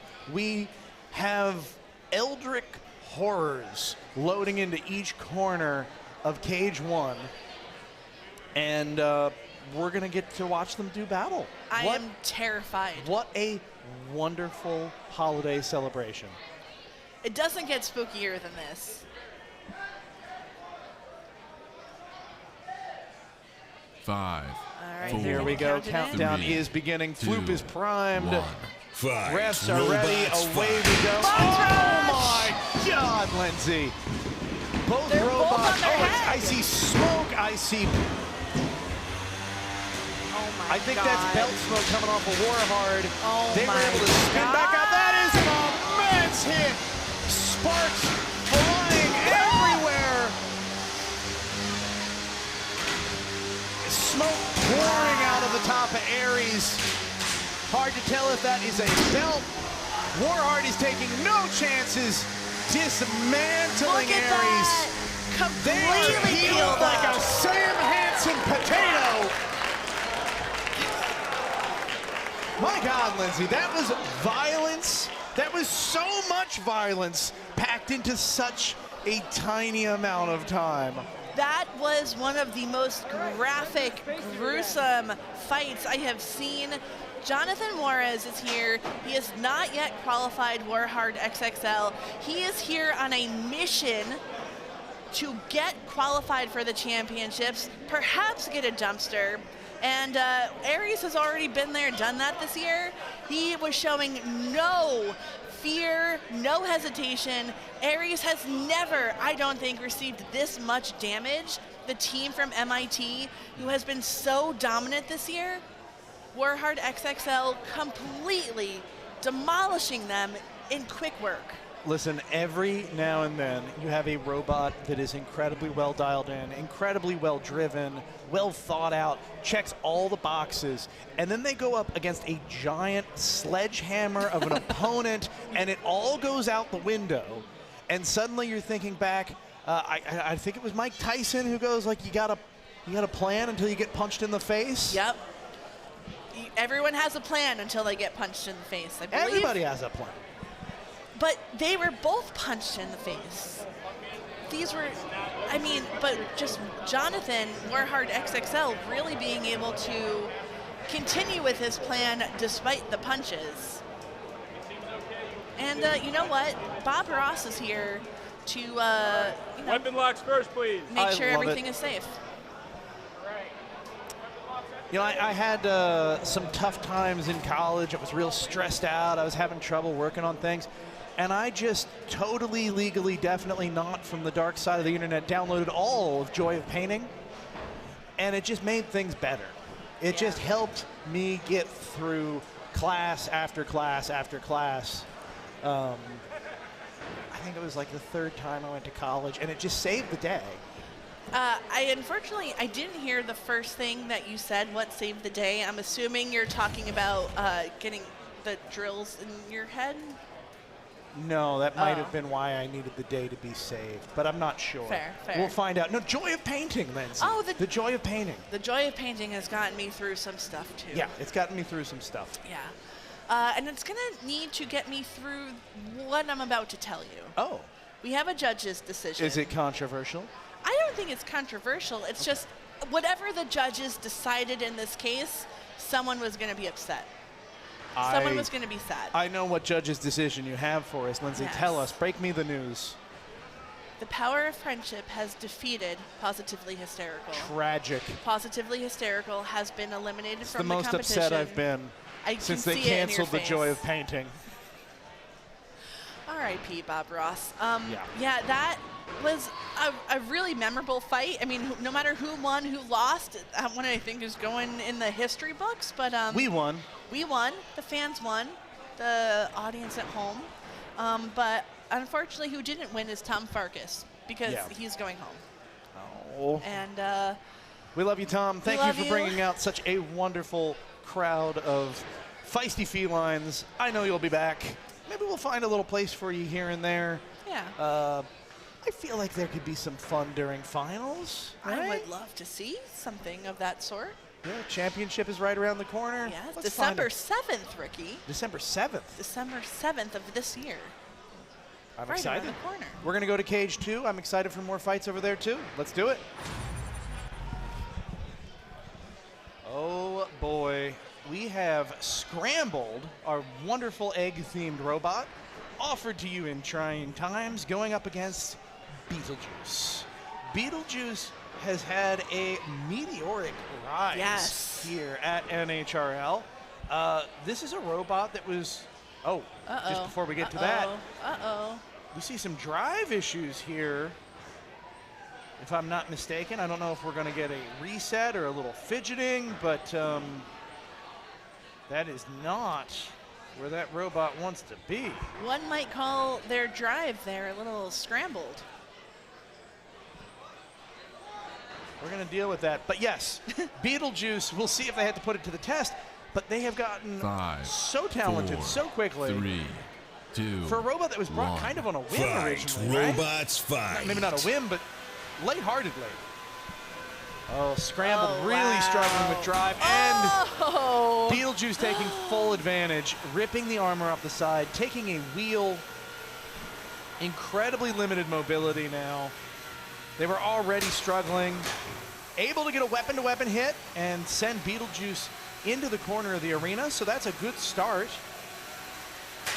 They're certainly making the best of the situation. It's just the best ain't that great, Lindsay. Ouch, that had to hurt. Another piece of armor being ripped off of Scrambled. Almost no movement on Scramble today. Asking for that unsick. You know, Ricky, sometimes to win a robot match, you have to break a couple eggs. And, you know, I think Ariel is here to do exactly that. Do you think that we have rules and regulations regarding hunting in this facility? Is Pasquale asking that, or are you? I'm asking, do you think Beetlejuice is following those rules and regulations? Because if they're not, this could be considered poaching.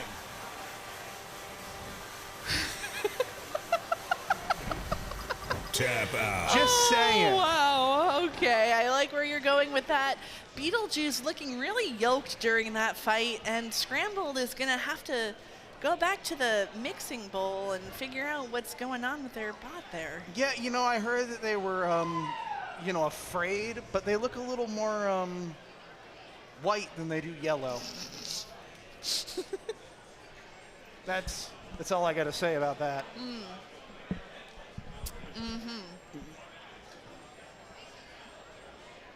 Well, Ariel has to be feeling pretty good about how that went. And sorry to Team Scramble. We're going to jump. We do have a JD result. I got to get one more confirmation on exactly what it is. It was in our previous fight. Puka has won over Verticalizer. Yes. I think that was what we all wanted in our hearts. Verticalizer, a robot we love, but just was not able to bring it to that match with Puka. Puka will be moving on and continuing to fight.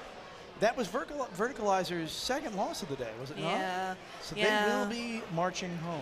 I really applaud Verticalizer for such a ambitious build. I really want to see it succeed.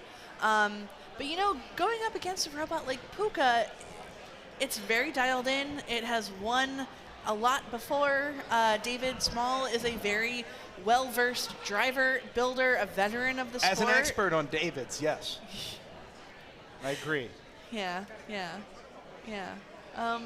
David Small Pumpkins? David Small Pumpkins. If we can get that put into the... Yeah. I think he might want consider like a name change. Yeah. Because Small, you know, that works as a middle name. Right. For the S. Isn't Pumpkins more of an exciting last name than Small? I think so. Yeah. Have a talk with him. Yeah. He's not a small man. No, he's very tall. He's tall. He's not shaped like a pumpkin. Not but at all. No. It's probably a misnomer all around. We're going to go to Cage 4. We've got another fight for you. We haven't done a lot of Cage 4 fights today, so let's see. It's probably looking fresh. No, boy. Not for long. Emperor very mobile here right out of the gate. Not a very intense weapon speed yet. Struggling to get it up full blast. Oh, and now not moving at all. They have had so many gremlins with that robot. I am just so anxious to see it working at full capacity. It does not appear to be right now, but, you know, neither is its opponent. Cool. But they're moving. I think they're going to avoid a count out. I imagine one will be coming for Emperor. Yeah, it can't be long. Ghoul not coming into this 100%, dare I say. Like, they do seem like they've got some damage that they've accumulated over the day. Boy. But they are certainly running. They're certainly dangerous. Look at the size difference of these two robots. Yeah, remember, Emperor is using our non-traditional locomotion bonus, so they are able to weigh a little bit more since they don't use wheels. And they have a mini. They have a mini bot, so they're able to weigh even more. That is a robot that has taken every ounce allowed to them and pushed it to the limit. I will say I'm very excited. The meta for these style robots is going to change so dramatically in the coming year. Oh, really? Yeah, we've talked about it on and off on our Discord server and in other places. We're really excited about where the league is going, about some of the changes we're making to the rules, things that focus not just on entertainment and everything else, but being friendly to the builders. I mean, it's a lot to have to plan for a robot that is this big.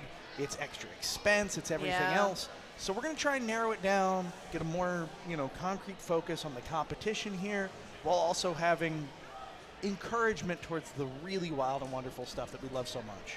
Yeah, it's really hard as a league, I imagine, to kind of balance the desire for having innovative robots that push the boundaries, that push what we think is capable, and then also, making it accessible, making it fair, all of that good stuff. There's a lot of considerations that have to go into a rule set. There are, and what's neat about this at NHRL in particular is that the risk gets taken over and over again to say, we think this is going to lead in a good way. We're going to try it out for a year. We're going to try it out for 6 months. We're going to try it out for 2 years, see where it goes, give it a chance to flourish. Because when you make a rule change, it doesn't just change overnight, right? People need to react to that. That takes some time. Then you need to observe it. You need to appraise it. And that can be an evolution that takes a long time. Absolutely. So a lot of people are very hesitant to make those kind of big changes because they have ripple effects. Yeah. And especially if you only have a fight every year, twice a year maybe, it can take a decade to figure out if something was a good idea or not. When we have 7, 10, maybe 20 fights in a year, depending on our year, events, and each event has hundreds, if not thousands of fights, we can figure out really quickly what works and what doesn't, and the sport can just leaps and bounds ahead of where it was. You know, it's interesting. We were just having that conversation about how no meta in the robots can last for too long because there's always iterations and changes, and I feel like the same almost holds true for just the rule set and how we approach these guidelines and whatnot, because we have to keep up with what people are doing. It's true, not only with what people are doing, but what's available out Yes. there. The motors that are available now are not the motors that were available in yesteryear. The batteries, LiPo batteries are probably the single largest revolutionary item in all of combat robotics history, right? It's that or brushless motors. These two aspects have catapulted the performance we see out of robots and what we expect them to do beyond anything that people could have imagined in 1999. You got to be responsive, you got to be proactive, you got to think ahead, and you got to make choices that fit with the builder's best interest, the league's best interest, and what puts on a great show for the fans. I'm just excited to see where it goes in 5 years' time, in 10 years' time, because what looked foreign to us now in 1999 could be the same in 10 years from now, Yeah, we'll find out. I gotta imagine tech advancements in AI, advancements. If everyone here has an autopilot assist, imagine what these wonderful folks up in the pits could do with a robot that drives itself with a level of precision that is literally inhuman. They won't even be here. They'll just send their robot proxies to do their bidding in the pits, and they'll all be like the TCC robot controlling it from home. That, by the way, is incredible. The fact that we do have robots fighting from Texas here at the same time is just it's bonkers. All right, do we see any new costumes in the pits? Someone dressed up as a tired builder. Oh, I see a lot of those. Yeah, it's a very popular costume. They pull it off really well, too. Very convincing costumes. Yeah, the makeup just impeccable. I think it's the bag under the eye look that really sells it.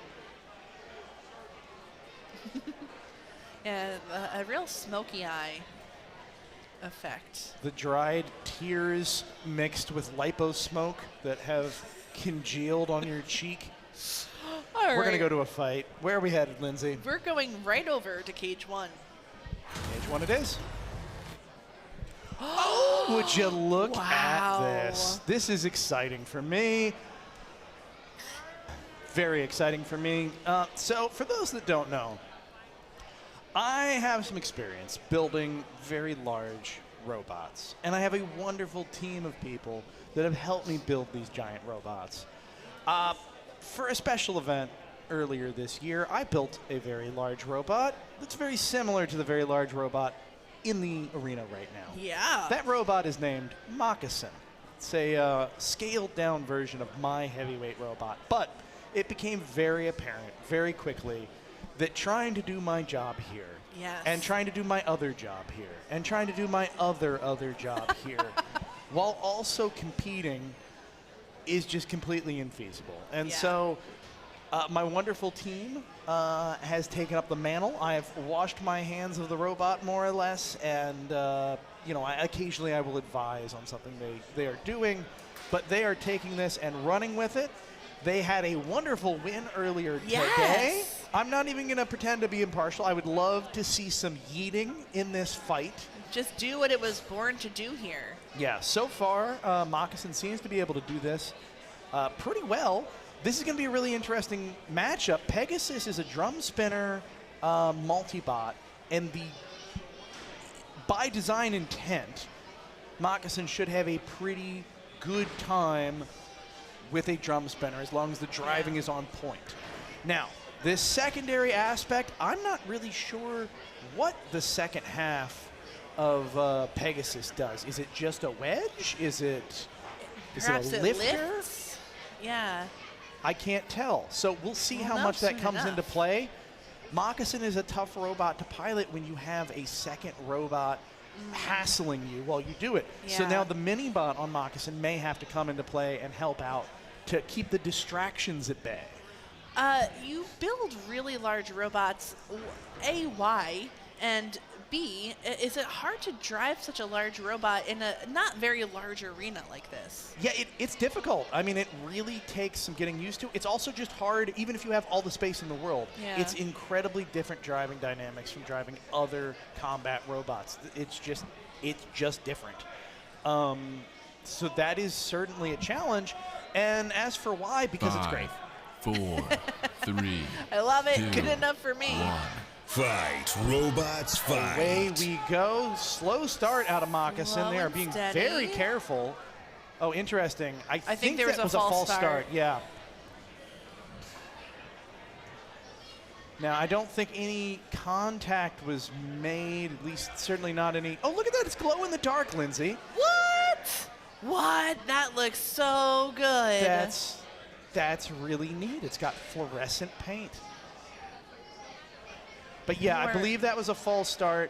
I think the mini-bot from Pegasus went a little too soon. I believe you're right. That is going to be, I believe, a demerit for a false start, but as long as the, could be a TKO point, I would have to check the rules. But either way, as long as no contact was made, it wasn't cheating, we can reset, and away we'll go, and they'll get another shot.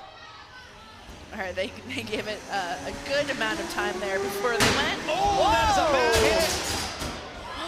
They're going to need a flip real quick, but they're not. That weapon is not working on Moccasin. They've tapped out. Interesting. It waved its little legs. Very sad, but I wonder what happened. Did the weapon never work on Moccasin? Did they have some issue? Very interesting. If you had to make a guess, knowing what you know about the robot, do you know what might have went wrong there? I don't think I saw the weapon spin at any point, so it could be that the weapon just wasn't set up properly to begin with. It could also be, I know they've been having trouble. There's been a design feature removed from Moccasin since I last worked on it. No, the chain is still in place, so the chain hasn't moved. But you see how that weapon is pushed all the way, in this case upward, it's pushed all the way to the side? That's not supposed to be able to happen, and that puts a lot of strain on the whole system. So it could be when it flipped over, that locked up the motor somehow. We'll have to see.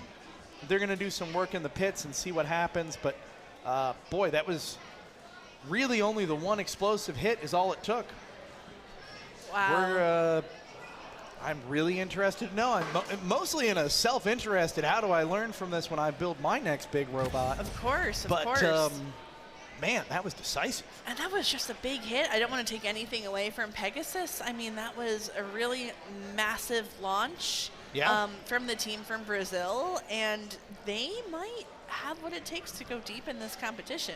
I wouldn't be surprised at all. The Brazil competitors are so serious, so experienced. That's one of the few other places in the world that has this frequency of events that people can go to. Yeah. I mean, it's hard to find robot events in some parts of the world, at least more than once a few times a year. Yeah. It's one of the reasons we have so many people come to Norwalk, Connecticut to fight at NHRL.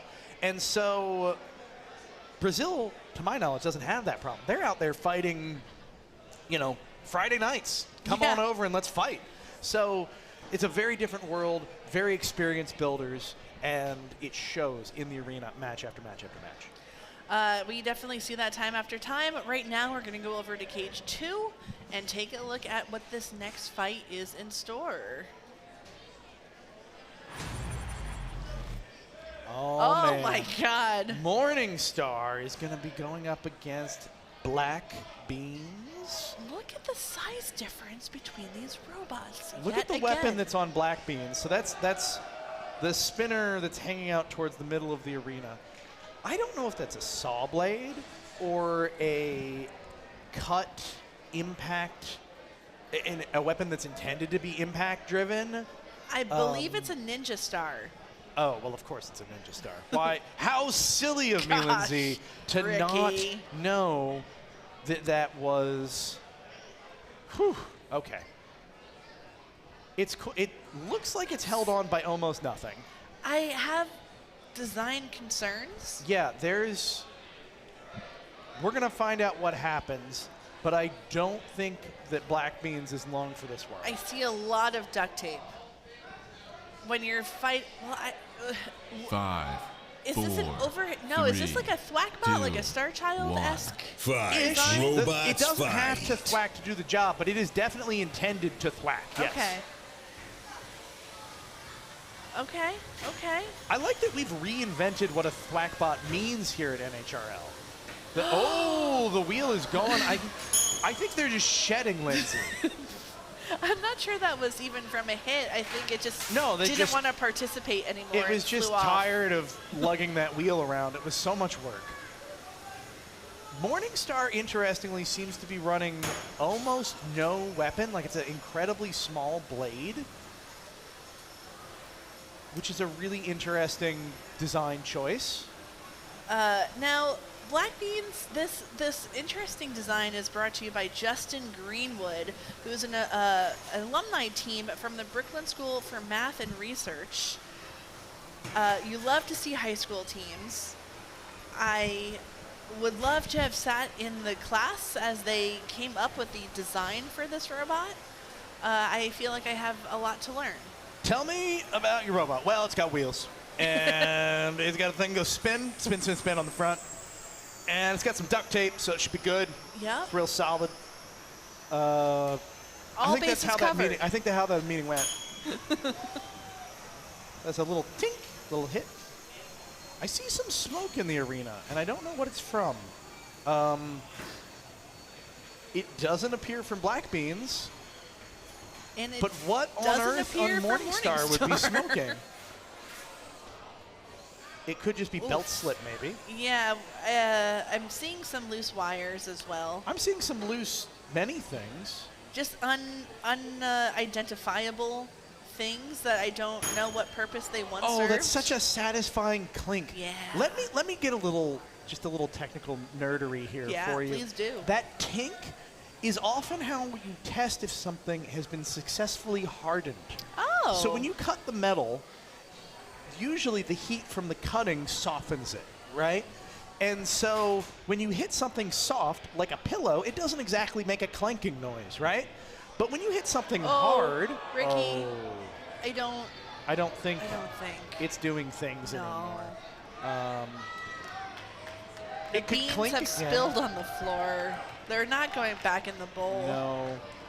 I wonder if this is a callback. Of course, we have an infamous situation with beans. Knockout. Yes, we Once sure upon do. a time, we had a different beans situation. And I like it when people work in a little bit of a callback to Yeah. their situation. I can only assume that these beans are spiritually the same beans that were once spilled in anger in this arena. Spiritual beans. But yes, yes. To complete the former thought, Yes. when you hit something that is properly hardened, the harder it is, usually the more of a ring it has to it. Because the vibrations don't dissipate in the softness, essentially. They resonate through the thing, and you get that nice clink. And so not only is it satisfying to hear, but it's almost like the sound of a job well done. Literally, it can be used as a sound well done. If you are heat treating something, especially if it's in olden days armament, if you're a blacksmith, if you're a smithy making something nice and you want to make sure it took a good harden, well, you tink it with a little hammer and you listen, and that's how you know. I love it. I learn something new from you every day. Thank you, Ricky. That's something old, actually. Well, you are eternal. So you I'm have told. been roaming this earth for many centuries. How many is a many? Don't worry about it. We have got so many more good fights. Yes. I have been so enthusiastic. This is the last event to qualify for our World Championship in December. And there's two things that are happening. Yes. One, we have a ton of people coming out, pulling out all the stops, trying their best to win these fights and earn their way into that championship at the end of the year. That's number one. Number two, this is the end of the year. This is the time for the wild and wacky to come out. Oh, yeah. This is the time for everybody to push what they're capable of what we will allow. I mean, we've had a couple of different controversial robots today. Yes. You don't really get away with that as much at the beginning of the year, but we have a whole year of precedent now to say this is what's allowed. Yeah. And so people are going to push those boundaries even more at the last event of the year. And frankly, I'd rather them see it now than next year when we might not allow it anymore. Nobody, you know, the rules have not been announced yet, so now is the last time to get that in with certainty that it's going to be approved. So. Yeah, and you know what? I think there's probably also some extent of people who have had these ideas throughout the year. Maybe they wanted to apply for the June event and then the August event, and just trying to get the ideas to work. And they are throwing things at this wall to see what sticks to us. Yeah, we are happy to be the wall. Yeah. Leave those kids alone. I see something really scary loading into the cage in front of us. I'm excited. These robots are ridiculous. I'm scared. We haven't had a lot of... These are what we unofficially call true multibots. These are robots that have attempted to make each half of the robot very close to one another. Yes. And to see two true multibots go up against each other is a really unique experience. It's something I expect we're going to be seeing more of in the future. So this could be a preview of what we see more of next year. Jeff Waters bringing some of the biggest cam lifters in existence, not even in the 30-pound weight class, just in planet existence, Earth. On planet Earth. Going up against what I'll call a fairly standard set of vertical spinning multibots. Ricky, what is scarier than one Supreme Ruler? Two giant Supreme Rulers. And what is scarier than two giant Supreme Rulers? Two giant Supreme Rulers with flamethrowers. You knew exactly where I was going with this, and right on. Yeah. So I'm glad we got there. These are some of the better flamethrowing robots we had all year. Hopefully they are working full blast in this fight. Flamethrowers are notoriously fickle, but Jeff Waters at this point, one of our more experienced flamethrower builders. So, interesting problem here in trying to get both robots reasonably loaded up in the corner. Ricky, I have an update that these particular robots do not have flame. Oh, interesting. Okay. So I know these robots are capable of having flame, but that is interesting that they put them in the arena now without the flame. Oh. Or now, what happens if both of your robots can't fit into the triangle? So we have, first, there's two things to cover here. The triangle is not the bounding box size for where you were supposed to start. Okay. So that's for starters. The box is a little bit bigger. That said, we ask you to get as reasonably comfortably positioned in the box as possible. This, to me, if I was a ringside referee, would be more than acceptable. That looks good to me. Yeah. But it does happen. Sometimes robots don't fit in the box, and you make an honest effort in good faith. And robots fight. Away we go. Lindsay, these forks on Pocket Aces might actually be too wide because they're built for larger robots. Yeah. They might be too wide to be effective in the way that they were intended to be.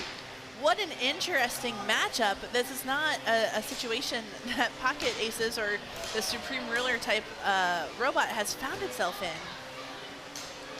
But having this, true multi-bot. Wow, look at it scoop both arms of B-Force up. Lindsay.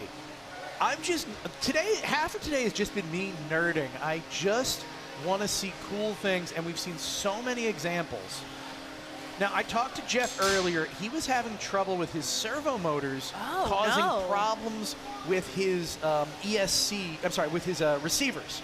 So basically, his servo motor would cause an electrical issue. This would cause his radio to break contact, and he would lose drive, just like we're seeing right now. Oh, no. So he can kind of choose between driving and using his weapon, but not doing both at the same time. That's rough. All right, so now he's choosing the drive. I think he's trying to choose the drive until he needs the weapon. Yeah. And then he, oh, look at that. That's a lot of smoke coming off the B-Force. Trying to capitalize on getting around to the back of it and just keep missing it. You would think that having, you know, two robots would give you one opportunity to kind of pin it and then the other one to come around to the other side, but when you're also facing a multi-bot, I mean, Ricky, part of Pocket Aces is wedged into the side rail. It's something we've been seeing increase. Oh, look at that maneuver to try and dislodge itself from the corner. B-Force, of course, going to do its best to get the other half that has been partially deforked. We have not seen that happen to this style of robot from Jeff Waters before. No, Jeff is usually, wow. You know, for a multi-segment robot, B-Force is able to dial in some pretty big hits. Really fantastic job from B-Force at both the control and the aggression and damage. Like, they are lining up points on the board. So and Pocket Aces, to their credit, I mean, they're still trying, but they're going to get counted out soon if they can't show some better movement than that. Yeah, Floop now freeing the stuck portion. Oh, there is just wheel debris all over the place. I have to imagine that came from Pocket Aces. Meanwhile, half of B-Force on its head. This has been a topsy-turvy match. Hard to kind of make heads or tails of it half of the time. When you have a four-sided die instead of a coin to flip, it gets a little harder. But no, I think that was really interesting to see. It's really fun to see how big robots facing down on small robots, facing down on multi-bot, on multi-bot, on multi-bot, on multi-bot. This is an educational match. And all that said, I really think B-Force had the top show in there. Like, they did a lot more damage. They seem to be more functional. And I think, you know, losing one of those long forks is a very clear sign of damage, more so than I think anything that we can see on B-Force. But it's like tough, you right? said earlier, it's not over till it's over. One of the B-Force's weapons is just down. True. Whereas neither half of Pocket Aces has a completely non-functional weapon system. So that's another a really thing to good take point. into account. I did not take that into consideration. They were both fairly mobile, although there was that issue on both sides. One with Pocket Aces only being able to drive or use the weapon.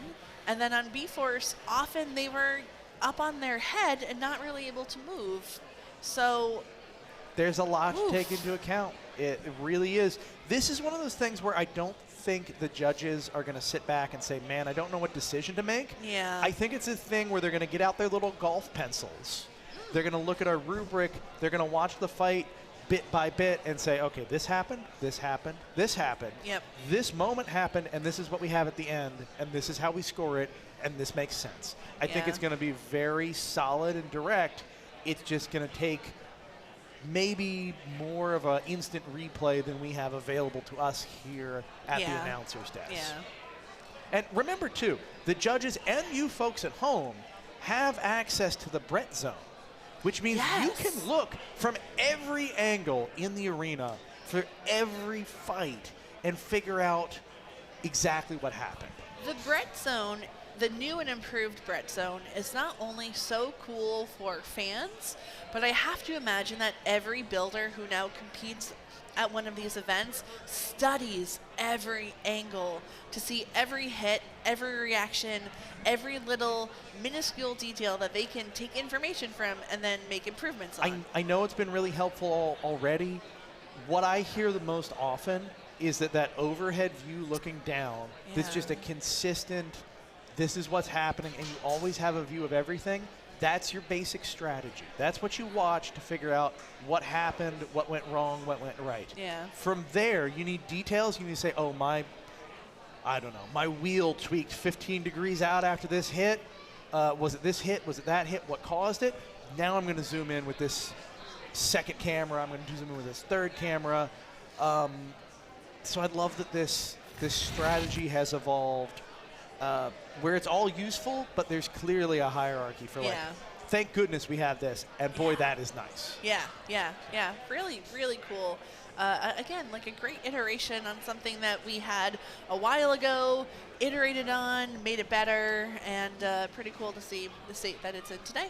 Yeah, happy to see it. Also, that I'm just going to give a direct kudos. I believe that is a direct Austin McCord contribution. I know that was something that he tried hard to get on and deliver. And there's some things here that I think add to the NHRL-ness of things, where it's just like, you know what, that sounds like a good idea. Let's go do that right now. Oh, poor little guy. He's really being battered today. Yeah, you know, it's not personal, this buddy. one may end up getting beat up, might get a little worn around the edges. If you want a fresh and just absolutely crisp and clean looking skeletal Lego creature, we've hidden some around the building. What? If you go wandering with a keen eye and the right Halloween spirit, you may find a spooky little friend of your own. Are we now just encouraging people to look in every crevice of this building? Yeah, just have your safety glasses on. Fair, very fair. Yeah, don't look in the basement. So don't look in the basement. Oh no, Pasquale has done some things. He's making jerky down there. I don't want to hear any more about this jerky because I don't trust it. And oh God, and neither does he. He fainted at the very thought of what. Oh, I thought you meant Pasquale. I was like, yeah, Pasquale doesn't trust it. He knows what went into it. Obviously. The company you keep concerns me. Me too. Yeah. Listen, you need a. If you want to paint with a broad brush, you need a colorful palette. Speaking of colorful palette, one is coming up at 7 p.m. tonight, and that is what I would like to call, and what we would all like to call, prime time here at NHRL.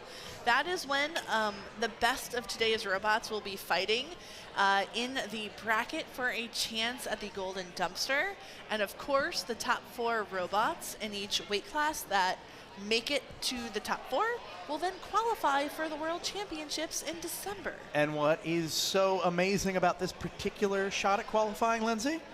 It is your last chance. Yes. There is no other opportunity. We're not having a November session. We're not having an earlier December session. It's now or never. There have been 6 events this year, of 7 if you count the one in RIT.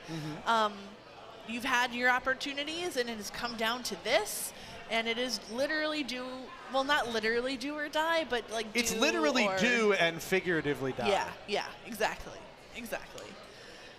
And man, like there's so many good robots here, and then also so many kind of X factors. Yes. Like I don't know, was Wyo on anybody's top list today? I don't think that was on anyone's bingo card. No. No. And the cool thing is Wyo's a good example of that what we were talking about earlier, this new design, getting it in, and those new designs, you don't know until you know if it's going to be competitive or not, if it's going to go deep or not, if it has a chance.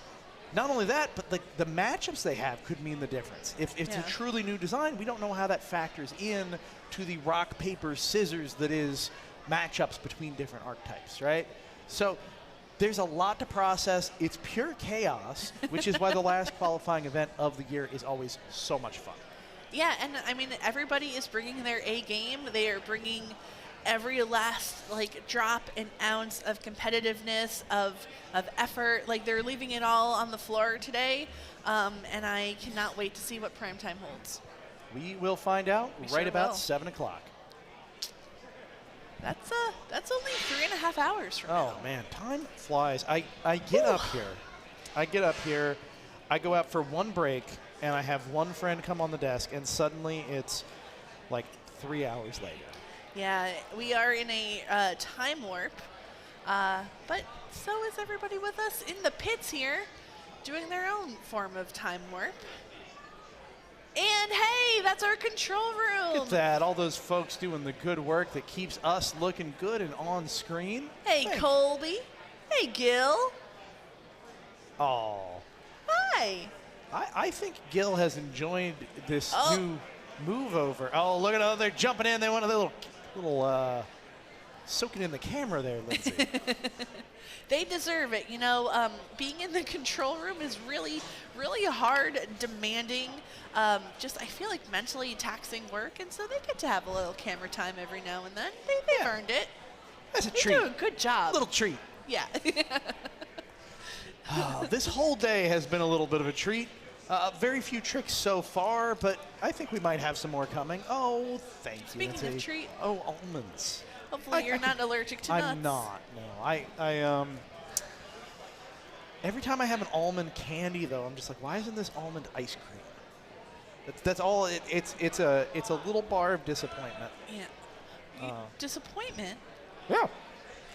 Oh, actually, you can't taste the almonds. So it's just chocolate. It's great. Oh my God, I was so hungry. I had no idea. Sometimes you don't know until you take that first bite. Lindsay, you broke the seal, you jerk. I am so sorry. I have 2 more Snickers if you really, find yourself in a bind. That would be great if I was like this tall. But I need a little bit more food than that. I can offer you a bottle of water. I'll get there, Lindsay. I'll get there. Now, Ricky, I want you to think back to some amount of time ago when we saw Aries versus Warhard XXL. Remember that? Why did I pick the candy with caramel in it? I sabotaged you, and that was my trick of the day. It was both a trick and a treat. Yeah, well. Thanks. That's all right. Talk to me about Aries. Get Let's for go. introducing Pasquale to me, who I am still recovering from. Okay, so think back, not too long ago, we saw Aries versus Warhard XXL. Aries got a little bit of their butt kicked, a little, guts come out. They got a good punch in the teeth. Yeah. Well, I have to inform you that their next fight is actually coming up pretty soon. And they are fighting Synthesis 30. Oh, boy. That is a wham-bam combo. I feel like 2 of the largest, heaviest hitting robots in the 30-pound just weight class, and they get to have them back-to-back. Yeah, this is a rough day for Aries. These are, of course, these matchups are essentially randomly picked. There is some math that goes into it, but it's an automatic generated list, right? Yeah. There's some background on you don't fight your own robot if you have multiple robots here on the same team, unless you have too many robots, blah, blah, blah. But sometimes that combination where it's just the luck of the draw is bad luck. Yep. Aries is wearing that albatross around their neck today. So tough draw. What did they do to deserve such a fate? They came in swinging big all year. They had a little bit of big talk. And now who's...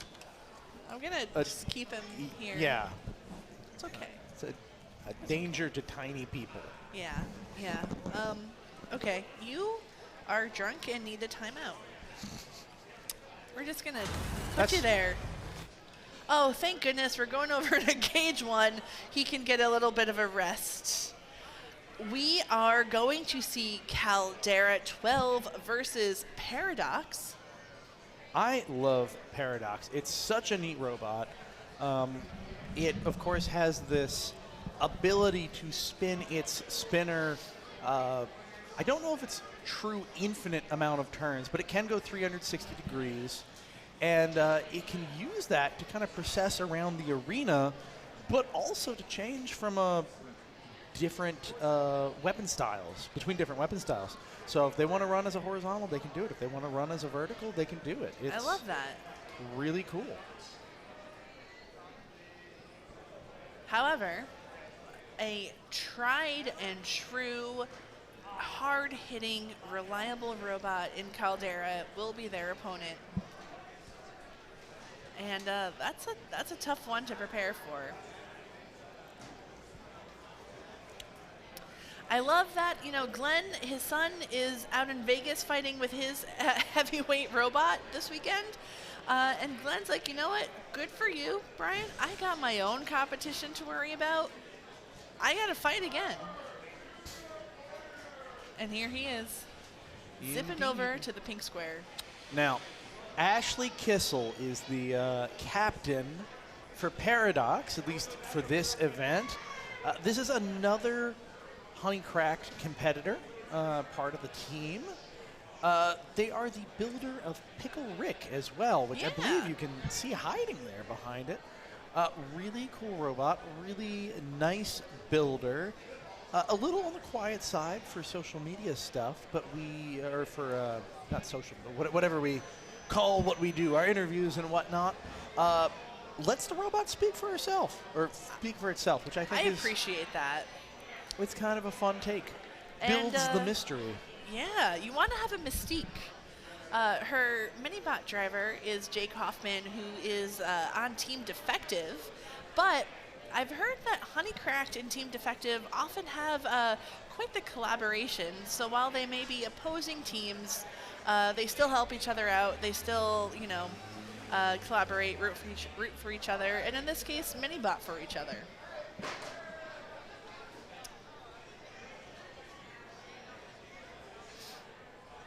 And here we see Alex Curtis, who is helping Glenn out this weekend. Yeah, interesting. Glenn in a different spot. Normally there's a Boxel contingent. Yes. You know, and he's got a different crew for a variety of reasons this time around. It doesn't seem to be impeding him so far, but the day is early. There's still a long way to go. We'll see as the robot damage accumulates, if that starts to become a factor later in the day. 5, 4. I mean, if you 3, need to have a new person on your team, Alex 1. Curtis is Fight, the person to robots, have. He fight. is all over the place. Okay. Oh. Seeing some troubled movement from Paradox here. Yeah, but it is struggling. It should be able to get out of that corner, but it's going to take a little bit of time to do it. In the meantime, the Minibot doing a great job at holding off Caldera. That's an impressive feat. Oh, that is a bad place. Well, that hit has actually helped Paradox escape from the corner.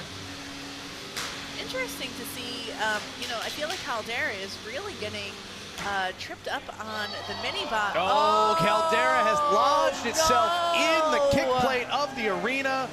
They're going to get a nice big smack from our house Bob Floop. Oh, no, Floop, that is not the way to do it. There it goes. Oh, I didn't have faith. I should have had faith. We have seen horizontals in the past. Oh, that is a lot of smoke coming out of Paradox. Oh, boy. Oh, boy. I think that is going to be the end of Paradox today. Caldera still spinning. However, it is it driving? Yes, it is driving. It's just taking its time. Glenn counting his lucky stars that Floop was able to get him out of that predicament. Lindsay, that could have gone so much worse for Caldera. It easily could have turned in the other direction. I don't want to say it was lucky, but I'm glad they didn't get unlucky. I'll put it that way. Yeah, we have definitely seen other horizontals this year not get so lucky, if you want to call it lucky. But, you know, sometimes the cards shake out in your favor. Is that the saying? I don't think that's the saying. I mean, no, it's not. It's not the same. But something shakes out in your favor, and then I mean, you could conceivably shake cards out of something, and they could come out in a favorable way. So it's not one of those words that, like, that's the way the cow crumbles, you know? We're not worried about it being completely nonsensical. It's just very unlikely. It's a shame to see Paradox go down like that. It is really an ambitious build, and something that I think is really just cool to watch. But sometimes with these ambitious builds, you know, they're ambitious for a reason. It's not always straightforward how to build it. It's not always straightforward what, you need to do to get it to work, and they take a little bit of extra time. So I hope Ashley sticks with it. I'd love to see it again. And yeah, sometimes these things just take time.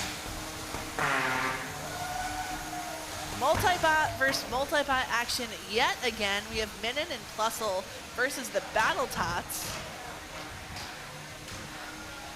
Zoe has been a very busy person this competition. Zoe and Cody are doing so much at every time I interact with them. There's that whole thing about how humans don't actually multitask, but the only explanation for how they're thermodynamically possible is that they're doing something else at the same time. Yeah. They have some kind of, I don't know, time switcher.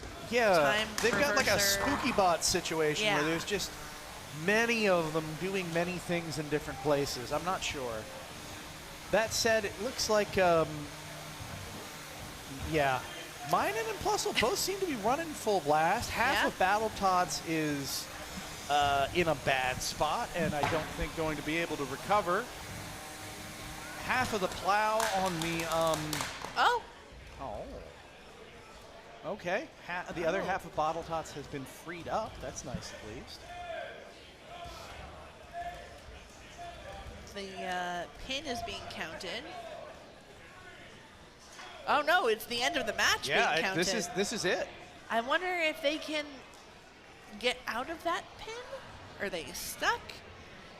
That is something that perhaps the judges would be interested to see. I know that if you pin someone and can't release yourself, the pin no longer counts in your favor. I believe that is the truth. Yeah, if you do not release a pin, how do I phrase this? The judges are instructed to disregard whatever control or aggression that pin would have been displaying.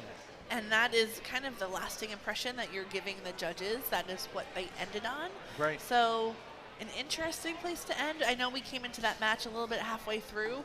Hard to really get a sense of who was in charge of that one. No, I would give it a slight air to Minnan and Plusle, but only through sheer chaos.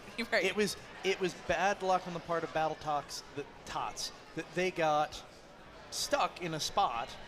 Minnan and Plusle didn't seem to be the ones that instigated that positioning. I have an update on another Honeycracked match. Exciting, let's go. Yes. Officially, the judges have decided that B-Force has defeated Pocket Aces. Ah, okay. I think that's about how we saw that shaking out. So. Certainly some arguments could be made, but that felt about right. It was close. There were definitely, check marks in both camps, but I think that ultimately that was the right call. We've dialed in the rules for how those sort of matches shake out in terms of the rubric we have. It's pretty consistent now. There's been a lot of effort towards getting it to. Does that seem right? Yeah, it seems right? Yeah. Okay, it is right. So I'm glad that these have converged, and I'm glad that was the outcome. I think so too. We are now going to throw it on over to Power On versus Morning Shot. So I'm really excited to see Morning Shot again. And Power On hopefully is fully powered on. Fingers crossed. We have had some robots struggling with that today. Yeah. It happens. It does. It happens to the best of robots, and it also happens to robots that you built for the first time the Thursday before a Saturday event. And we've seen both today.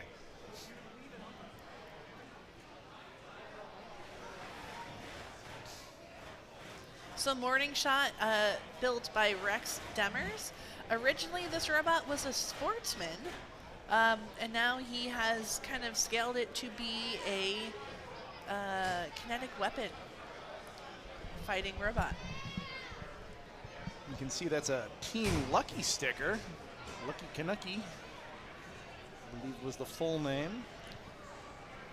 Now, Power On is built by Max Renus, and here is the notes that he provided us, what he wants us to know about the robot. It's fast and powerful. End of statement. Verbose folks, aren't they? He's gonna let the robot speak for itself. Did you cut him off halfway through his story? 5. He didn't 4, use a period, 3, so maybe you know, he was cut off. 1. I don't know. Fight. Sounds Robots conversationally fight. domineering, Lindsay. Here we go. Power on right off the box, or right out of the box. Not the most mobile, but the size of the egg beater on power on is really giving them some geometry advantages here. It doesn't spin that fast. You can tell that is a relatively slow-moving spinner, but boy, when it hits, it throws, it tosses the opponent, causes this, well, you see right here, it's an inverted morning shot. Not where they want to be. They can drive like that, but it's not ideal. Yeah, power on really being able to get a lot of the better of these exchanges. And now Morning Shot, you know, having some mobility issues on top of being inverted on its head there.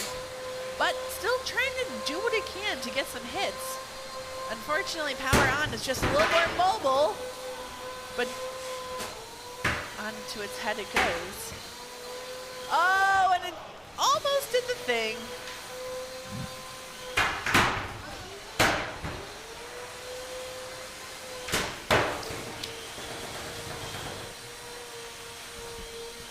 It looks like the weapon now on power on has powered off. And suddenly the tide is turned and Morning Shot is really able to capitalize on this new situation. Without that weapon going, power on is kind of a sitting duck, especially considering that it is flipped on its head and won't have quite that power to be able to control the match. So with about a minute left here, this is really Morning Shot's to lose, but you never know what could happen. Just a few seconds ago, this seemed like it was power on's in the bag. It's able to free itself from that pin, get Morning Shot off of its head, power on off of its head.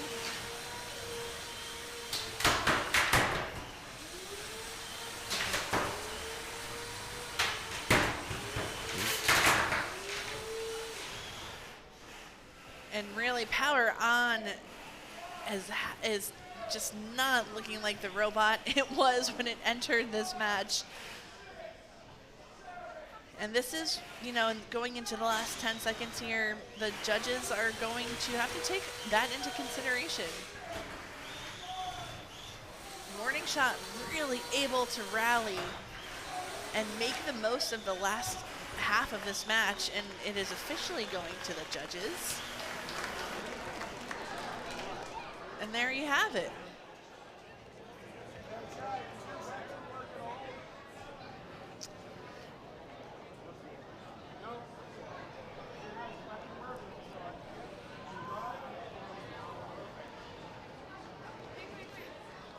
Now I'm being joined here. It seems that Ricky has ditched the desk and a new fruit has taken his place.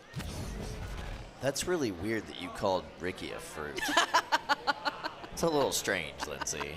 Kyle, you look a little different than you did before. Yeah, I feel a little peeled, but you know, I feel all right. It's gonna be okay. I got all my parts and pieces. Well, I have to say, I think that this really suits you. This costume is very appealing. Oh, thank you. Yeah. I appreciate it. Yeah. Yeah, it just slipped right into it, you know? Are you causing havoc around the arena? Is anybody tripping and falling? Nope, I'm keeping it all right here on the desk, Lindsay. Now, speaking of the arena, there's a lot of people surrounding Cage 1 right now. I don't know why. Something big is happening. Oh, I see. We've got a little Honeyfied versus Blackjack action. Honeycracked has really had a very successful day so far. But so has Blackjack and Drew Davis. So this is going to be a really fun one to watch. 5, Look at can we just appreciate 2, or 1. Fight. acknowledge Robots fight. the ridiculousness of these forks on these mini bots? It is fantastically forky. Fantastically forky. I'm just glad the fork game has now been relegated to smaller robots instead of all on the big bots. Ooh, nasty shot. And this is where those mini bots become so important, holding your bot in place and teeing you up for the big hits. Yeah, is Honeyfied able to take advantage and get like a meaningful hit? I don't know. They got like 3 medium-sized hits there. Yeah. That was nice. It was decent, you know. I'll take it. I'll take it. Looks like Blackjack's mini bot is dead. Oof. Oh, Perhaps yeah. both are dead. Yeah, looks like it. Which is good. Let's just have some big bot on big bot action. We don't need these little interlopers. I don't know. Honeyfied's mini bot heard you say that and is now crawling its way over to Blackjack. I'm still in the fight, I promise. No, you're not. It's only a flesh wound. Ow, nasty shot there. It sounds much quieter than it did just a few moments ago. It's true, it does seem like Blackjack's weapon is not up and functioning. Honeyfied, they're spinning, but it doesn't seem to be as fast as they once were. Oh, that's a bunch of, what is that, a belt? A drive belt that went away? A bunch of things that I think Blackjack really would like to keep inside of the robot. Yeah, look at that entire wheel. Oh no. Coming apart, peeling apart, and that's a tap out. And a huge hit right as the tap out was hit. Dismantling, and Drew Davis says, that's enough, thank you very much. We're all done now. Honeycracked, the robots this team is bringing all day long, they are really having a lot of success. What a glow up. I know so much has been made about, you know, Team Honeycracked over the last year, but I don't think it can be overstated enough, emphasized enough. Absolutely. It did look like it was going Drew Davis's way at the beginning of that fight, but just the slow, relentless onslaught. Liam King driving the bot beautifully. Mini bots getting involved and then very quickly getting uninvolved in the action, which I like. Now, with this loss, Drew Davis and Blackjack have been eliminated. Of course, they've already qualified for the World Championships in December. I know that Drew was just coming into this event hoping to test some things, hoping to make some improvements as he goes into December. So hopefully he learned what he needed to learn and can take what happened here and make some improvements before December. Because I think, based on what we've seen, there might be a little bit more ways to go if he wants to win come December and take home that golden bread. Clearly needs a little better strategy going up against horizontals. That was rough. Yeah. So have you been, Kyle? What have you been up to today? I've just been, bananaing around, splitting my time between the desk and backstage. No, I've been up in the pits a lot. I've been having a nice time talking to everybody up there. Kind of getting to know some of the people's strategies going forward, learning a little bit about some of our new competitors. It's a really cool group up there. And look, it's already starting to clear out in the pits. There are people finding out they go home. Hey, look, there's your husband. Oh, yeah, my friend Tom. Hey, what's up? It has been fun catching up with Tom Farkas today and dealing with his first ever, Flamebot. Kyle, that was, I think, one of my favorite storylines of today. And I have to tell you that the power of friendship and Positively Hysterical, I don't know if you saw that match. I did. It was a great fight. Oh, my God. Yeah. Amazing. Such a fun fight, and then immediately followed up by the Destruction Fest that was Ares versus Warhard XXL. What a whiplash. Yeah, it was a lot. There. It was a lot to take in all at once. But no, that was super fun. And the fact that Tom set both halves of Power of Friendship on fire multiple times throughout that fight was yes, go Pause. I know that he's no, I'm going to have one competitive, event a year and then keep it silly the rest. I think that was a really beautiful combination of both silly and competitive. Yeah, absolutely. I would love to see it return. Yes. I don't know if it will, but I mean, you already put in all of this work to making a flamethrower. It was very effective. I feel like it is still on brand for Positively Hysterical in general. So, I don't know. Tom, if you can hear me. Kyle, we're being stared down right now by what I can only call is Sparky meets the Purge. Creepy. All right, we're going to go over to Cage 5 right now. It's a weird day here at NHRL, folks. We've got Pretty Fly versus Power of Friendship. Pretty Fly is, I believe, a flywheel flipper from Tim Hebert. Yes, I know he's been working on it for a really long time. Generally we see him bring Chubby Unicorn. But wow, he is going up against, again, the winner of that match we were just talking about, the Power of Friendship. My, oh my. I cannot believe how effective Peck and Poke are at least making contact. Not always drilling through the top plate or into the weapon, but at least making contact. Yeah, we haven't seen any good, solid drill throughs at this particular event. But they are good at gaining control and making contact, aggressively tapping, if you will.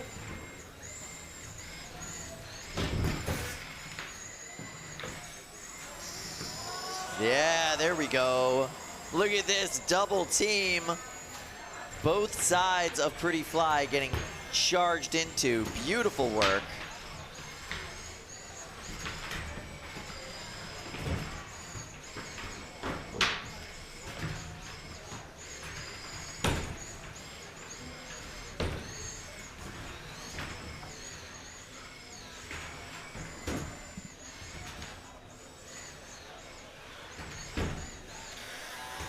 There you go, you can hear the drill going into the mini-bot. You can see it's kind of bouncing off the top, not really able to make penetration because it's going into that metal plate in the back.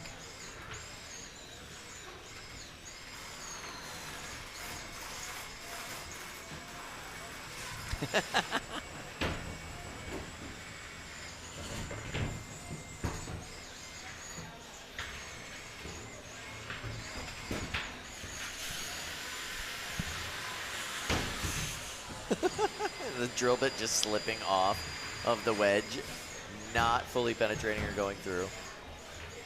There's a lot more flat surface on Pretty Fly itself, but we are now down to the 0 hour on the clock. This fight is over. Aggressive tapping for the end of the fight, and everybody's driving towards the door now. Pretty quiet fight with no really heavy spinners in there. So this will go to the judges. We'll see what they have to say about it.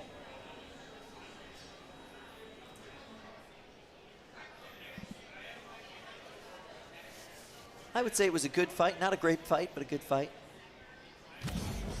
Would you say it was a great fight? No, I would not say it was a great fight. Good fight, not a great fight.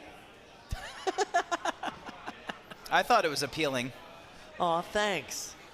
That's really nice of you to say. So, how's it going, Kyle? It's going pretty good, Chris. Welcome to the desk. It's good to see you. Whoop. You can just put that anywhere.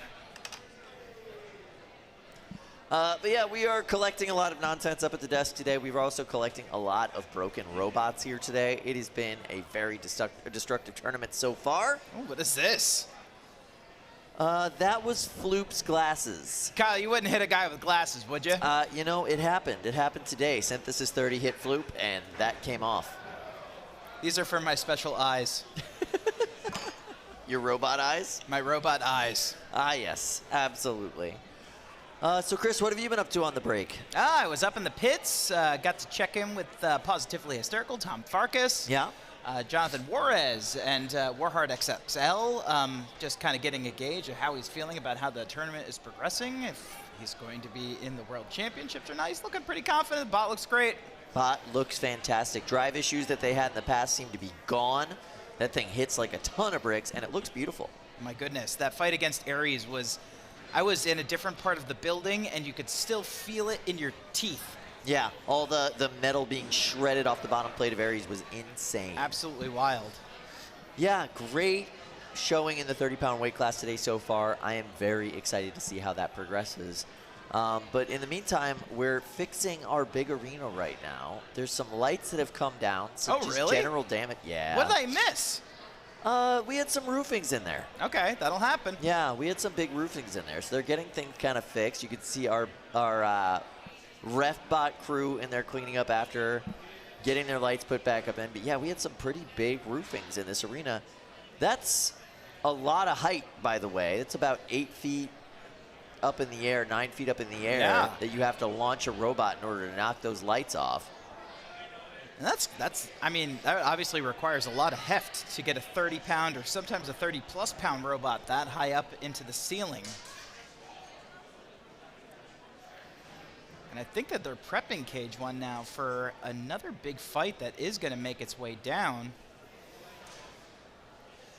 Now, we were just talking about Aries, and next up in this cage is going to be another potential roofing matchup. It's Aries versus Synthesis 30. Ooh. Absolute insanity. I cannot wait to see that fight.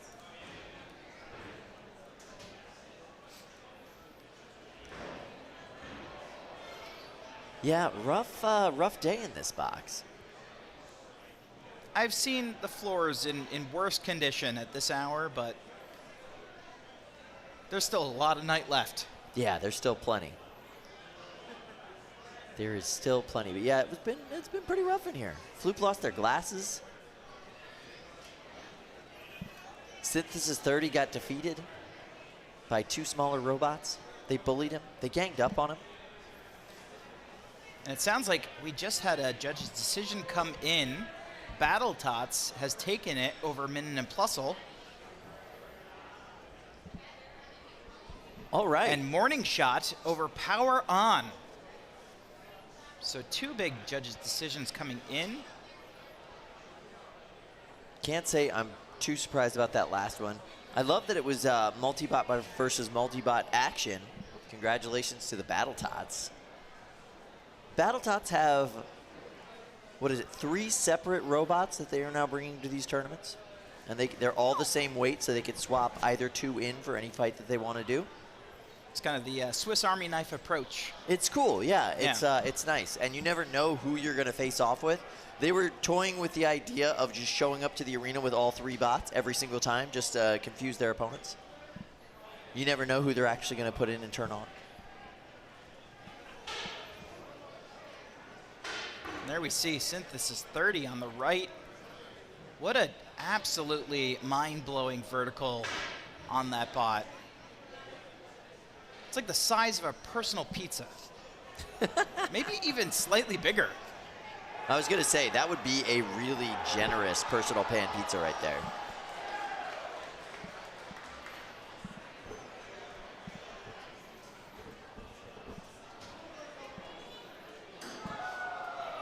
And it looks like maybe this is just a brand new Aries that they're loading in, because that old one got wrecked. Yeah, yeah. You know, Chris, any pizza could be a personal pizza if you try hard enough. Right. Some call it 8 servings. I call it a challenge.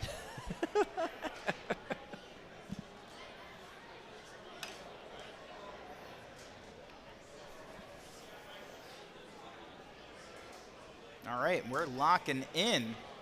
So Cage 1 action is about to get started here. This is going to be a big match, a couple of big heavy hitters.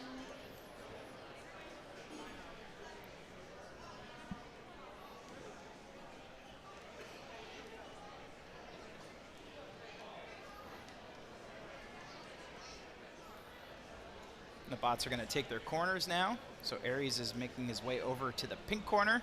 Oh yeah, that Ares is way more mobile than the last version.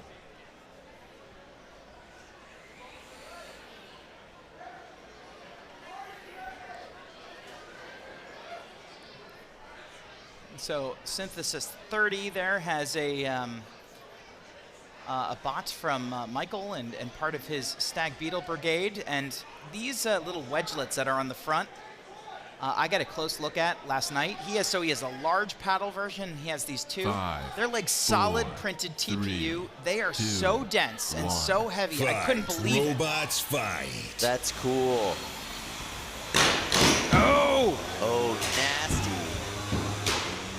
See Ares getting up to speed a little bit faster than Synthesis 30 and taking control of this fight early on. Ares is not letting what happened to them against Warhard happen again. Right off the bat, Synthesis did manage to get one of those forks under Ares, but Ares managed to land a shot on that front armor package that sent it still flying. And I just saw a chunk. Yeah, that was a piece that they didn't want to lose. Tap out. Ares still in this tournament, despite getting absolutely destroyed by Warhard in their last round. Perhaps revenge will be a dish best served cold. If both of those bots wind up back in the bracket for prime time, they might get another shot at Warhard XXL. And I believe that is 2 losses now for Synthesis 30.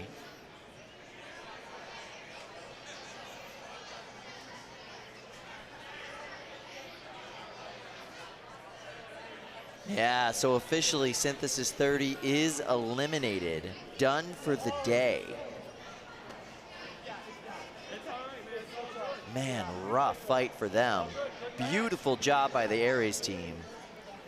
Came out swinging, took control early, got their weapon up to speed just a little bit faster than Corey did, and never let up. You can have them power up. A lot of the pace of that match was dictated by that very first exchange. It looked like Synthesis 30 had the right ground game, but it was just that first clipping from Ares that sent Synthesis tumbling, and then Ares does what Ares does best and just doesn't let up. Kept bringing the fight.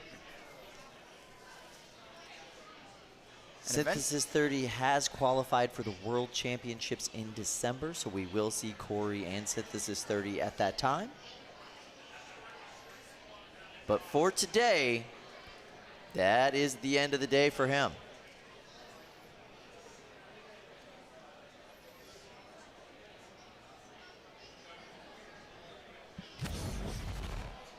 I still feel bad for Floop without his glasses. Probably can't see a thing. No, his self-writing and self-writing and unsticking bots has been way subpar ever since. It's really not helpful. Poor guy. That is a substantial set of frames there. Yeah. Yeah, I mean, really, this was some high-quality optometry right here. All done.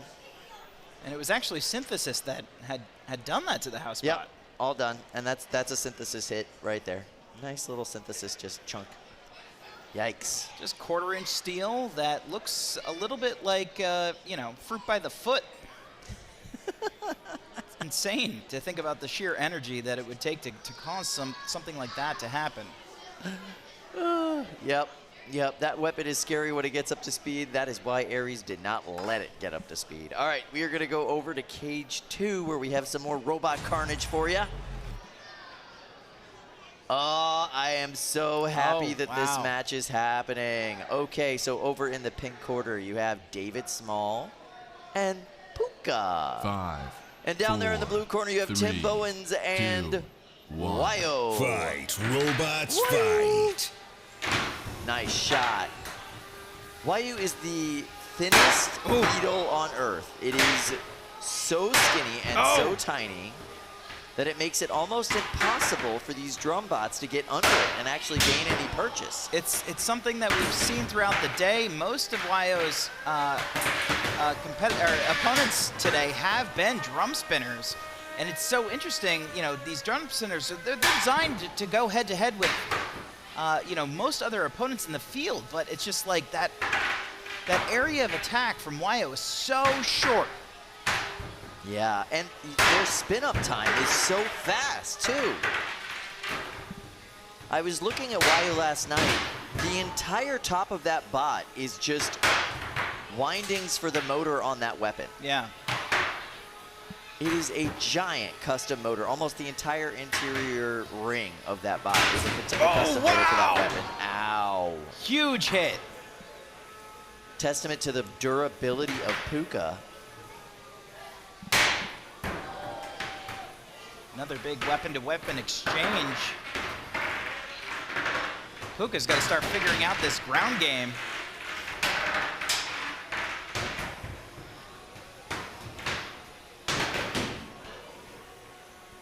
Man, I am just so impressed with Wyo.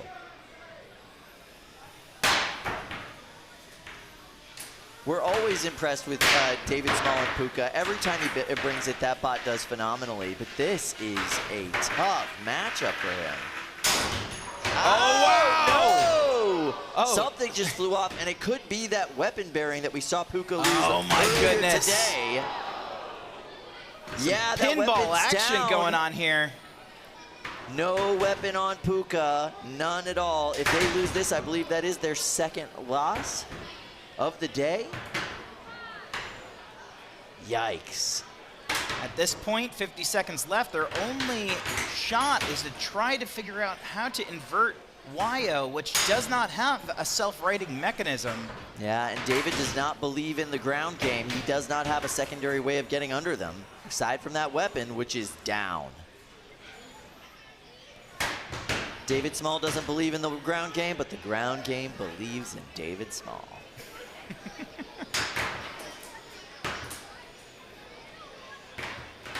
Look at how askew that drive side is over there on the left of Puka. Ow! Oh, yeah. Nasty. Now you can see. It's in its flying V formation right now. It truly is. It's slowly disassembling before our eyes, and David is not tapping out with 3 seconds left. This goes to the judges.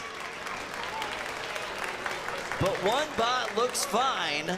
Looks like you just need to wipe off some of the black paint. And the other bot looks like there's a lot of work to do in the pits. So we'll see what the judges have to say. But yikes. If you're going to make the flight here all the way from the Netherlands, you come ready. Tim was telling me last night that he's never been to a competition this big before. The biggest competition he's ever really been to is 56 robots amongst every weight class. There's more beetle weights here, more 3-pound robots than were at that entire competition. So he knows he wants to do well, he knows he wants to have a good showing, but he has no illusions that he's gonna make it into the finals or make it into the World Championships. I don't know. The way we're seeing this bot perform so far today. Yeah, he's sowing the seeds of that story right now. Yeah, this is, his expectations might be a little bit off. This thing hits hard.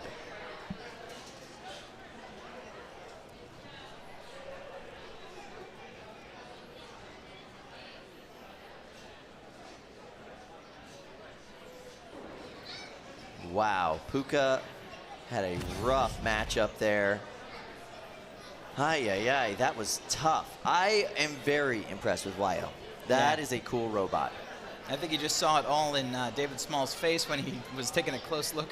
Yeah, that's a lot of work. That's a lot of work. I think that is the end of the day for David Rush, and at least, you know, Puka, he's here with another bot, but that's a lot of work he's gonna have to take back home. Puka normally makes it very deep in this competition whenever it comes here. I mean, it's one of the best bots from the West Coast. We love it when it kind of comes into this ecosystem. Yeah.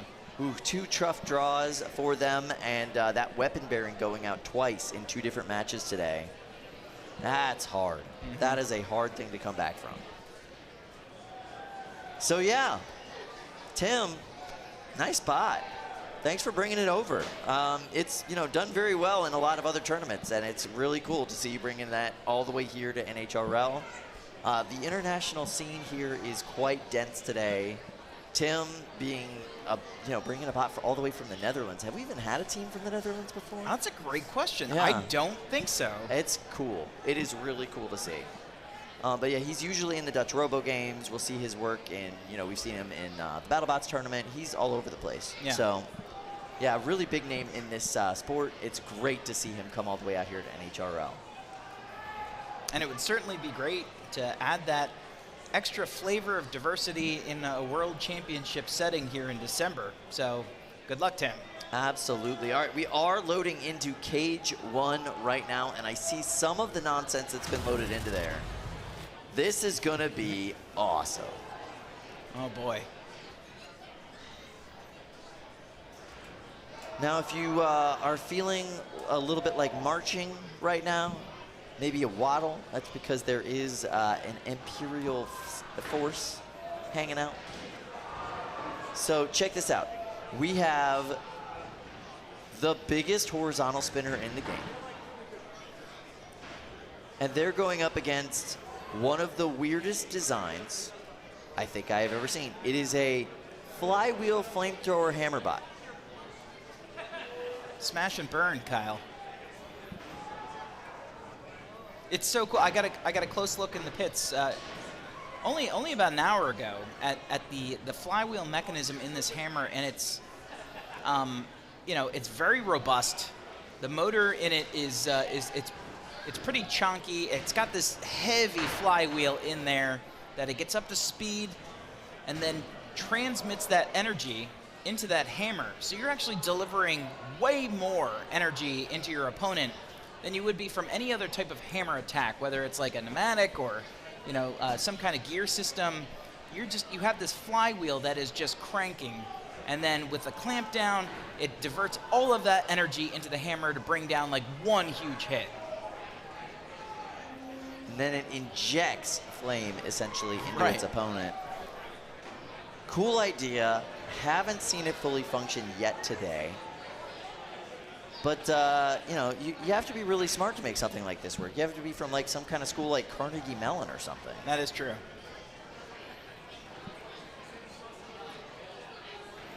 And it's so funny when you get to this weight class, because like Emperor does not even look like it's a part of the same right division here at all. It's just huge.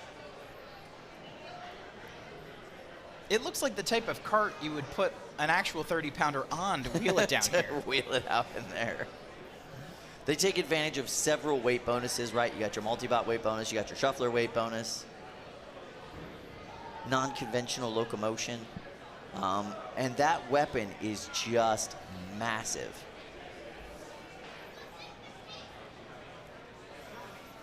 We just got an update from production. Spicy Toucan is doing an emergency repair here. They have 1 minute to tune this thing in and see if they can get it working. Otherwise, we know what's going to happen. I mean, there's so many parts to this. Like, what's broken? Is it the flywheel? Is it the actual hammer mechanism? Is it the flamethrower? Is it the drive? The complexity built into this machine is absurd. Have you tried turning it off and on again? It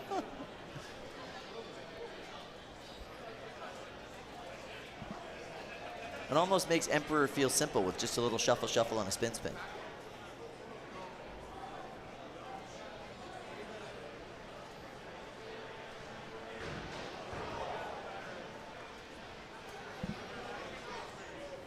Yeah, I don't know what they're trying to fix. They haven't opened anything on the bot yet.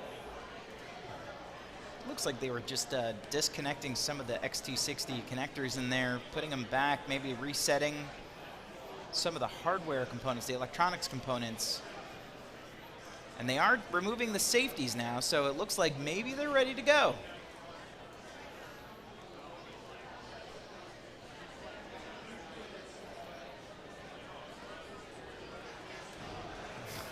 You hear the thud of that bot as it just tumbles over?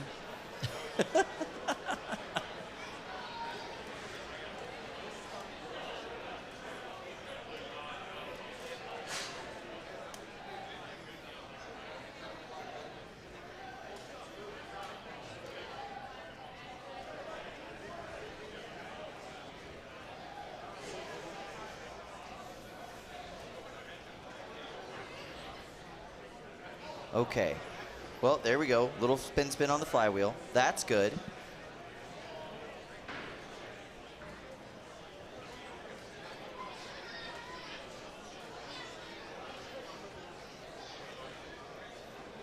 All right, so these two bots are in their corners. Except Emperor's mini-bot. That's just out there, hanging out front. There we go. Get in your place, little dude.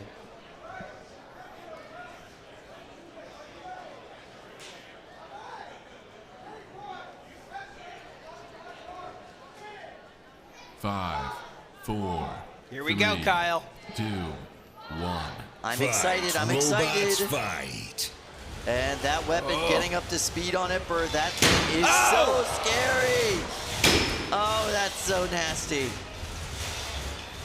Oh.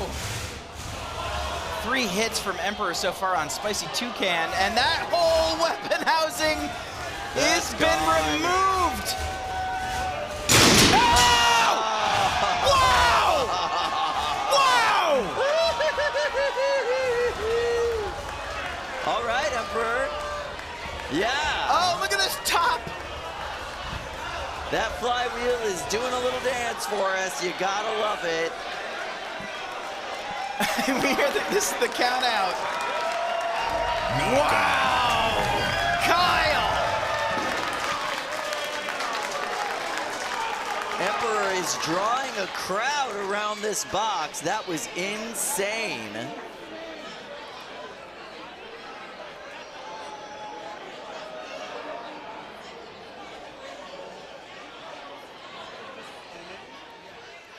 Oh, man. Floop is moving part of the flywheel over to the door. It's going to have to make several passes to collect all the parts of Spicy Toucan. Yeah, that was insane.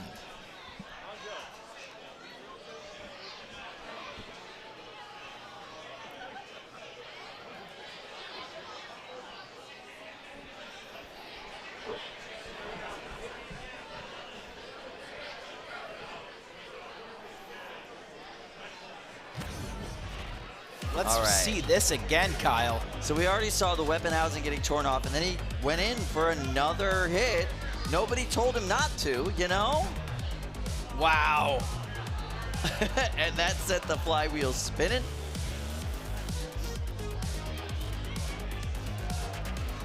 And there we see the dreidel attack. That was delightful. Thank you so much to both teams for allowing that to happen. That was insane. What did you think about their flywheel hammer design? Ooh, I was feeling it. Well, I mean, I almost felt it. I felt like part of it was going to actually shear its way out of the box and over towards us. Yes. That was explosive. You know, what do you think happened at the end there? Was it a nobody told them to not hit them? Was it a go ahead and break it? Here's the thing. Everyone has the right to tap out. You can tap out, you hit the button, changes the lights, the ref calls it. However, if you are not tapping out, then the fight's not over. The fight is not over. Yeah. You have the willingness then to continue. So you're inviting your opponent to put on a show. That was absolute madness. Thank you guys so much for that show. That was great. I love the flywheel spinning for that was a full 45 seconds after that fight was over. That was delightful. This is exactly why we're here, ladies and gentlemen. Just pure chaos and absolute insanity. Wonderful showing by those two bots. At the end of the day, you know, one bot is relatively simple. Spin a big piece of steel, smack him really hard with it. The other bot has 5 different components just in the weapon. Simplicity does kind of win in some cases, you know what I mean? Yeah. But man, that explosive hit, it had me going. Yeah. I turned into Grapes of Wrath for just a little bit. We've been having action like that all day, and Prime Time is still coming up later. Yeah, you do collect robot parts. What's up, guys? Best way to spend your 10th birthday right here at NHRL. It's perfect. I love it. Yeah, that was great. That was a really weird matchup, and that was great. So thank you guys for sharing that with us. We all really like that. All right, and we just got the judges' update. YO ended up taking it over Puka, which we kind of, we saw that coming. No surprise there. Yeah. No surprise there at all. YO on a tear today. It's always so fascinating to see a robot come from a completely different environment and bring their very different design sensibilities here. I mean, we've never seen a bot with that low of ground clearance, that low of an actual weapon profile. The first thing everybody said when we saw that in the pits was that's never going to be able to drive on these floors, So it sounds like YO's next matchup is going to be against Monkfish. That is going to be wild. How is that going to work? That's going to be great. I'm really excited about that. Talk about two really unique designs. That's going to be awesome. Monkfish is a shuffling horizontal spinner bot. It skitters, I guess is the best way to describe how it gets across the arena. It's really, really scary. That weapon hits hard, and it doesn't seem to ever slow down. Now, So, I wonder how much clearance is underneath Monkfish.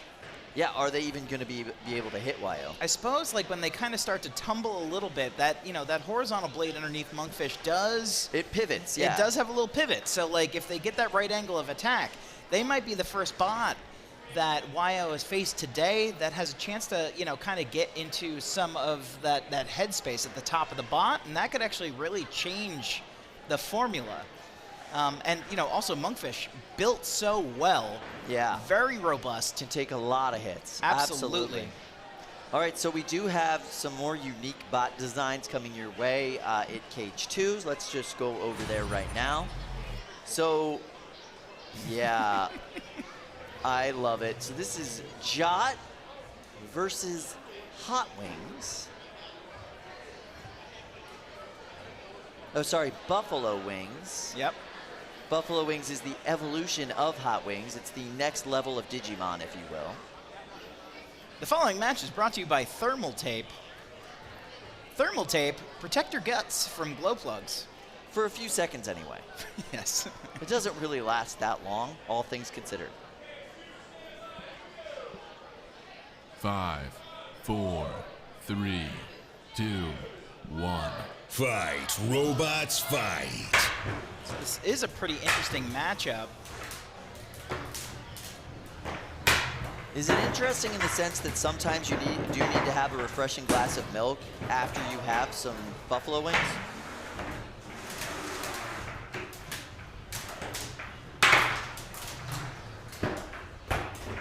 I just don't know how Buffalo Wings is going to attack them here. Like, what are they going to grab? They're going to need to somehow get, like, a decent pin. Oh, wow! Yeah, there it is. You saw that instantaneous I think puff of smoke. that broke one of... Did that break one of the arms on Buffalo Wings? One of the little glow pugs? Yeah, I think you might be right. No, I see both of them still on there. It's just the arm itself is looking... Oh, it's askew. Yeah, yeah. And it's still moving, it's just askew. Yeah, what do you hold on to here? It's just, you can kind of like grab the bot in the arms, but there's no way to deliver the plugs. How weird. Similarly, there's no way for Jot to really get any purchase on Buffalo Wings. These bots are just kind of dancing around each other. I love it. These are two bots that are clearly not designed to fight each other. No, but they're doing a good job. Yeah. Yeah, look at this. Buffalo Wings holding him in place, but neither glow plug actually making contact with any part of Jot. Like, what a challenge to try to get a hold of him in a way that you can actually deliver those glow plugs.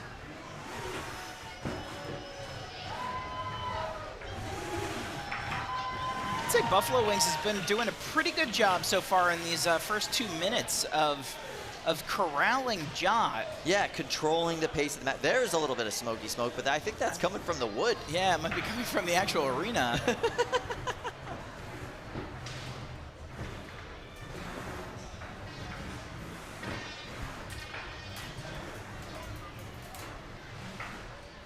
This is absolute insanity.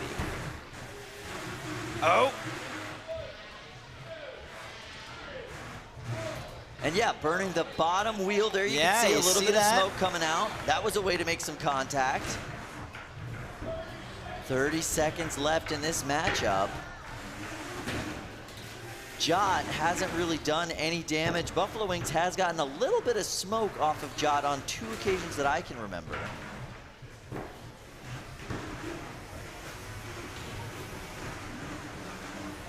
Just 2 very challenging bots to fight.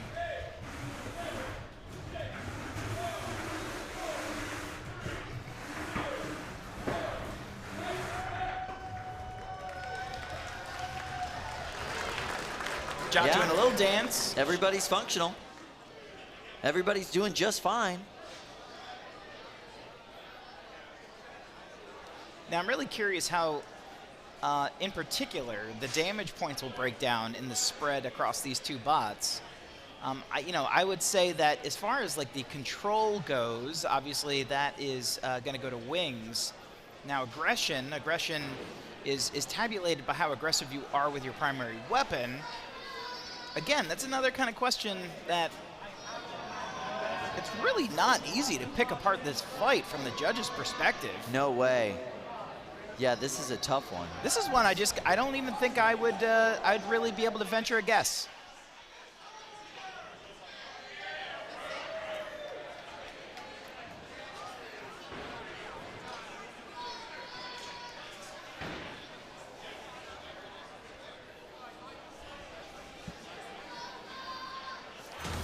All right, we got a crowd gathering around cage 1, and for good reason. Ladies and gentlemen, it is the return of Mr. Roper. 5, 4, 3, 2, 1. Fight, robots, fight. So as you can see, we have pocket aces, 2 cam lifters, and Mr. Roper, which can only be described as a wrench bot? Wrench bot.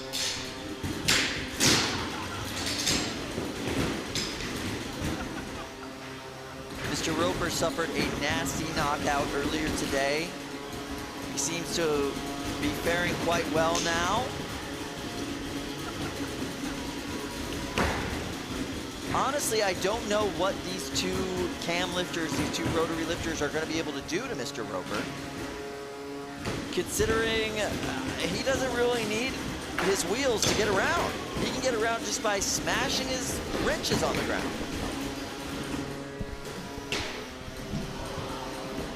It's so weird.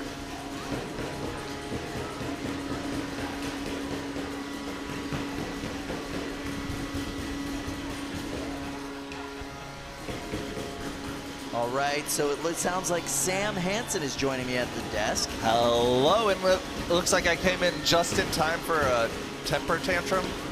Yeah, and actually quite an effective one. Mr. Roper doing really well in this matchup against the pocket aces. Wow.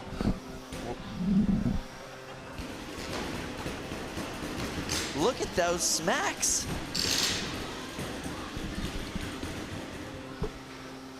I'm loving the solid gold, Mr. Roper. And Kyle, it's winning this fight. Mr. Roper is winning this fight. This is Mr. Roper's last chance to qualify for the World Championships. And he is going out with gold no matter what.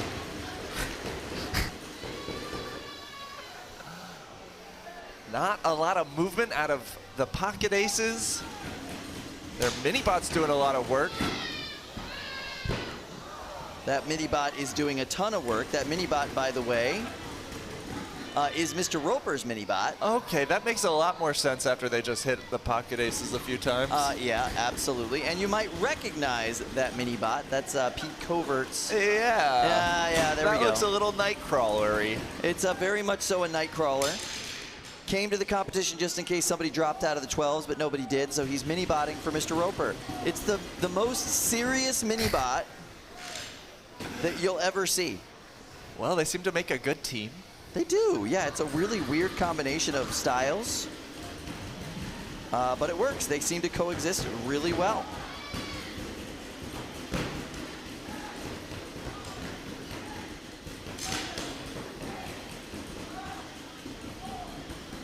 pretty convenient that they're thin enough to fit in between the cam lifters. All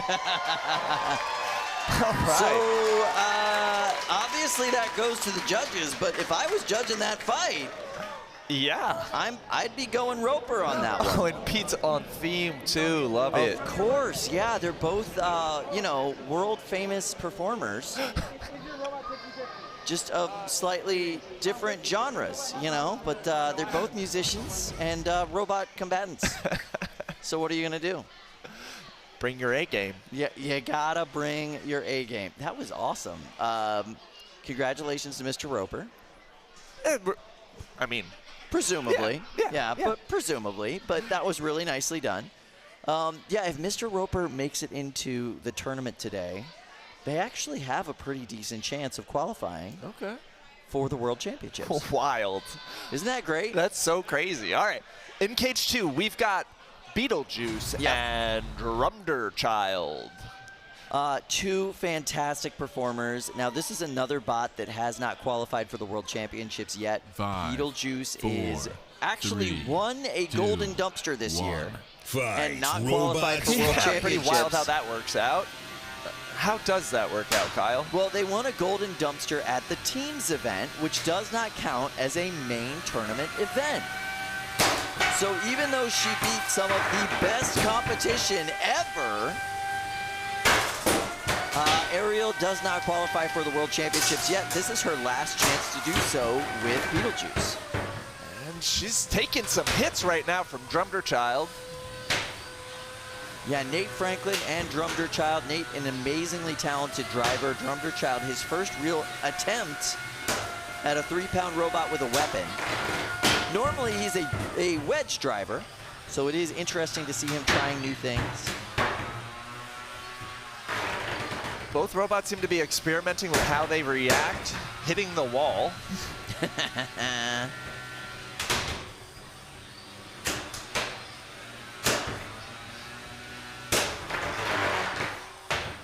Yeah, these shots are really going the way of Beetlejuice at this point. Yeah, side armor ripped off of the side of Drumderchild. You can see a lot of the frame at the front of Drumderchild is getting a little bit askew from these impacts.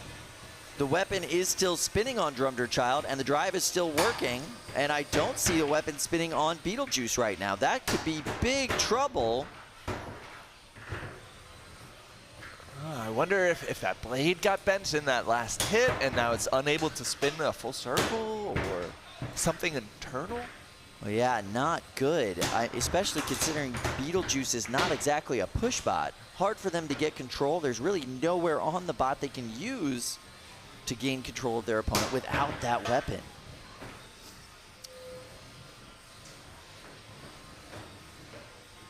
So what's the strategy at this point for Beetlejuice? Try to survive and hope they break in the last minute of the fight? Keep showing aggression? Would you try and take your dead weapon right into Drumderchild's drum? Try and even out the judges' scores, perhaps? That's the only thing you really could do. Jam up that weapon with your weapon. It's the hardest piece you've got out on your bot right now. You know that thing's bent and broken. You're not using that blade again. May as well just keep wrecking it. Yeah. But Drumderchild is staying pretty consistent with that weapon.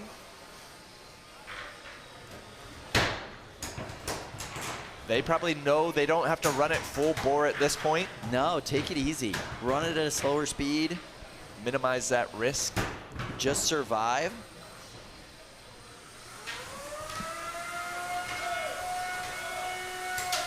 And just about 10 seconds left. This one's gonna go to the judges. As it should. That was intense. Tough spot for Ariel and Beetlejuice.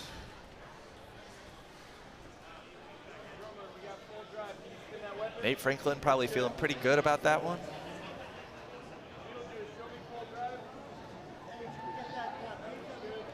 There's always a chance where by some miracle during the functionality test, and there it is, that weapon is spinning.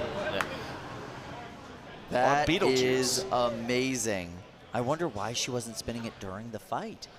I bet if she could, she would have. Yeah, what happened? I don't know. When it first stopped spinning, it looked like it was jammed up with something. Maybe a piece of that side armor. And maybe throughout the course of taking several hits from Drummer Child, shook it a little bit loose. Yeah. Well, that definitely bodes well for the judges there at the end. I don't know though. It clearly wasn't spinning during the fight. Like if you can't pin and you can't do much else without a weapon. Yeah, bodes well-ish. I mean, that's definitely not ideal. For the damage category, it bodes well, but the control and aggression are still going to be tougher on that one. Yeah, absolutely. It's hard to win a control or aggression fight against Nate Franklin anyway, but man, your weapon goes down in a fight. That is nigh impossible. What are you wearing on your head, by the way? It's part of Lindsay's costume. I phoned this one in. I did regret putting on face paint, though. Yeah, I get that. Yeah. There's more junk up here than the last time I was up here. There's candy now? What's going on? Candy's actually always been there. I don't know why, what the candy's doing there, but the candy's always been there. I like this way that he's sitting. This is nice. Just peeking in. Just checking it out. Hey, what you doing over there? You know, watching some robots fight. Yeah, the desk has gotten really full. We started the day with just a little pumpkin display, and it's grown with a lot of other nonsense. Oh man, I've been seeing some cool pumpkins walk out of here. We set up like a pumpkin painting station. I saw that. And people have been getting real creative with them. It's been really fun to see. Yeah, you get your kind of like fall festival vibes along with your robot destruction vibes here today. Yeah, it's very nice. They seem to pair well together. Yeah, it's nice. It's a good deal. Yeah. All right, so we have more robot carnage coming your way. In the meantime, they are cleaning out Cage 1 because that was an extremely destructive batch that was just in there. But we are going to have some more silliness going on, too. I'm excited about the opening rounds. And how are we doing on time? Oh, we're not doing bad. It's only 4:44. Still a lot of robot fighting left in this day. Yeah, we got a lot going on. Earlier today, you were a potato? Yes. Yes. Like a premium potato. A premium potato? Yeah, top tier, one of the best spuds around. Probably the best potato in the building. Good, yes, absolutely. I've just been bananaing around today. I'm not going to do anything different. And you know what? I'm probably not even going to wear a costume for prime time. Yeah, no, me neither. I'm definitely not putting face paint back on. This hat is itchy. I'm good on costumes. Yeah, I think I'm all right. I think I'll go with the standard suit for prime time, but that's fine. You got a suit? You got a suit? I got a suit today. Okay. I'll find my tie, I guess. Do you need help tying it? I can help you out with that.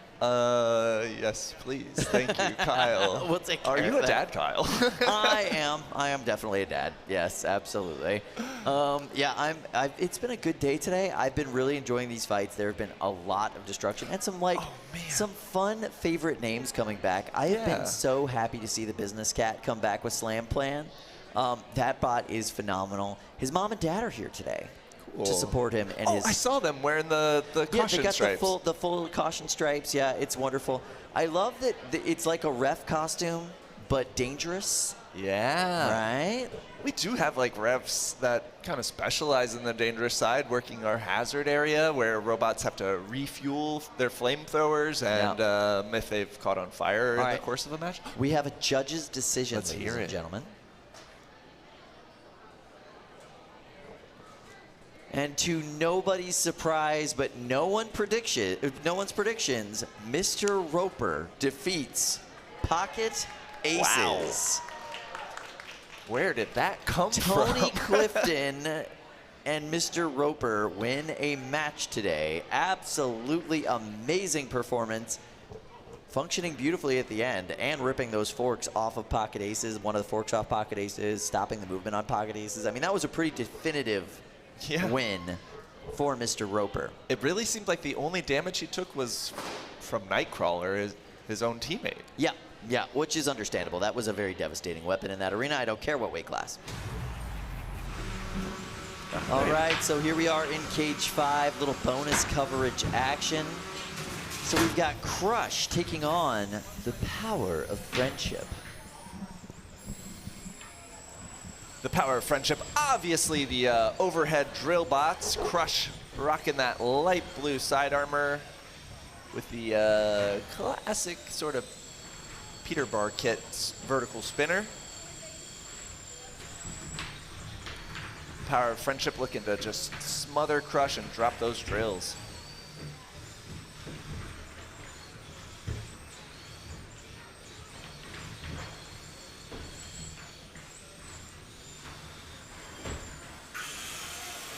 Oh, I hear a drill. That sounds like a trip to the dentist. Oh, and now just the double team back from the Power of Friendship. It's so vicious. They look so unassuming, and then when all 4 of their wedges are underneath you, or their forks are underneath you, and you can't move, and they're just drilling into your top plate, that has to be so scary. Yeah, that's where your battery is, and you definitely don't want that punctured. And I don't know, do the googly eyes make them more or less menacing? Googly eyes are some of the most effective armor in all of combat robotics. I think that's been proven just historically and mathematically. So they're just practical as far as I'm concerned. Okay, that makes sense. Looks like the blue Power of Friendship, or the blue side armored one, it lost its beak. It's beakless. Wow, nice pop there from Crush.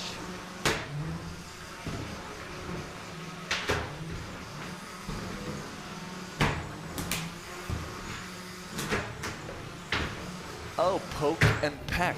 They yeah, each get have their own it? name. Yeah, Poke and Peck.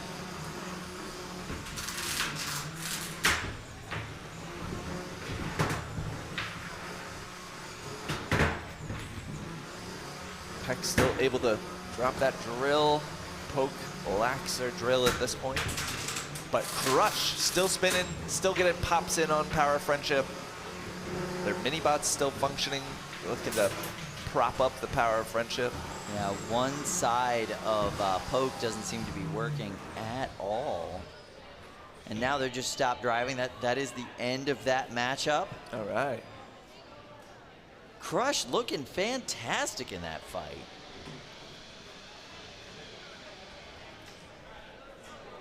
So is that house bot. I really like that green LED with the red robot face. Ooh, Kyle. Ladies and gentlemen, we got some 12-pound action for you. Welcome to Cage 1. All right, that looks like, is that Doppelgator? Doppelgator taking on the horizontal killer in the 12-pound division. That's right, it is Caldera 12.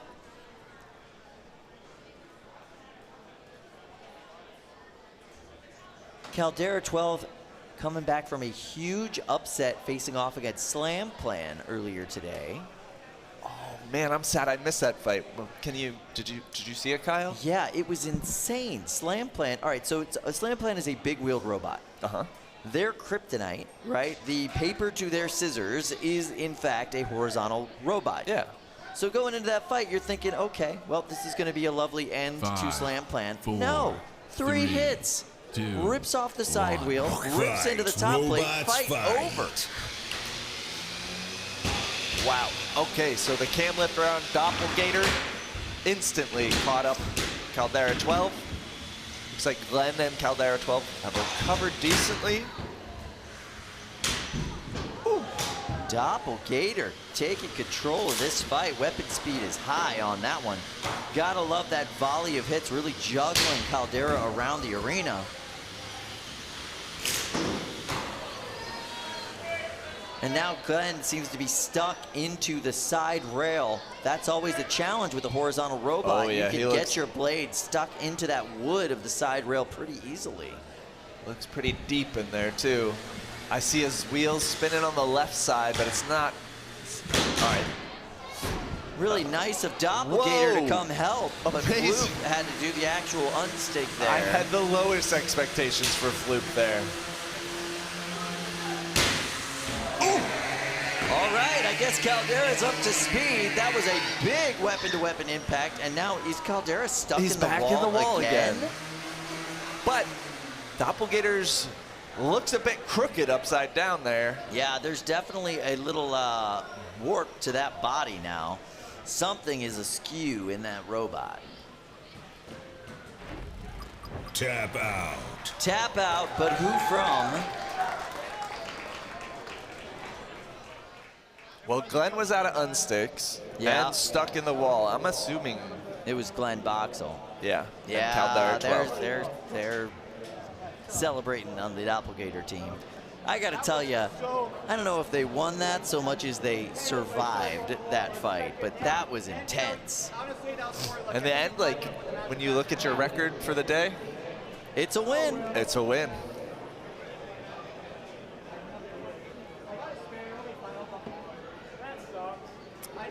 Tough for Glenn, though, getting stuck in the wall twice.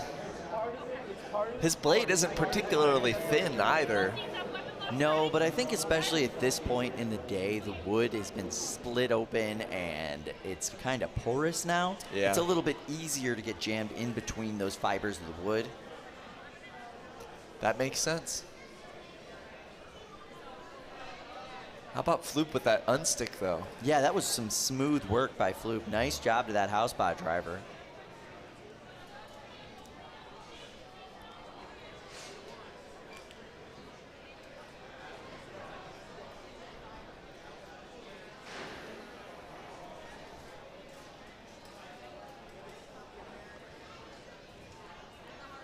No functionality test needed for this one. Builders are just powering down their robots, reattaching their safety locks. Judges got nothing to say about this one. Glenn tapped out. It's done. Everybody's going home. That's 2 losses, by the way, for Glenn Boxall today. So that's it for him today. That's it for him and Caldera 12. How's the 3-pounder doing? Have you seen any of that? I haven't seen them fighting that fight today, so hopefully well. But yeah, Caldera 12 not doing so great today. That was a tough day for them. But this is a good day to work out your kinks he's before already championship. Qualified. So he's good to go. We do have a judge's decision, ladies and gentlemen. And this does have world championship implications. All right, so officially, Drumderchild defeats Beetlejuice by judge's decision. That means Beetlejuice is out of the competition today and has no chance of qualifying for December. This is insane. Golden Dumpster at the team's event. No qualification for the World Championship. It's a tough position to be in. Absolutely. You don't want your Golden Dumpster where you beat some of the best of the best of the best in the world to literally be an asterisk Golden Dumpster. That's crazy to me. Ariel is one of the best drivers here. Her bot is so durable and so amazing. Just some tough draws today. And Drumderchild came out on top. I mean, Nate Franklin, one of the better competitors we've ever seen. No surprise there. Constantly improving that robot. So, yeah, just a tough timing issue for her having to face off against him at this rank. Bummer. Oh, look at this. We're in cage 2. Two of the most interesting robots. We have YU taking on Monkfish. The big question on everybody's mind, can Monkfish even hit YU? I think that blade is low enough on Ooh, I thought that blade was low enough on Monkfish. It's hard to tell from this angle, but I think so. Because of the shuffling, maybe there's some variation to blade height as it walks? This is going to be so interesting. One thing I will say is YU can hit Monkfish really well from pretty much any angle. Yeah. And Monkfish doesn't have a lot of opportunities to flip YU over. But going to weapon with Monkfish is rough. Yeah, it's bad for everybody. Heavy blade. It's bad for everybody.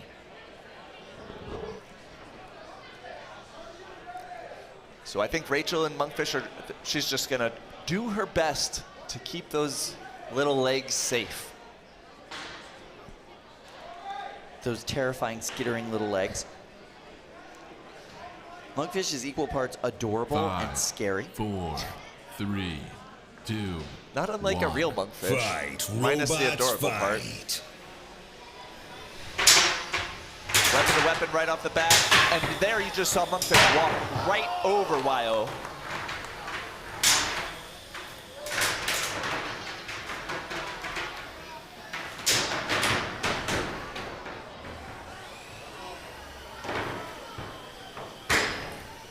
Nice, all right. Nice self right there. The stability of Wyo is just so impressive. It truly is. He's not ping-ponging a heck of a lot. He's recovering back up to speed after hits really fast. Yeah, it's just glued to the floor. Oh. Sounds great. And these weapon-to-weapon impacts, I mean, these are two extremely reliable weapons. This is going to be a battle of attrition. Unless Wyo can really take out one of those shuffler pods. If they keep going to weapon on weapon, this could go the entire 3 minutes. All right, it seems like he's absolutely shredded one of the wheels on Monkfish's mini-bot. So Remy's robot there. He's pretty much out of commission. Yeah, that's a non-factor now, so that's good. It's just big robot on big robot. Is the weapon down on Yeah, Wyo? I'm not seeing spinning, Kyle. And Monkfish literally running over the top of it with that weapon now. So bizarre to see. A tough shape for Monkfish to get bite on. But apparently she's got enough bite to stop the weapon on Wyo. Yeah. Oh, did that just knock the weapon loose, or was that just kinetic energy transfer? What's happening? There we go. Monkfish is moving again. But is Wyo moving? So low to the ground. There's Could like get caught up on anything. There's not a lot of margin for error. You can see the wheels spinning. Yep. So any sort of a kink or a warp to that ring spinner, and your wheels just do not touch the ground. Yeah, there we go. We got some drive, but still no weapon on Wyo. Wyo is barely staying in this matchup with 40 seconds left. A limp into the finish line. Monkfish consistently spinning that weapon. Looks like they're maybe having trouble with one side of their drive there. Yeah, and we're officially in the round of 32. This is single elimination at this point. Whoever wins this matchup moves on. Oh, that's a countdown. Yeah. A count out on Wyo. Oh man, not going to be saved by the bell, not going to a judge's decision. That is a definitive knockout for Monkfish. It was really close at the start, but the attrition from those hits just eventually took their toll on Wyo. Congratulations to Rachel and Monkfish. It does look like one of the shuffler pods is down. This is some of the most damage we have ever seen to Monkfish, but not enough to take them out.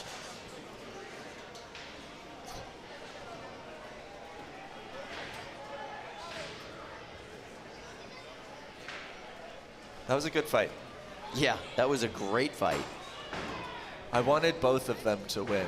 I know. All right, let's hop on over to Cage 1, where we have Slam Plan and Downpour. This is a tough matchup for Downpour. This is exactly the kind of robot that Slam Plan is designed to destroy. There is a way to drive against a big-wheeled robot and win, but it's not easy. In the meantime, we are going to go to our friends in the play-by-play booth to call this fight. Who's in there? Kyle, it's me and Ricky. Yeah, and we've got Downpour here, Ariel Smith here in blue, facing off against Slam Plan and Brendan. Fight, robots, fight. Way to go, Slam Plan. This is the hardest hitting we've ever seen Slam Plan. Really impressive new weapon blade. We're going to see how it works out. So far, just glancing hits. But wow, look at the straddle that it has going on. Like, it really able to keep Downpour between those wheels. Downpour on its head, and we saw a great shower of sparks as Slam Plan comes down on top of that bottom plate here. Brendan is really in control here in the first half of this match. Ooh, a good pop into the air and a tap out. That was quick, Luke. I mean, I can't think of a matchup that better favors Brendan. Like, that robot is just so perfectly constructed to straddle its opponent.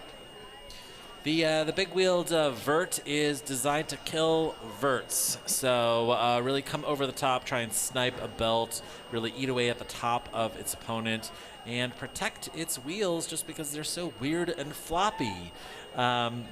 You know, verts really love to have a big body in the form of their opponent to go after, really pop it in the air, and you know, a huge style robot really frustrates that strategy. Yeah, you can see right on the top. There are things that are very exposed from the perspective of Slam Plan anyway. Yeah. Other robots would be very difficult unless it was a very strange position to get to any of that. So this is a really good example of a robot that's just weak to a big wheel design. Yeah, Downpour in general is a pretty long four-wheel vert, and that geometry can really be its downfall when they get inverted, just because its front two wheels are so far from the ground. You know, this is a design that is prone to get stuck up on the rail. And it's one of the reasons why you don't see long rectangular robots very much here in this competition. All right. Let's see what they have to say for us, guys. Wow, that was a lot. It's kind of nice when you draw like the kind of exact robot yours was designed to fight.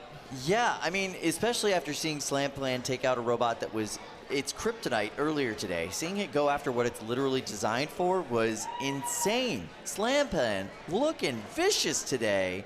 Brendan Steele, the business cat, making a comeback. Yeah, we might see this one in the finals today. I love to see it. Brendan Steele, the business cat, one of the original NHRL memes, right? I mean, he is somebody that you would see on these streams all the time back in the day. Hands in the air in victory or defeat, didn't matter. And back today, ready for victory, killing bots left and right. Yeah. Absolutely insane. I love to see it. That was crazy. And Downpour, no slouch. No. Ariel, phenomenal driver of that robot. And there is so much power in that weapon.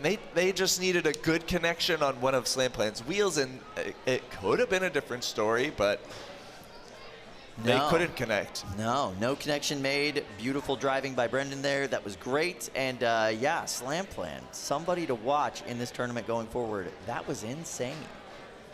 All right, so that was some big bot action. Brendan's parents are here, by the way, so congratulations to them. You get to watch your son be an absolute destroyer of bots twice in a row. That was fantastic.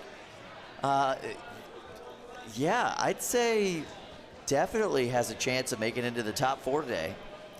And that fight was pretty indicative of why maybe Caldera 12 got stuck in the wall so easily. You saw Downpour go for that self-righting maneuver where they're inverted and they use their spinning weapon against our wooden kick plate just to kick themselves back over. Yep. Shower of sawdust, like definitely softened it up a bit. Yeah, split those fibers of the wood apart just enough that any one of those horizontal blades could get stuck in there just like an axe. I mean, that's a lot. Yeah, man. Downpour, cool robot. Rough position to be in. Ariel Winter, man, what a day. So what makes Slam Plan a good big wheel bot? What makes a good big wheel bot in general? I think, in all honesty, people put a lot of thought into the wheels of the big wheel bot. I don't think that matters. I think the weapon speed and the weapon spin-up speed is really what's most important with the big wheeled robot. Yeah. You can forgive so much bad driving or bad traction on there if that car wash of doom is dangerous enough to actually rip pieces off of your bot. Right. That's the reason he was able to take out Glenn Boxa with basically 2 hits. It was a 3-hit fight. 1 hit from Glenn, 2 hits from Slam Plan. Those 2 hits on top ripped one of the wheels off, ripped the side armor off, and then took a huge chunk out of the top plate. And that's really what you need. You got to end that fight within 2 or 3 hits with those big wheeled robots, because the wheels are a weak point. It doesn't matter what unique, crazy plastic material you find. Something's going to break that eventually. How do you armor up for something like that? If you're fighting Slam Plan, if you're fighting huge, you can attach armor to the top of your robot, but it's just going to get ripped off right away. Is it all about buying yourself one extra hit? The strategy for fighting a big wheel does seem to be like pinning the wheels either from the inside or from the side, the outside, preferably the outside, and pinning that bot into the wall, or at least slamming them into the wall and into your weapon as much as humanly possible, right? Ripping chunks out of those wheels, preventing their mobility, which gives you more opportunities to attack them from the side. Okay, so the strategy isn't necessarily done in the pits where you're adding additional armor. It's more in the cage where you're driving to the top of your ability. Yeah, you've seen plenty of people do attachments and stuff like that. That doesn't seem to be as effective as just having the right driving strategy. All right, so we're going to head over to cage 1. We've got some action loading in right now. This is Honeyfied versus Rebound. Speaking of really awesome horizontal bot action.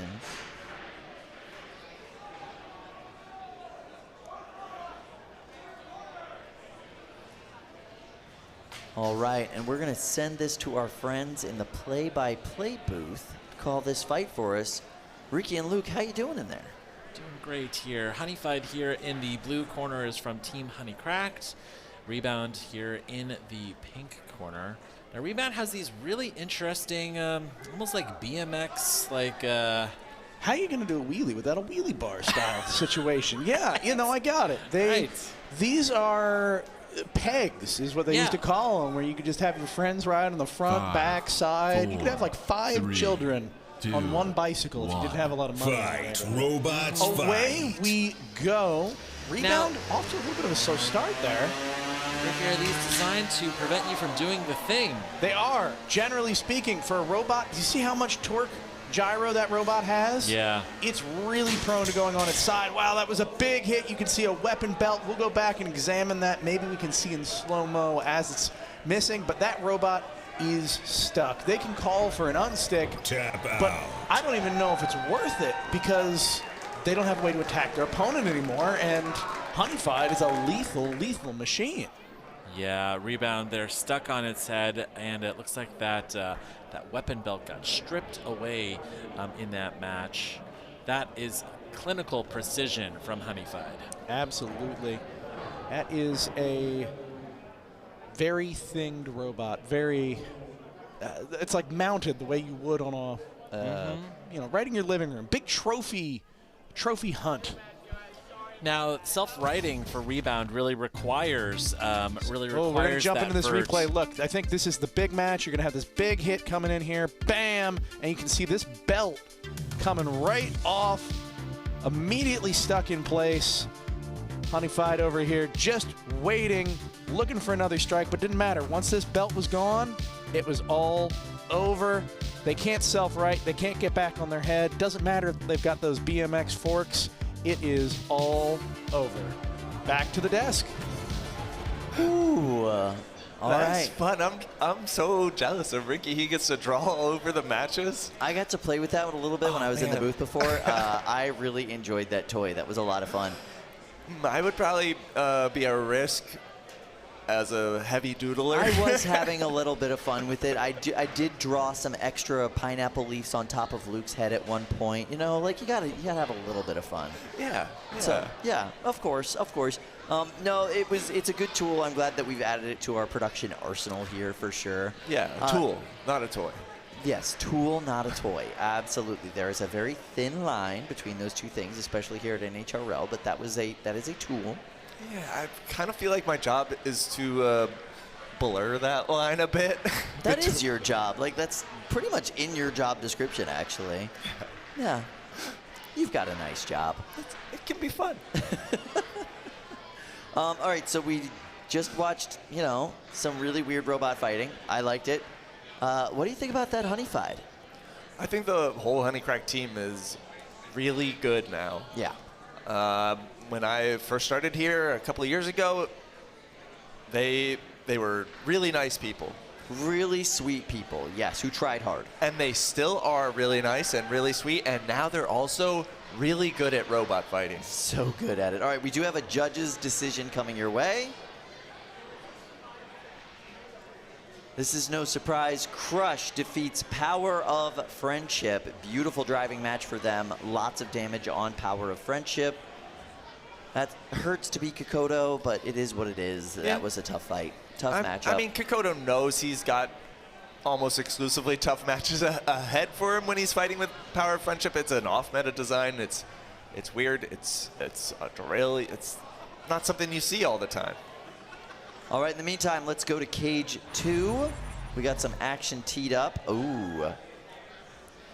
All right, I'm very excited to see this matchup. We're going to send this to our friends at the booth to call this fight. Yeah. Now, Ricky, this is one of these big choke points here in the competition. We've got Buffalo Wings here from Eli Davis facing off against Mako, which took home second place in September. This is 2 overhead attack style robots, and Mako is just hitting every mark perfectly today. It's so fast now, in addition to having such a powerful weapon. And with the addition of this extra multi-bot action, so effective. Wow, look at that. I think that he clipped the tip off of one of these forks here. Yeah, I think maybe a tip off of the hot wing itself. Interesting. Are we going to see wings chop right off the body of a robot? Are we going to see this de-chickened? This is like disassembly of a buffalo wing here. Luke, the sound that comes off of it. We have so few robots that spin in excess of 400 miles an hour, and this one makes use of it so well. And it only, look at that slice. We're going to have to go back and look at some of these slices. Wow, incredible. It's like a hot knife through butter. And of course, that's Buffalo Wings' main strategy is to go hot knife. Look at that. Wow. I called the Mako fight earlier today where he punctured the top plate and hit the battery. That is working in anger. Mako's in the fight of its life, trying to hammer its way out. I think we're going to want to go back and take a look at that moment, that multiple hammer in a row. That deserves a closer look. You got smoke coming off the end of Buffalo Wings, but that's intended. 95 seconds left here in this fight. It's been pretty back and forth here so far. And Mako would love to just sever one of these arms if it can. Julian Papazian, the builder of Mako, taking an SSP kit here, making his NHRL debut in September 2023. So he's been here at it for about a year. He's doing great. Look at that slice on screen right there where you can see that Mako's gone through part of the arm. Yeah, the right side arm on Buffalo Wings does not look like it's the right angle here. Wow. Oh, man, those are some punishing hits. It's just a question of when are you going to hit something juicy on the inside of Buffalo Wings. Oh, smoke now coming out of Mako. That was a really effective pierce. And look, it looks like the weapon. Nope, the weapon's back up. Oh, this is a dirty brawl, Ricky. This is absolutely a street fight.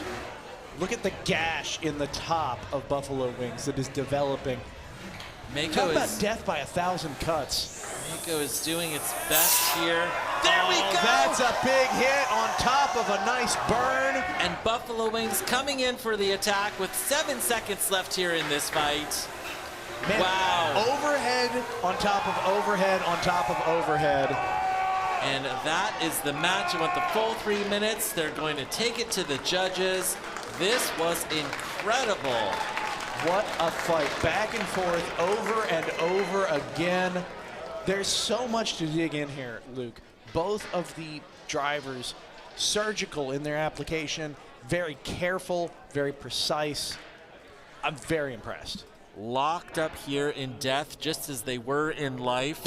They are going to have to come in here and separate these two robots. I'd love to see an overhead attack robot, and you can see these two builders really attacked the problem from different design philosophies. Mako is all about a super fast, very thin, very sharp blade, and Buffalo Wings running a glowing white hot attack. check this, Luke. arm. This is hit after hit after hit, and you can see the weapon starting to go a little sideways here. Yep. From here on out, that weapon on Mako, it worked, but it worked much more intermittently. And that gave a chance for Buffalo Wings to come in and burn over and over, because that weapon wasn't always the death sentence it was earlier in the fight. Yeah. So it's, I think that was kind of a pivotal moment there. We're going to see how the judges responded, but man, what a fight. I think we're going to head this back is going to to be desk. a very close judge's decision. Yeah. We're going to throw it back to you on the desk. Come on, Banana Man. Hey, I loved that match so much. So much Mako action. All right, so Mako is one of those bots already qualified. Just here for practice, just here for funsies. Just here to test out some of the changes that he's made since the last time he was here. And really, this is the best place to test any sort of changes to your robot. Absolutely. Definitely an interesting matchup when it comes to how far into the tournament Mako goes, right? If Mako does make it into the top 4, it could possibly push a 5th or 6th place bot. That's true. Into qualifying for the World Championships. Every time a cool robot wins, I'm like, I want this one to win the whole thing today. And I think I'm going to say that maybe 5, 6 different times per weight class maybe. But now I want Mako to win the whole thing. That would be pretty cool. That would definitely push back who our qualifying rounds are for the 3-pound division. There are plenty of bots that we could see move up in that division. It is unfortunate, man. We're not going to see Beetlejuice in there. Yeah. And I don't think YO either. No, definitely not. Yeah. So some of the cooler bots already eliminated. That's the breaks. Once we get down into single elimination, which we already are for the 3-pound division, it is going to be just end of the day for everybody you see losing from this point on. And it's their last chance if they want to qualify for our championships on December 7th right here. Today's the day. Today is the day. It's the only day. Yeah, it would be nice if there was one more day, but you're all out of chances, guys. October is where it's at. Scary season, scary hours, and the end for a lot of our competitors today. All right, so. It's still fun. It's just turning next to each other and looking so goofy. I just, just feeling like a banana boy. What are you going to do, Yeah, that's your high energy, up and ready to go, take on the world sort of type. We have more robot action coming for you guys today. I am so excited to show it to you. Starting at 7 o'clock tonight, we do have prime time coverage of our finals in all 4 weight classes. In the meantime, check out the pits. So this is the prime time pits. These are the competitors that have already made it into prime time. They have already guaranteed themselves a spot in that prime time coverage. I see some calisthenics going on in there. Got to keep yourself up and moving. Yeah, we do give you these nicer tables in the primetime pits, better lighting. That way we could do our interviews and our bot observations there. It does add an extra layer of challenge for those builders who have been kind of like housed in this one pit table this entire time. Now they have to pack everything up and move it. If you're not as organized, or maybe you like to spread your tables out all over the place, that could be a bit of a challenge for you. But, usually, if you're moving on. Do you consider yourself an organized builder when it comes to fabricating stuff? Yes. Yeah, you have everything in its place, your mise en place, and... If I don't, it's a bad day. Okay. That's everything's gone wrong at that point because I've thrown organization and cleanliness out the window. Like, if I don't clean up the shop at the end of the day, don't talk to me. I've had a bad day. All right, I think we are on opposite sides of the spectrum on that one. I've got mess memory, so I remember exactly where I've left my messes and where I need to grab a certain tool that I definitely didn't put away. That's fair, yeah. But then when it does get put away, no clue where it went. The only thing I'm particularly messy at is painting. I'm a very messy painter. Okay. Yeah, I can't keep it clean. And I always think I can, and I wear something that I probably shouldn't when I'm painting, and I get paint on it literally every single time. And my wife makes fun of me for it every single time because, she's like, you did it again, didn't you? Yeah, why don't you just have a paint shirt, Kyle? And that's the shirt and I'm you like, do your I did have a painting paint in. shirt. I just didn't take the time to go put the thing on, honey. And she's like, that sounds like a story I've heard before. And I'm like, yeah. And she's like, it's a lame story. You should stop telling it. And I'm like, yeah. And Fair here we are point. telling it on the stream. It was way better this time, though. You can let her know. Well, you know, it's the first time sharing it with you guys. Yeah. It's like the 5 millionth time sharing it with her, and she does the laundry a lot of the time. So there you go. I get it. I totally get it. But yeah, it's you know, it's an unfortunate story. She also tells the same story over and over again, which is, I just did my nails, and then the kids needed something, and then I ruined my nails. And I was like, yeah, you should stop telling that story. That's a lame story. Just ask me to do it. So, you know, it is what it is. We all have these repeat things you do in your life. Certainly. Certainly. And speaking of repeat, you see any robots running repeat robotic stuff today? All of them? Pretty much. I know maybe every single bot on Team Pandemonium is rocking some repeat stuff. And, ooh, we've got a fight, Kyle. No, we don't. We've got a Chaotic Destructor versus a I'm going to hold you in place. A Supreme Ruler? A Supreme. I'm going to gently lift you off the ground. I'm going to measure you and see if you are up to snuff. There's nothing destructive or mean about Supreme Ruler. It can't. Doesn't it have a flamethrower right there, Kyle? What are you talking right about? in the middle? That's just a that's just for heating up its fellow bots to keep them warm and toasty on this chilly October day.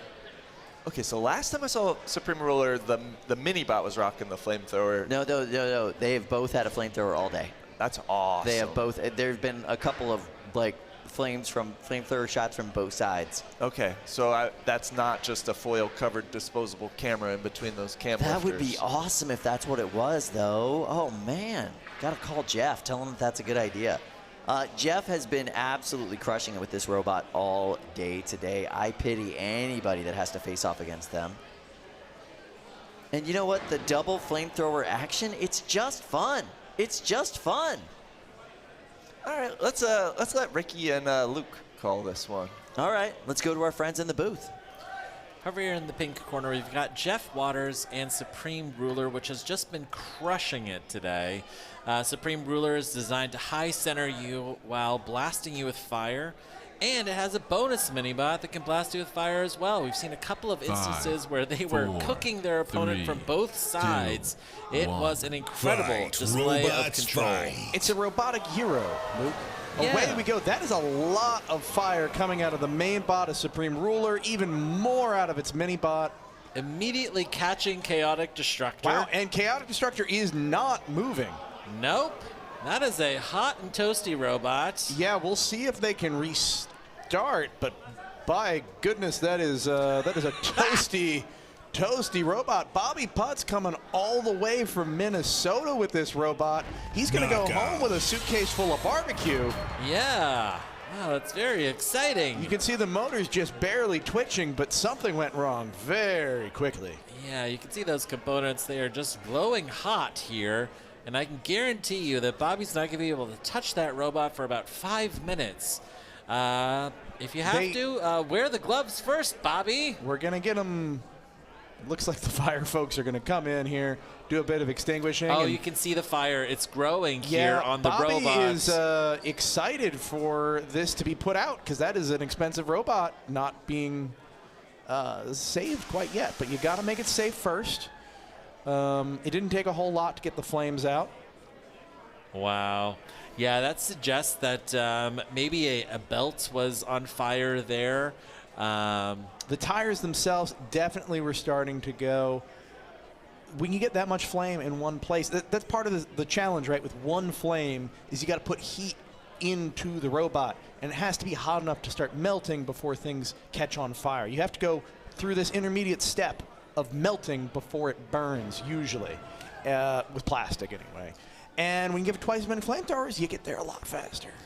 Jeff Waters here advancing in the bracket, and Bobby here is going to be going home with Chaotic Destructor eliminated here in the competition. We're going to send it back to you on the desk. I think the last two fights that the play-by-play booth announced were shorter than the time after the fight, just watching people shut down their robots and everything. Those are some quick ones. It's been pretty destructive. It's been a pretty destructive day. And in that particular case, there was only, a little bit of cooking. Yeah. Just a little bit of cooking. That robot went up fast. Like, you Yeah. don't usually have a sustained fire on a robot that fast. Well, double-sided flamethrowers. Yeah. You know. Is there more to it? Is it just the fact that it's 2 butane tanks dumping out their butane? Think about it this way. So you have kind of a jet of heat coming out of the robot. But if you have 2 jets hitting each other in the middle, you've now just created an oven. Oh. Right? The heat has nowhere to go. It's all impacting each other and like baking right there in the center.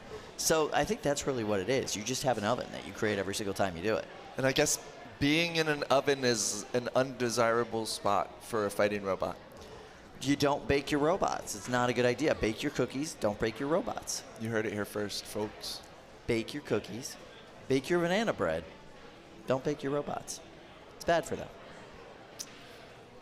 Okay, let's take a little peek into Cage 8, where we've got a robot driving experience. This means audience members and attendees of an NHRL tournament can just have fun with some 3-pound robots, some 1-pound robots, some 150-gram robots.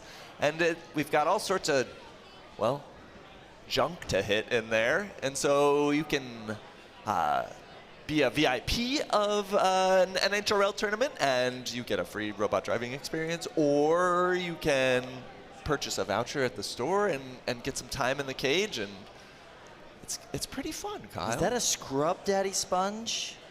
Okay, I see... And a thing hand? I see 2 frames from Alvin and the Chipmunks. Yeah. I see, let's see, a dice-themed robot. Oh, that hand I originally got to put in a Sparky trophy. Okay, to represent Austin McCord's handshake. That definitely is a Scrub Daddy. I see there's a poor little giant Lego skeleton going on in there. Yeah, poor little guy. Oh, what is that Etsy robot kit? That frame is in there. Calculon or something? Yep. What robot is this that's in there, by the way? That's one of the Jolts. This one is called Sticker Bomb. And one of our minions, Josh, he runs the robot driving experience. He maintains our entire fleet. He does a lot with the house spots in between tournaments as well, and he keeps them all in tip-top shape, and he makes sure that it's fun for the kids too.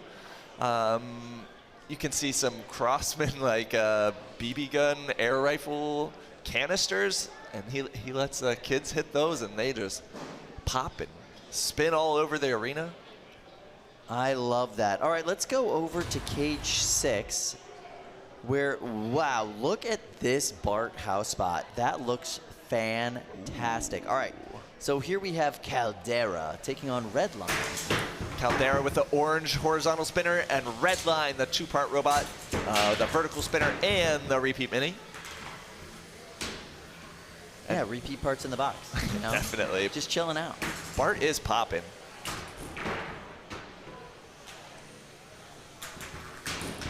Nice shot from Redline there. Exactly what you need to do against a horizontal spinner. Go at the counter revolution of the blade and slam them into the wall. So I'm curious to see if this little Caldera is going to stick into the walls like the bigger one does.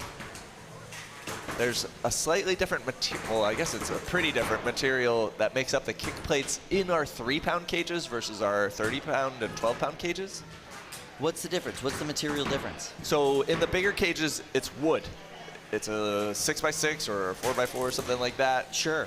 But in these, in the 3-pound cages, we run UHMW.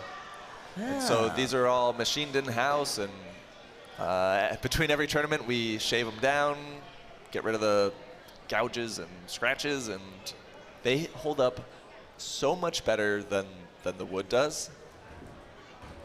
More expensive. Initially, yes, but over time, it saves you a lot of time and money. Definitely. Yeah, that makes sense. Looks like we have an unstick situation going on, or a match pause. Yeah, not sure why. It looks like one of the bots is stuck straight on top of the other one, and this looks like it might be more than what Bart can handle for a separation. So Bart does seem to be pushing them to the door. Wow, that is a lot of contact between these bots. All right, so right now we're going to head over to cage 2. It is Crush versus Comet. Crush coming off that victory against the Power of Friendship, was it? Yes, I indeed. think so.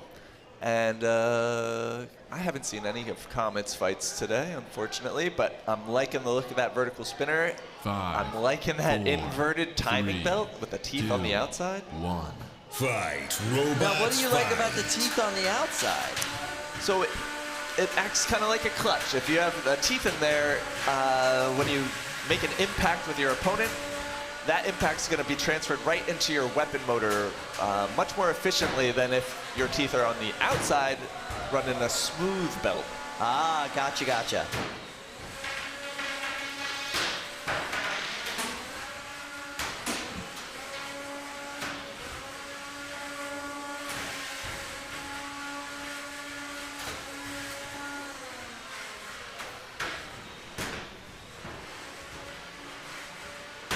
Looks like Comet is getting the better of most of these exchanges with a solid pop on Crush. Yeah, this is a tough matchup for Crush.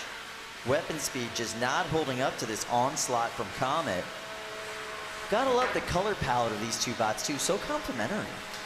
Yeah, real pleasant. Not quite pastel, but maybe on the edge. Kinda hilarious they put them in their opposite corners though, as far as their color schemes go. Sometimes that's just the way it goes. Now it looks like Crush is getting the better of these engagements as Comet is just flopping over them.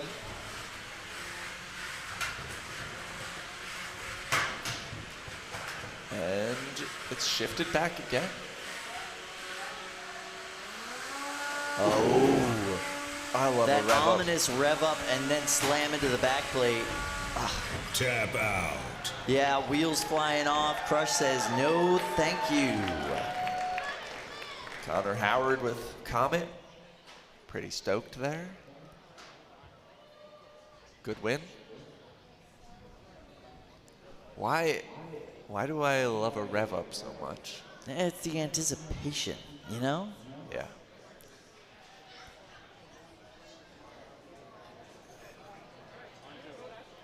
It triggers something in me though.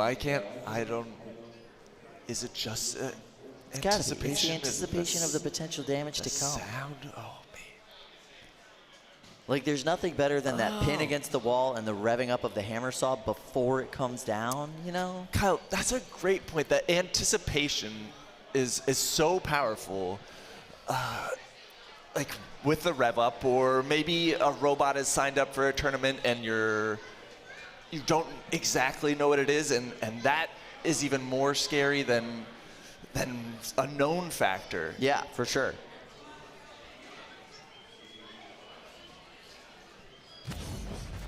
Well, that was a lovely fight between two pretty well matched up robots. Man, Crush got absolutely demolished there towards the end. And yeah, the rev up anticipation. I think that's one of the best parts about combat robotics, you know what I mean? That is why I will always love a good hammer saw fight. Yeah. That pin against the wall, that just, it came down and it was like, oh, it's juicy, it's satisfying, you know? All right, Kyle, around cage 1, I see a bunch of folks from the Brazilian team. And I think that means we've got Bjorn in the cage and Battle Tots. That is going to be so much fun. First of all, Bjorn, amazing bot from Brazil. So wonderful that this team could bring this bot out here. This bot has a storied history in its home country, and they are here to experience the NHRL magic. But now they have to face off against multi-bot specialist Battle Tots. 1. Fight, robots, fight. Oh no, the mini bot from the Bjorn side was right onto the kick plate. And you don't see mini bots from Brazilians that often. No, they really did adapt that for this tournament, I think. Oh, there we go. Lost a little bit of the wedge framing on the frog part of Battle Tots. Rib Tot, if you will. You got one for the overhead spinner? Yeah. Oh no, I know its name. It's Blood Tot. Okay. Yeah. Yeah, makes sense. Right? Adds up. However, Is it even spinning or moving at No, all? it seems to be dead. It seems to be dead. And Battletoads has 3 different robots, actually 4 normally, but at this tournament today, 3 different robots that it can swap in at any time for 2. You never know which configuration they're going to run with. Looks like the we Frog got was some able movement to... and the weapon Nice. back up to speed on Bloodtot. Beautiful right. work. Riptot and Bloodtot making it happen. Looks like half the drive is still down on Bloodtot, but it is still functioning. And Brazilians build their bots so tightly compacted that they almost all look the same size anyway.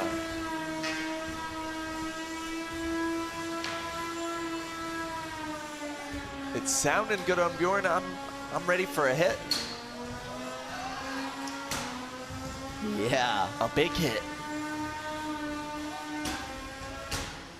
All right.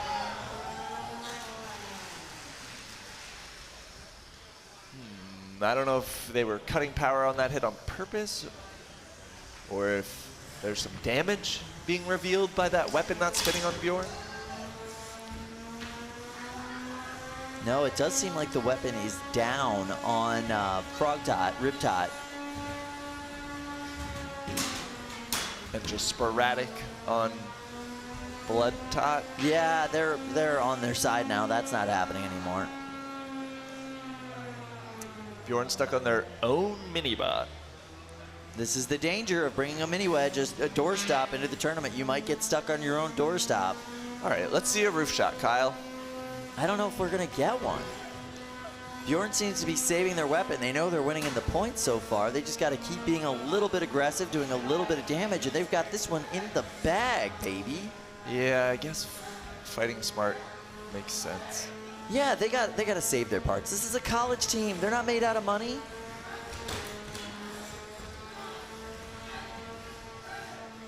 Be smart. Both your opponents are out of weapon. One of them's out of drive. Ending the fight, backing into your corner, showing full mobility and weapon. Great way to go out, showing the judges full functionality. I love it.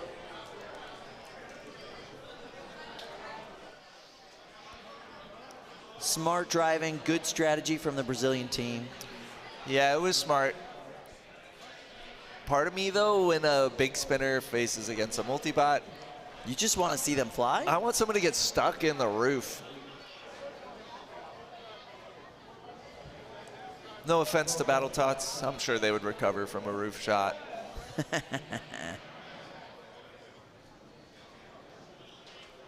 It's just you don't get that opportunity all the time. It's true.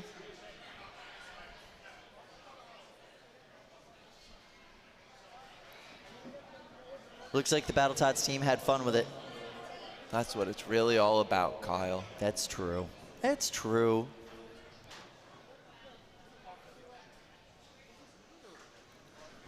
Team Pandemonium growing every single day. Quite a talent pool over there.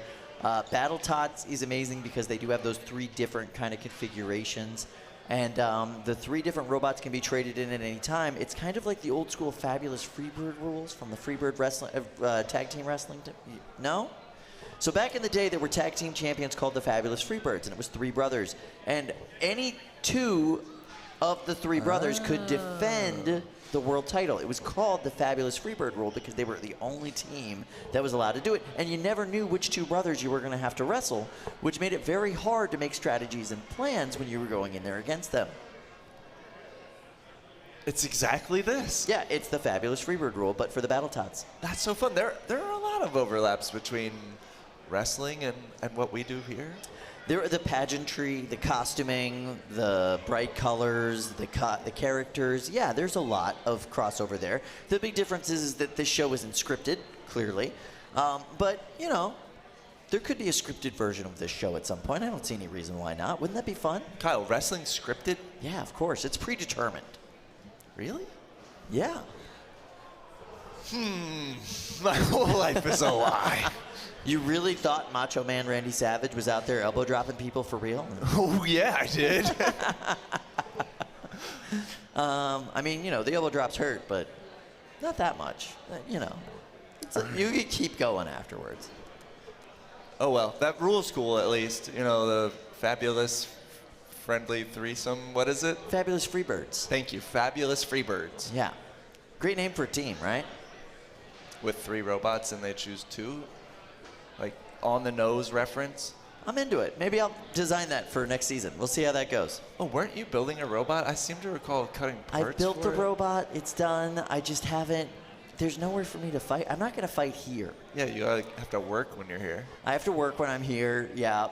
There is one event in Jersey that I could go to, but just because of how dumb the state of New Jersey is shaped. Yo, we got a JD update, a judge's decision update yeah? with the Mako and Buffalo Wings fight. How did that go? 2 of the best designed robots here in that division. What happened? Mako won.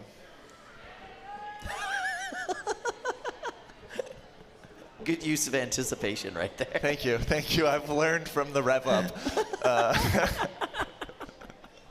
But props to Julian and Mako. So they're going on, and I believe that's it for Buffalo Wings for today and for the season. Yeah, that's unfortunate. So that is great for Julian. That is going to have some interesting ramifications for who actually qualifies as this tournament goes on. I'm going to have to look at the bracket, but I don't know many bots here that could cleanly beat Mako. Me neither. And there's only a few more 3-pound fights left before we make it into prime time. So in the meantime, let's pop up into the prime time pits and see how it's filling out up there. Slowly. Slowly, for sure, yes. It's looking like I see a Mr. Roper there. Let's see I see some 3-pounders making their way down to the cage. There's Remy de Guzman. I see some solid dancing. Dang, I gotta learn that one. Prime time is just an hour There's and Gwen. 3 minutes away. Yep, there's Gwen, not in her traditional ref garb. She was wearing a striped shirt at the beginning of the day, which I thought was a funny costume. Nod, yeah. funny nod to her normal role at this event. Yeah, I'm glad that she's finally getting to actually fight her robot here. I think that's delightful. And it does mean that we get Jim back. That's true, and we love Jim. He was one of the OG henchmen over here at NHRL. Yep. And established so much that's still in place today. He bought so many materials over at the other building that we still use today. He really helped set the foundation for the whole league. And the reffing style is largely based on, you know, his original input as the head ref here. I love how serious he is. And even in the most ridiculous of fights, like it could be just a chicken fighting against a giant rubber ball, and he's very seriously counting out that rubber ball. And it just makes me smile every time. That's what you need here at NHRL, because we have that mix of the goofy to the Formula One. gallant. Yeah, exactly right. Yeah, it's beautiful to see. Now here we see the not so primetime pits, and it's still a lot of busyness over there. You can see the Pandemonium pits over there on the right. They are a pretty organized team. You know, you could tell by the pit tables who's got it together, who doesn't. The Maryland division over there at Team Honeycracked, obviously very organized. They've got their stuff together. I like seeing a moccasin on a table. It is a lot of robot. It is a whole lot of robot. Moccasin doing phenomenally here today. Oh, our take apart, leave apart bin there in the bottom left corner is looking kind of empty. Could probably use some new parts to be taken. Yeah, I bet that's pretty empty by the end of most of the first rounds. Oh, we're on a PTZ. We can just look. What a weird idea, by the way. Whose idea was this, to take apart, leave apart? I'm pretty sure it was the builders themselves. Okay. Yeah. And we just provided the bin. I put some of my old robot parts in there, and they. All right, but who let their lasted Arizona forever. tea in front of the bin, guys? Come on. Come on. What are you doing? I thought that person was going to clean it up. Clean Maybe up this after person? yourself. Nope. We all know Arizona iced tea is a delicious and affordable beverage, but please, recycle your cans. Oh, man. coming into cage 2 now. We saw them walking up in the pits, but it's going to be Monkfish and Camino in the 3-pound class.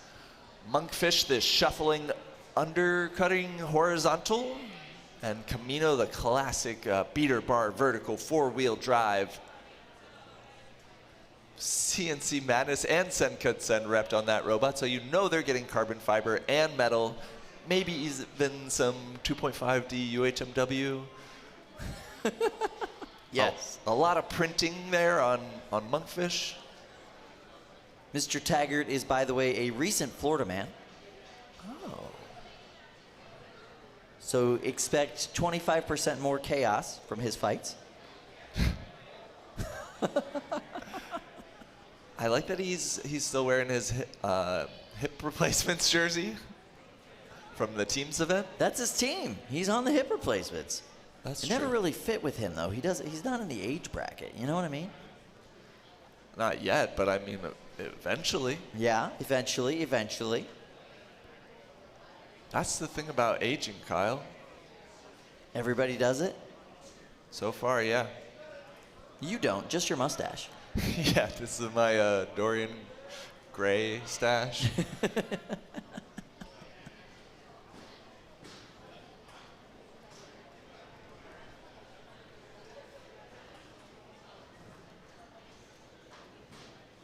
Monkfish is the cutest little walker.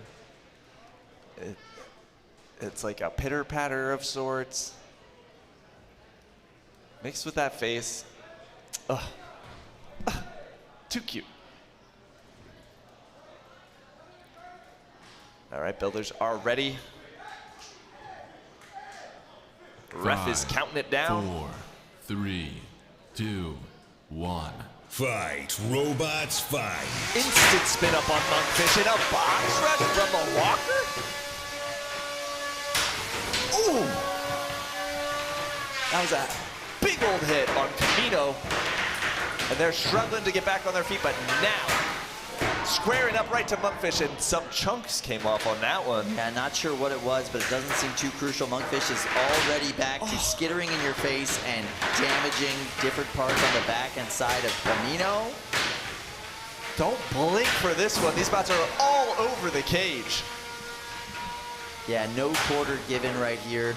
It is still scary to me how fast Monkfish can move. It can walk fast, but it can also, strafe strangely with a gyro fast. Wow. Rachel de Guzman has built something absolutely horrific in Monkfish. It is terrifying. Something is askew, yeah. And it is shredded. Yeah, and there's another belt. No spinny spin on that weapon anymore, and that belt is gone. Seems like the drive is functioning just fine on Camino, but there's no more spinny spin on that weapon. That means this is Monkfish's fight to lose. I don't see Monkfish losing this fight. Camino's got that nice wedge. It's going to be able to do a little bit of controlling, but as soon as Monkfish gets some purchase and some freedom to move, that weapon spins up so fast on Monkfish.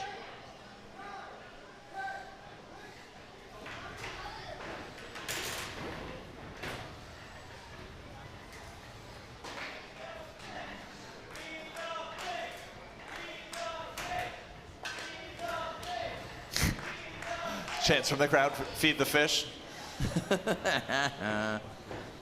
Camino doing an excellent job at kind of controlling the pace of this fight and keeping that weapon from spinning up on Monkfish.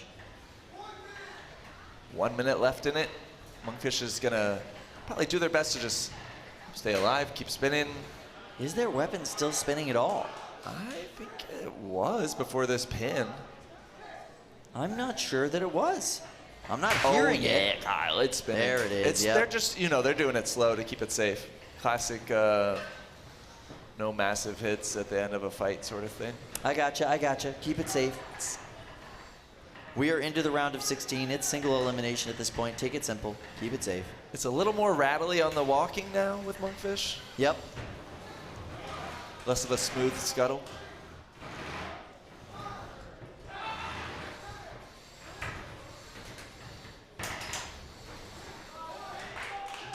Nice pin there from Camino.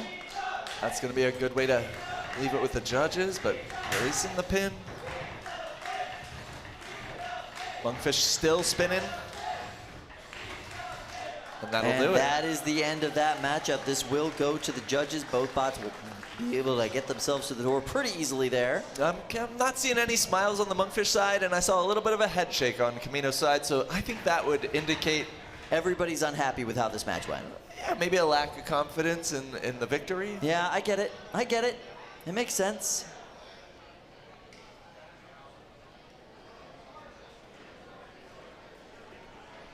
That was a solid fight, though. It started off really exciting, mellowed out a bit, but was never too one-sided. Aaron and Camino did a great job of getting in the pins where he could, trying to control the match as best as he could. All right, let's go over to Cage 5 where we have Impact taking on Sir Spinny. We'll wait for a judge's decision on that last one. Tap out, this fight's already over. Wait, that's not true. Maybe that's not, somebody bumped the button. Readied up with the wrong button. That would be hilarious. You get in there and you're like, Sir Spinny, no thank you, tap. Whoa. Whoa. Impact with a K. That's how you know it's cool. It's got a K. That's instead Lars of a C. Elliott on that one. Lars Elliott has built a devastating machine. He has been juggling bots all day with that custom robot spinner. And speaking of repping repeat robotics gear, there's a good bit of it right there.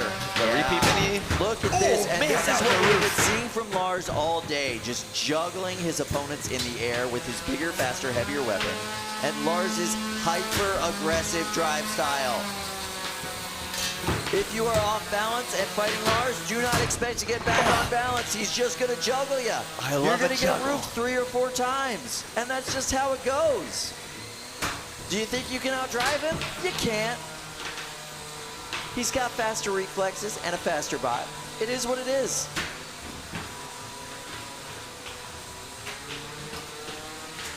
Your only hope is that your weapon has a faster tip speed. And by the way, don't count on it. Yeah, been seeing this all day from him. I'm speechless. This is my first time seeing Impact fight today, and I am loving it. It's vicious the way that he's been driving this bot. Weapon down on Impact. Not sure what's going on there. Sir Spinny still seems to be functioning, but he's upside down. And it definitely looks like some upright warpiness on Impact, on that weapon upright on the left side, I believe. Oh, I see what you mean. Yeah, it's a little askew off to the left a little bit. Not sure if that's what's impeding the weapon from going, but Lars don't care. He's going to keep driving aggressively anyway. And he's going to get some control points on the mini-bot. Smash him into the wall. And then he's going to smash the main bot into the wall. And there seems to be some screws and bolts. Not sure what that's from. I'm sure it's supposed to be attached to a robot, but it's not. I would say Lars did enough damage at the beginning of the fight where he doesn't even need his weapon to be spinning at this point. Sir Spinny is just in limp mode. Yeah, not a good time. Look at Impact go. What a cool robot.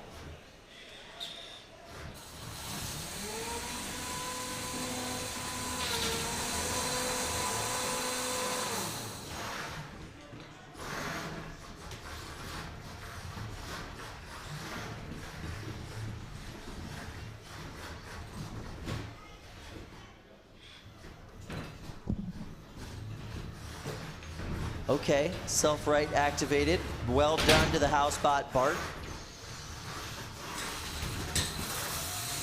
And the weapon still working on Sir Spinny there.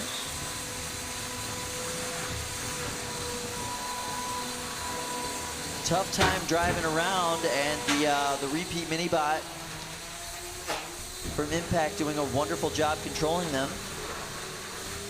And there we see a pin. And a pivot, lots of control shown in the last 5 seconds of that matchup.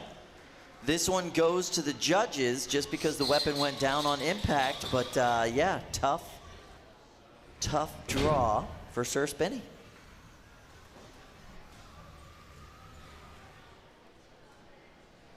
Lars is tough to beat in any weight class, in any competition.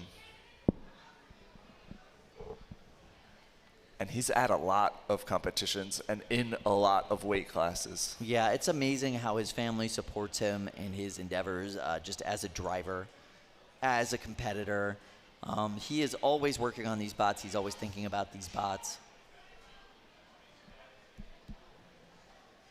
And Impact is just getting better and better every event. Whatever made that weapon go down, that's not going to be a problem in the next fight. I can tell you that right now. Lars is going to figure that out in like 10 seconds. The kid's great. I mean, absolutely amazing. Super talented driver. And he's still in high school. What's that? He's still in high school. What? Yeah. He's literally just a kid. How is he so good? Yeah. I mean, he's been doing this since he was, what, like 14? But, like... I think he's one of the biggest grinders out there. Yeah. Him and his family attend so many events up and down the East Coast, and the results speak for themselves. Like he ran the last of the Weta-Kits, right, for like so long. And it was funny because it was like the Weta-Kit was so prominent for so long, and then it was literally just like Lars in the last Weta-Kit. And he was crushing with it. He was amazing with it, winning like Motorama-style tournaments as recently as last year with it. And like now with Impact, he's doing so much damage so quickly with a new bot. His first custom original build, and it's amazing to see him put this work in. So yeah, Lars is just an incredible kid, incredible family, and he is an inspiration and a big help to his teammates as well, which is a bunch of other young fellas who really like help each other out, put in a lot of thought together, work on heavyweight bots together, put in like so much time. That's all they do. They're in a group chat all day talking about fighting robots. I mean, you know, when you find your community, when you find your nerds, it's amazing things can happen, and they all are better for it. So it's really cool. It's really, really cool. Great stuff. And from Maryland, so he's got that going for him as well. Yeah, obviously, you know, you gotta have the Maryland represent. Why is there so many good combat robots from Maryland? I don't understand it. I don't know. Population just generally that much smarter, yet financially irresponsible? I couldn't tell you. It's weird. I'm trying to say, oh, the crabs or the, I don't know, the Chesapeake Bay, but I think it's just where people hungry for combat robots are. Yeah. Maybe because it was close enough to like the East Coast hub for fighting robots for so long. Yeah. Like having competitions accessible to you is crucial. Right. For being in this sport. And the East Coast folks have a lot of them. All right, there is a really interesting matchup loading into Cage 2, especially if you are a fan of this sport for a long time.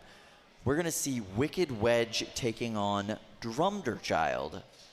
A little bit of an interesting matchup for the simple fact of Remy de Guzman bringing Wicked Wedge, the giraffe, the armored giraffe, right? But they're taking on Drumderchild by Nate Franklin. Nate Franklin, well known as one of the best wedge bot drivers anywhere. Switching up to a weapon.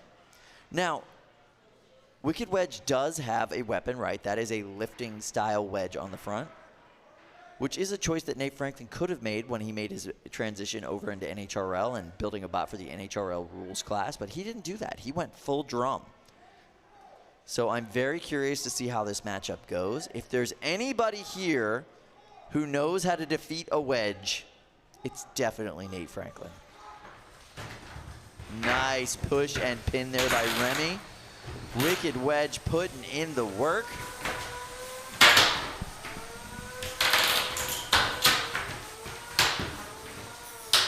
And you can see that flipper style wedge on Wicked Wedge. First of all, can I just tell you how beautiful Wicked Wedge is? Like, awesome work by Remy de Guzman. It looks amazing today. It's all new. And that's a multicolored TPU print. Yeah, that is not a sticker. That is multiple colors of TPU printing out that face. I don't know if you've ever tried to print multicolored TPU with like a automatic material system or anything like that. It's not easy. You got to do a lot of manual work or have a fancy printer.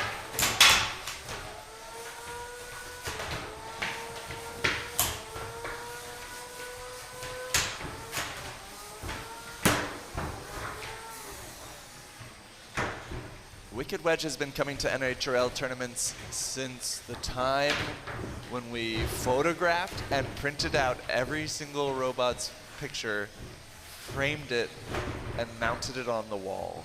And now if we were to do that, it would be in the thousands, I believe. Yep, absolutely. Wow, look at that shredded piece of the wedge there. Looks kind of crazy, all split in half like that. What do you think caused that? So that print, maybe the orientation of the print was so that that's a layer line that is split. I gotcha. Even having no spinning weapon on Wicked Wedge, I mean, it's still a strong robot. The servo that activates the flipping mechanism could have torqued it a little too much or something. Tough to say. You seldom see TPU split, though. Yeah, straight up, just a solid split in a line. Like somebody unzipped it or ripped it apart at the seam. Unstick called for, and unstick happened, but Nate not giving him much room to breathe after that unstick. I love that immediate follow-up to the unstick.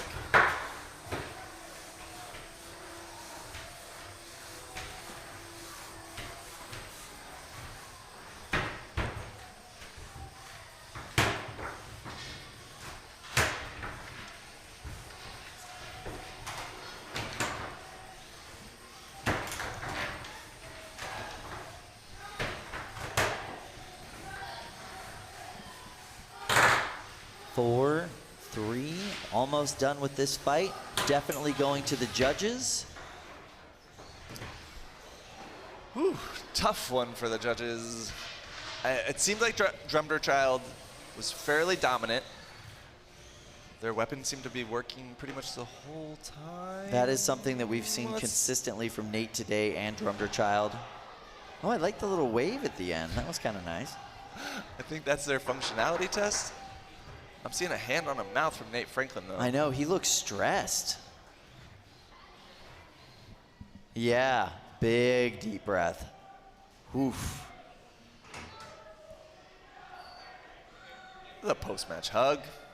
And now the smile, the fist bump. That stress is gone. It feels good. Yeah, that Fighting was a robots tough with your match. friends is fun. Remy de Guzman, one of the nicest people in the pits. Like, period, the end. If you need anything, Remy is there to help. Just a genuinely kind-hearted and good person.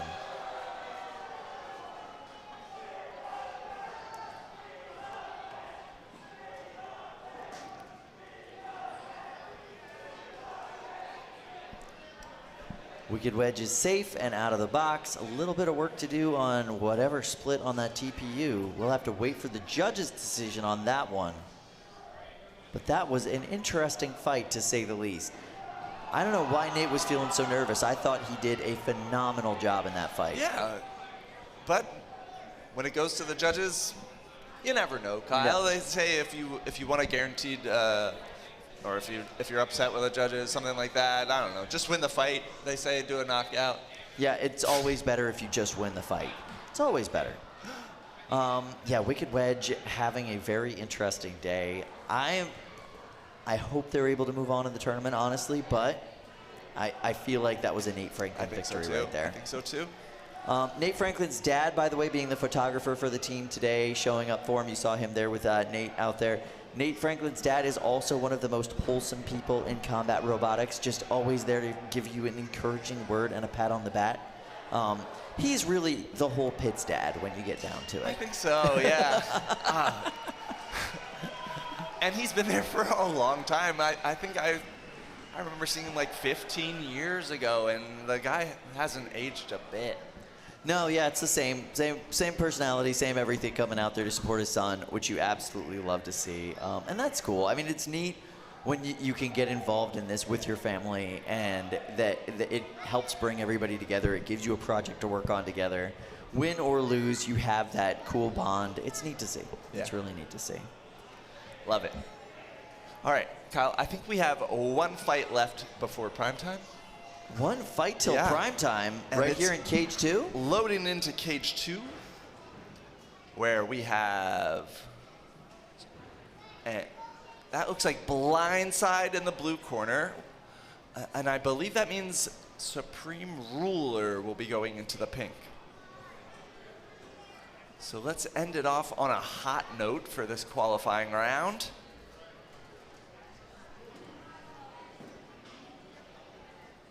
Just super excited to see Supreme Ruler loaded up into that cage. Blindside getting the last bit of inspection. I believe that's Robert Walsh on the Blindside team. Yes, thank you for that thumbs up.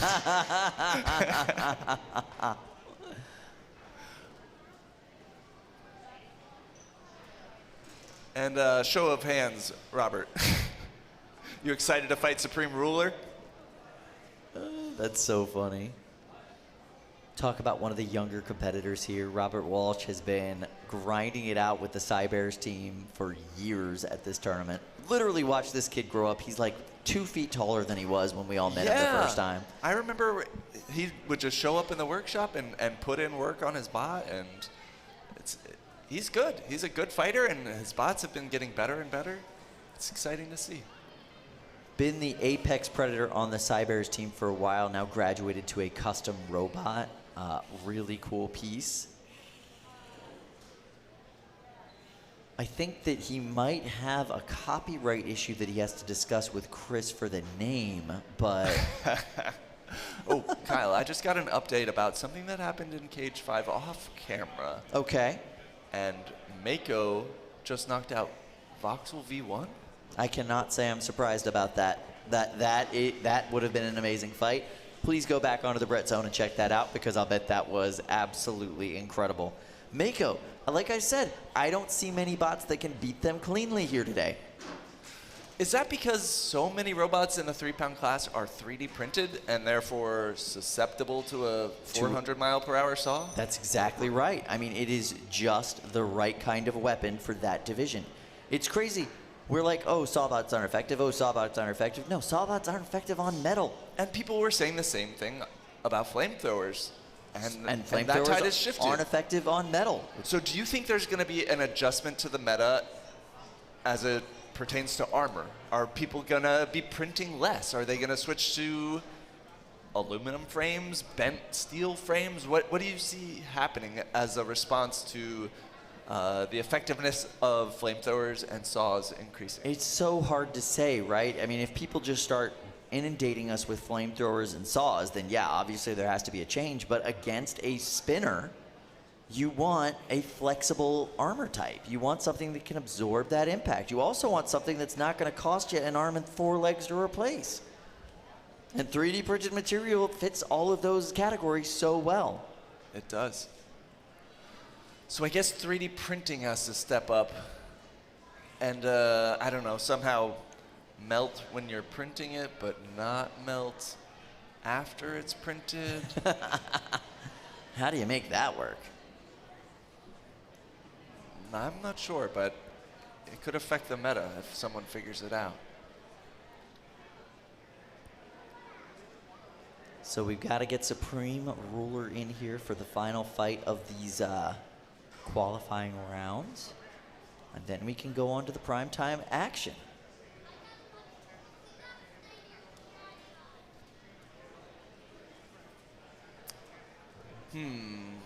How do you think you would feel cage side, just waiting for your opponent, ready to go, robot ready, in the cage? I'd feel pretty happy to see Jeff right now. All right, so the main bot from Supreme Ruler is there. It's got the cam lifters. It's got the flamethrower.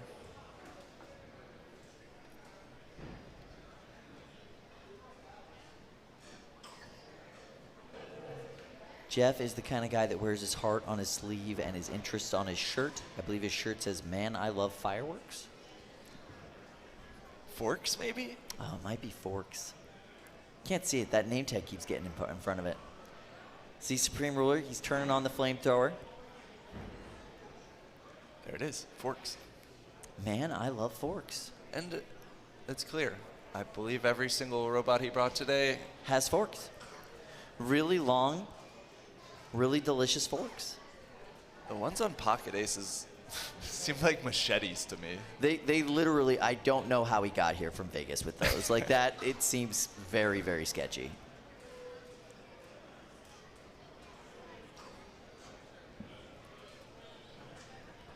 All right, so Supreme Ruler running without the mini-bot for this one.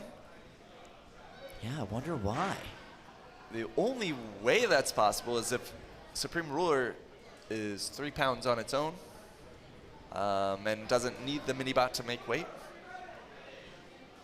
So potentially running less fuel, although fuel doesn't count towards your weight. Sure doesn't, yeah. Shorter forks, could be shorter forks. Yep. Maybe less complex forks for sure. Lower infill print for the armor.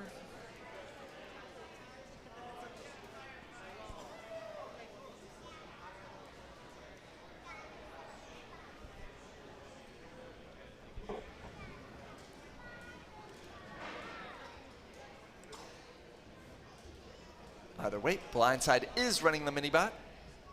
They're going to have to do a decent job of keeping Supreme Ruler from really lifting up their main bot. They're going to try and tee up Supreme Ruler as best they can. That will be tough. Woo! That is a lot of flame coming off the Supreme Ruler, and Blindside doesn't care. He's just smacking him in the face twice in a row. Nice shot.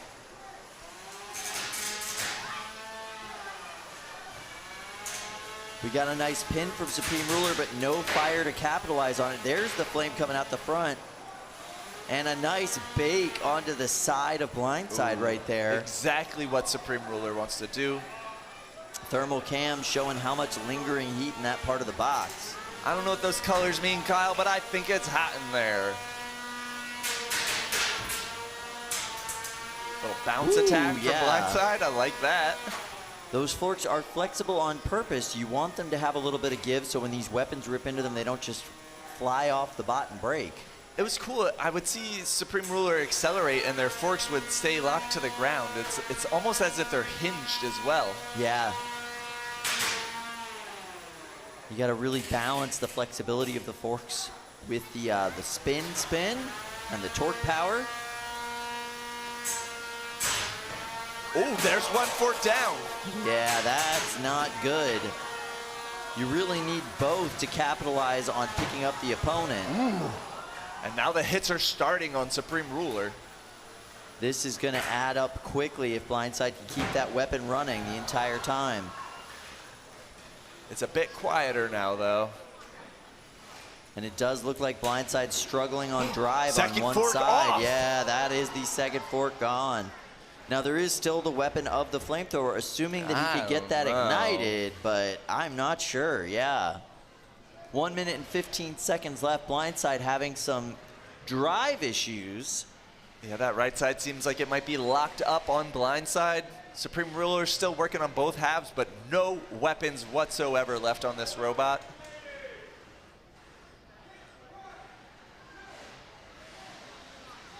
This is a battle of the cleats. You can see the cleated wheels on Blindside. Those are metal with spikes versus the foamies on Supreme Ruler. That's just some neoprene foam, maybe some latex coating on that. It's looking like Blindside might be stuck in the kick plate or under the kick plate. They've called for their unstick.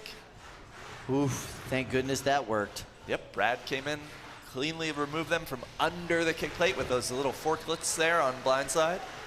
Nice pin from Supreme Ruler, showing a lot of control here. Gotta love that. The mini-bot on Blindside doing its best to disrupt this pin. So this will be nice shot at the end, last 8 seconds, getting a nice pop in the air, and then another one in the last 4 seconds. You gotta love it. Wonderful way to go out. This will be a judge's decision. We will follow up on that with you when we come back. And we're actually gonna follow up with y'all during prime time. So we've had some great fights during these qualifying rounds. Make sure you check us at 7 p.m. on our main YouTube channel. We'll see you there. Bye, guys.